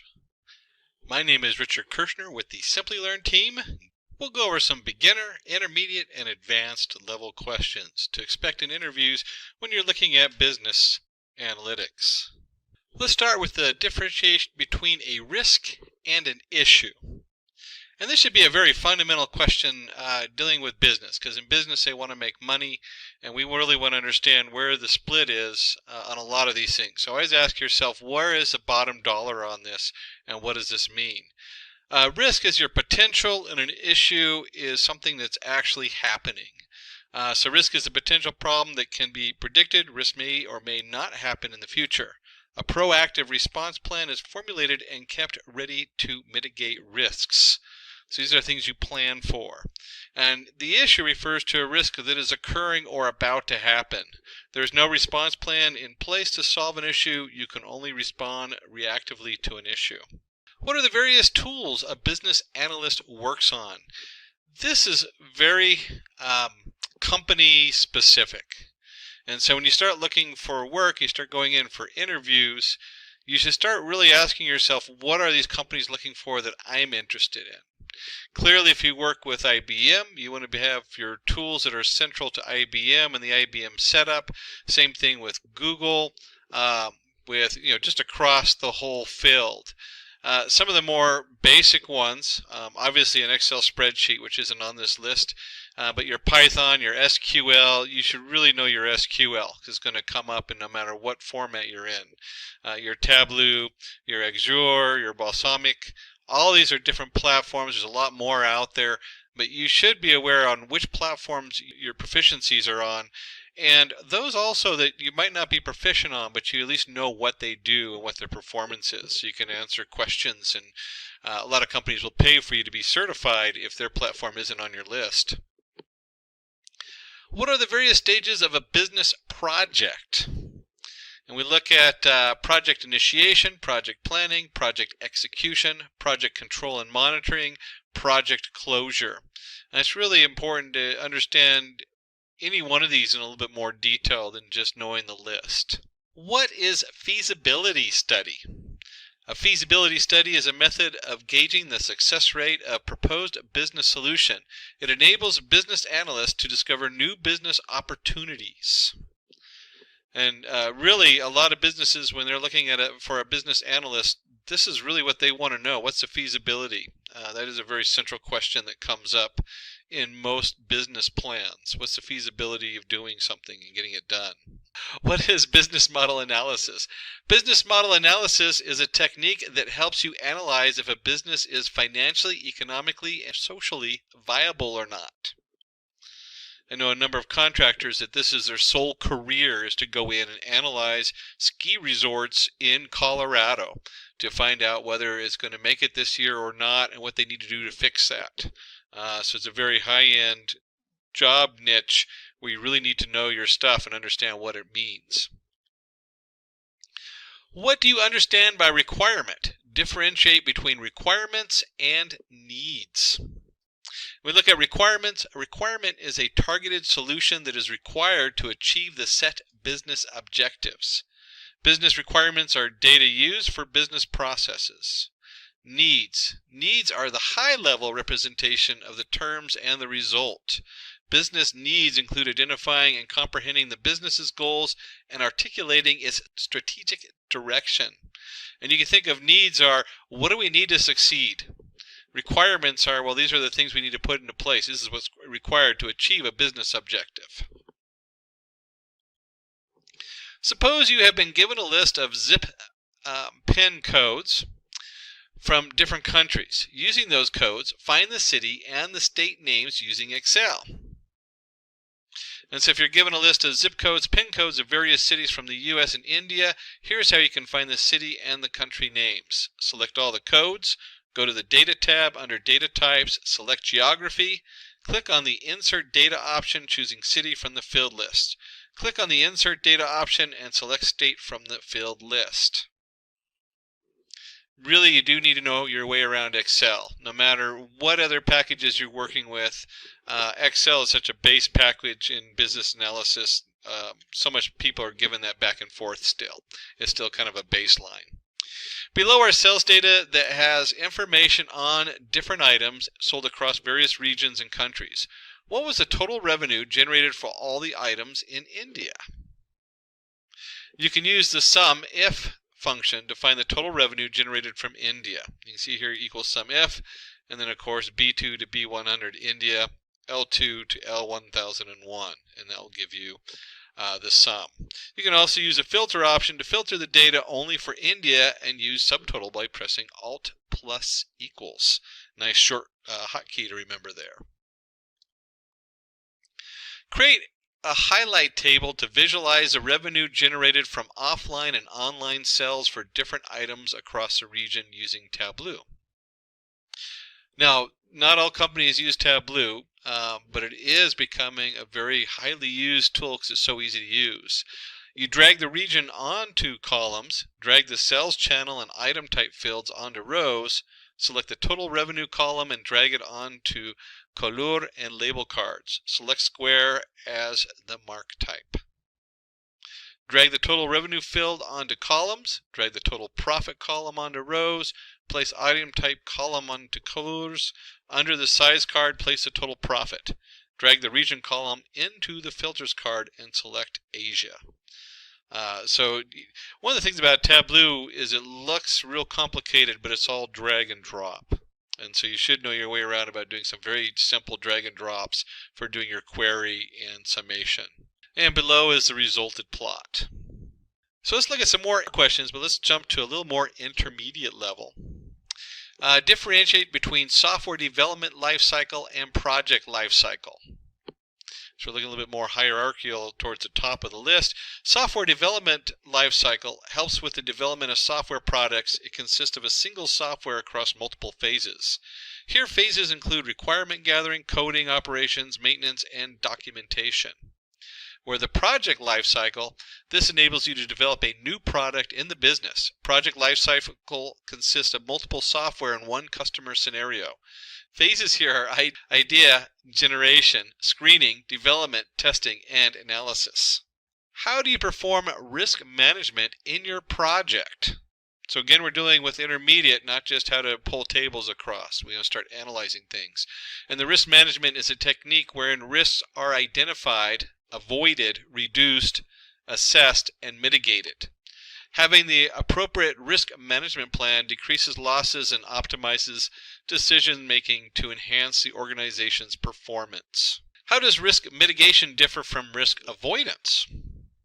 Risk mitigation. Risk mitigation is a plan to be executed when a risk occurs. When a risk occurs, there might be a business impact and the cost incurred is high. Risk avoidance, whereas risk avoidance is carried out to avoid the risk from occurring. Meanwhile, the business impact here is zero and the cost is fully eliminated. And you can think about a brick and mortar store and they have shoplifting. You want to mitigate you want to avoid as much shoplifting as you can. But you can only frisk people at the door and have security so much before you start losing customers. And so when you mitigate it, you're going to have to pay for your lost merchandise. Where you avoid it, you have your security cameras and people watching to stop people from stealing things. Risk in this case can mean loss of money spent, badly spent on equipment, certifications. There's all kinds of areas where you want to mitigate and avoid risk. What are project deliverables? Project deliverables represent a collection of measurable services and goods that are to be delivered to the end user in the project completion stage. This is so important when we start talking about any of our when you sign a contract, any of our online contracts, cloud computing, all of that, make sure you're very clear what the deliverables are, who owns it, who is the responsibility of the service, and the security around it. Those are all very important questions to know. Differentiate between the Agile and Waterfall model. Two of our biggest or most basic models used today. The Agile model, which is slowly taken over, especially in software. The Agile model is adaptable to requirement changes and has an incremental approach. In the Agile model, testing can be performed in every phase. With the waterfall model is referred as a structured software development methodology. Changes in requirements are difficult to implement. Meanwhile, in the waterfall model, testing is performed only in the final phase. And you can look at this as a lot of the software today has to be ready to change quickly, or in the waterfall setup, you're not looking for fast changes, you're looking for a very solid, it's going to work no matter what kind of view. This is something that we can build. It isn't going to have to make major changes, but it better work correctly. Describe the different analytical techniques like Moscow and SWOT. Moscow analysis, it is a prioritization technique that highlights a requirement's significance. Questions like, is it a must-have or a should-have? Could the demand be made better? Would a specific idea be useful in the future? Are asked here. In the SWOT analysis, it discovers the strengths and weaknesses of a firm and evaluates them as opportunities and threats. SWOT analysis consists of strengths, weaknesses, opportunities, and threats. And you can kind of think of it as like the SWAT team coming in you're worried about threats here, so we're talking about policing. Or in Moscow, really what can we get out of this? Is this, do we have to have it to succeed? Is it going to be useful in the future? So you're looking more for a general value attached to it. List various components of strategy analysis. For developing a strategic plan for an organization, the vital components are vision, objectives, mission, strategies, action plan. What is benchmarking? Benchmarking is a process of evaluating an organization's measures, like the quality of policies, programs, etc., against the standard criteria. It's so important to have that baseline of what are you measuring against. The baseline might not even be a very good one, but you can't measure something unless you have something to measure it against. It helps with the measuring the performance of the company. You can recognize the areas of improvement in a company and analyze how other companies achieve other objectives. What is the best approach to work with difficult stakeholders? A business analyst interacts with many professionals during his work. Few of the best approaches to take into consideration while working with difficult stakeholders are. Before I even jump into this, I have a friend who is working with some very high-end individuals who took their private plane, and he was supposed to meet them at the location. When he arrived, they had been in a fist fight while on their private plane. The stakeholders had so much difficulty with some particular aspect going on. So difficulties are going to arise, hopefully not at that level, but things happen. And of course you want to just assume that work with anybody, but you want to listen patiently to the stakeholders' point of view, respond to them politely and diplomatically, have a one-on-one discussion to make things more precise, comprehend their worries and be transparent. Make sure to continuously engage such difficult stakeholders. And I'm going to highlight the last one, because if you're working with somebody who's difficult and you just try to ignore them, one of the things is that whatever problems are arising, they're just going to explode. So that is so important not to ignore somebody who's being difficult. But the rest of it is stay focused. Stay focused on what you're trying to accomplish. Be goal-driven. This is a great time to be goal-driven, not driven by emotion or the problems that arise or how the person communicates. Name the different types of agile methodologies. Scrum. You can go get Scrum certified. Important thing to look into if you haven't. Learn software development and extreme programming, XP. Feature-driven development, FDD. Crystal, Kanban, Dynamic Systems Development Method, DSDM. If getting your learning started is half the battle, what if you could do that for free? Visit SkillUp by Simplilearn. Click on the link in the description to know more. There is in Agile just a ton of different methodologies. So knowing at least a few of them inside and out and having a kind of a general idea that the other ones are out there is important. So you at least know what we're talking about when someone comes up and talks about Agile. Describe the gap analysis. Gap analysis refers to the analysis of differences between the existing system's functionalities and the targeted system. The gap indicates the amount of work required to get the intended result. Gap analysis is a comparison between the current and proposed functionalities. And you can see here we put together an action plan to go from the current state to the desired state. How do you import text file data into MS Excel? And remember, Excel is one of those things that has been around forever, and even though it's like the bottom barrel of a lot of analysis that we do, most of our data starts in an Excel spreadsheet, or a comma-separated variable file that you then end up with an Excel spreadsheet. Given below is the employee text file. It has information about name, age, and company. And here's how you can import this data into Excel. Go to the Data tab, click on Get Data drop-down. Under From Files, select Text CSV. Select where the text file is located in your system and click on Import. Click on Load Data Imported into Excel. You've been given sales data that has information on the sale of different items across the world. Below is the data. Create a pivot table to analyze the profit of all the items in each region. Now remember, a pivot table is a table of statistics that summarizes the data of a more extensive table.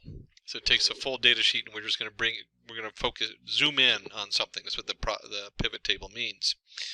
And if we want to go ahead and do this, what we do is we go ahead and select a cell in the table, go to Insert, and click on Pivot Table. In the Create Pivot Table box, choose Existing Worksheet to place your pivot table.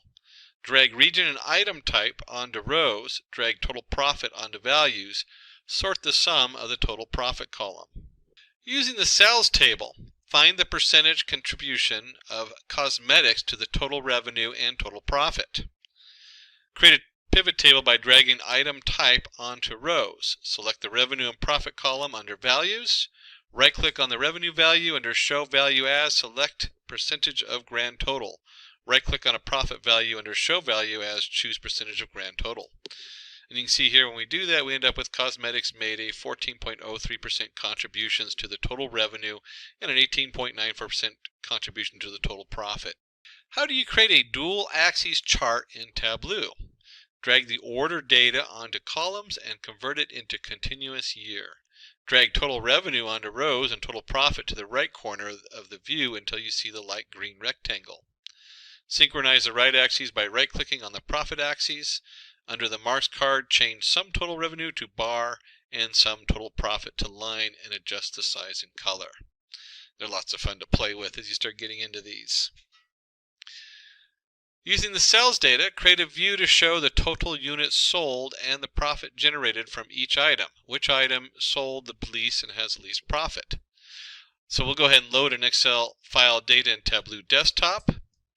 Drag units sold onto columns and item type column onto rows. Place the total profit column under Couleur and choose the desired color palette. Sort the units sold axes in descending order. And you can see here it produces a very quick bug figure, shows the fruit sold and the least and had the least amount of profit. Create a map to show the units sold and the profit generated from different Middle East and North Africa items. Drag country onto the detail card. Place the total profit column under size. Drag units sold under color. In the filters card, drag the region column and select Middle East and North Africa. Bahrain had the maximum number of units sold. At the same time, Iran made the full amount of profit. Create a visualization to analyze the total revenue and the units sold for clothes, meat, and baby food across different regions in 2006 and 2017. Drag the units sold field on the columns, drag the region and item type fields onto rows. Under the Couleur card, place a total revenue column, drag item type onto filters and choose clothes, meat, and baby food. Drag the order date column onto filters and select 2016 and 2017. Meat had the highest units sold and made the maximum profit. Now with any of these Tableau, it's good if you have your own hands-on for this. That's an important thing to note. We kind of zoomed in on Tableau. Again, there's a lot of other companies out there using a lot of other packages. So if you're not familiar with Tableau, but you're able to do this in another package, that's a good thing. So at least you know what we're talking about and you've had that hands-on. Let's go ahead and jump to some advanced level questions. What is requirement prioritization? Name the different techniques used for it. Requirements prioritization focuses on allocating requirements depending on the business urgencies. This is essential for the project to run well. Requirement prioritization enables various teams to understand what is important and work in sync with the business needs. There are several techniques used for requirement prioritization. We had Moscow technique, we mentioned that earlier. The requirements are grouped based on must, mandatory, should, high priority, could, not necessary but preferred, and would, suggested for the future. Ranking method. Here you give each requirement a distinct numerical value based on its importance. And of course this is at 100. Well, here's kind of similar to ranking is the $100 method. Multiple stakeholders get a notional $100 to distribute among the requirements. So the $100 method is pretty similar to what the ranking method is. Top 10 requirements. In this approach, from a large set, the stakeholders simply pick their top 10 requirements. This is very popular. There's a lot of help books out there about getting things done. They say write everything that you want to accomplish. Put them on 3x5 cards and narrow it down to 5. Do those 5, because once you've conquered those 5, then you can move on to the next ones. Name the critical agile metrics that should be considered by a business analyst. Sprint burn down. So the sprint burn down is the chart we use when you're tracking. Usually it's in Scrum is where that usually comes from, the Scrum setup. But it's a chart of the work to be completed and what's still going on. You have your work category allocation, the velocity, the cumulative flow diagram, defect removal awareness, time coverage, defect resolution time. Explain BPMN. BPMN, Business Process Model and Notation. Gateway controls the flow of interaction and sequence of processes. It is a flowchart technique which models the end-to-end business process step. The 4 essential elements of BPMN are flow objects, events, activities, gateways, connecting objects, sequence, messages, associations, swim lanes, pool or lane, artifacts, data object, group annotation. List the elicitation techniques. The elicitation process is about gathering requirements from users and stakeholders. Listed below are a few techniques that are used to collaborate with users or clients. Interviews. I don't know how many times I've been on the phone calling competition, potential clients to ask questions.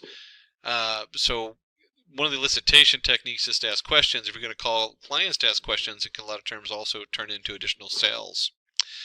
Document analysis, focus group, prototyping, brainstorming. My favorite, brainstorming. All these are important. I just kind of highlight a few of them that I tend to get stuck in. Observations and workshops. Again, workshops are a great sales technique also. So as you're doing your business analysis, and you're bringing people into a workshop and do observations in the workshop and working specifically with these people, they turn into potential business growth. I tell you what, if you're a shareholder and someone's doing a business analysis and they turn around and generate a $30,000 sale for your company, they're in. You know, you've already earned your pay, and you're doing what you like, which is business analysis. Interface analysis, questionnaire and survey. Questionnaire and survey is my least favorite, but they are the most popular because they're the easiest to pump out. List the documents needed by a business analyst. Initiation document, project vision document, use cases, system requirements, specifications document, business requirement document, requirements traceability matrix, functional requirement document, use case specifications document, gap analyst document. Describe how you would approach a project. Here's a basic project approach outline which you can use with respect to different situations. Identifying the project goal, formulating the work plan, defining the requirements, collaborating with other teams, tracking the project, documenting the progress. And really, when you start designing your project approach, encompassing all the things listed in here is so important with the shareholders. It's great if you can identify your project goal, and that's probably the most important thing, because if you don't have a goal, you might as well walk away. But if you don't have the rest, well, how are you formulating the work plan, defining the requirements, collaborating with other teams? That is such a big step because we're going from everything being on paper and trying to figure out what you're going to do to actually doing it. And then tracking and finally documenting. Very important for the shareholders and what goes back to the top. Differentiate an alternate flow and exception flow in a use case diagram from a basic flow. Basic flow represents the operation of activities as required by the company. In a use case, alternate flow, as the name suggests, is an alternate solution used in a system failure case. Different steps are used to complete the goals of a use cases. Exception flow refers to the various steps executed in case of errors. This does not lead to achieving the required goal of a use case. Critical aspects of creating analytical reporting. Analytical reporting is a type of business reporting which provides data analysis, information, and recommendations. It enables people to use data to make decisions. To create analytical reporting, the following points should be kept in mind. Comprehend business analysis. Display your analysis skills. Think critically. And I'm going to throw in here the term from big data, map and reduce. Really, when we're doing a business analysis, you don't want to give them a massive amount of information. You want to reduce it down to something that they can see in a single graph, a very simple set of notes, and you need to think critically. You need to really make it, what is it that the shareholders want that's going to make them understand why this is important to the business, and what does the business get out of it? What is Kanban? Kanban helps agile teams in visually managing work through processes. It works as a scheduling system in agile just-in-time production. The Kanban methodology is all about real-time communication of capacity and full transparency of work. The Kanban board describes the current development status. And of course, when you're working with Kanban, you got to be very careful about inspiring versus coaching versus micromanaging. It really can end up in a micromanaging setup where you want to watch out for that, but you also need to track everything. A basic Kanban board has 3-step workflow. It has the to-do, in progress, and done. However, depending on a team size, structure, and objectives, the workflow can be mapped to meet any particular team's unique process. State the key differences between BRD and SRS. BRD, Business Requirements Documents, is a high-level functional specification of software. BRD is a formal document to describe the requirement provided by the client. Business analysts create this post their interaction with the clients. SRS, System Requirement Specification, is a high-level functional and technical specification of software. SRS describes the software's functions and non-functional requirements that are needed to be developed, whereas SRS is created by the systems architects. What is Pareto analysis? The Pareto analysis helps in crucial decision making. It helps in prioritizing decisions, identifying the most relevant and the least decision concerning the overall goal. It is also known as the 80-20 rule. As per this rule, 80% of the project's benefit arises from 20% of the work. Vice versa, 80% of the case problem can be due to 20% of the causes. Differentiate between the V model and the fish model. When we talk about the V model, it is an SDLC model where the execution of processes happens sequentially in a V shape. At every stage, the same person reviews, but other testers will do software testing in the last step. V model consumes less time and costs. The FISH model is similar to the V model, but with more multiple verification teams. Every stage is tested by another team for completeness and correctness. The FISH model is comparatively very costly and time-consuming, which makes sense because if you have multiple tests on each stage for multiple teams, they have to all be spun up on it, and so you're literally more than doubling the work because you also have to track all that. Given the sales data, create a chart to show each region's country that made the highest revenue. Create a pivot table by dragging the region and country onto rows. Place the total revenue column under values. Right-click on the country value, select the filter options, and choose Top 10. Choose Top 1 as shown above and click on OK. And you can see here is the pivot table that you will get. Using the sales data, find all the countries where the total units of fruits sold offline were less than 3,000. You need to use an advanced filter option in Microsoft Excel to solve this problem. Below is the critical based on the question we have. Go to the Data tab, select Advanced Filter option, choose Copy to another location, give your criteria range and the copy to location. Click on OK. Here's the final result as we can see below. Let's create a pivot table to find which countries from each region made the lowest amount profit.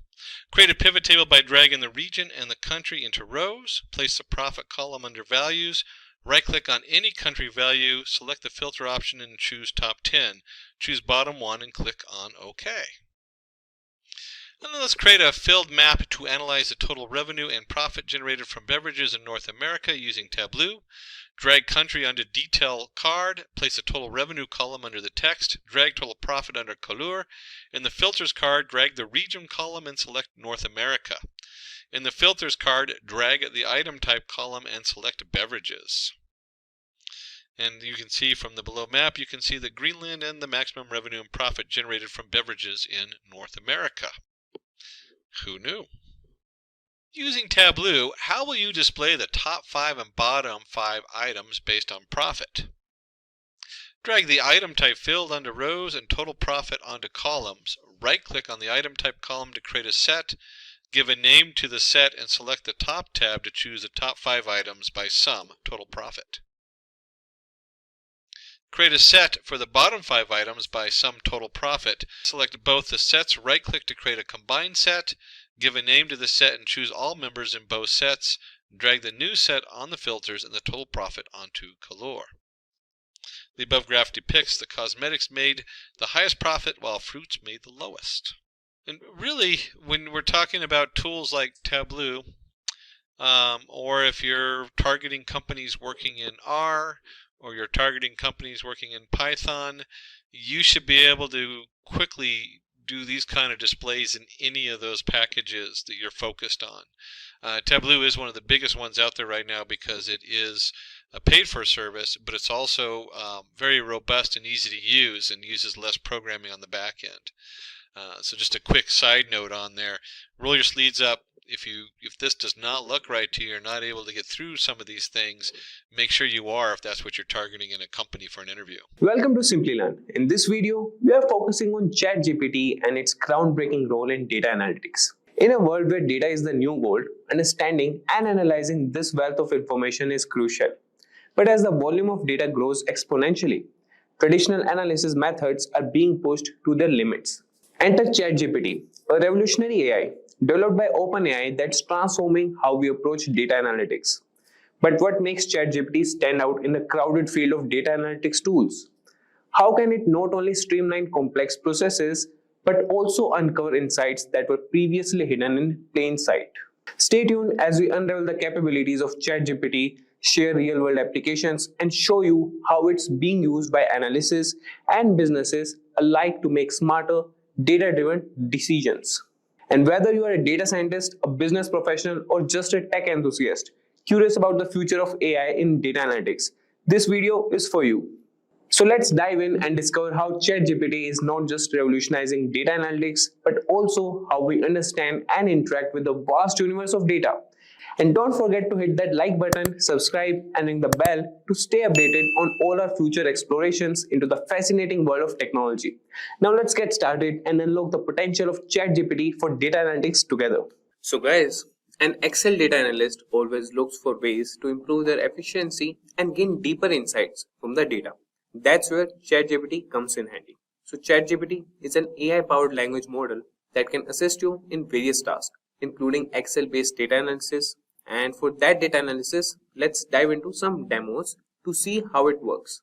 So guys, as you can see, this is the ChatGPT 4, and you could see this has the support of DALL-E, browsing and analysis, and usage limits may apply. Like we have the version that has some usage limits. And for the data, I have downloaded the data from the Kaggle. I will provide you the link in the description. If you want to download the same data, you can. And I have that in my downloads. So this is the data that we'll be using. So the first thing we'll be doing is data cleaning and preparation. So firstly, let's explore data cleaning and preparation. Before diving into analysis, it's essential to ensure our data is clean and ready for processing. So for that, we will write a prompt in ChatGPT and ask him to clean the data. ChatGPT has the feature to insert the files, provide the Excel file to the ChatGPT, and we'll ask him that can you help me identify and remove duplicates in this Excel spreadsheet. So let's ask him, can you help me identify and remove duplicates?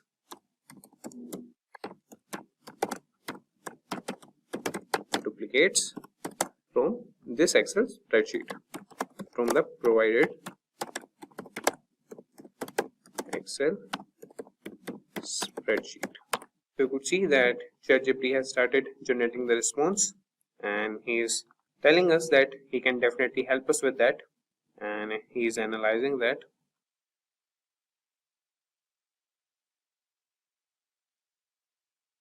So you could see that ChatGPT has provided us the response. So let's first go to our spreadsheet. So this is the spreadsheet: order number, quantity ordered, price of each quantity, and order lines. So you could see that first ChatGPT has encountered an error, and that is with the character encoding mismatch. And then he has loaded the spreadsheet successfully with the second attempt, and you could see that he has provided like the smaller or the briefer version of the spreadsheet. That is, the dataset consists of sales data with columns such as order number, quantity order, price each, order line, sales, order date, status. So he's asking us, could you specify how you would like to identify duplicates? For example, should we consider a row a duplicate if all its values match another row exactly, or are there specifically columns we should focus on to determine duplicates? So we should, or here we will be focusing on the column section. So here we want to identify column section.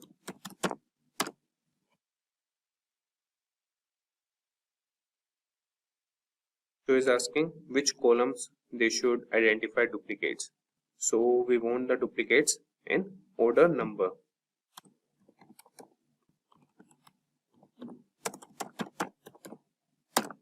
So the ChatGPT has started analyzing the spreadsheet.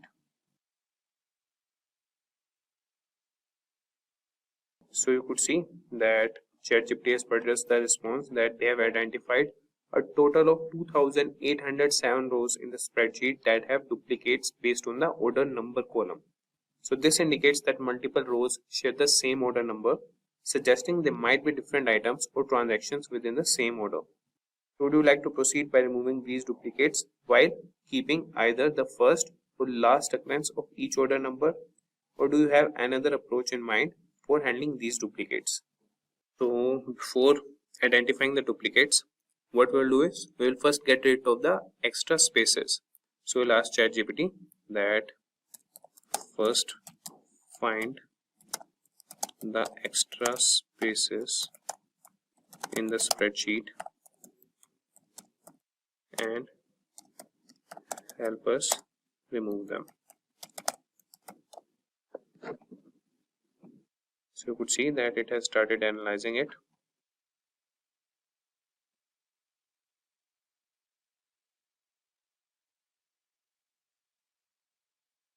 So he is asking us that would you like to proceed with any further cleaning or data manipulation? Yes, we want to proceed further with data cleaning only. And now we will treat all the blank cells if there are any. Now treat all the blank cells if there are any. So the spreadsheet contains blank cells in the following columns with the respective counts of blank entries. That is, address line 2 has 2521 blank cells, then the state. So depending on your preference or the requirements of your data analysis, we can treat these blank cells in several ways, such as filling them with a placeholder value that is not provided using a specific value that makes sense for data. That is, example, a default state or territory, but potentially leaving them as if blanks carry meaningful information in the context of your data. So what we will do, we will provide a placeholder, instead, that is not provided or not applicable. Okay.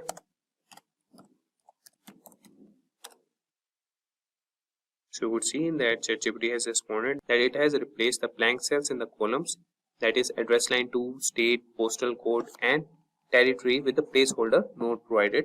So you could see there's a verification sample showing the updates. So this is how you could clean the data. And now with ChatGPT, you can quickly identify and eliminate duplicates in your Excel spreadsheet using built-in functions and formulas, saving your time and effort. So that would be done by the ChatGPT, and you can download the Excel file from the ChatGPT only. After that, you can just ask him that provide me the output or the resulted spreadsheet. So if we talk about now data analysis and visualization, let's delve into that. So Excel offers powerful tools for analyzing and visualizing data, and ChatGPT can help you make the most of them. So for this also we'll write a prompt to the ChatGPT, and we'll write, for example, please create a pivot table and a corresponding chart to analyze sales performance by region. So let's see, like this prompt, what output does ChatGPT show to us. So let's ask him, please create a pivot table and a corresponding chart to analyze sales performance by region.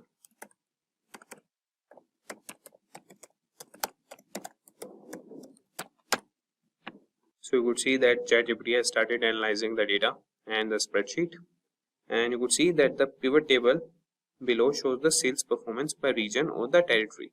So this table indicates that the EMEA region has the highest sales performance, followed by regions where the territory was not provided, then APAC, and finally Japan.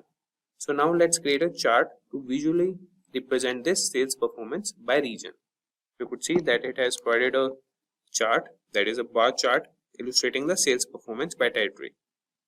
So you could see the guys that it has provided us the analysis, and ChatGPT can guide you through the process of creating pivot tables, charts and other visualizations in Excel, enabling you to gain valuable insights from your data with ease.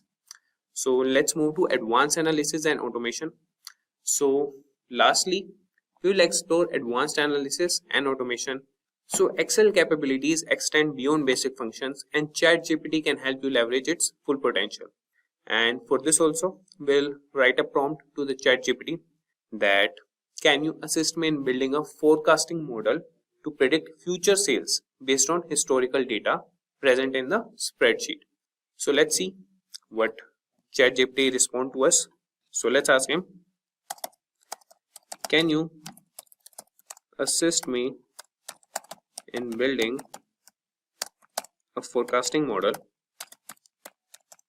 to predict future sales based on historical data. So let's see what ChatGPT respond to us. So you could see that building a forecasting model to predict future sales based on historical data involves several steps. So for this, you have to prepare the data, select a model, train the model, evaluate the model and make predictions. So let's start by preparing the data. We'll aggregate sales by order date to create a time series of total daily sales. Then we'll choose a model based on data's characteristics.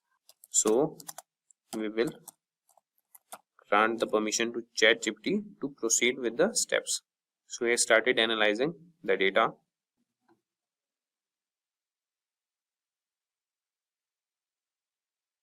So you could see that the data has been prepared into a time series of total daily sales. And before choosing a forecasting model, it's helpful to visualize the sales time series to understand its characteristics such as trend and seasonality. So ChatGPT has plotted a daily sales data, and then he has given the visual trends and the possible seasonal patterns. And the next steps would include testing for stationarity, model selection and parameter tuning, model training, and then forecasting. So you could follow all these steps with the help of ChatGPT and could create a forecasting model. If you want, we can move to the next step. So you could provide a prompt to the ChatGPT that move to or proceed with next step.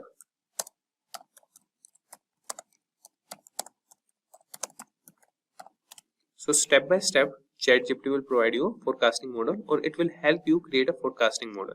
As you can see, it has started analyzing it.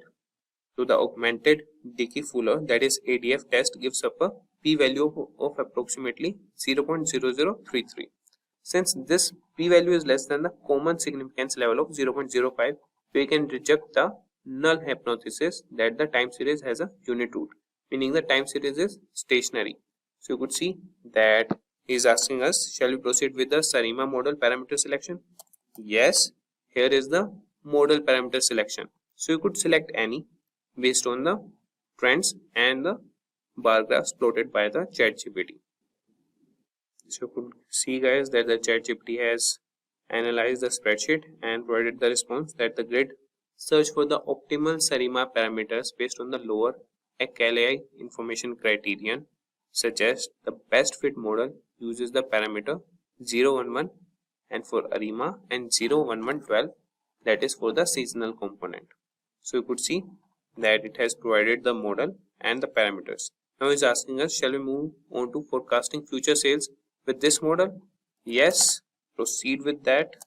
So you could see that with ChatGPT's assistance, you can build complex forecasting models in Excel, allowing you to make informed decisions and plan for the future effectively. So ChatGPT is a valuable tool for Excel users and data analysis, offering assistance in data cleaning, analysis, visualization, and automation. And by integrating ChatGPT in your Excel workflows, you can enhance your productivity and uncover new insights from your data. So you can try ChatGPT for Excel data analytics today and take your Excel skills to the new level. And you could see that there's an error in the analyzing, and he has encountered an error while trying to plot the forecast with its confidence intervals. So this type of error can occur due to data type issues, particularly when handling data indices and forecast. And despite this hiccup, the forecasting process using the SARIMA model was completed and we were able to generate forecast for the next 12 months. Unfortunately, due to the plotting issue, we couldn't visually display it. So we'll ask him, can you try once again? So you could see that this time ChatGPT has provided us the forecast for the next 12 months. That is, the forecast have been successfully plotted along with the historical daily data. So here we have our forecast model, and with the ChatGPT's assistance, we can move with other analysis also. Everyone, welcome to Simplilearn's YouTube channel. Today we will learn about data transformation in Power BI. That said, if these are the type of videos you'd like to watch, then hit that like and subscribe buttons and the bell icon to get notified. So what exactly you mean by data transformation in Power BI? So data transformation can be a little similar to data cleaning. So before any kind of data analytics, you might be receiving raw data from a website source, a SQL database, or an Excel file, or multiple sources, right? Once after you receive the data, whether it is batch mode data or streaming data, you are supposed to clean it, right?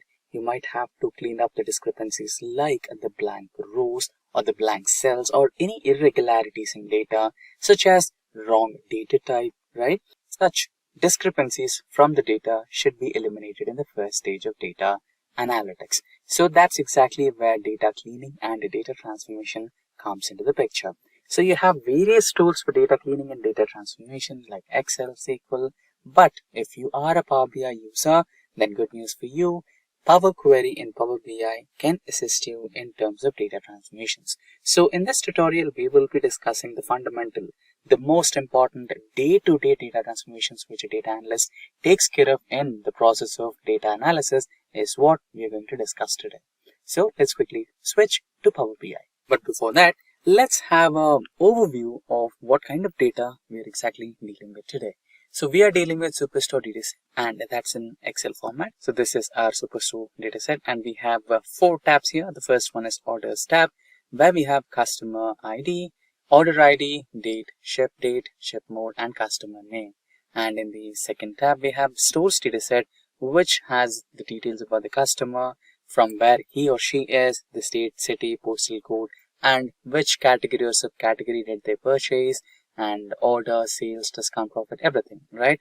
And here we have some information about any of the orders which were returned and some people over here. So these are the 4 tabs that we are dealing with today. Now that we have an overview on the data that we're dealing with, let's quickly now switch to Power BI. So now we are on the Power BI window. You can just discuss changes.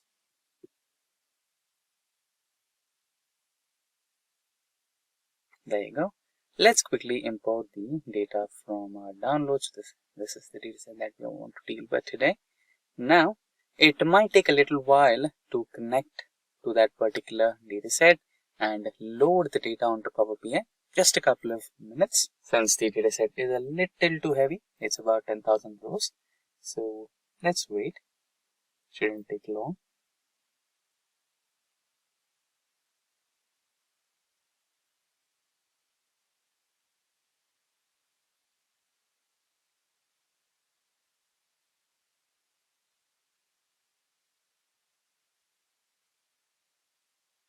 There you go. The data got successfully loaded. So you have the option of loading what kind of data you want. You have 4 tabs as we just discussed. You can load the Orders tab, and you can load the Stores tab. And in case if you want the Returns tab, you can also load that. And if you want all of those, just load all of those, right? Now, I just want the 2 tabs, Orders and Stores. Now here I can just directly load to get started working on this. But in case I don't want any kind of discrepancies, in case if I have a doubt that this data might not be cleaned, I shall go with data transformation. So ideally you should go with data transformation. Check your data first before any kind of analytical processes. So let's go with that. Transform data. And shortly we should be having the Power Query window open on our desktop screens.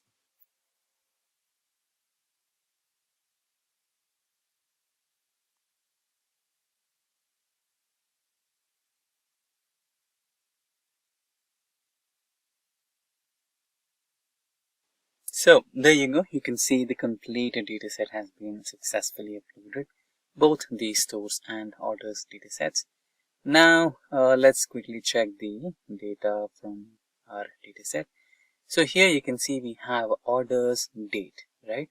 But I can see 42682 and 42533. This is not in the form of date, correct? So this is the simple step that we discussed, changing the wrong data type. So you can just click on the lower arrow button over here, and or you can right click, and here you have an option to change the type, correct? So it is considering it as a whole number, which is wrong. So you can change it to date. Replace current. So now we are trying to change the order date from a data type of whole number to date data type.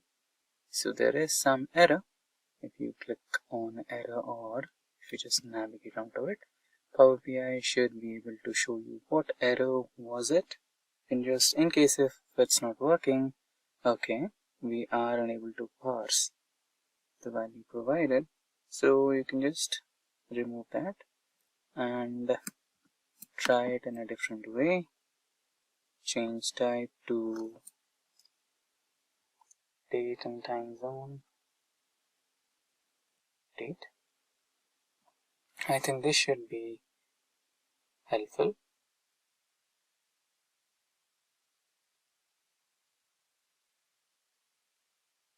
Or if it's not working here, let's quickly check what could be the error. Take time.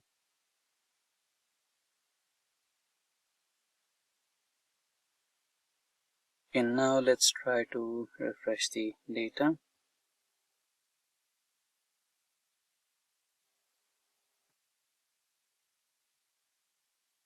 It is taking a little while.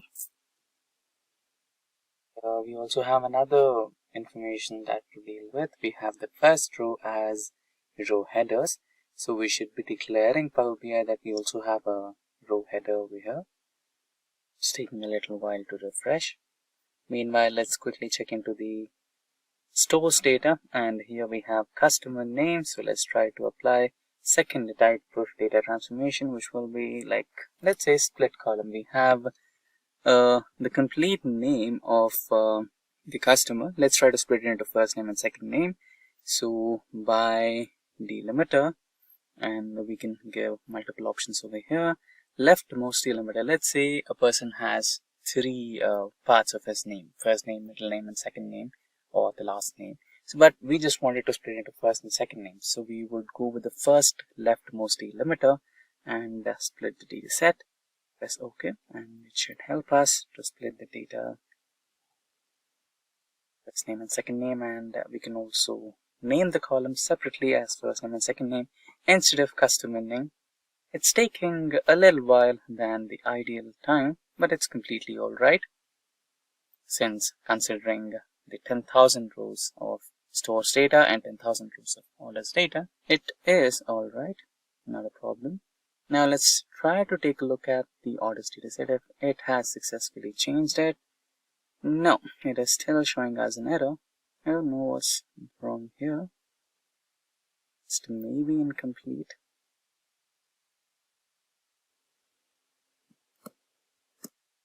Let's quickly refresh all instead of preview and check if it can help us. So there you go. After refreshing, the first order date is changed to date data type. So what we missed is when you change the type, you're supposed to add a step. So what exactly I mean by that? Now we are trying to change the second one as well. So just wait for a while and it will give us a choice if we want to add a new step or not. That's when we select the option yes, please add a new step.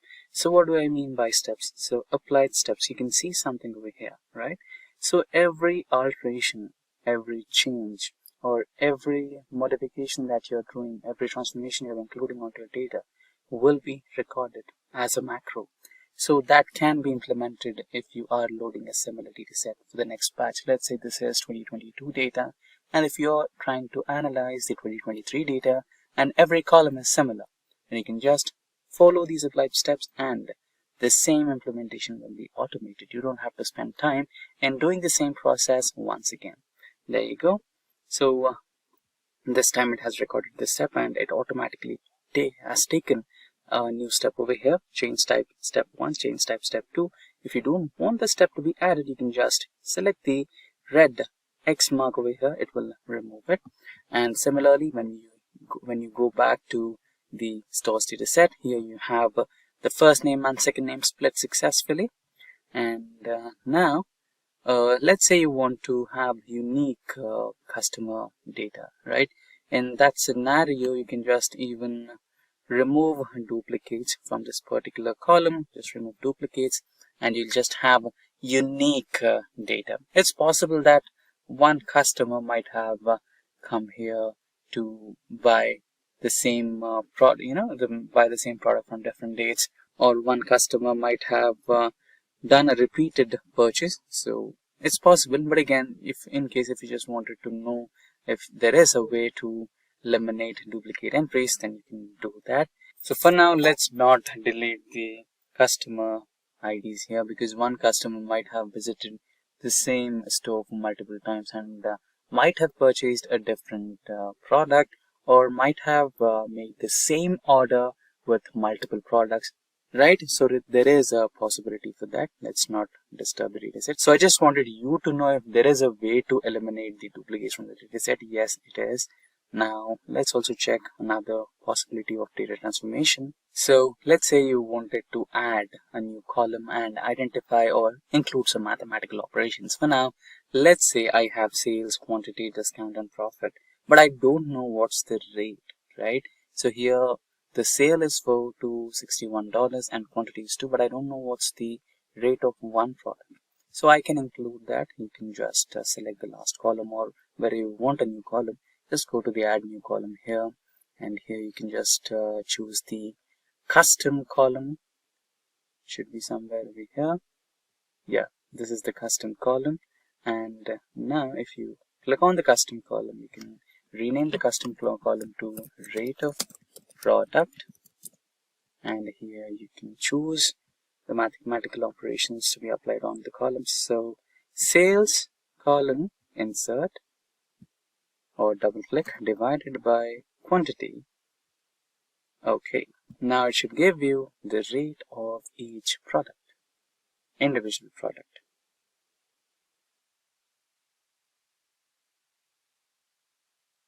It is taking some sizable time. It shouldn't take so long. So there you go, you have the rate of product. And now let's say you want to combine multiple data sets. For example, here I have stores data set, but my stores data set doesn't have any data related to orders, and orders does not have any data related to customers. Now I want to combine these two. Is there a way? Yes, you can do that. Now let's get back to stores, and here go to home option, and here you have something called merge queries. So now the stores dataset has been selected in the first dataset. Here just select the drop down and select the second data type, which is orders. So here you can see stores with the current one, which is in the first place. Now select based on which primary key you want to combine both. So I want to go with customer ID because both of my datasets do have customer IDs. So I'll go with customer ID, and both datasets will be combined. At the end, at the last column, Power BI will show me a new table, not a new column. It will give me a table combined with all the columns in one column. You just have to expand the column and select which columns from the second dataset you want to include in your overall dataset. So let's do that practically. So here you can see I just have tables. If I select the expand column option over here, you can see I have a lot of columns here. So just deselect everything. I do have row ID, I do have a customer ID. What I need is order ID, order date, ship date, shipment mode, and customer name. I do have it. So that's all I need. So just press on OK, and I should have them included in my new dataset altogether. It might take a little while.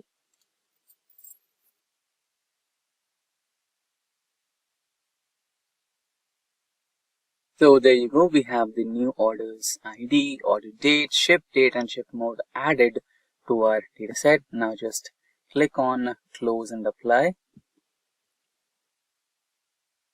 And your dataset is all ready for data analysis. Apply changes, so it is taking a little time.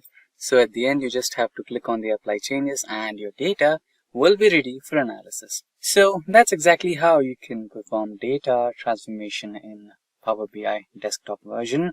So there you go, the dataset got successfully loaded all over here, and you can just drag and drop them onto the visualizations part and you can work on your data. This session, we are going to learn about databases, how data is stored in relational databases, and we'll also look at some of the popular databases. Finally, we'll understand various SQL commands on MySQL server. Now let's get started with what is a database. So according to Oracle, a database is an organized collection of structured information or data that is typically stored electronically in a computer system. A database is usually controlled by a database management system or DBMS. So it is a storage system that has a collection of data. Relational databases store data in the form of tables that can be easily retrieved, managed, and updated. You can organize data into tables, rows, columns, and index it to make it easier to find relevant information. Now talking about some of the popular databases, we have MySQL database, we also have Oracle database, then we have MongoDB, which is a NoSQL database. Next, we have Microsoft SQL Server. Next, we have Apache Cassandra, which is a free and open source NoSQL database. And finally, we have PostgreSQL. Now, let's learn what is SQL. So SQL is a domain-specific language to communicate with databases. SQL was initially developed by IBM. Most databases use structured query language or SQL for writing and querying data. SQL commands help you to store, process, analyze and manipulate databases. With this, let's look at what a table is. So this is how a table in a database looks like. So here you can see the name of the table is players. On the top you can see the column names. So we have the player ID, the player name, the country to which the player belongs to, and we also have the goals scored by each of the players. So these are also known as fields in a database. Here each row represents a record or a tuple. So you have the player ID, which is 103 here, the name of the player is Daniel, he is from England, and the number of goals he has scored is 7. So you can use SQL commands to query, update, insert records and do a lot of other tasks. Now we'll see what the features of SQL are. SQL lets you access any information stored in a relational database. With SQL queries, data is extracted from the database in a very efficient way. The structured query language is compatible with all database systems from Oracle, IBM to Microsoft, and it doesn't require much coding to manage databases. Now we will see applications of SQL. SQL is used to create a database, define its structure, implement it, and lets you perform many functions. SQL is also used for maintaining an already existing database. SQL is a powerful language for entering data, modifying data, and extracting data in a database. SQL is extensively used as a client-server language to connect the front end with the back end, thus supporting the client-server architecture. SQL, when deployed as data control language (DCL), helps protect your database from unauthorized access. So welcome to the demo part of the SQL project. So in this we will do digital music store analysis. Okay, so this SQL project is for the beginners. So what you will learn from this project, main thing is like, so what's the objective of this project, this particular project? So this project is for beginners and will teach you how to analyze the music playlist database, and you can examine the dataset with SQL and help the store understand its business growth by answering simple questions. So as you can see, I will show you. So I have 3 set of questions. First one is easy, okay, and the second one is moderate, and the third one is advanced level. So we have 3 set of questions: easy, set, moderate, and the advanced. Okay, so every set is of 3 questions, I guess. Yes, in every set there is 3 questions. So okay, in easy one there are 5. So we have 5 plus 3 8, 8 plus 3 11. We have 11 questions to solve. Okay, from this you will understand how you can analyze data with SQL, how you can extract something from database, how you can store something like this. Okay, so, and one more thing, I will show you the schema of the particular data set which we will soon we will restore. So we have the tables in this: artist, album, track, media type, genre, invoice line, invoice, customer, employee ID, playlist, track, and all. Okay, so this is the music playlist database schema. So without any further ado, let me create one database. So here, just right click, create database.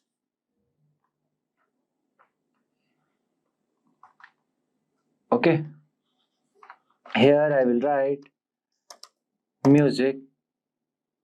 Okay, and save. So now our database is created. Okay, so if you will go to schema and if you go to tables, there is no tables in it. Means there is database, but nothing is there. The database is empty. So now what I will do, just go to your database, just right click. Here you can see the restore option. Okay, restore. So format as it is, then here file name, go to this music store database. I will put this database link in the description box below, don't worry. Open, then restore. Process started, process complete. Some people will face this that the process is failed or something. Okay, so for that what you have to do, just go to file, then preferences. Here you have to set the path, just binary path. Okay, see, I am using the 15th version. Okay, so I have set the path here also and this also, but you have to set this path is important. Okay, if you will not set this edv advanced server path, it's fine, but this path is most important. Okay, but for the future reference I have added on the both. What you have to do, you have to just see where you will find this path. Just go to this PC, then OS, then program files. Here you will find this PostgreSQL. Then I'm using C15, 15, then bin. So you have to copy this path, right? You have to just copy it and paste it here, and then select this one. After that, just save. You won't find any failed thing. Okay, the process will complete. Right, so now let's move forward and see the tables. Okay, it's still empty. Why? Just refresh it. See, now you can see all the columns in my tables. Okay, so what I will do for the checking, I will run one query here. Okay, let me close it. Okay, I will write here select star from album. Okay, let me run it. So now, as you can see here, my table is working fine, everything seems good. Okay, so now what we will do, we will solve question one by one. Okay, so the first question, let's see the first question, easy one. Who is the senior most employee based on job title? Okay, who is the senior most? Okay, so I will write here like the first question is, who is the senior most employee based on job title? Okay, so this is our question. So we know we have the table name called employee, so we will select that table first. So I will write here select star from employee. So you should know which table should to select. Okay, so here as you can see in this question, there is word employee. Who is the senior most employee based on the job title? Most employee means employee is an employee table, right? So I will run it. Okay, so what I will do, I will just select this and run it. Okay, so now you can see there in employee, there is employee ID, last name, first name, title, report levels, birth date, hire date, and all the details of the particular. Okay, so we will do, so there is one more thing, you can see the levels. Okay, level 1, level 2. So we have to write who is the senior most employee based on the job title. So what I will do, I will write here order by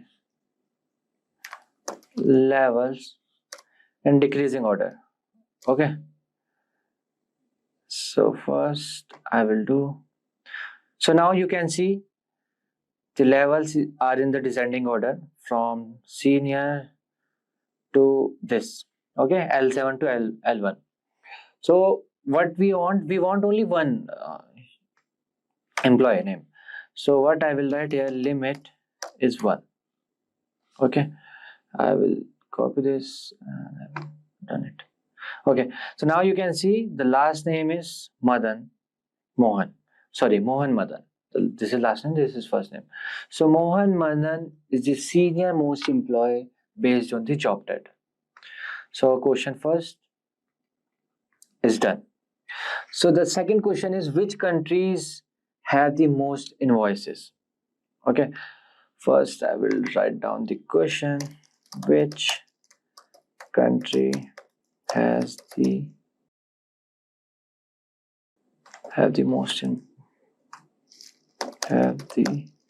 most invoices?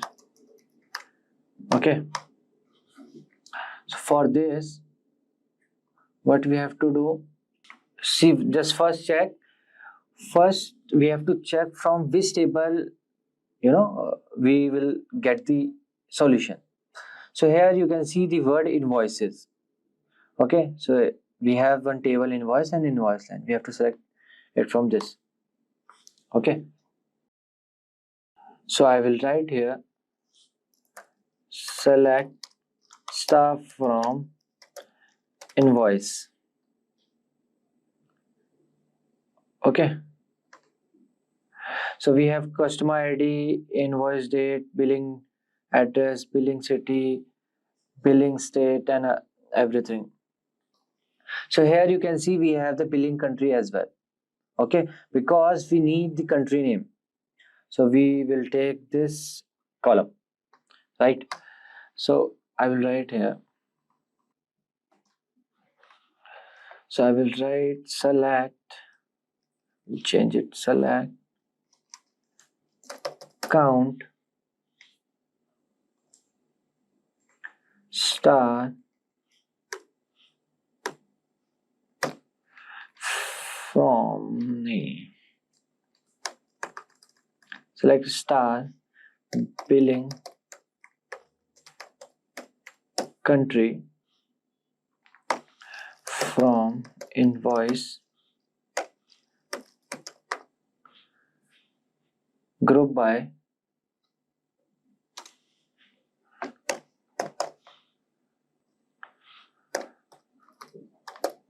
billing country.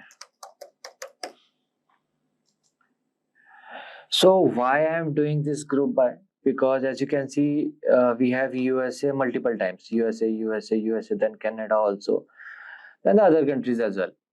So from this I will get only the one. Okay, I will group them and I will get the one.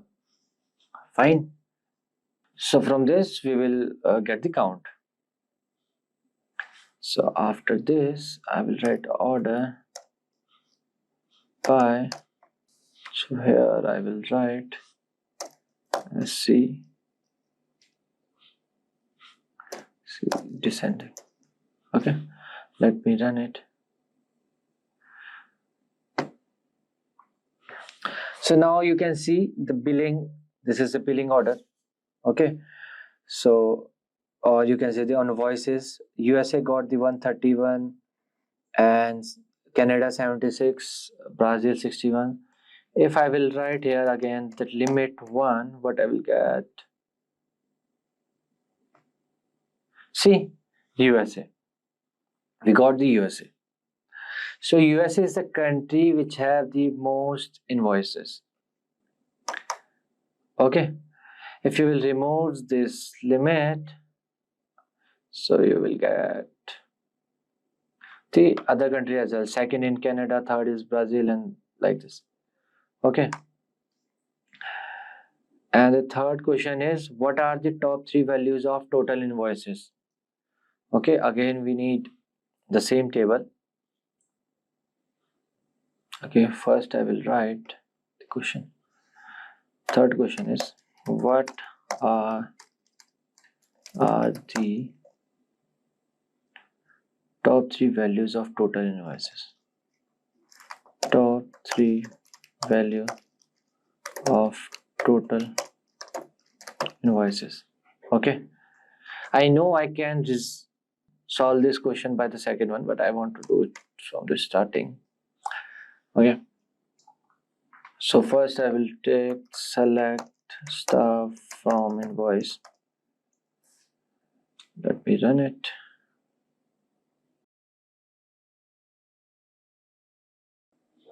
So first we will sort the data. Here I will write order by total, because the last, this is a table name. Okay, total in the descending order. So first I will select. So we need just the top 3. So first I will do, everyone know, limit 3. Okay. Okay. So here I have wrote this star. That is why it's giving me all the values. If I want this, only this value, so I can write select total from invoice order by this. Okay, I will write and run it. So I have this total like 23.75999 and 19.8 and 19.8. So these are the top 3 values of total invoices. Okay. So here the fourth question is, which city has the best customer? We would like to throw a promotion music festival in the city. We made the most money. Write a query that returns one city that has the highest sum of invoice total. Return both the city name and sum of the all invoice total. So let me write the question first. Okay, I am writing question for your better understanding. Okay, question 4th. Which city has the best customers? We would like to throw a party or promotional music festival in this city. We made the most money. We made the most money. Write a query that returns one city that has the highest sum of invoices total.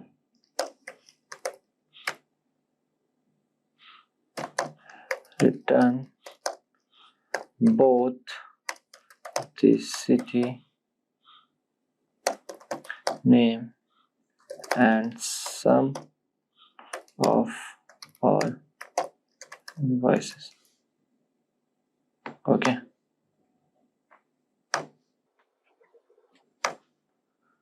So we have this question. Okay.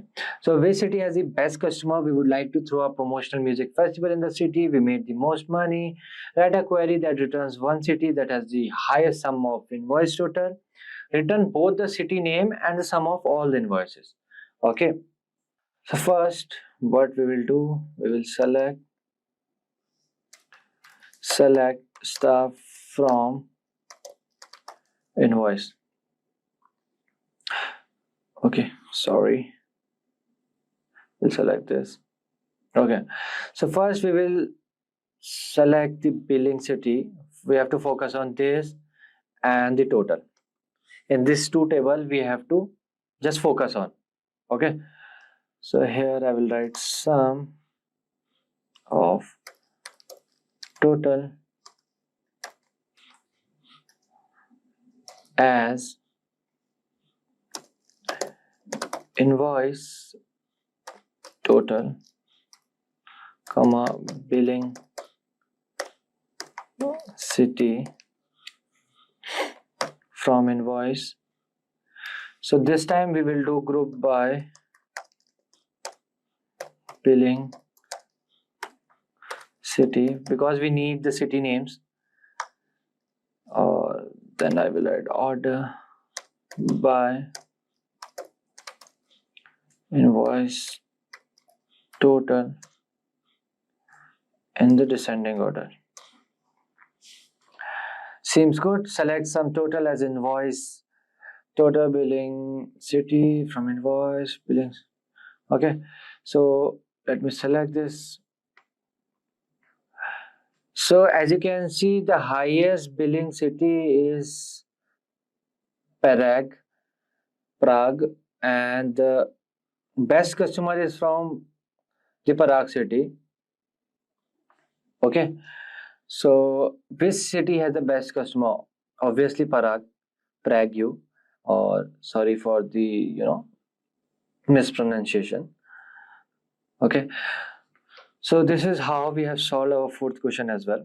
Okay, because written both the city name and the sum of all the invoices. This is the city names and the invoice total. Okay, moving forward to our fifth question, which is again the long one. Who is the best customer? The customer who has spent the most money will be declared the best customer. Write a query that returns the person who has spent the most money. Okay, so I will write here, who is the best customer?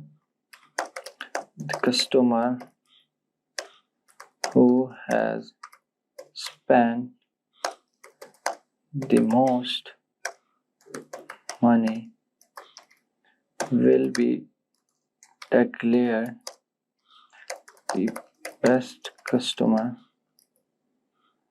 So write a query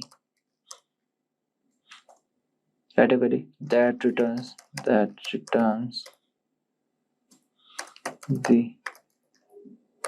person who has spent the most money. Okay, yeah, so who is the best customer? The customer who has spent the most money will be declared as the best customer. Write a query that returns the person who has spent the most money. Okay, so for this we have to take this customer table data. Okay, so I will write as select stuff from customer. Okay, I will select this and I will run it. Okay, so this is our table data of customer. Okay, so we have the country, fax, emails, state, city, address, last name, first name. Okay, so as you can see, there is nothing like no detail of invoice or the money, okay, which have spent by the customer. So what we will do, we will look at our schema. So now what we can do, if we can't solve a particular question with one table, we have to join the table to the other table. So here we have to join customer table to invoice table.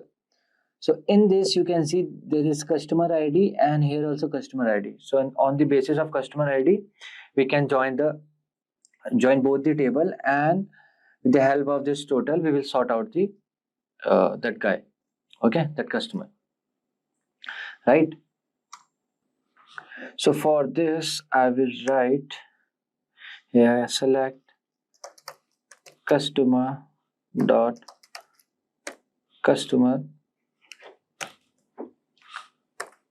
ID comma customer dot first name comma customer dot last name, because we need the full name of that guy, comma sum invoice dot total as total. Okay, let me Can be paused. Okay, I don't need the search pad.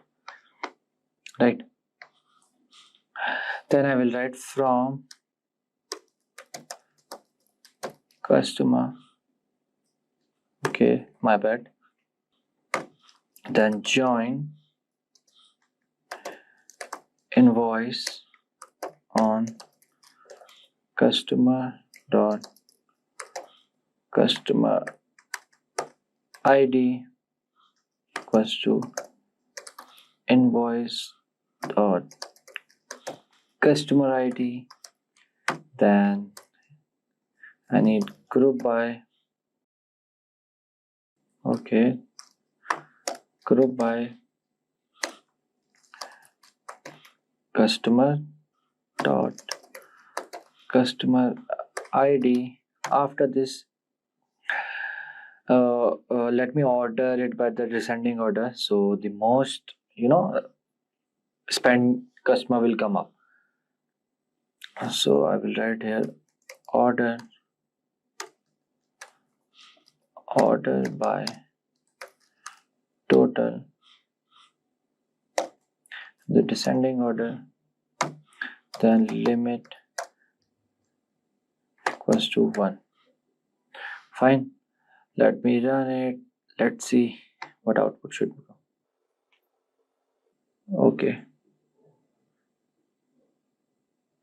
Okay, some error is coming. Limit. Okay, sorry. Okay, so as you can see, the customer ID is 5. The first name is R, the last name is Madhav. R Madhav spent the highest value 144.540000 and 2. So who is the best customer? Madhav, R Madhav, sorry, my bad. R Madhav, right? R Madhav has spent the most money. Okay, so this is how we are done with our easy set of questions. Now let's jump into the moderate one. Okay, so let me write the question first for the moderate. So I will write here moderate questions. So these analytics skill help you in the data analytics to become a data analyst or to become a data scientist. Okay, so the question first is write query to return. Okay, write query to return the email. Query to return the email, comma first name, comma last name, and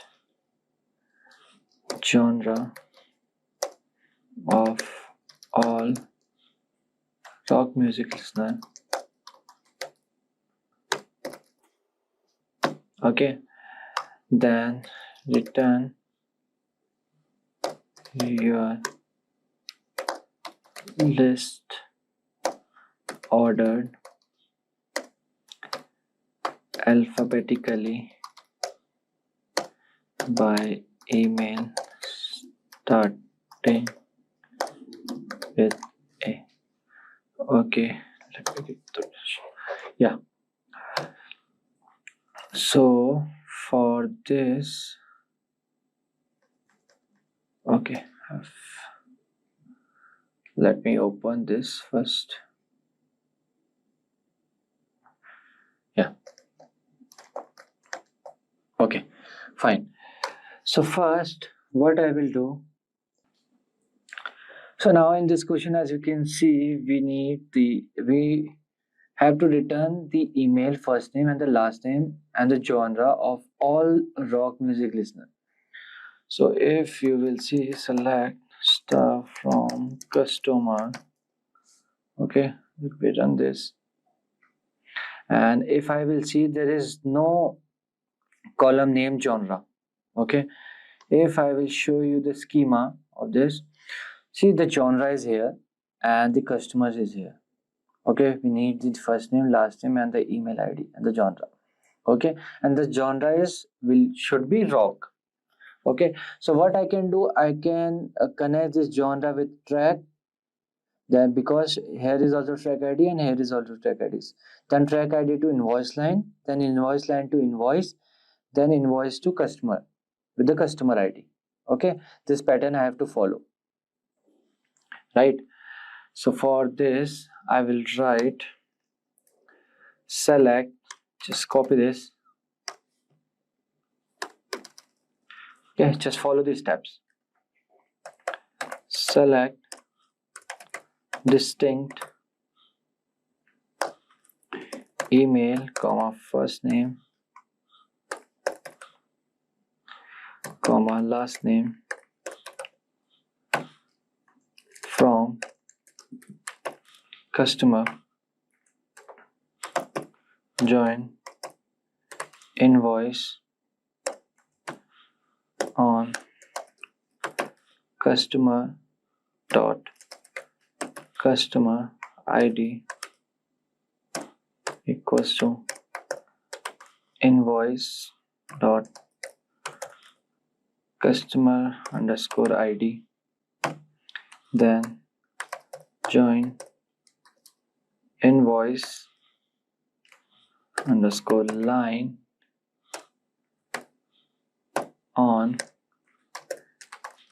invoice dot invoice ID. Okay, then invoice underscore ID, then where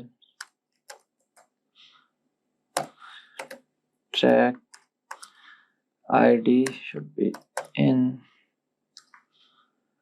Here I will do select track ID, okay, from track, then join genre, yeah, on track dot genre dot ID equals to genre dot genre ID, where this is important, genre name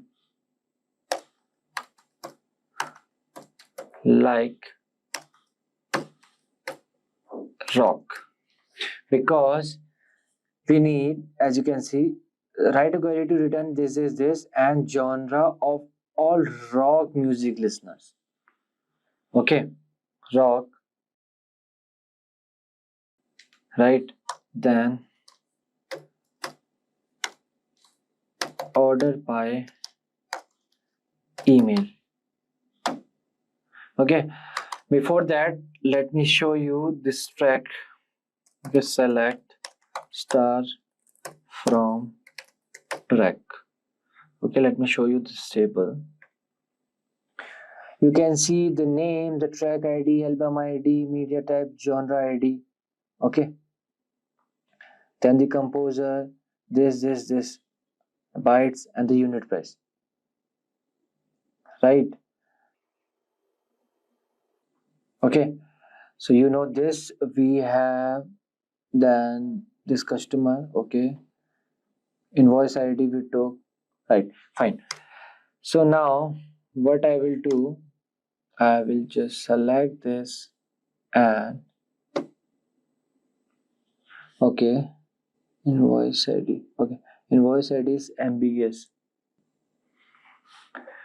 Here I have to write invoice line dot invoice ID. Okay, let me now run. Let me run it. Okay, one more. Join genre on track dot genre ID. There is entry for table genre, but it cannot be referenced from this part of the query. Okay.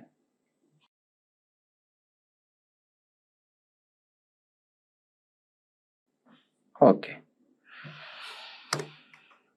As you can see here, the table name is genre underscore ID. That was the mistake. Okay, one more, genre dot name. Spelling mistake. Sorry, my bad guys. No issues, it happens. Okay, now you can see we have all the people who love rock music, and we have the email, then first name, then the last name. See, Aaron Mitchell, Alexandra Roca, Astrid Gruber, like this, Camille, Dan, Edward, like this. Okay, so there are total 59 people who loves rock music from this particular database. Okay, now question 2.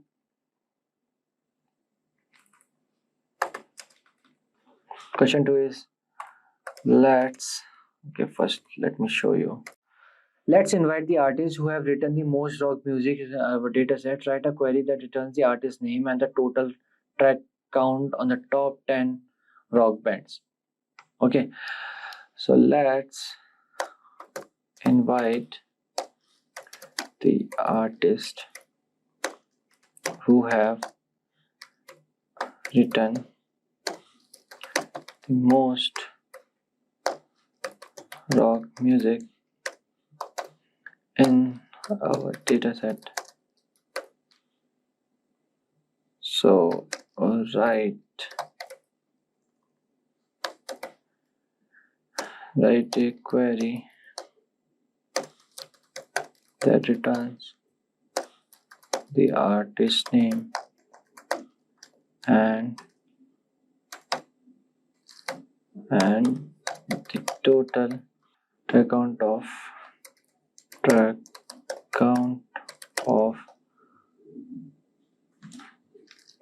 top 10 rock bands. So now what we need here, okay, let me do this. So what we need here, so let's invite the artists who have written the most rock music. First we need the artist, okay, and the second is rock music, then we need track, okay, and the total track count means we will get from the track. So here we have track column, track table, and we have the artist. So now let's see the schema part. So we need genre, okay, for the rock music. Then we have to combine this with the track ID because genre ID is there. From track ID to album because we need the artist name. See, artist ID and artist ID. So this is how we have to connect the table. Now, so for this, I will write here. Just follow the steps. Select artist dot artist ID, comma artist dot name, comma count artist dot artist ID as number of songs because we need the total number, okay, who have written the most rock music, number of songs, fine, from track. Now we have to join album on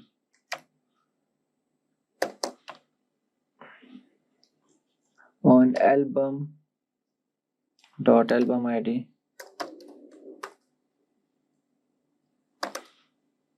equals to track dot album ID. Okay, then we have to join the artist with artist ID. So join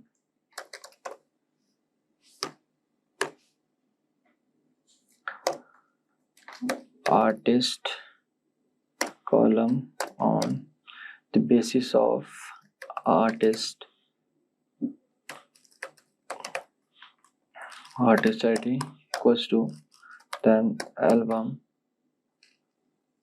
to album dot artist ID.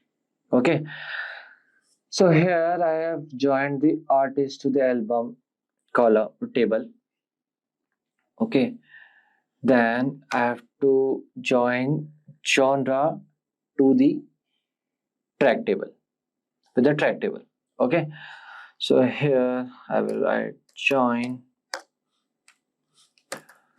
genre on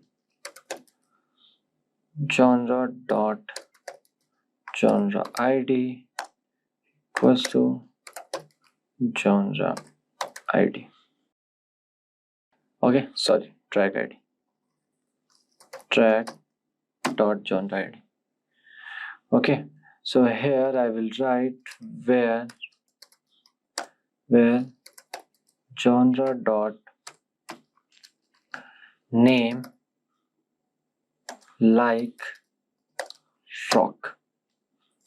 Okay, rock. Fine. Then I will group by group by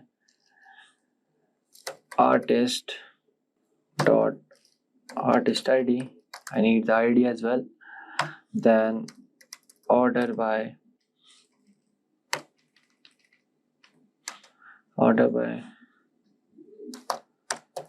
number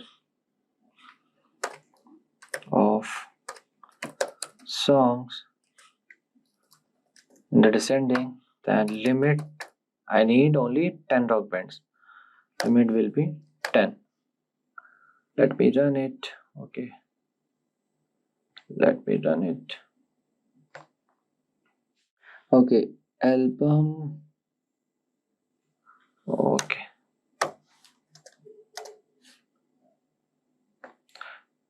now let me run it.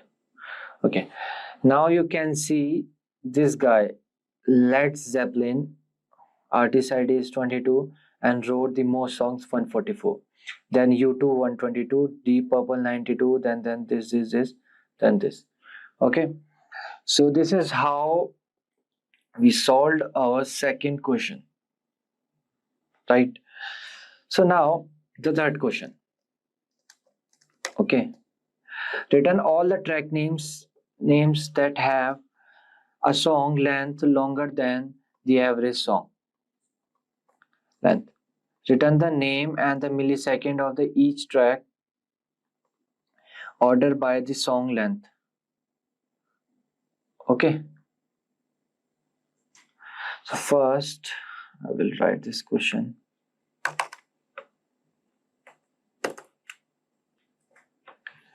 Q3. So return all the track names that have a song length longer than the average song length. Okay, first we return all the track names that have the song length longer than the average song length. Okay, then return the name and milliseconds for each track. Fine. After that, order by the songs with the longest song listed first. Okay, fine. So we have to return all the track names that have a song length and the okay. First we will find the total length of this songs, then we will do the where then we will put the where clause to find out the particular longest song. Okay, so this will do in the two step. First we will find the average track length. Okay, so I will write here select name comma milliseconds. Okay, from track where milliseconds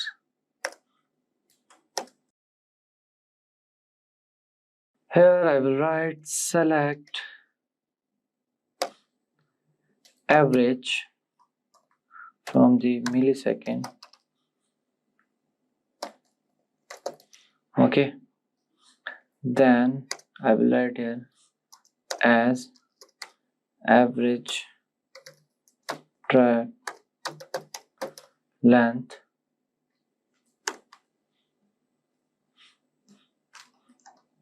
okay, then here I will write from track. After this I will write here order by milliseconds.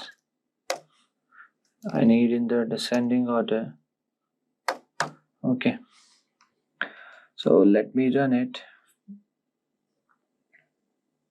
So now you can see first I will read it again. So return all the track names that have a song length longer than the average song length. Return the name and the millisecond for each track. Order by the song with the longest song listed first. Okay, so this is the longest song. Okay, so we have all the songs which are the longer than the average song length, right?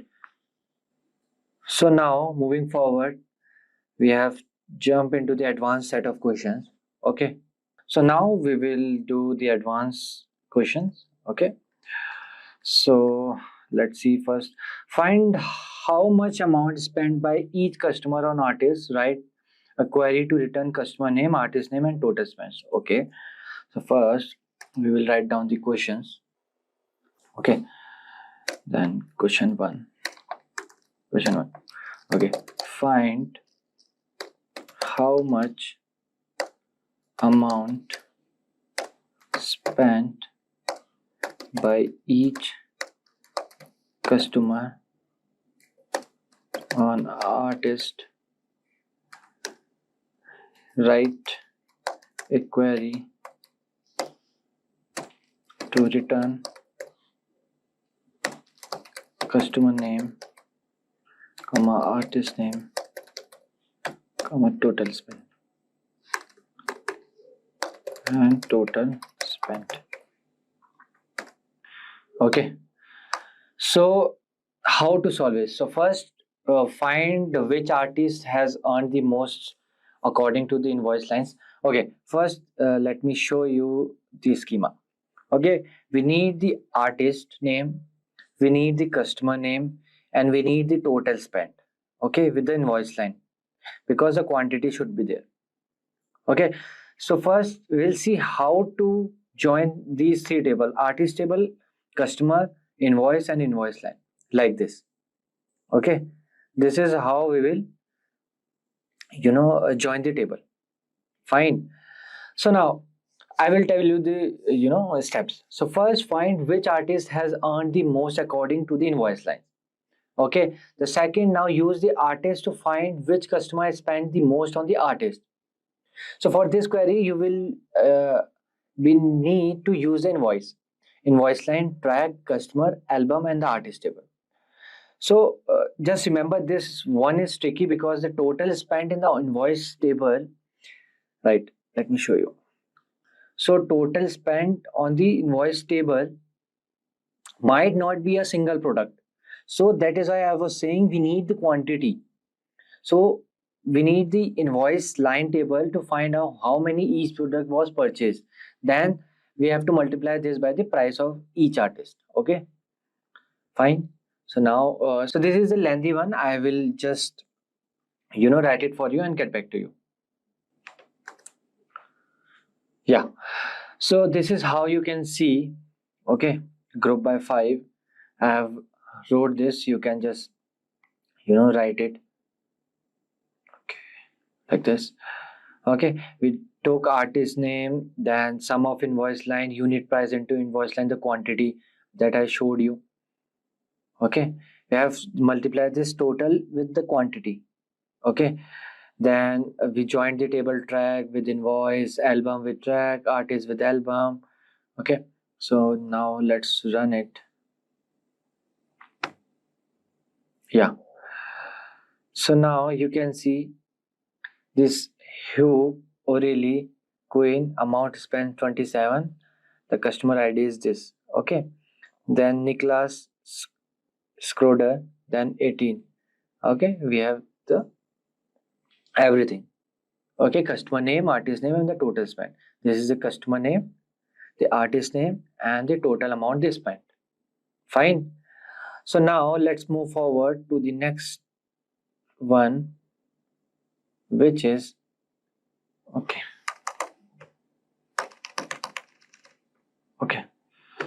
Yeah. So the second one is this.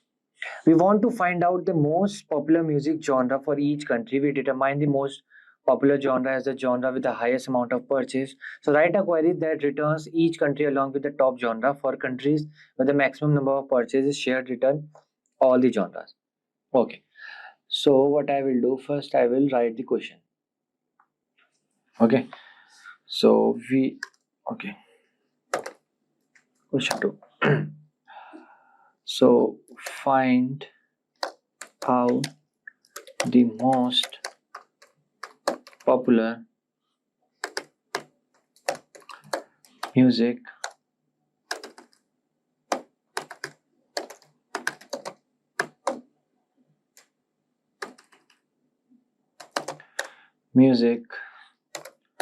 genre for each country.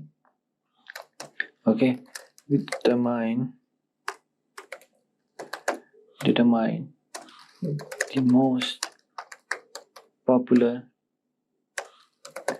genre as the genre with the highest amount of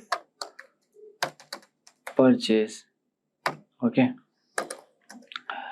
then write a query that returns each country along with the top genre for countries where the maximum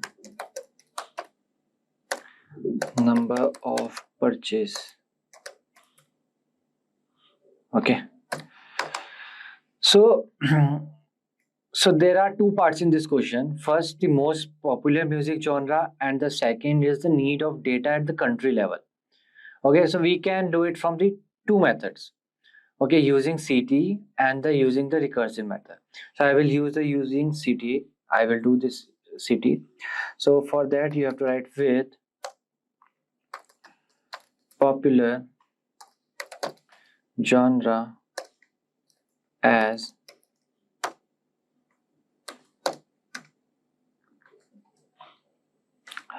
select count invoice line dot quantity. Okay, as purchases comma customer dot country comma genre dot name comma genre dot genre ID. Okay, then here I will write row underscore number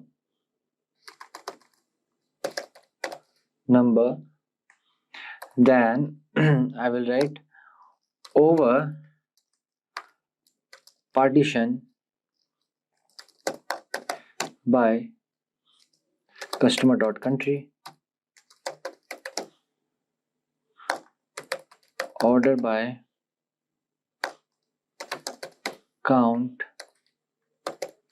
invoice line dot quantity, okay, into descending order,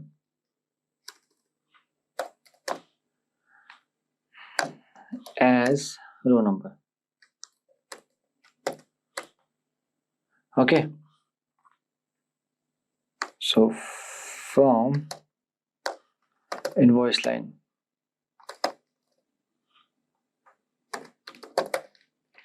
okay,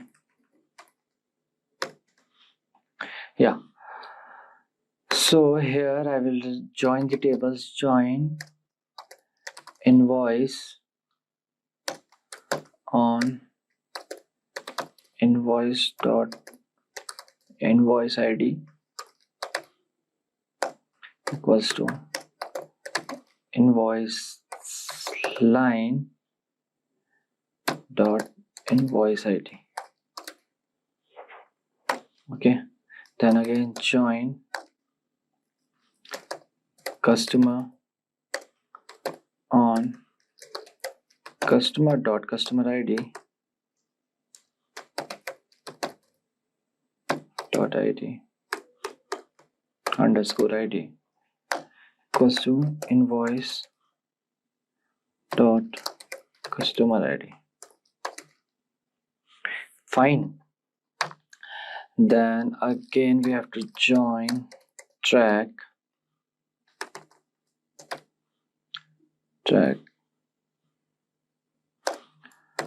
on track dot track ID equals to invoice underscore line dot track underscore ID. Then join genre on genre dot genre ID. Okay, then track dot genre ID. Okay, then I will do group by 2, 3, 4. Then I will do order by 2, then ascending order, and then 1 to descending order. Okay.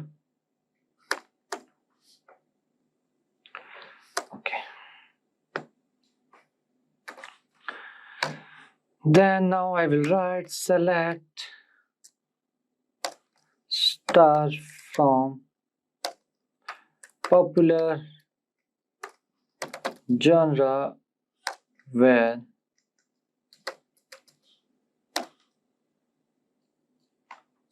row number is less than greater than 1. Okay, now let me run it. So now you can see we have, okay, let me read it. So we have to find the most popular music genre for each country. Okay, so now we have the country name Argentina, the most popular is alternative and punk, genre ID is this, row number is this. Okay, purchase is this. Then the Australia, this rock. Okay, certain rock, USA rock, and everything is there. Right? So this is how you can find the most popular music genre for each country. Okay, the last question is there here. Now the last question is, write a query that determines the customer that has spent the most on the music for each country. Write a query that returns the country along with the top customer and how much they spent. Okay, for the countries where the top amount of spent is shared, right? And they provide all the customer who spent this amount. Okay, so for this, this is like a similar to this question.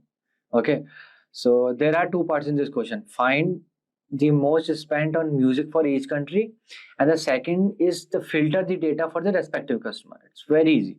Okay, so okay, I will write the solution. Okay, you can check the question from there. Okay, I will write customer with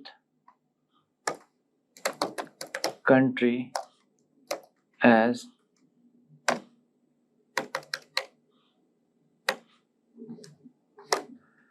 I will here select customer dot customer ID comma first name comma last name comma billing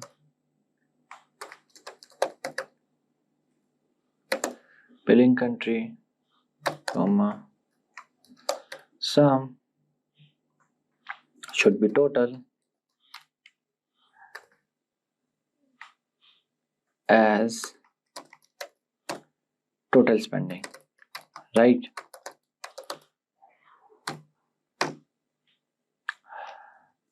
Then I will write row number same over, we have also written here, no? Right, the same we have to write here over, then partition by billing country, order by sum, total, descending order as row number.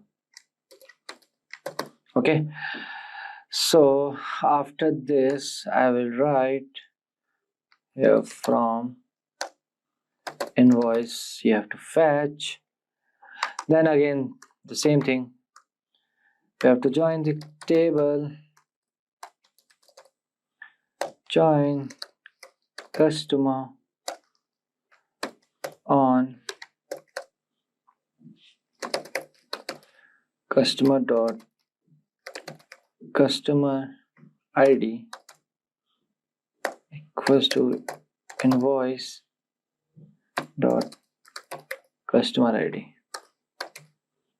Okay, then here I will write group by I1, 2, 3, 4, okay, that's it. Okay, then I will write here order by 4 ASC ascending order,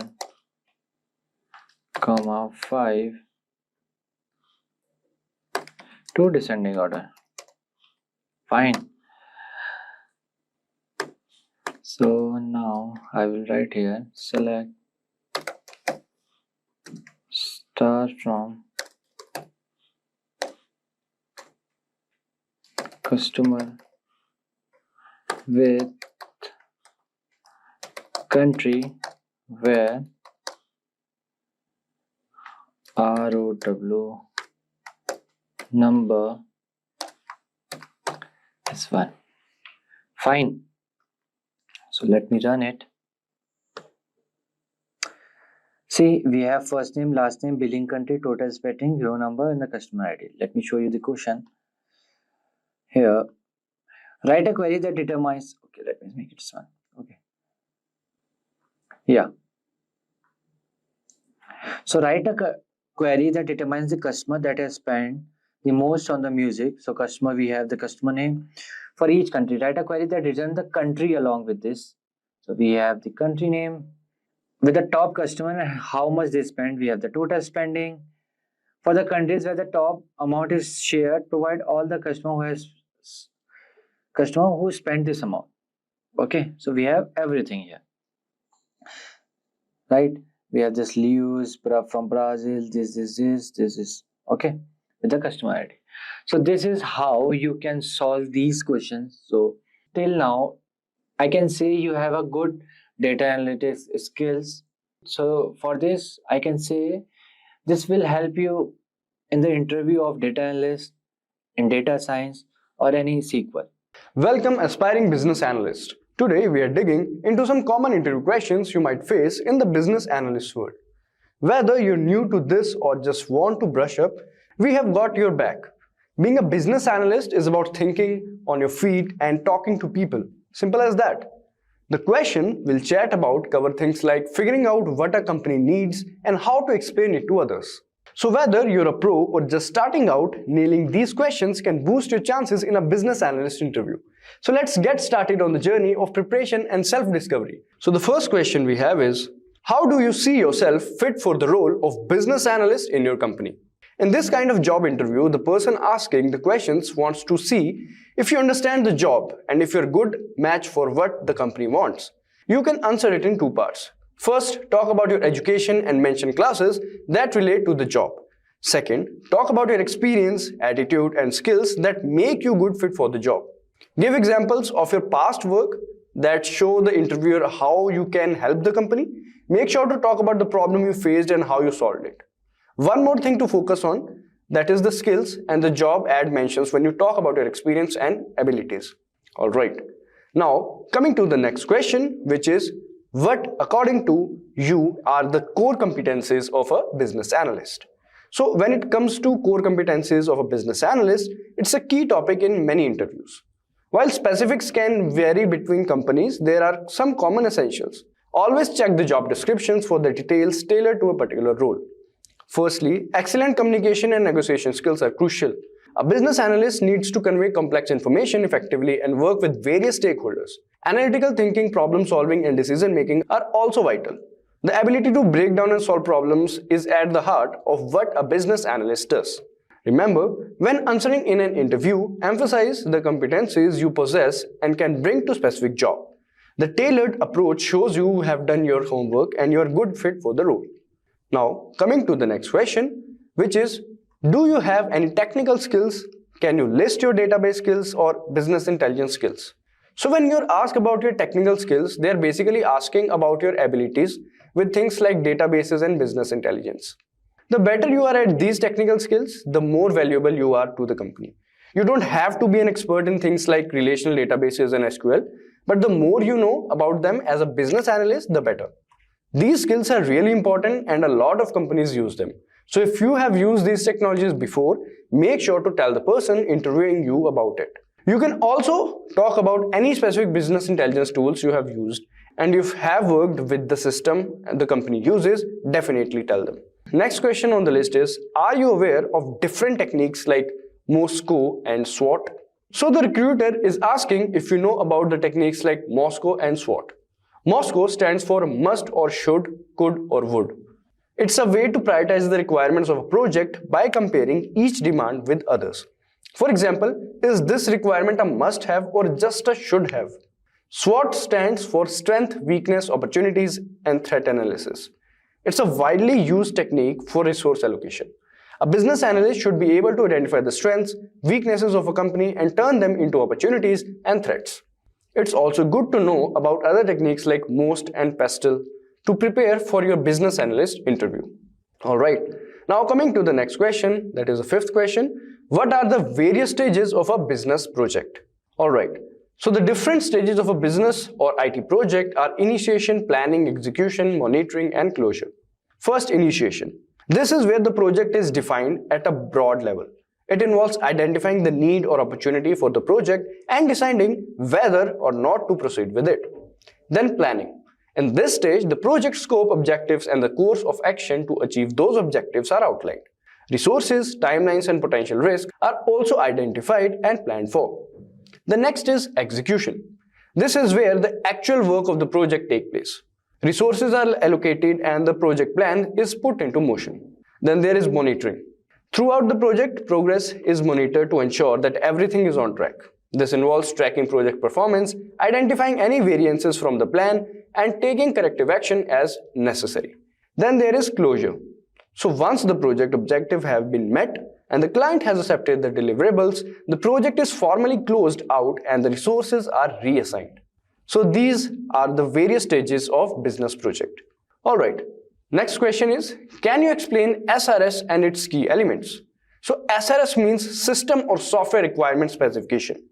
It's a bunch of papers that explain the features of a software, app or system. It has different parts needed by the stakeholders and customers to satisfy the end users. The important parts of an SRS are scope of work, non-functional and functional requirements, data model, dependencies, assumptions and constraints, acceptance criteria. So this is SRS and its key elements. Alright, now coming to the 7th question on the list, which is what is BRD and how is it different from SRS? So BRD stands for Business Requirement Documents. It's basically a formal agreement between the company and the client for creating a specific product. Now BRD is like a detailed plan of how the software should work, while SRS is a document that the business analyst creates after talking to the clients. The key difference here is that BRD is made by the business analyst after talking to the clients, while SRS is made based on technical knowledge and requirements. And SRS is actually derived from BRD. Alright, now moving on to the question number 8, which is, how can you say that a requirement is good or perfect? So when responding to the question in an interview, you can explain that a requirement is considered perfect if it aligns with a SMART criteria. This means it should be specific, measurable, attainable, relevant, and timely. You can elaborate by stating that the requirement's description should be specific. All success parameters should be measurable, the necessary resources should be attainable and relevant to the project, and all conditions or elements should be revealed in timely manner. This demonstrates a clear understanding of what constitutes a good or perfect requirement. Alright, so this was about the requirement is good or perfect. Now coming to the question number 9, which is, what do you understand by gap analysis and what are the types of gaps that can occur during an analysis? So when responding to the question in an interview, you can explain that gap analysis involves accessing the variances between the functionalities of an existing system and the desired system. The term gap refers to the alterations needed to achieve the intended outcome.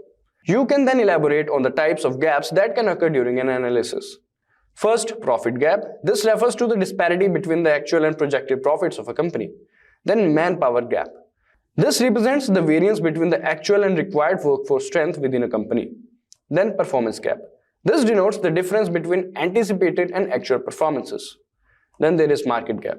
This signifies the difference between estimated and actual sales figures. Alright, now coming to the question number 10. What strategies will you follow to design a use case? So in an interview, you can outline the following approach. First, emphasize the importance of creating concise, well-defined and accurately documented use case. Then explain the 3 key strategies or phases in designing use cases. First, user identification. Start by identifying the users and creating role profiles for each user category. Also recognize the goals associated with every role. Then use case creation. Discuss the process of structuring and creating use cases by capturing both functional and non-functional requirements. Mention the inclusion of use case diagrams and user interface details in the phase. Then review and validation. Highlight the significance of reviewing and validating the use case to ensure their accuracy and effectiveness. Alright, now coming to the question number 11, which is, what is the requirement elicitation and have you ever participated in the elicitation meetings? This type of question is often asked. Alright, so it is a technique to gather information from stakeholders and users, approaches or strategies to collaborate with clients or users directly. Some requirements elicitation techniques are document analysis, interviewing, prototyping, brainstorming, workshops and observations, surveys, questionnaire, etc. You can answer the second part of the question by explaining how you have used these techniques and how they impacted your project. Alright, so this was about this question. Now coming to question number 12 on the list, which is, what is the exception and alternate flow in use case diagram and how are they different from basic flow? So when responding to the question in an interview, you can explain that the basic flow depicts the required sequence of activities for a use case. This alternate flow, on the other hand, represents actions or activities that deviate from the basic flow but still lead to the achievement of the use case's goals through different steps. Lastly, the exception flow illustrates the action taken in the event of errors, leading to the failure to achieve the use case goals. It's important to emphasize that alternate and exception flows provide a comprehensive view of how the system behaves under various conditions beyond the ideal path depicted in the basic flow. So this was how they are different from basic flow. Now coming to the question number 13, which is during the development of a system, how do you manage frequently changing customers' requirements? So it is one of the most frequently asked interview questions. The first task of a business analyst is to draft a document starting the number of changes that are allowed, and after a certain point, no amendments will be accepted. It is vital to get this document signed by the user. In case the change required is accepted, make sure to note down all the change and find out their overall impact on the project. Calculate the timeline, cost, and resources needed for the change. Alright, so this was about it. Now coming to question number 14 on the list, which is what is the fundamental difference between a requirement and need in business analysis perspective? Alright, so there is a fundamental difference between requirements and needs in a business analysis perspective. Requirements are specific, measurable, attainable, relevant, and time-bound statements that describe what the business wants to achieve. On the other hand, needs are broader statements that describe the general problem or opportunity that the business is trying to address. In order to create effective requirements, the business analyst must understand the need of the business and then translate them into specific, measurable, attainable, relevant, and time-bound requirements. Moving on to the next question now, that is question number 15. Which documents are used to capture non-functional requirements? So when responding to this question, you can explain that there are various types of documents used to capture non-functional requirements. You can mention that one type of document is a use case which is utilized to capture information about how a system should operate and what its capabilities should be. Additionally, you can highlight the use of business requirements documents which captures information about the business goals of a system and its intended functions. Furthermore, you can discuss the use of technical specifications to capture non-functional requirements, that these documents detail the technical aspects of a system and how it should be implemented. It's important to provide a clear and concise explanation demonstrating your understanding of these different documents types and their relevance to capturing non-functional requirements. Alright, now coming to question number 16, which is what is BPMN and what are its basic elements? Alright, so BPMN, short for Business Process Model and Notation, is a standard graphical notation used to model business processes. BPMN was created to provide a common language that both business users and technical developers could use to document and communicate business processes. The basic element of BPMN are event, an occurrence that triggers a process, gateway, a decision point in a process, then activity, a task that needs to be performed, a data object, information that is required or produced by an activity. So this was about BPMN and its basic elements. Alright, moving on to the next question, which is what is benchmarking? So benchmarking is the process of comparing the performance of a company or individual against others in the same industry. This can be done in terms of specific metrics such as profitability, productivity, or customer satisfaction. Benchmarking can also be used for broadly to compare any aspect of a business operation. The main purpose of benchmarking is to identify areas where a company can improve its performance by understanding how others in the industry are operating. A business can develop strategies to better compete. Benchmarking can also help companies keep track of their own performance over time and ensure that they are making progress towards their goals. Alright, now next interview question is what is process design? So when responding to the question like this, you can start by acknowledging that process design is indeed the creation of a process aimed at achieving specific objectives. You can then explain that it involves specifying operation conditions, raw materials, equipment, and other relevant aspects of processes. Additionally, mention that process design includes the determination of desired output levels, process flow diagrams, and other process characteristics.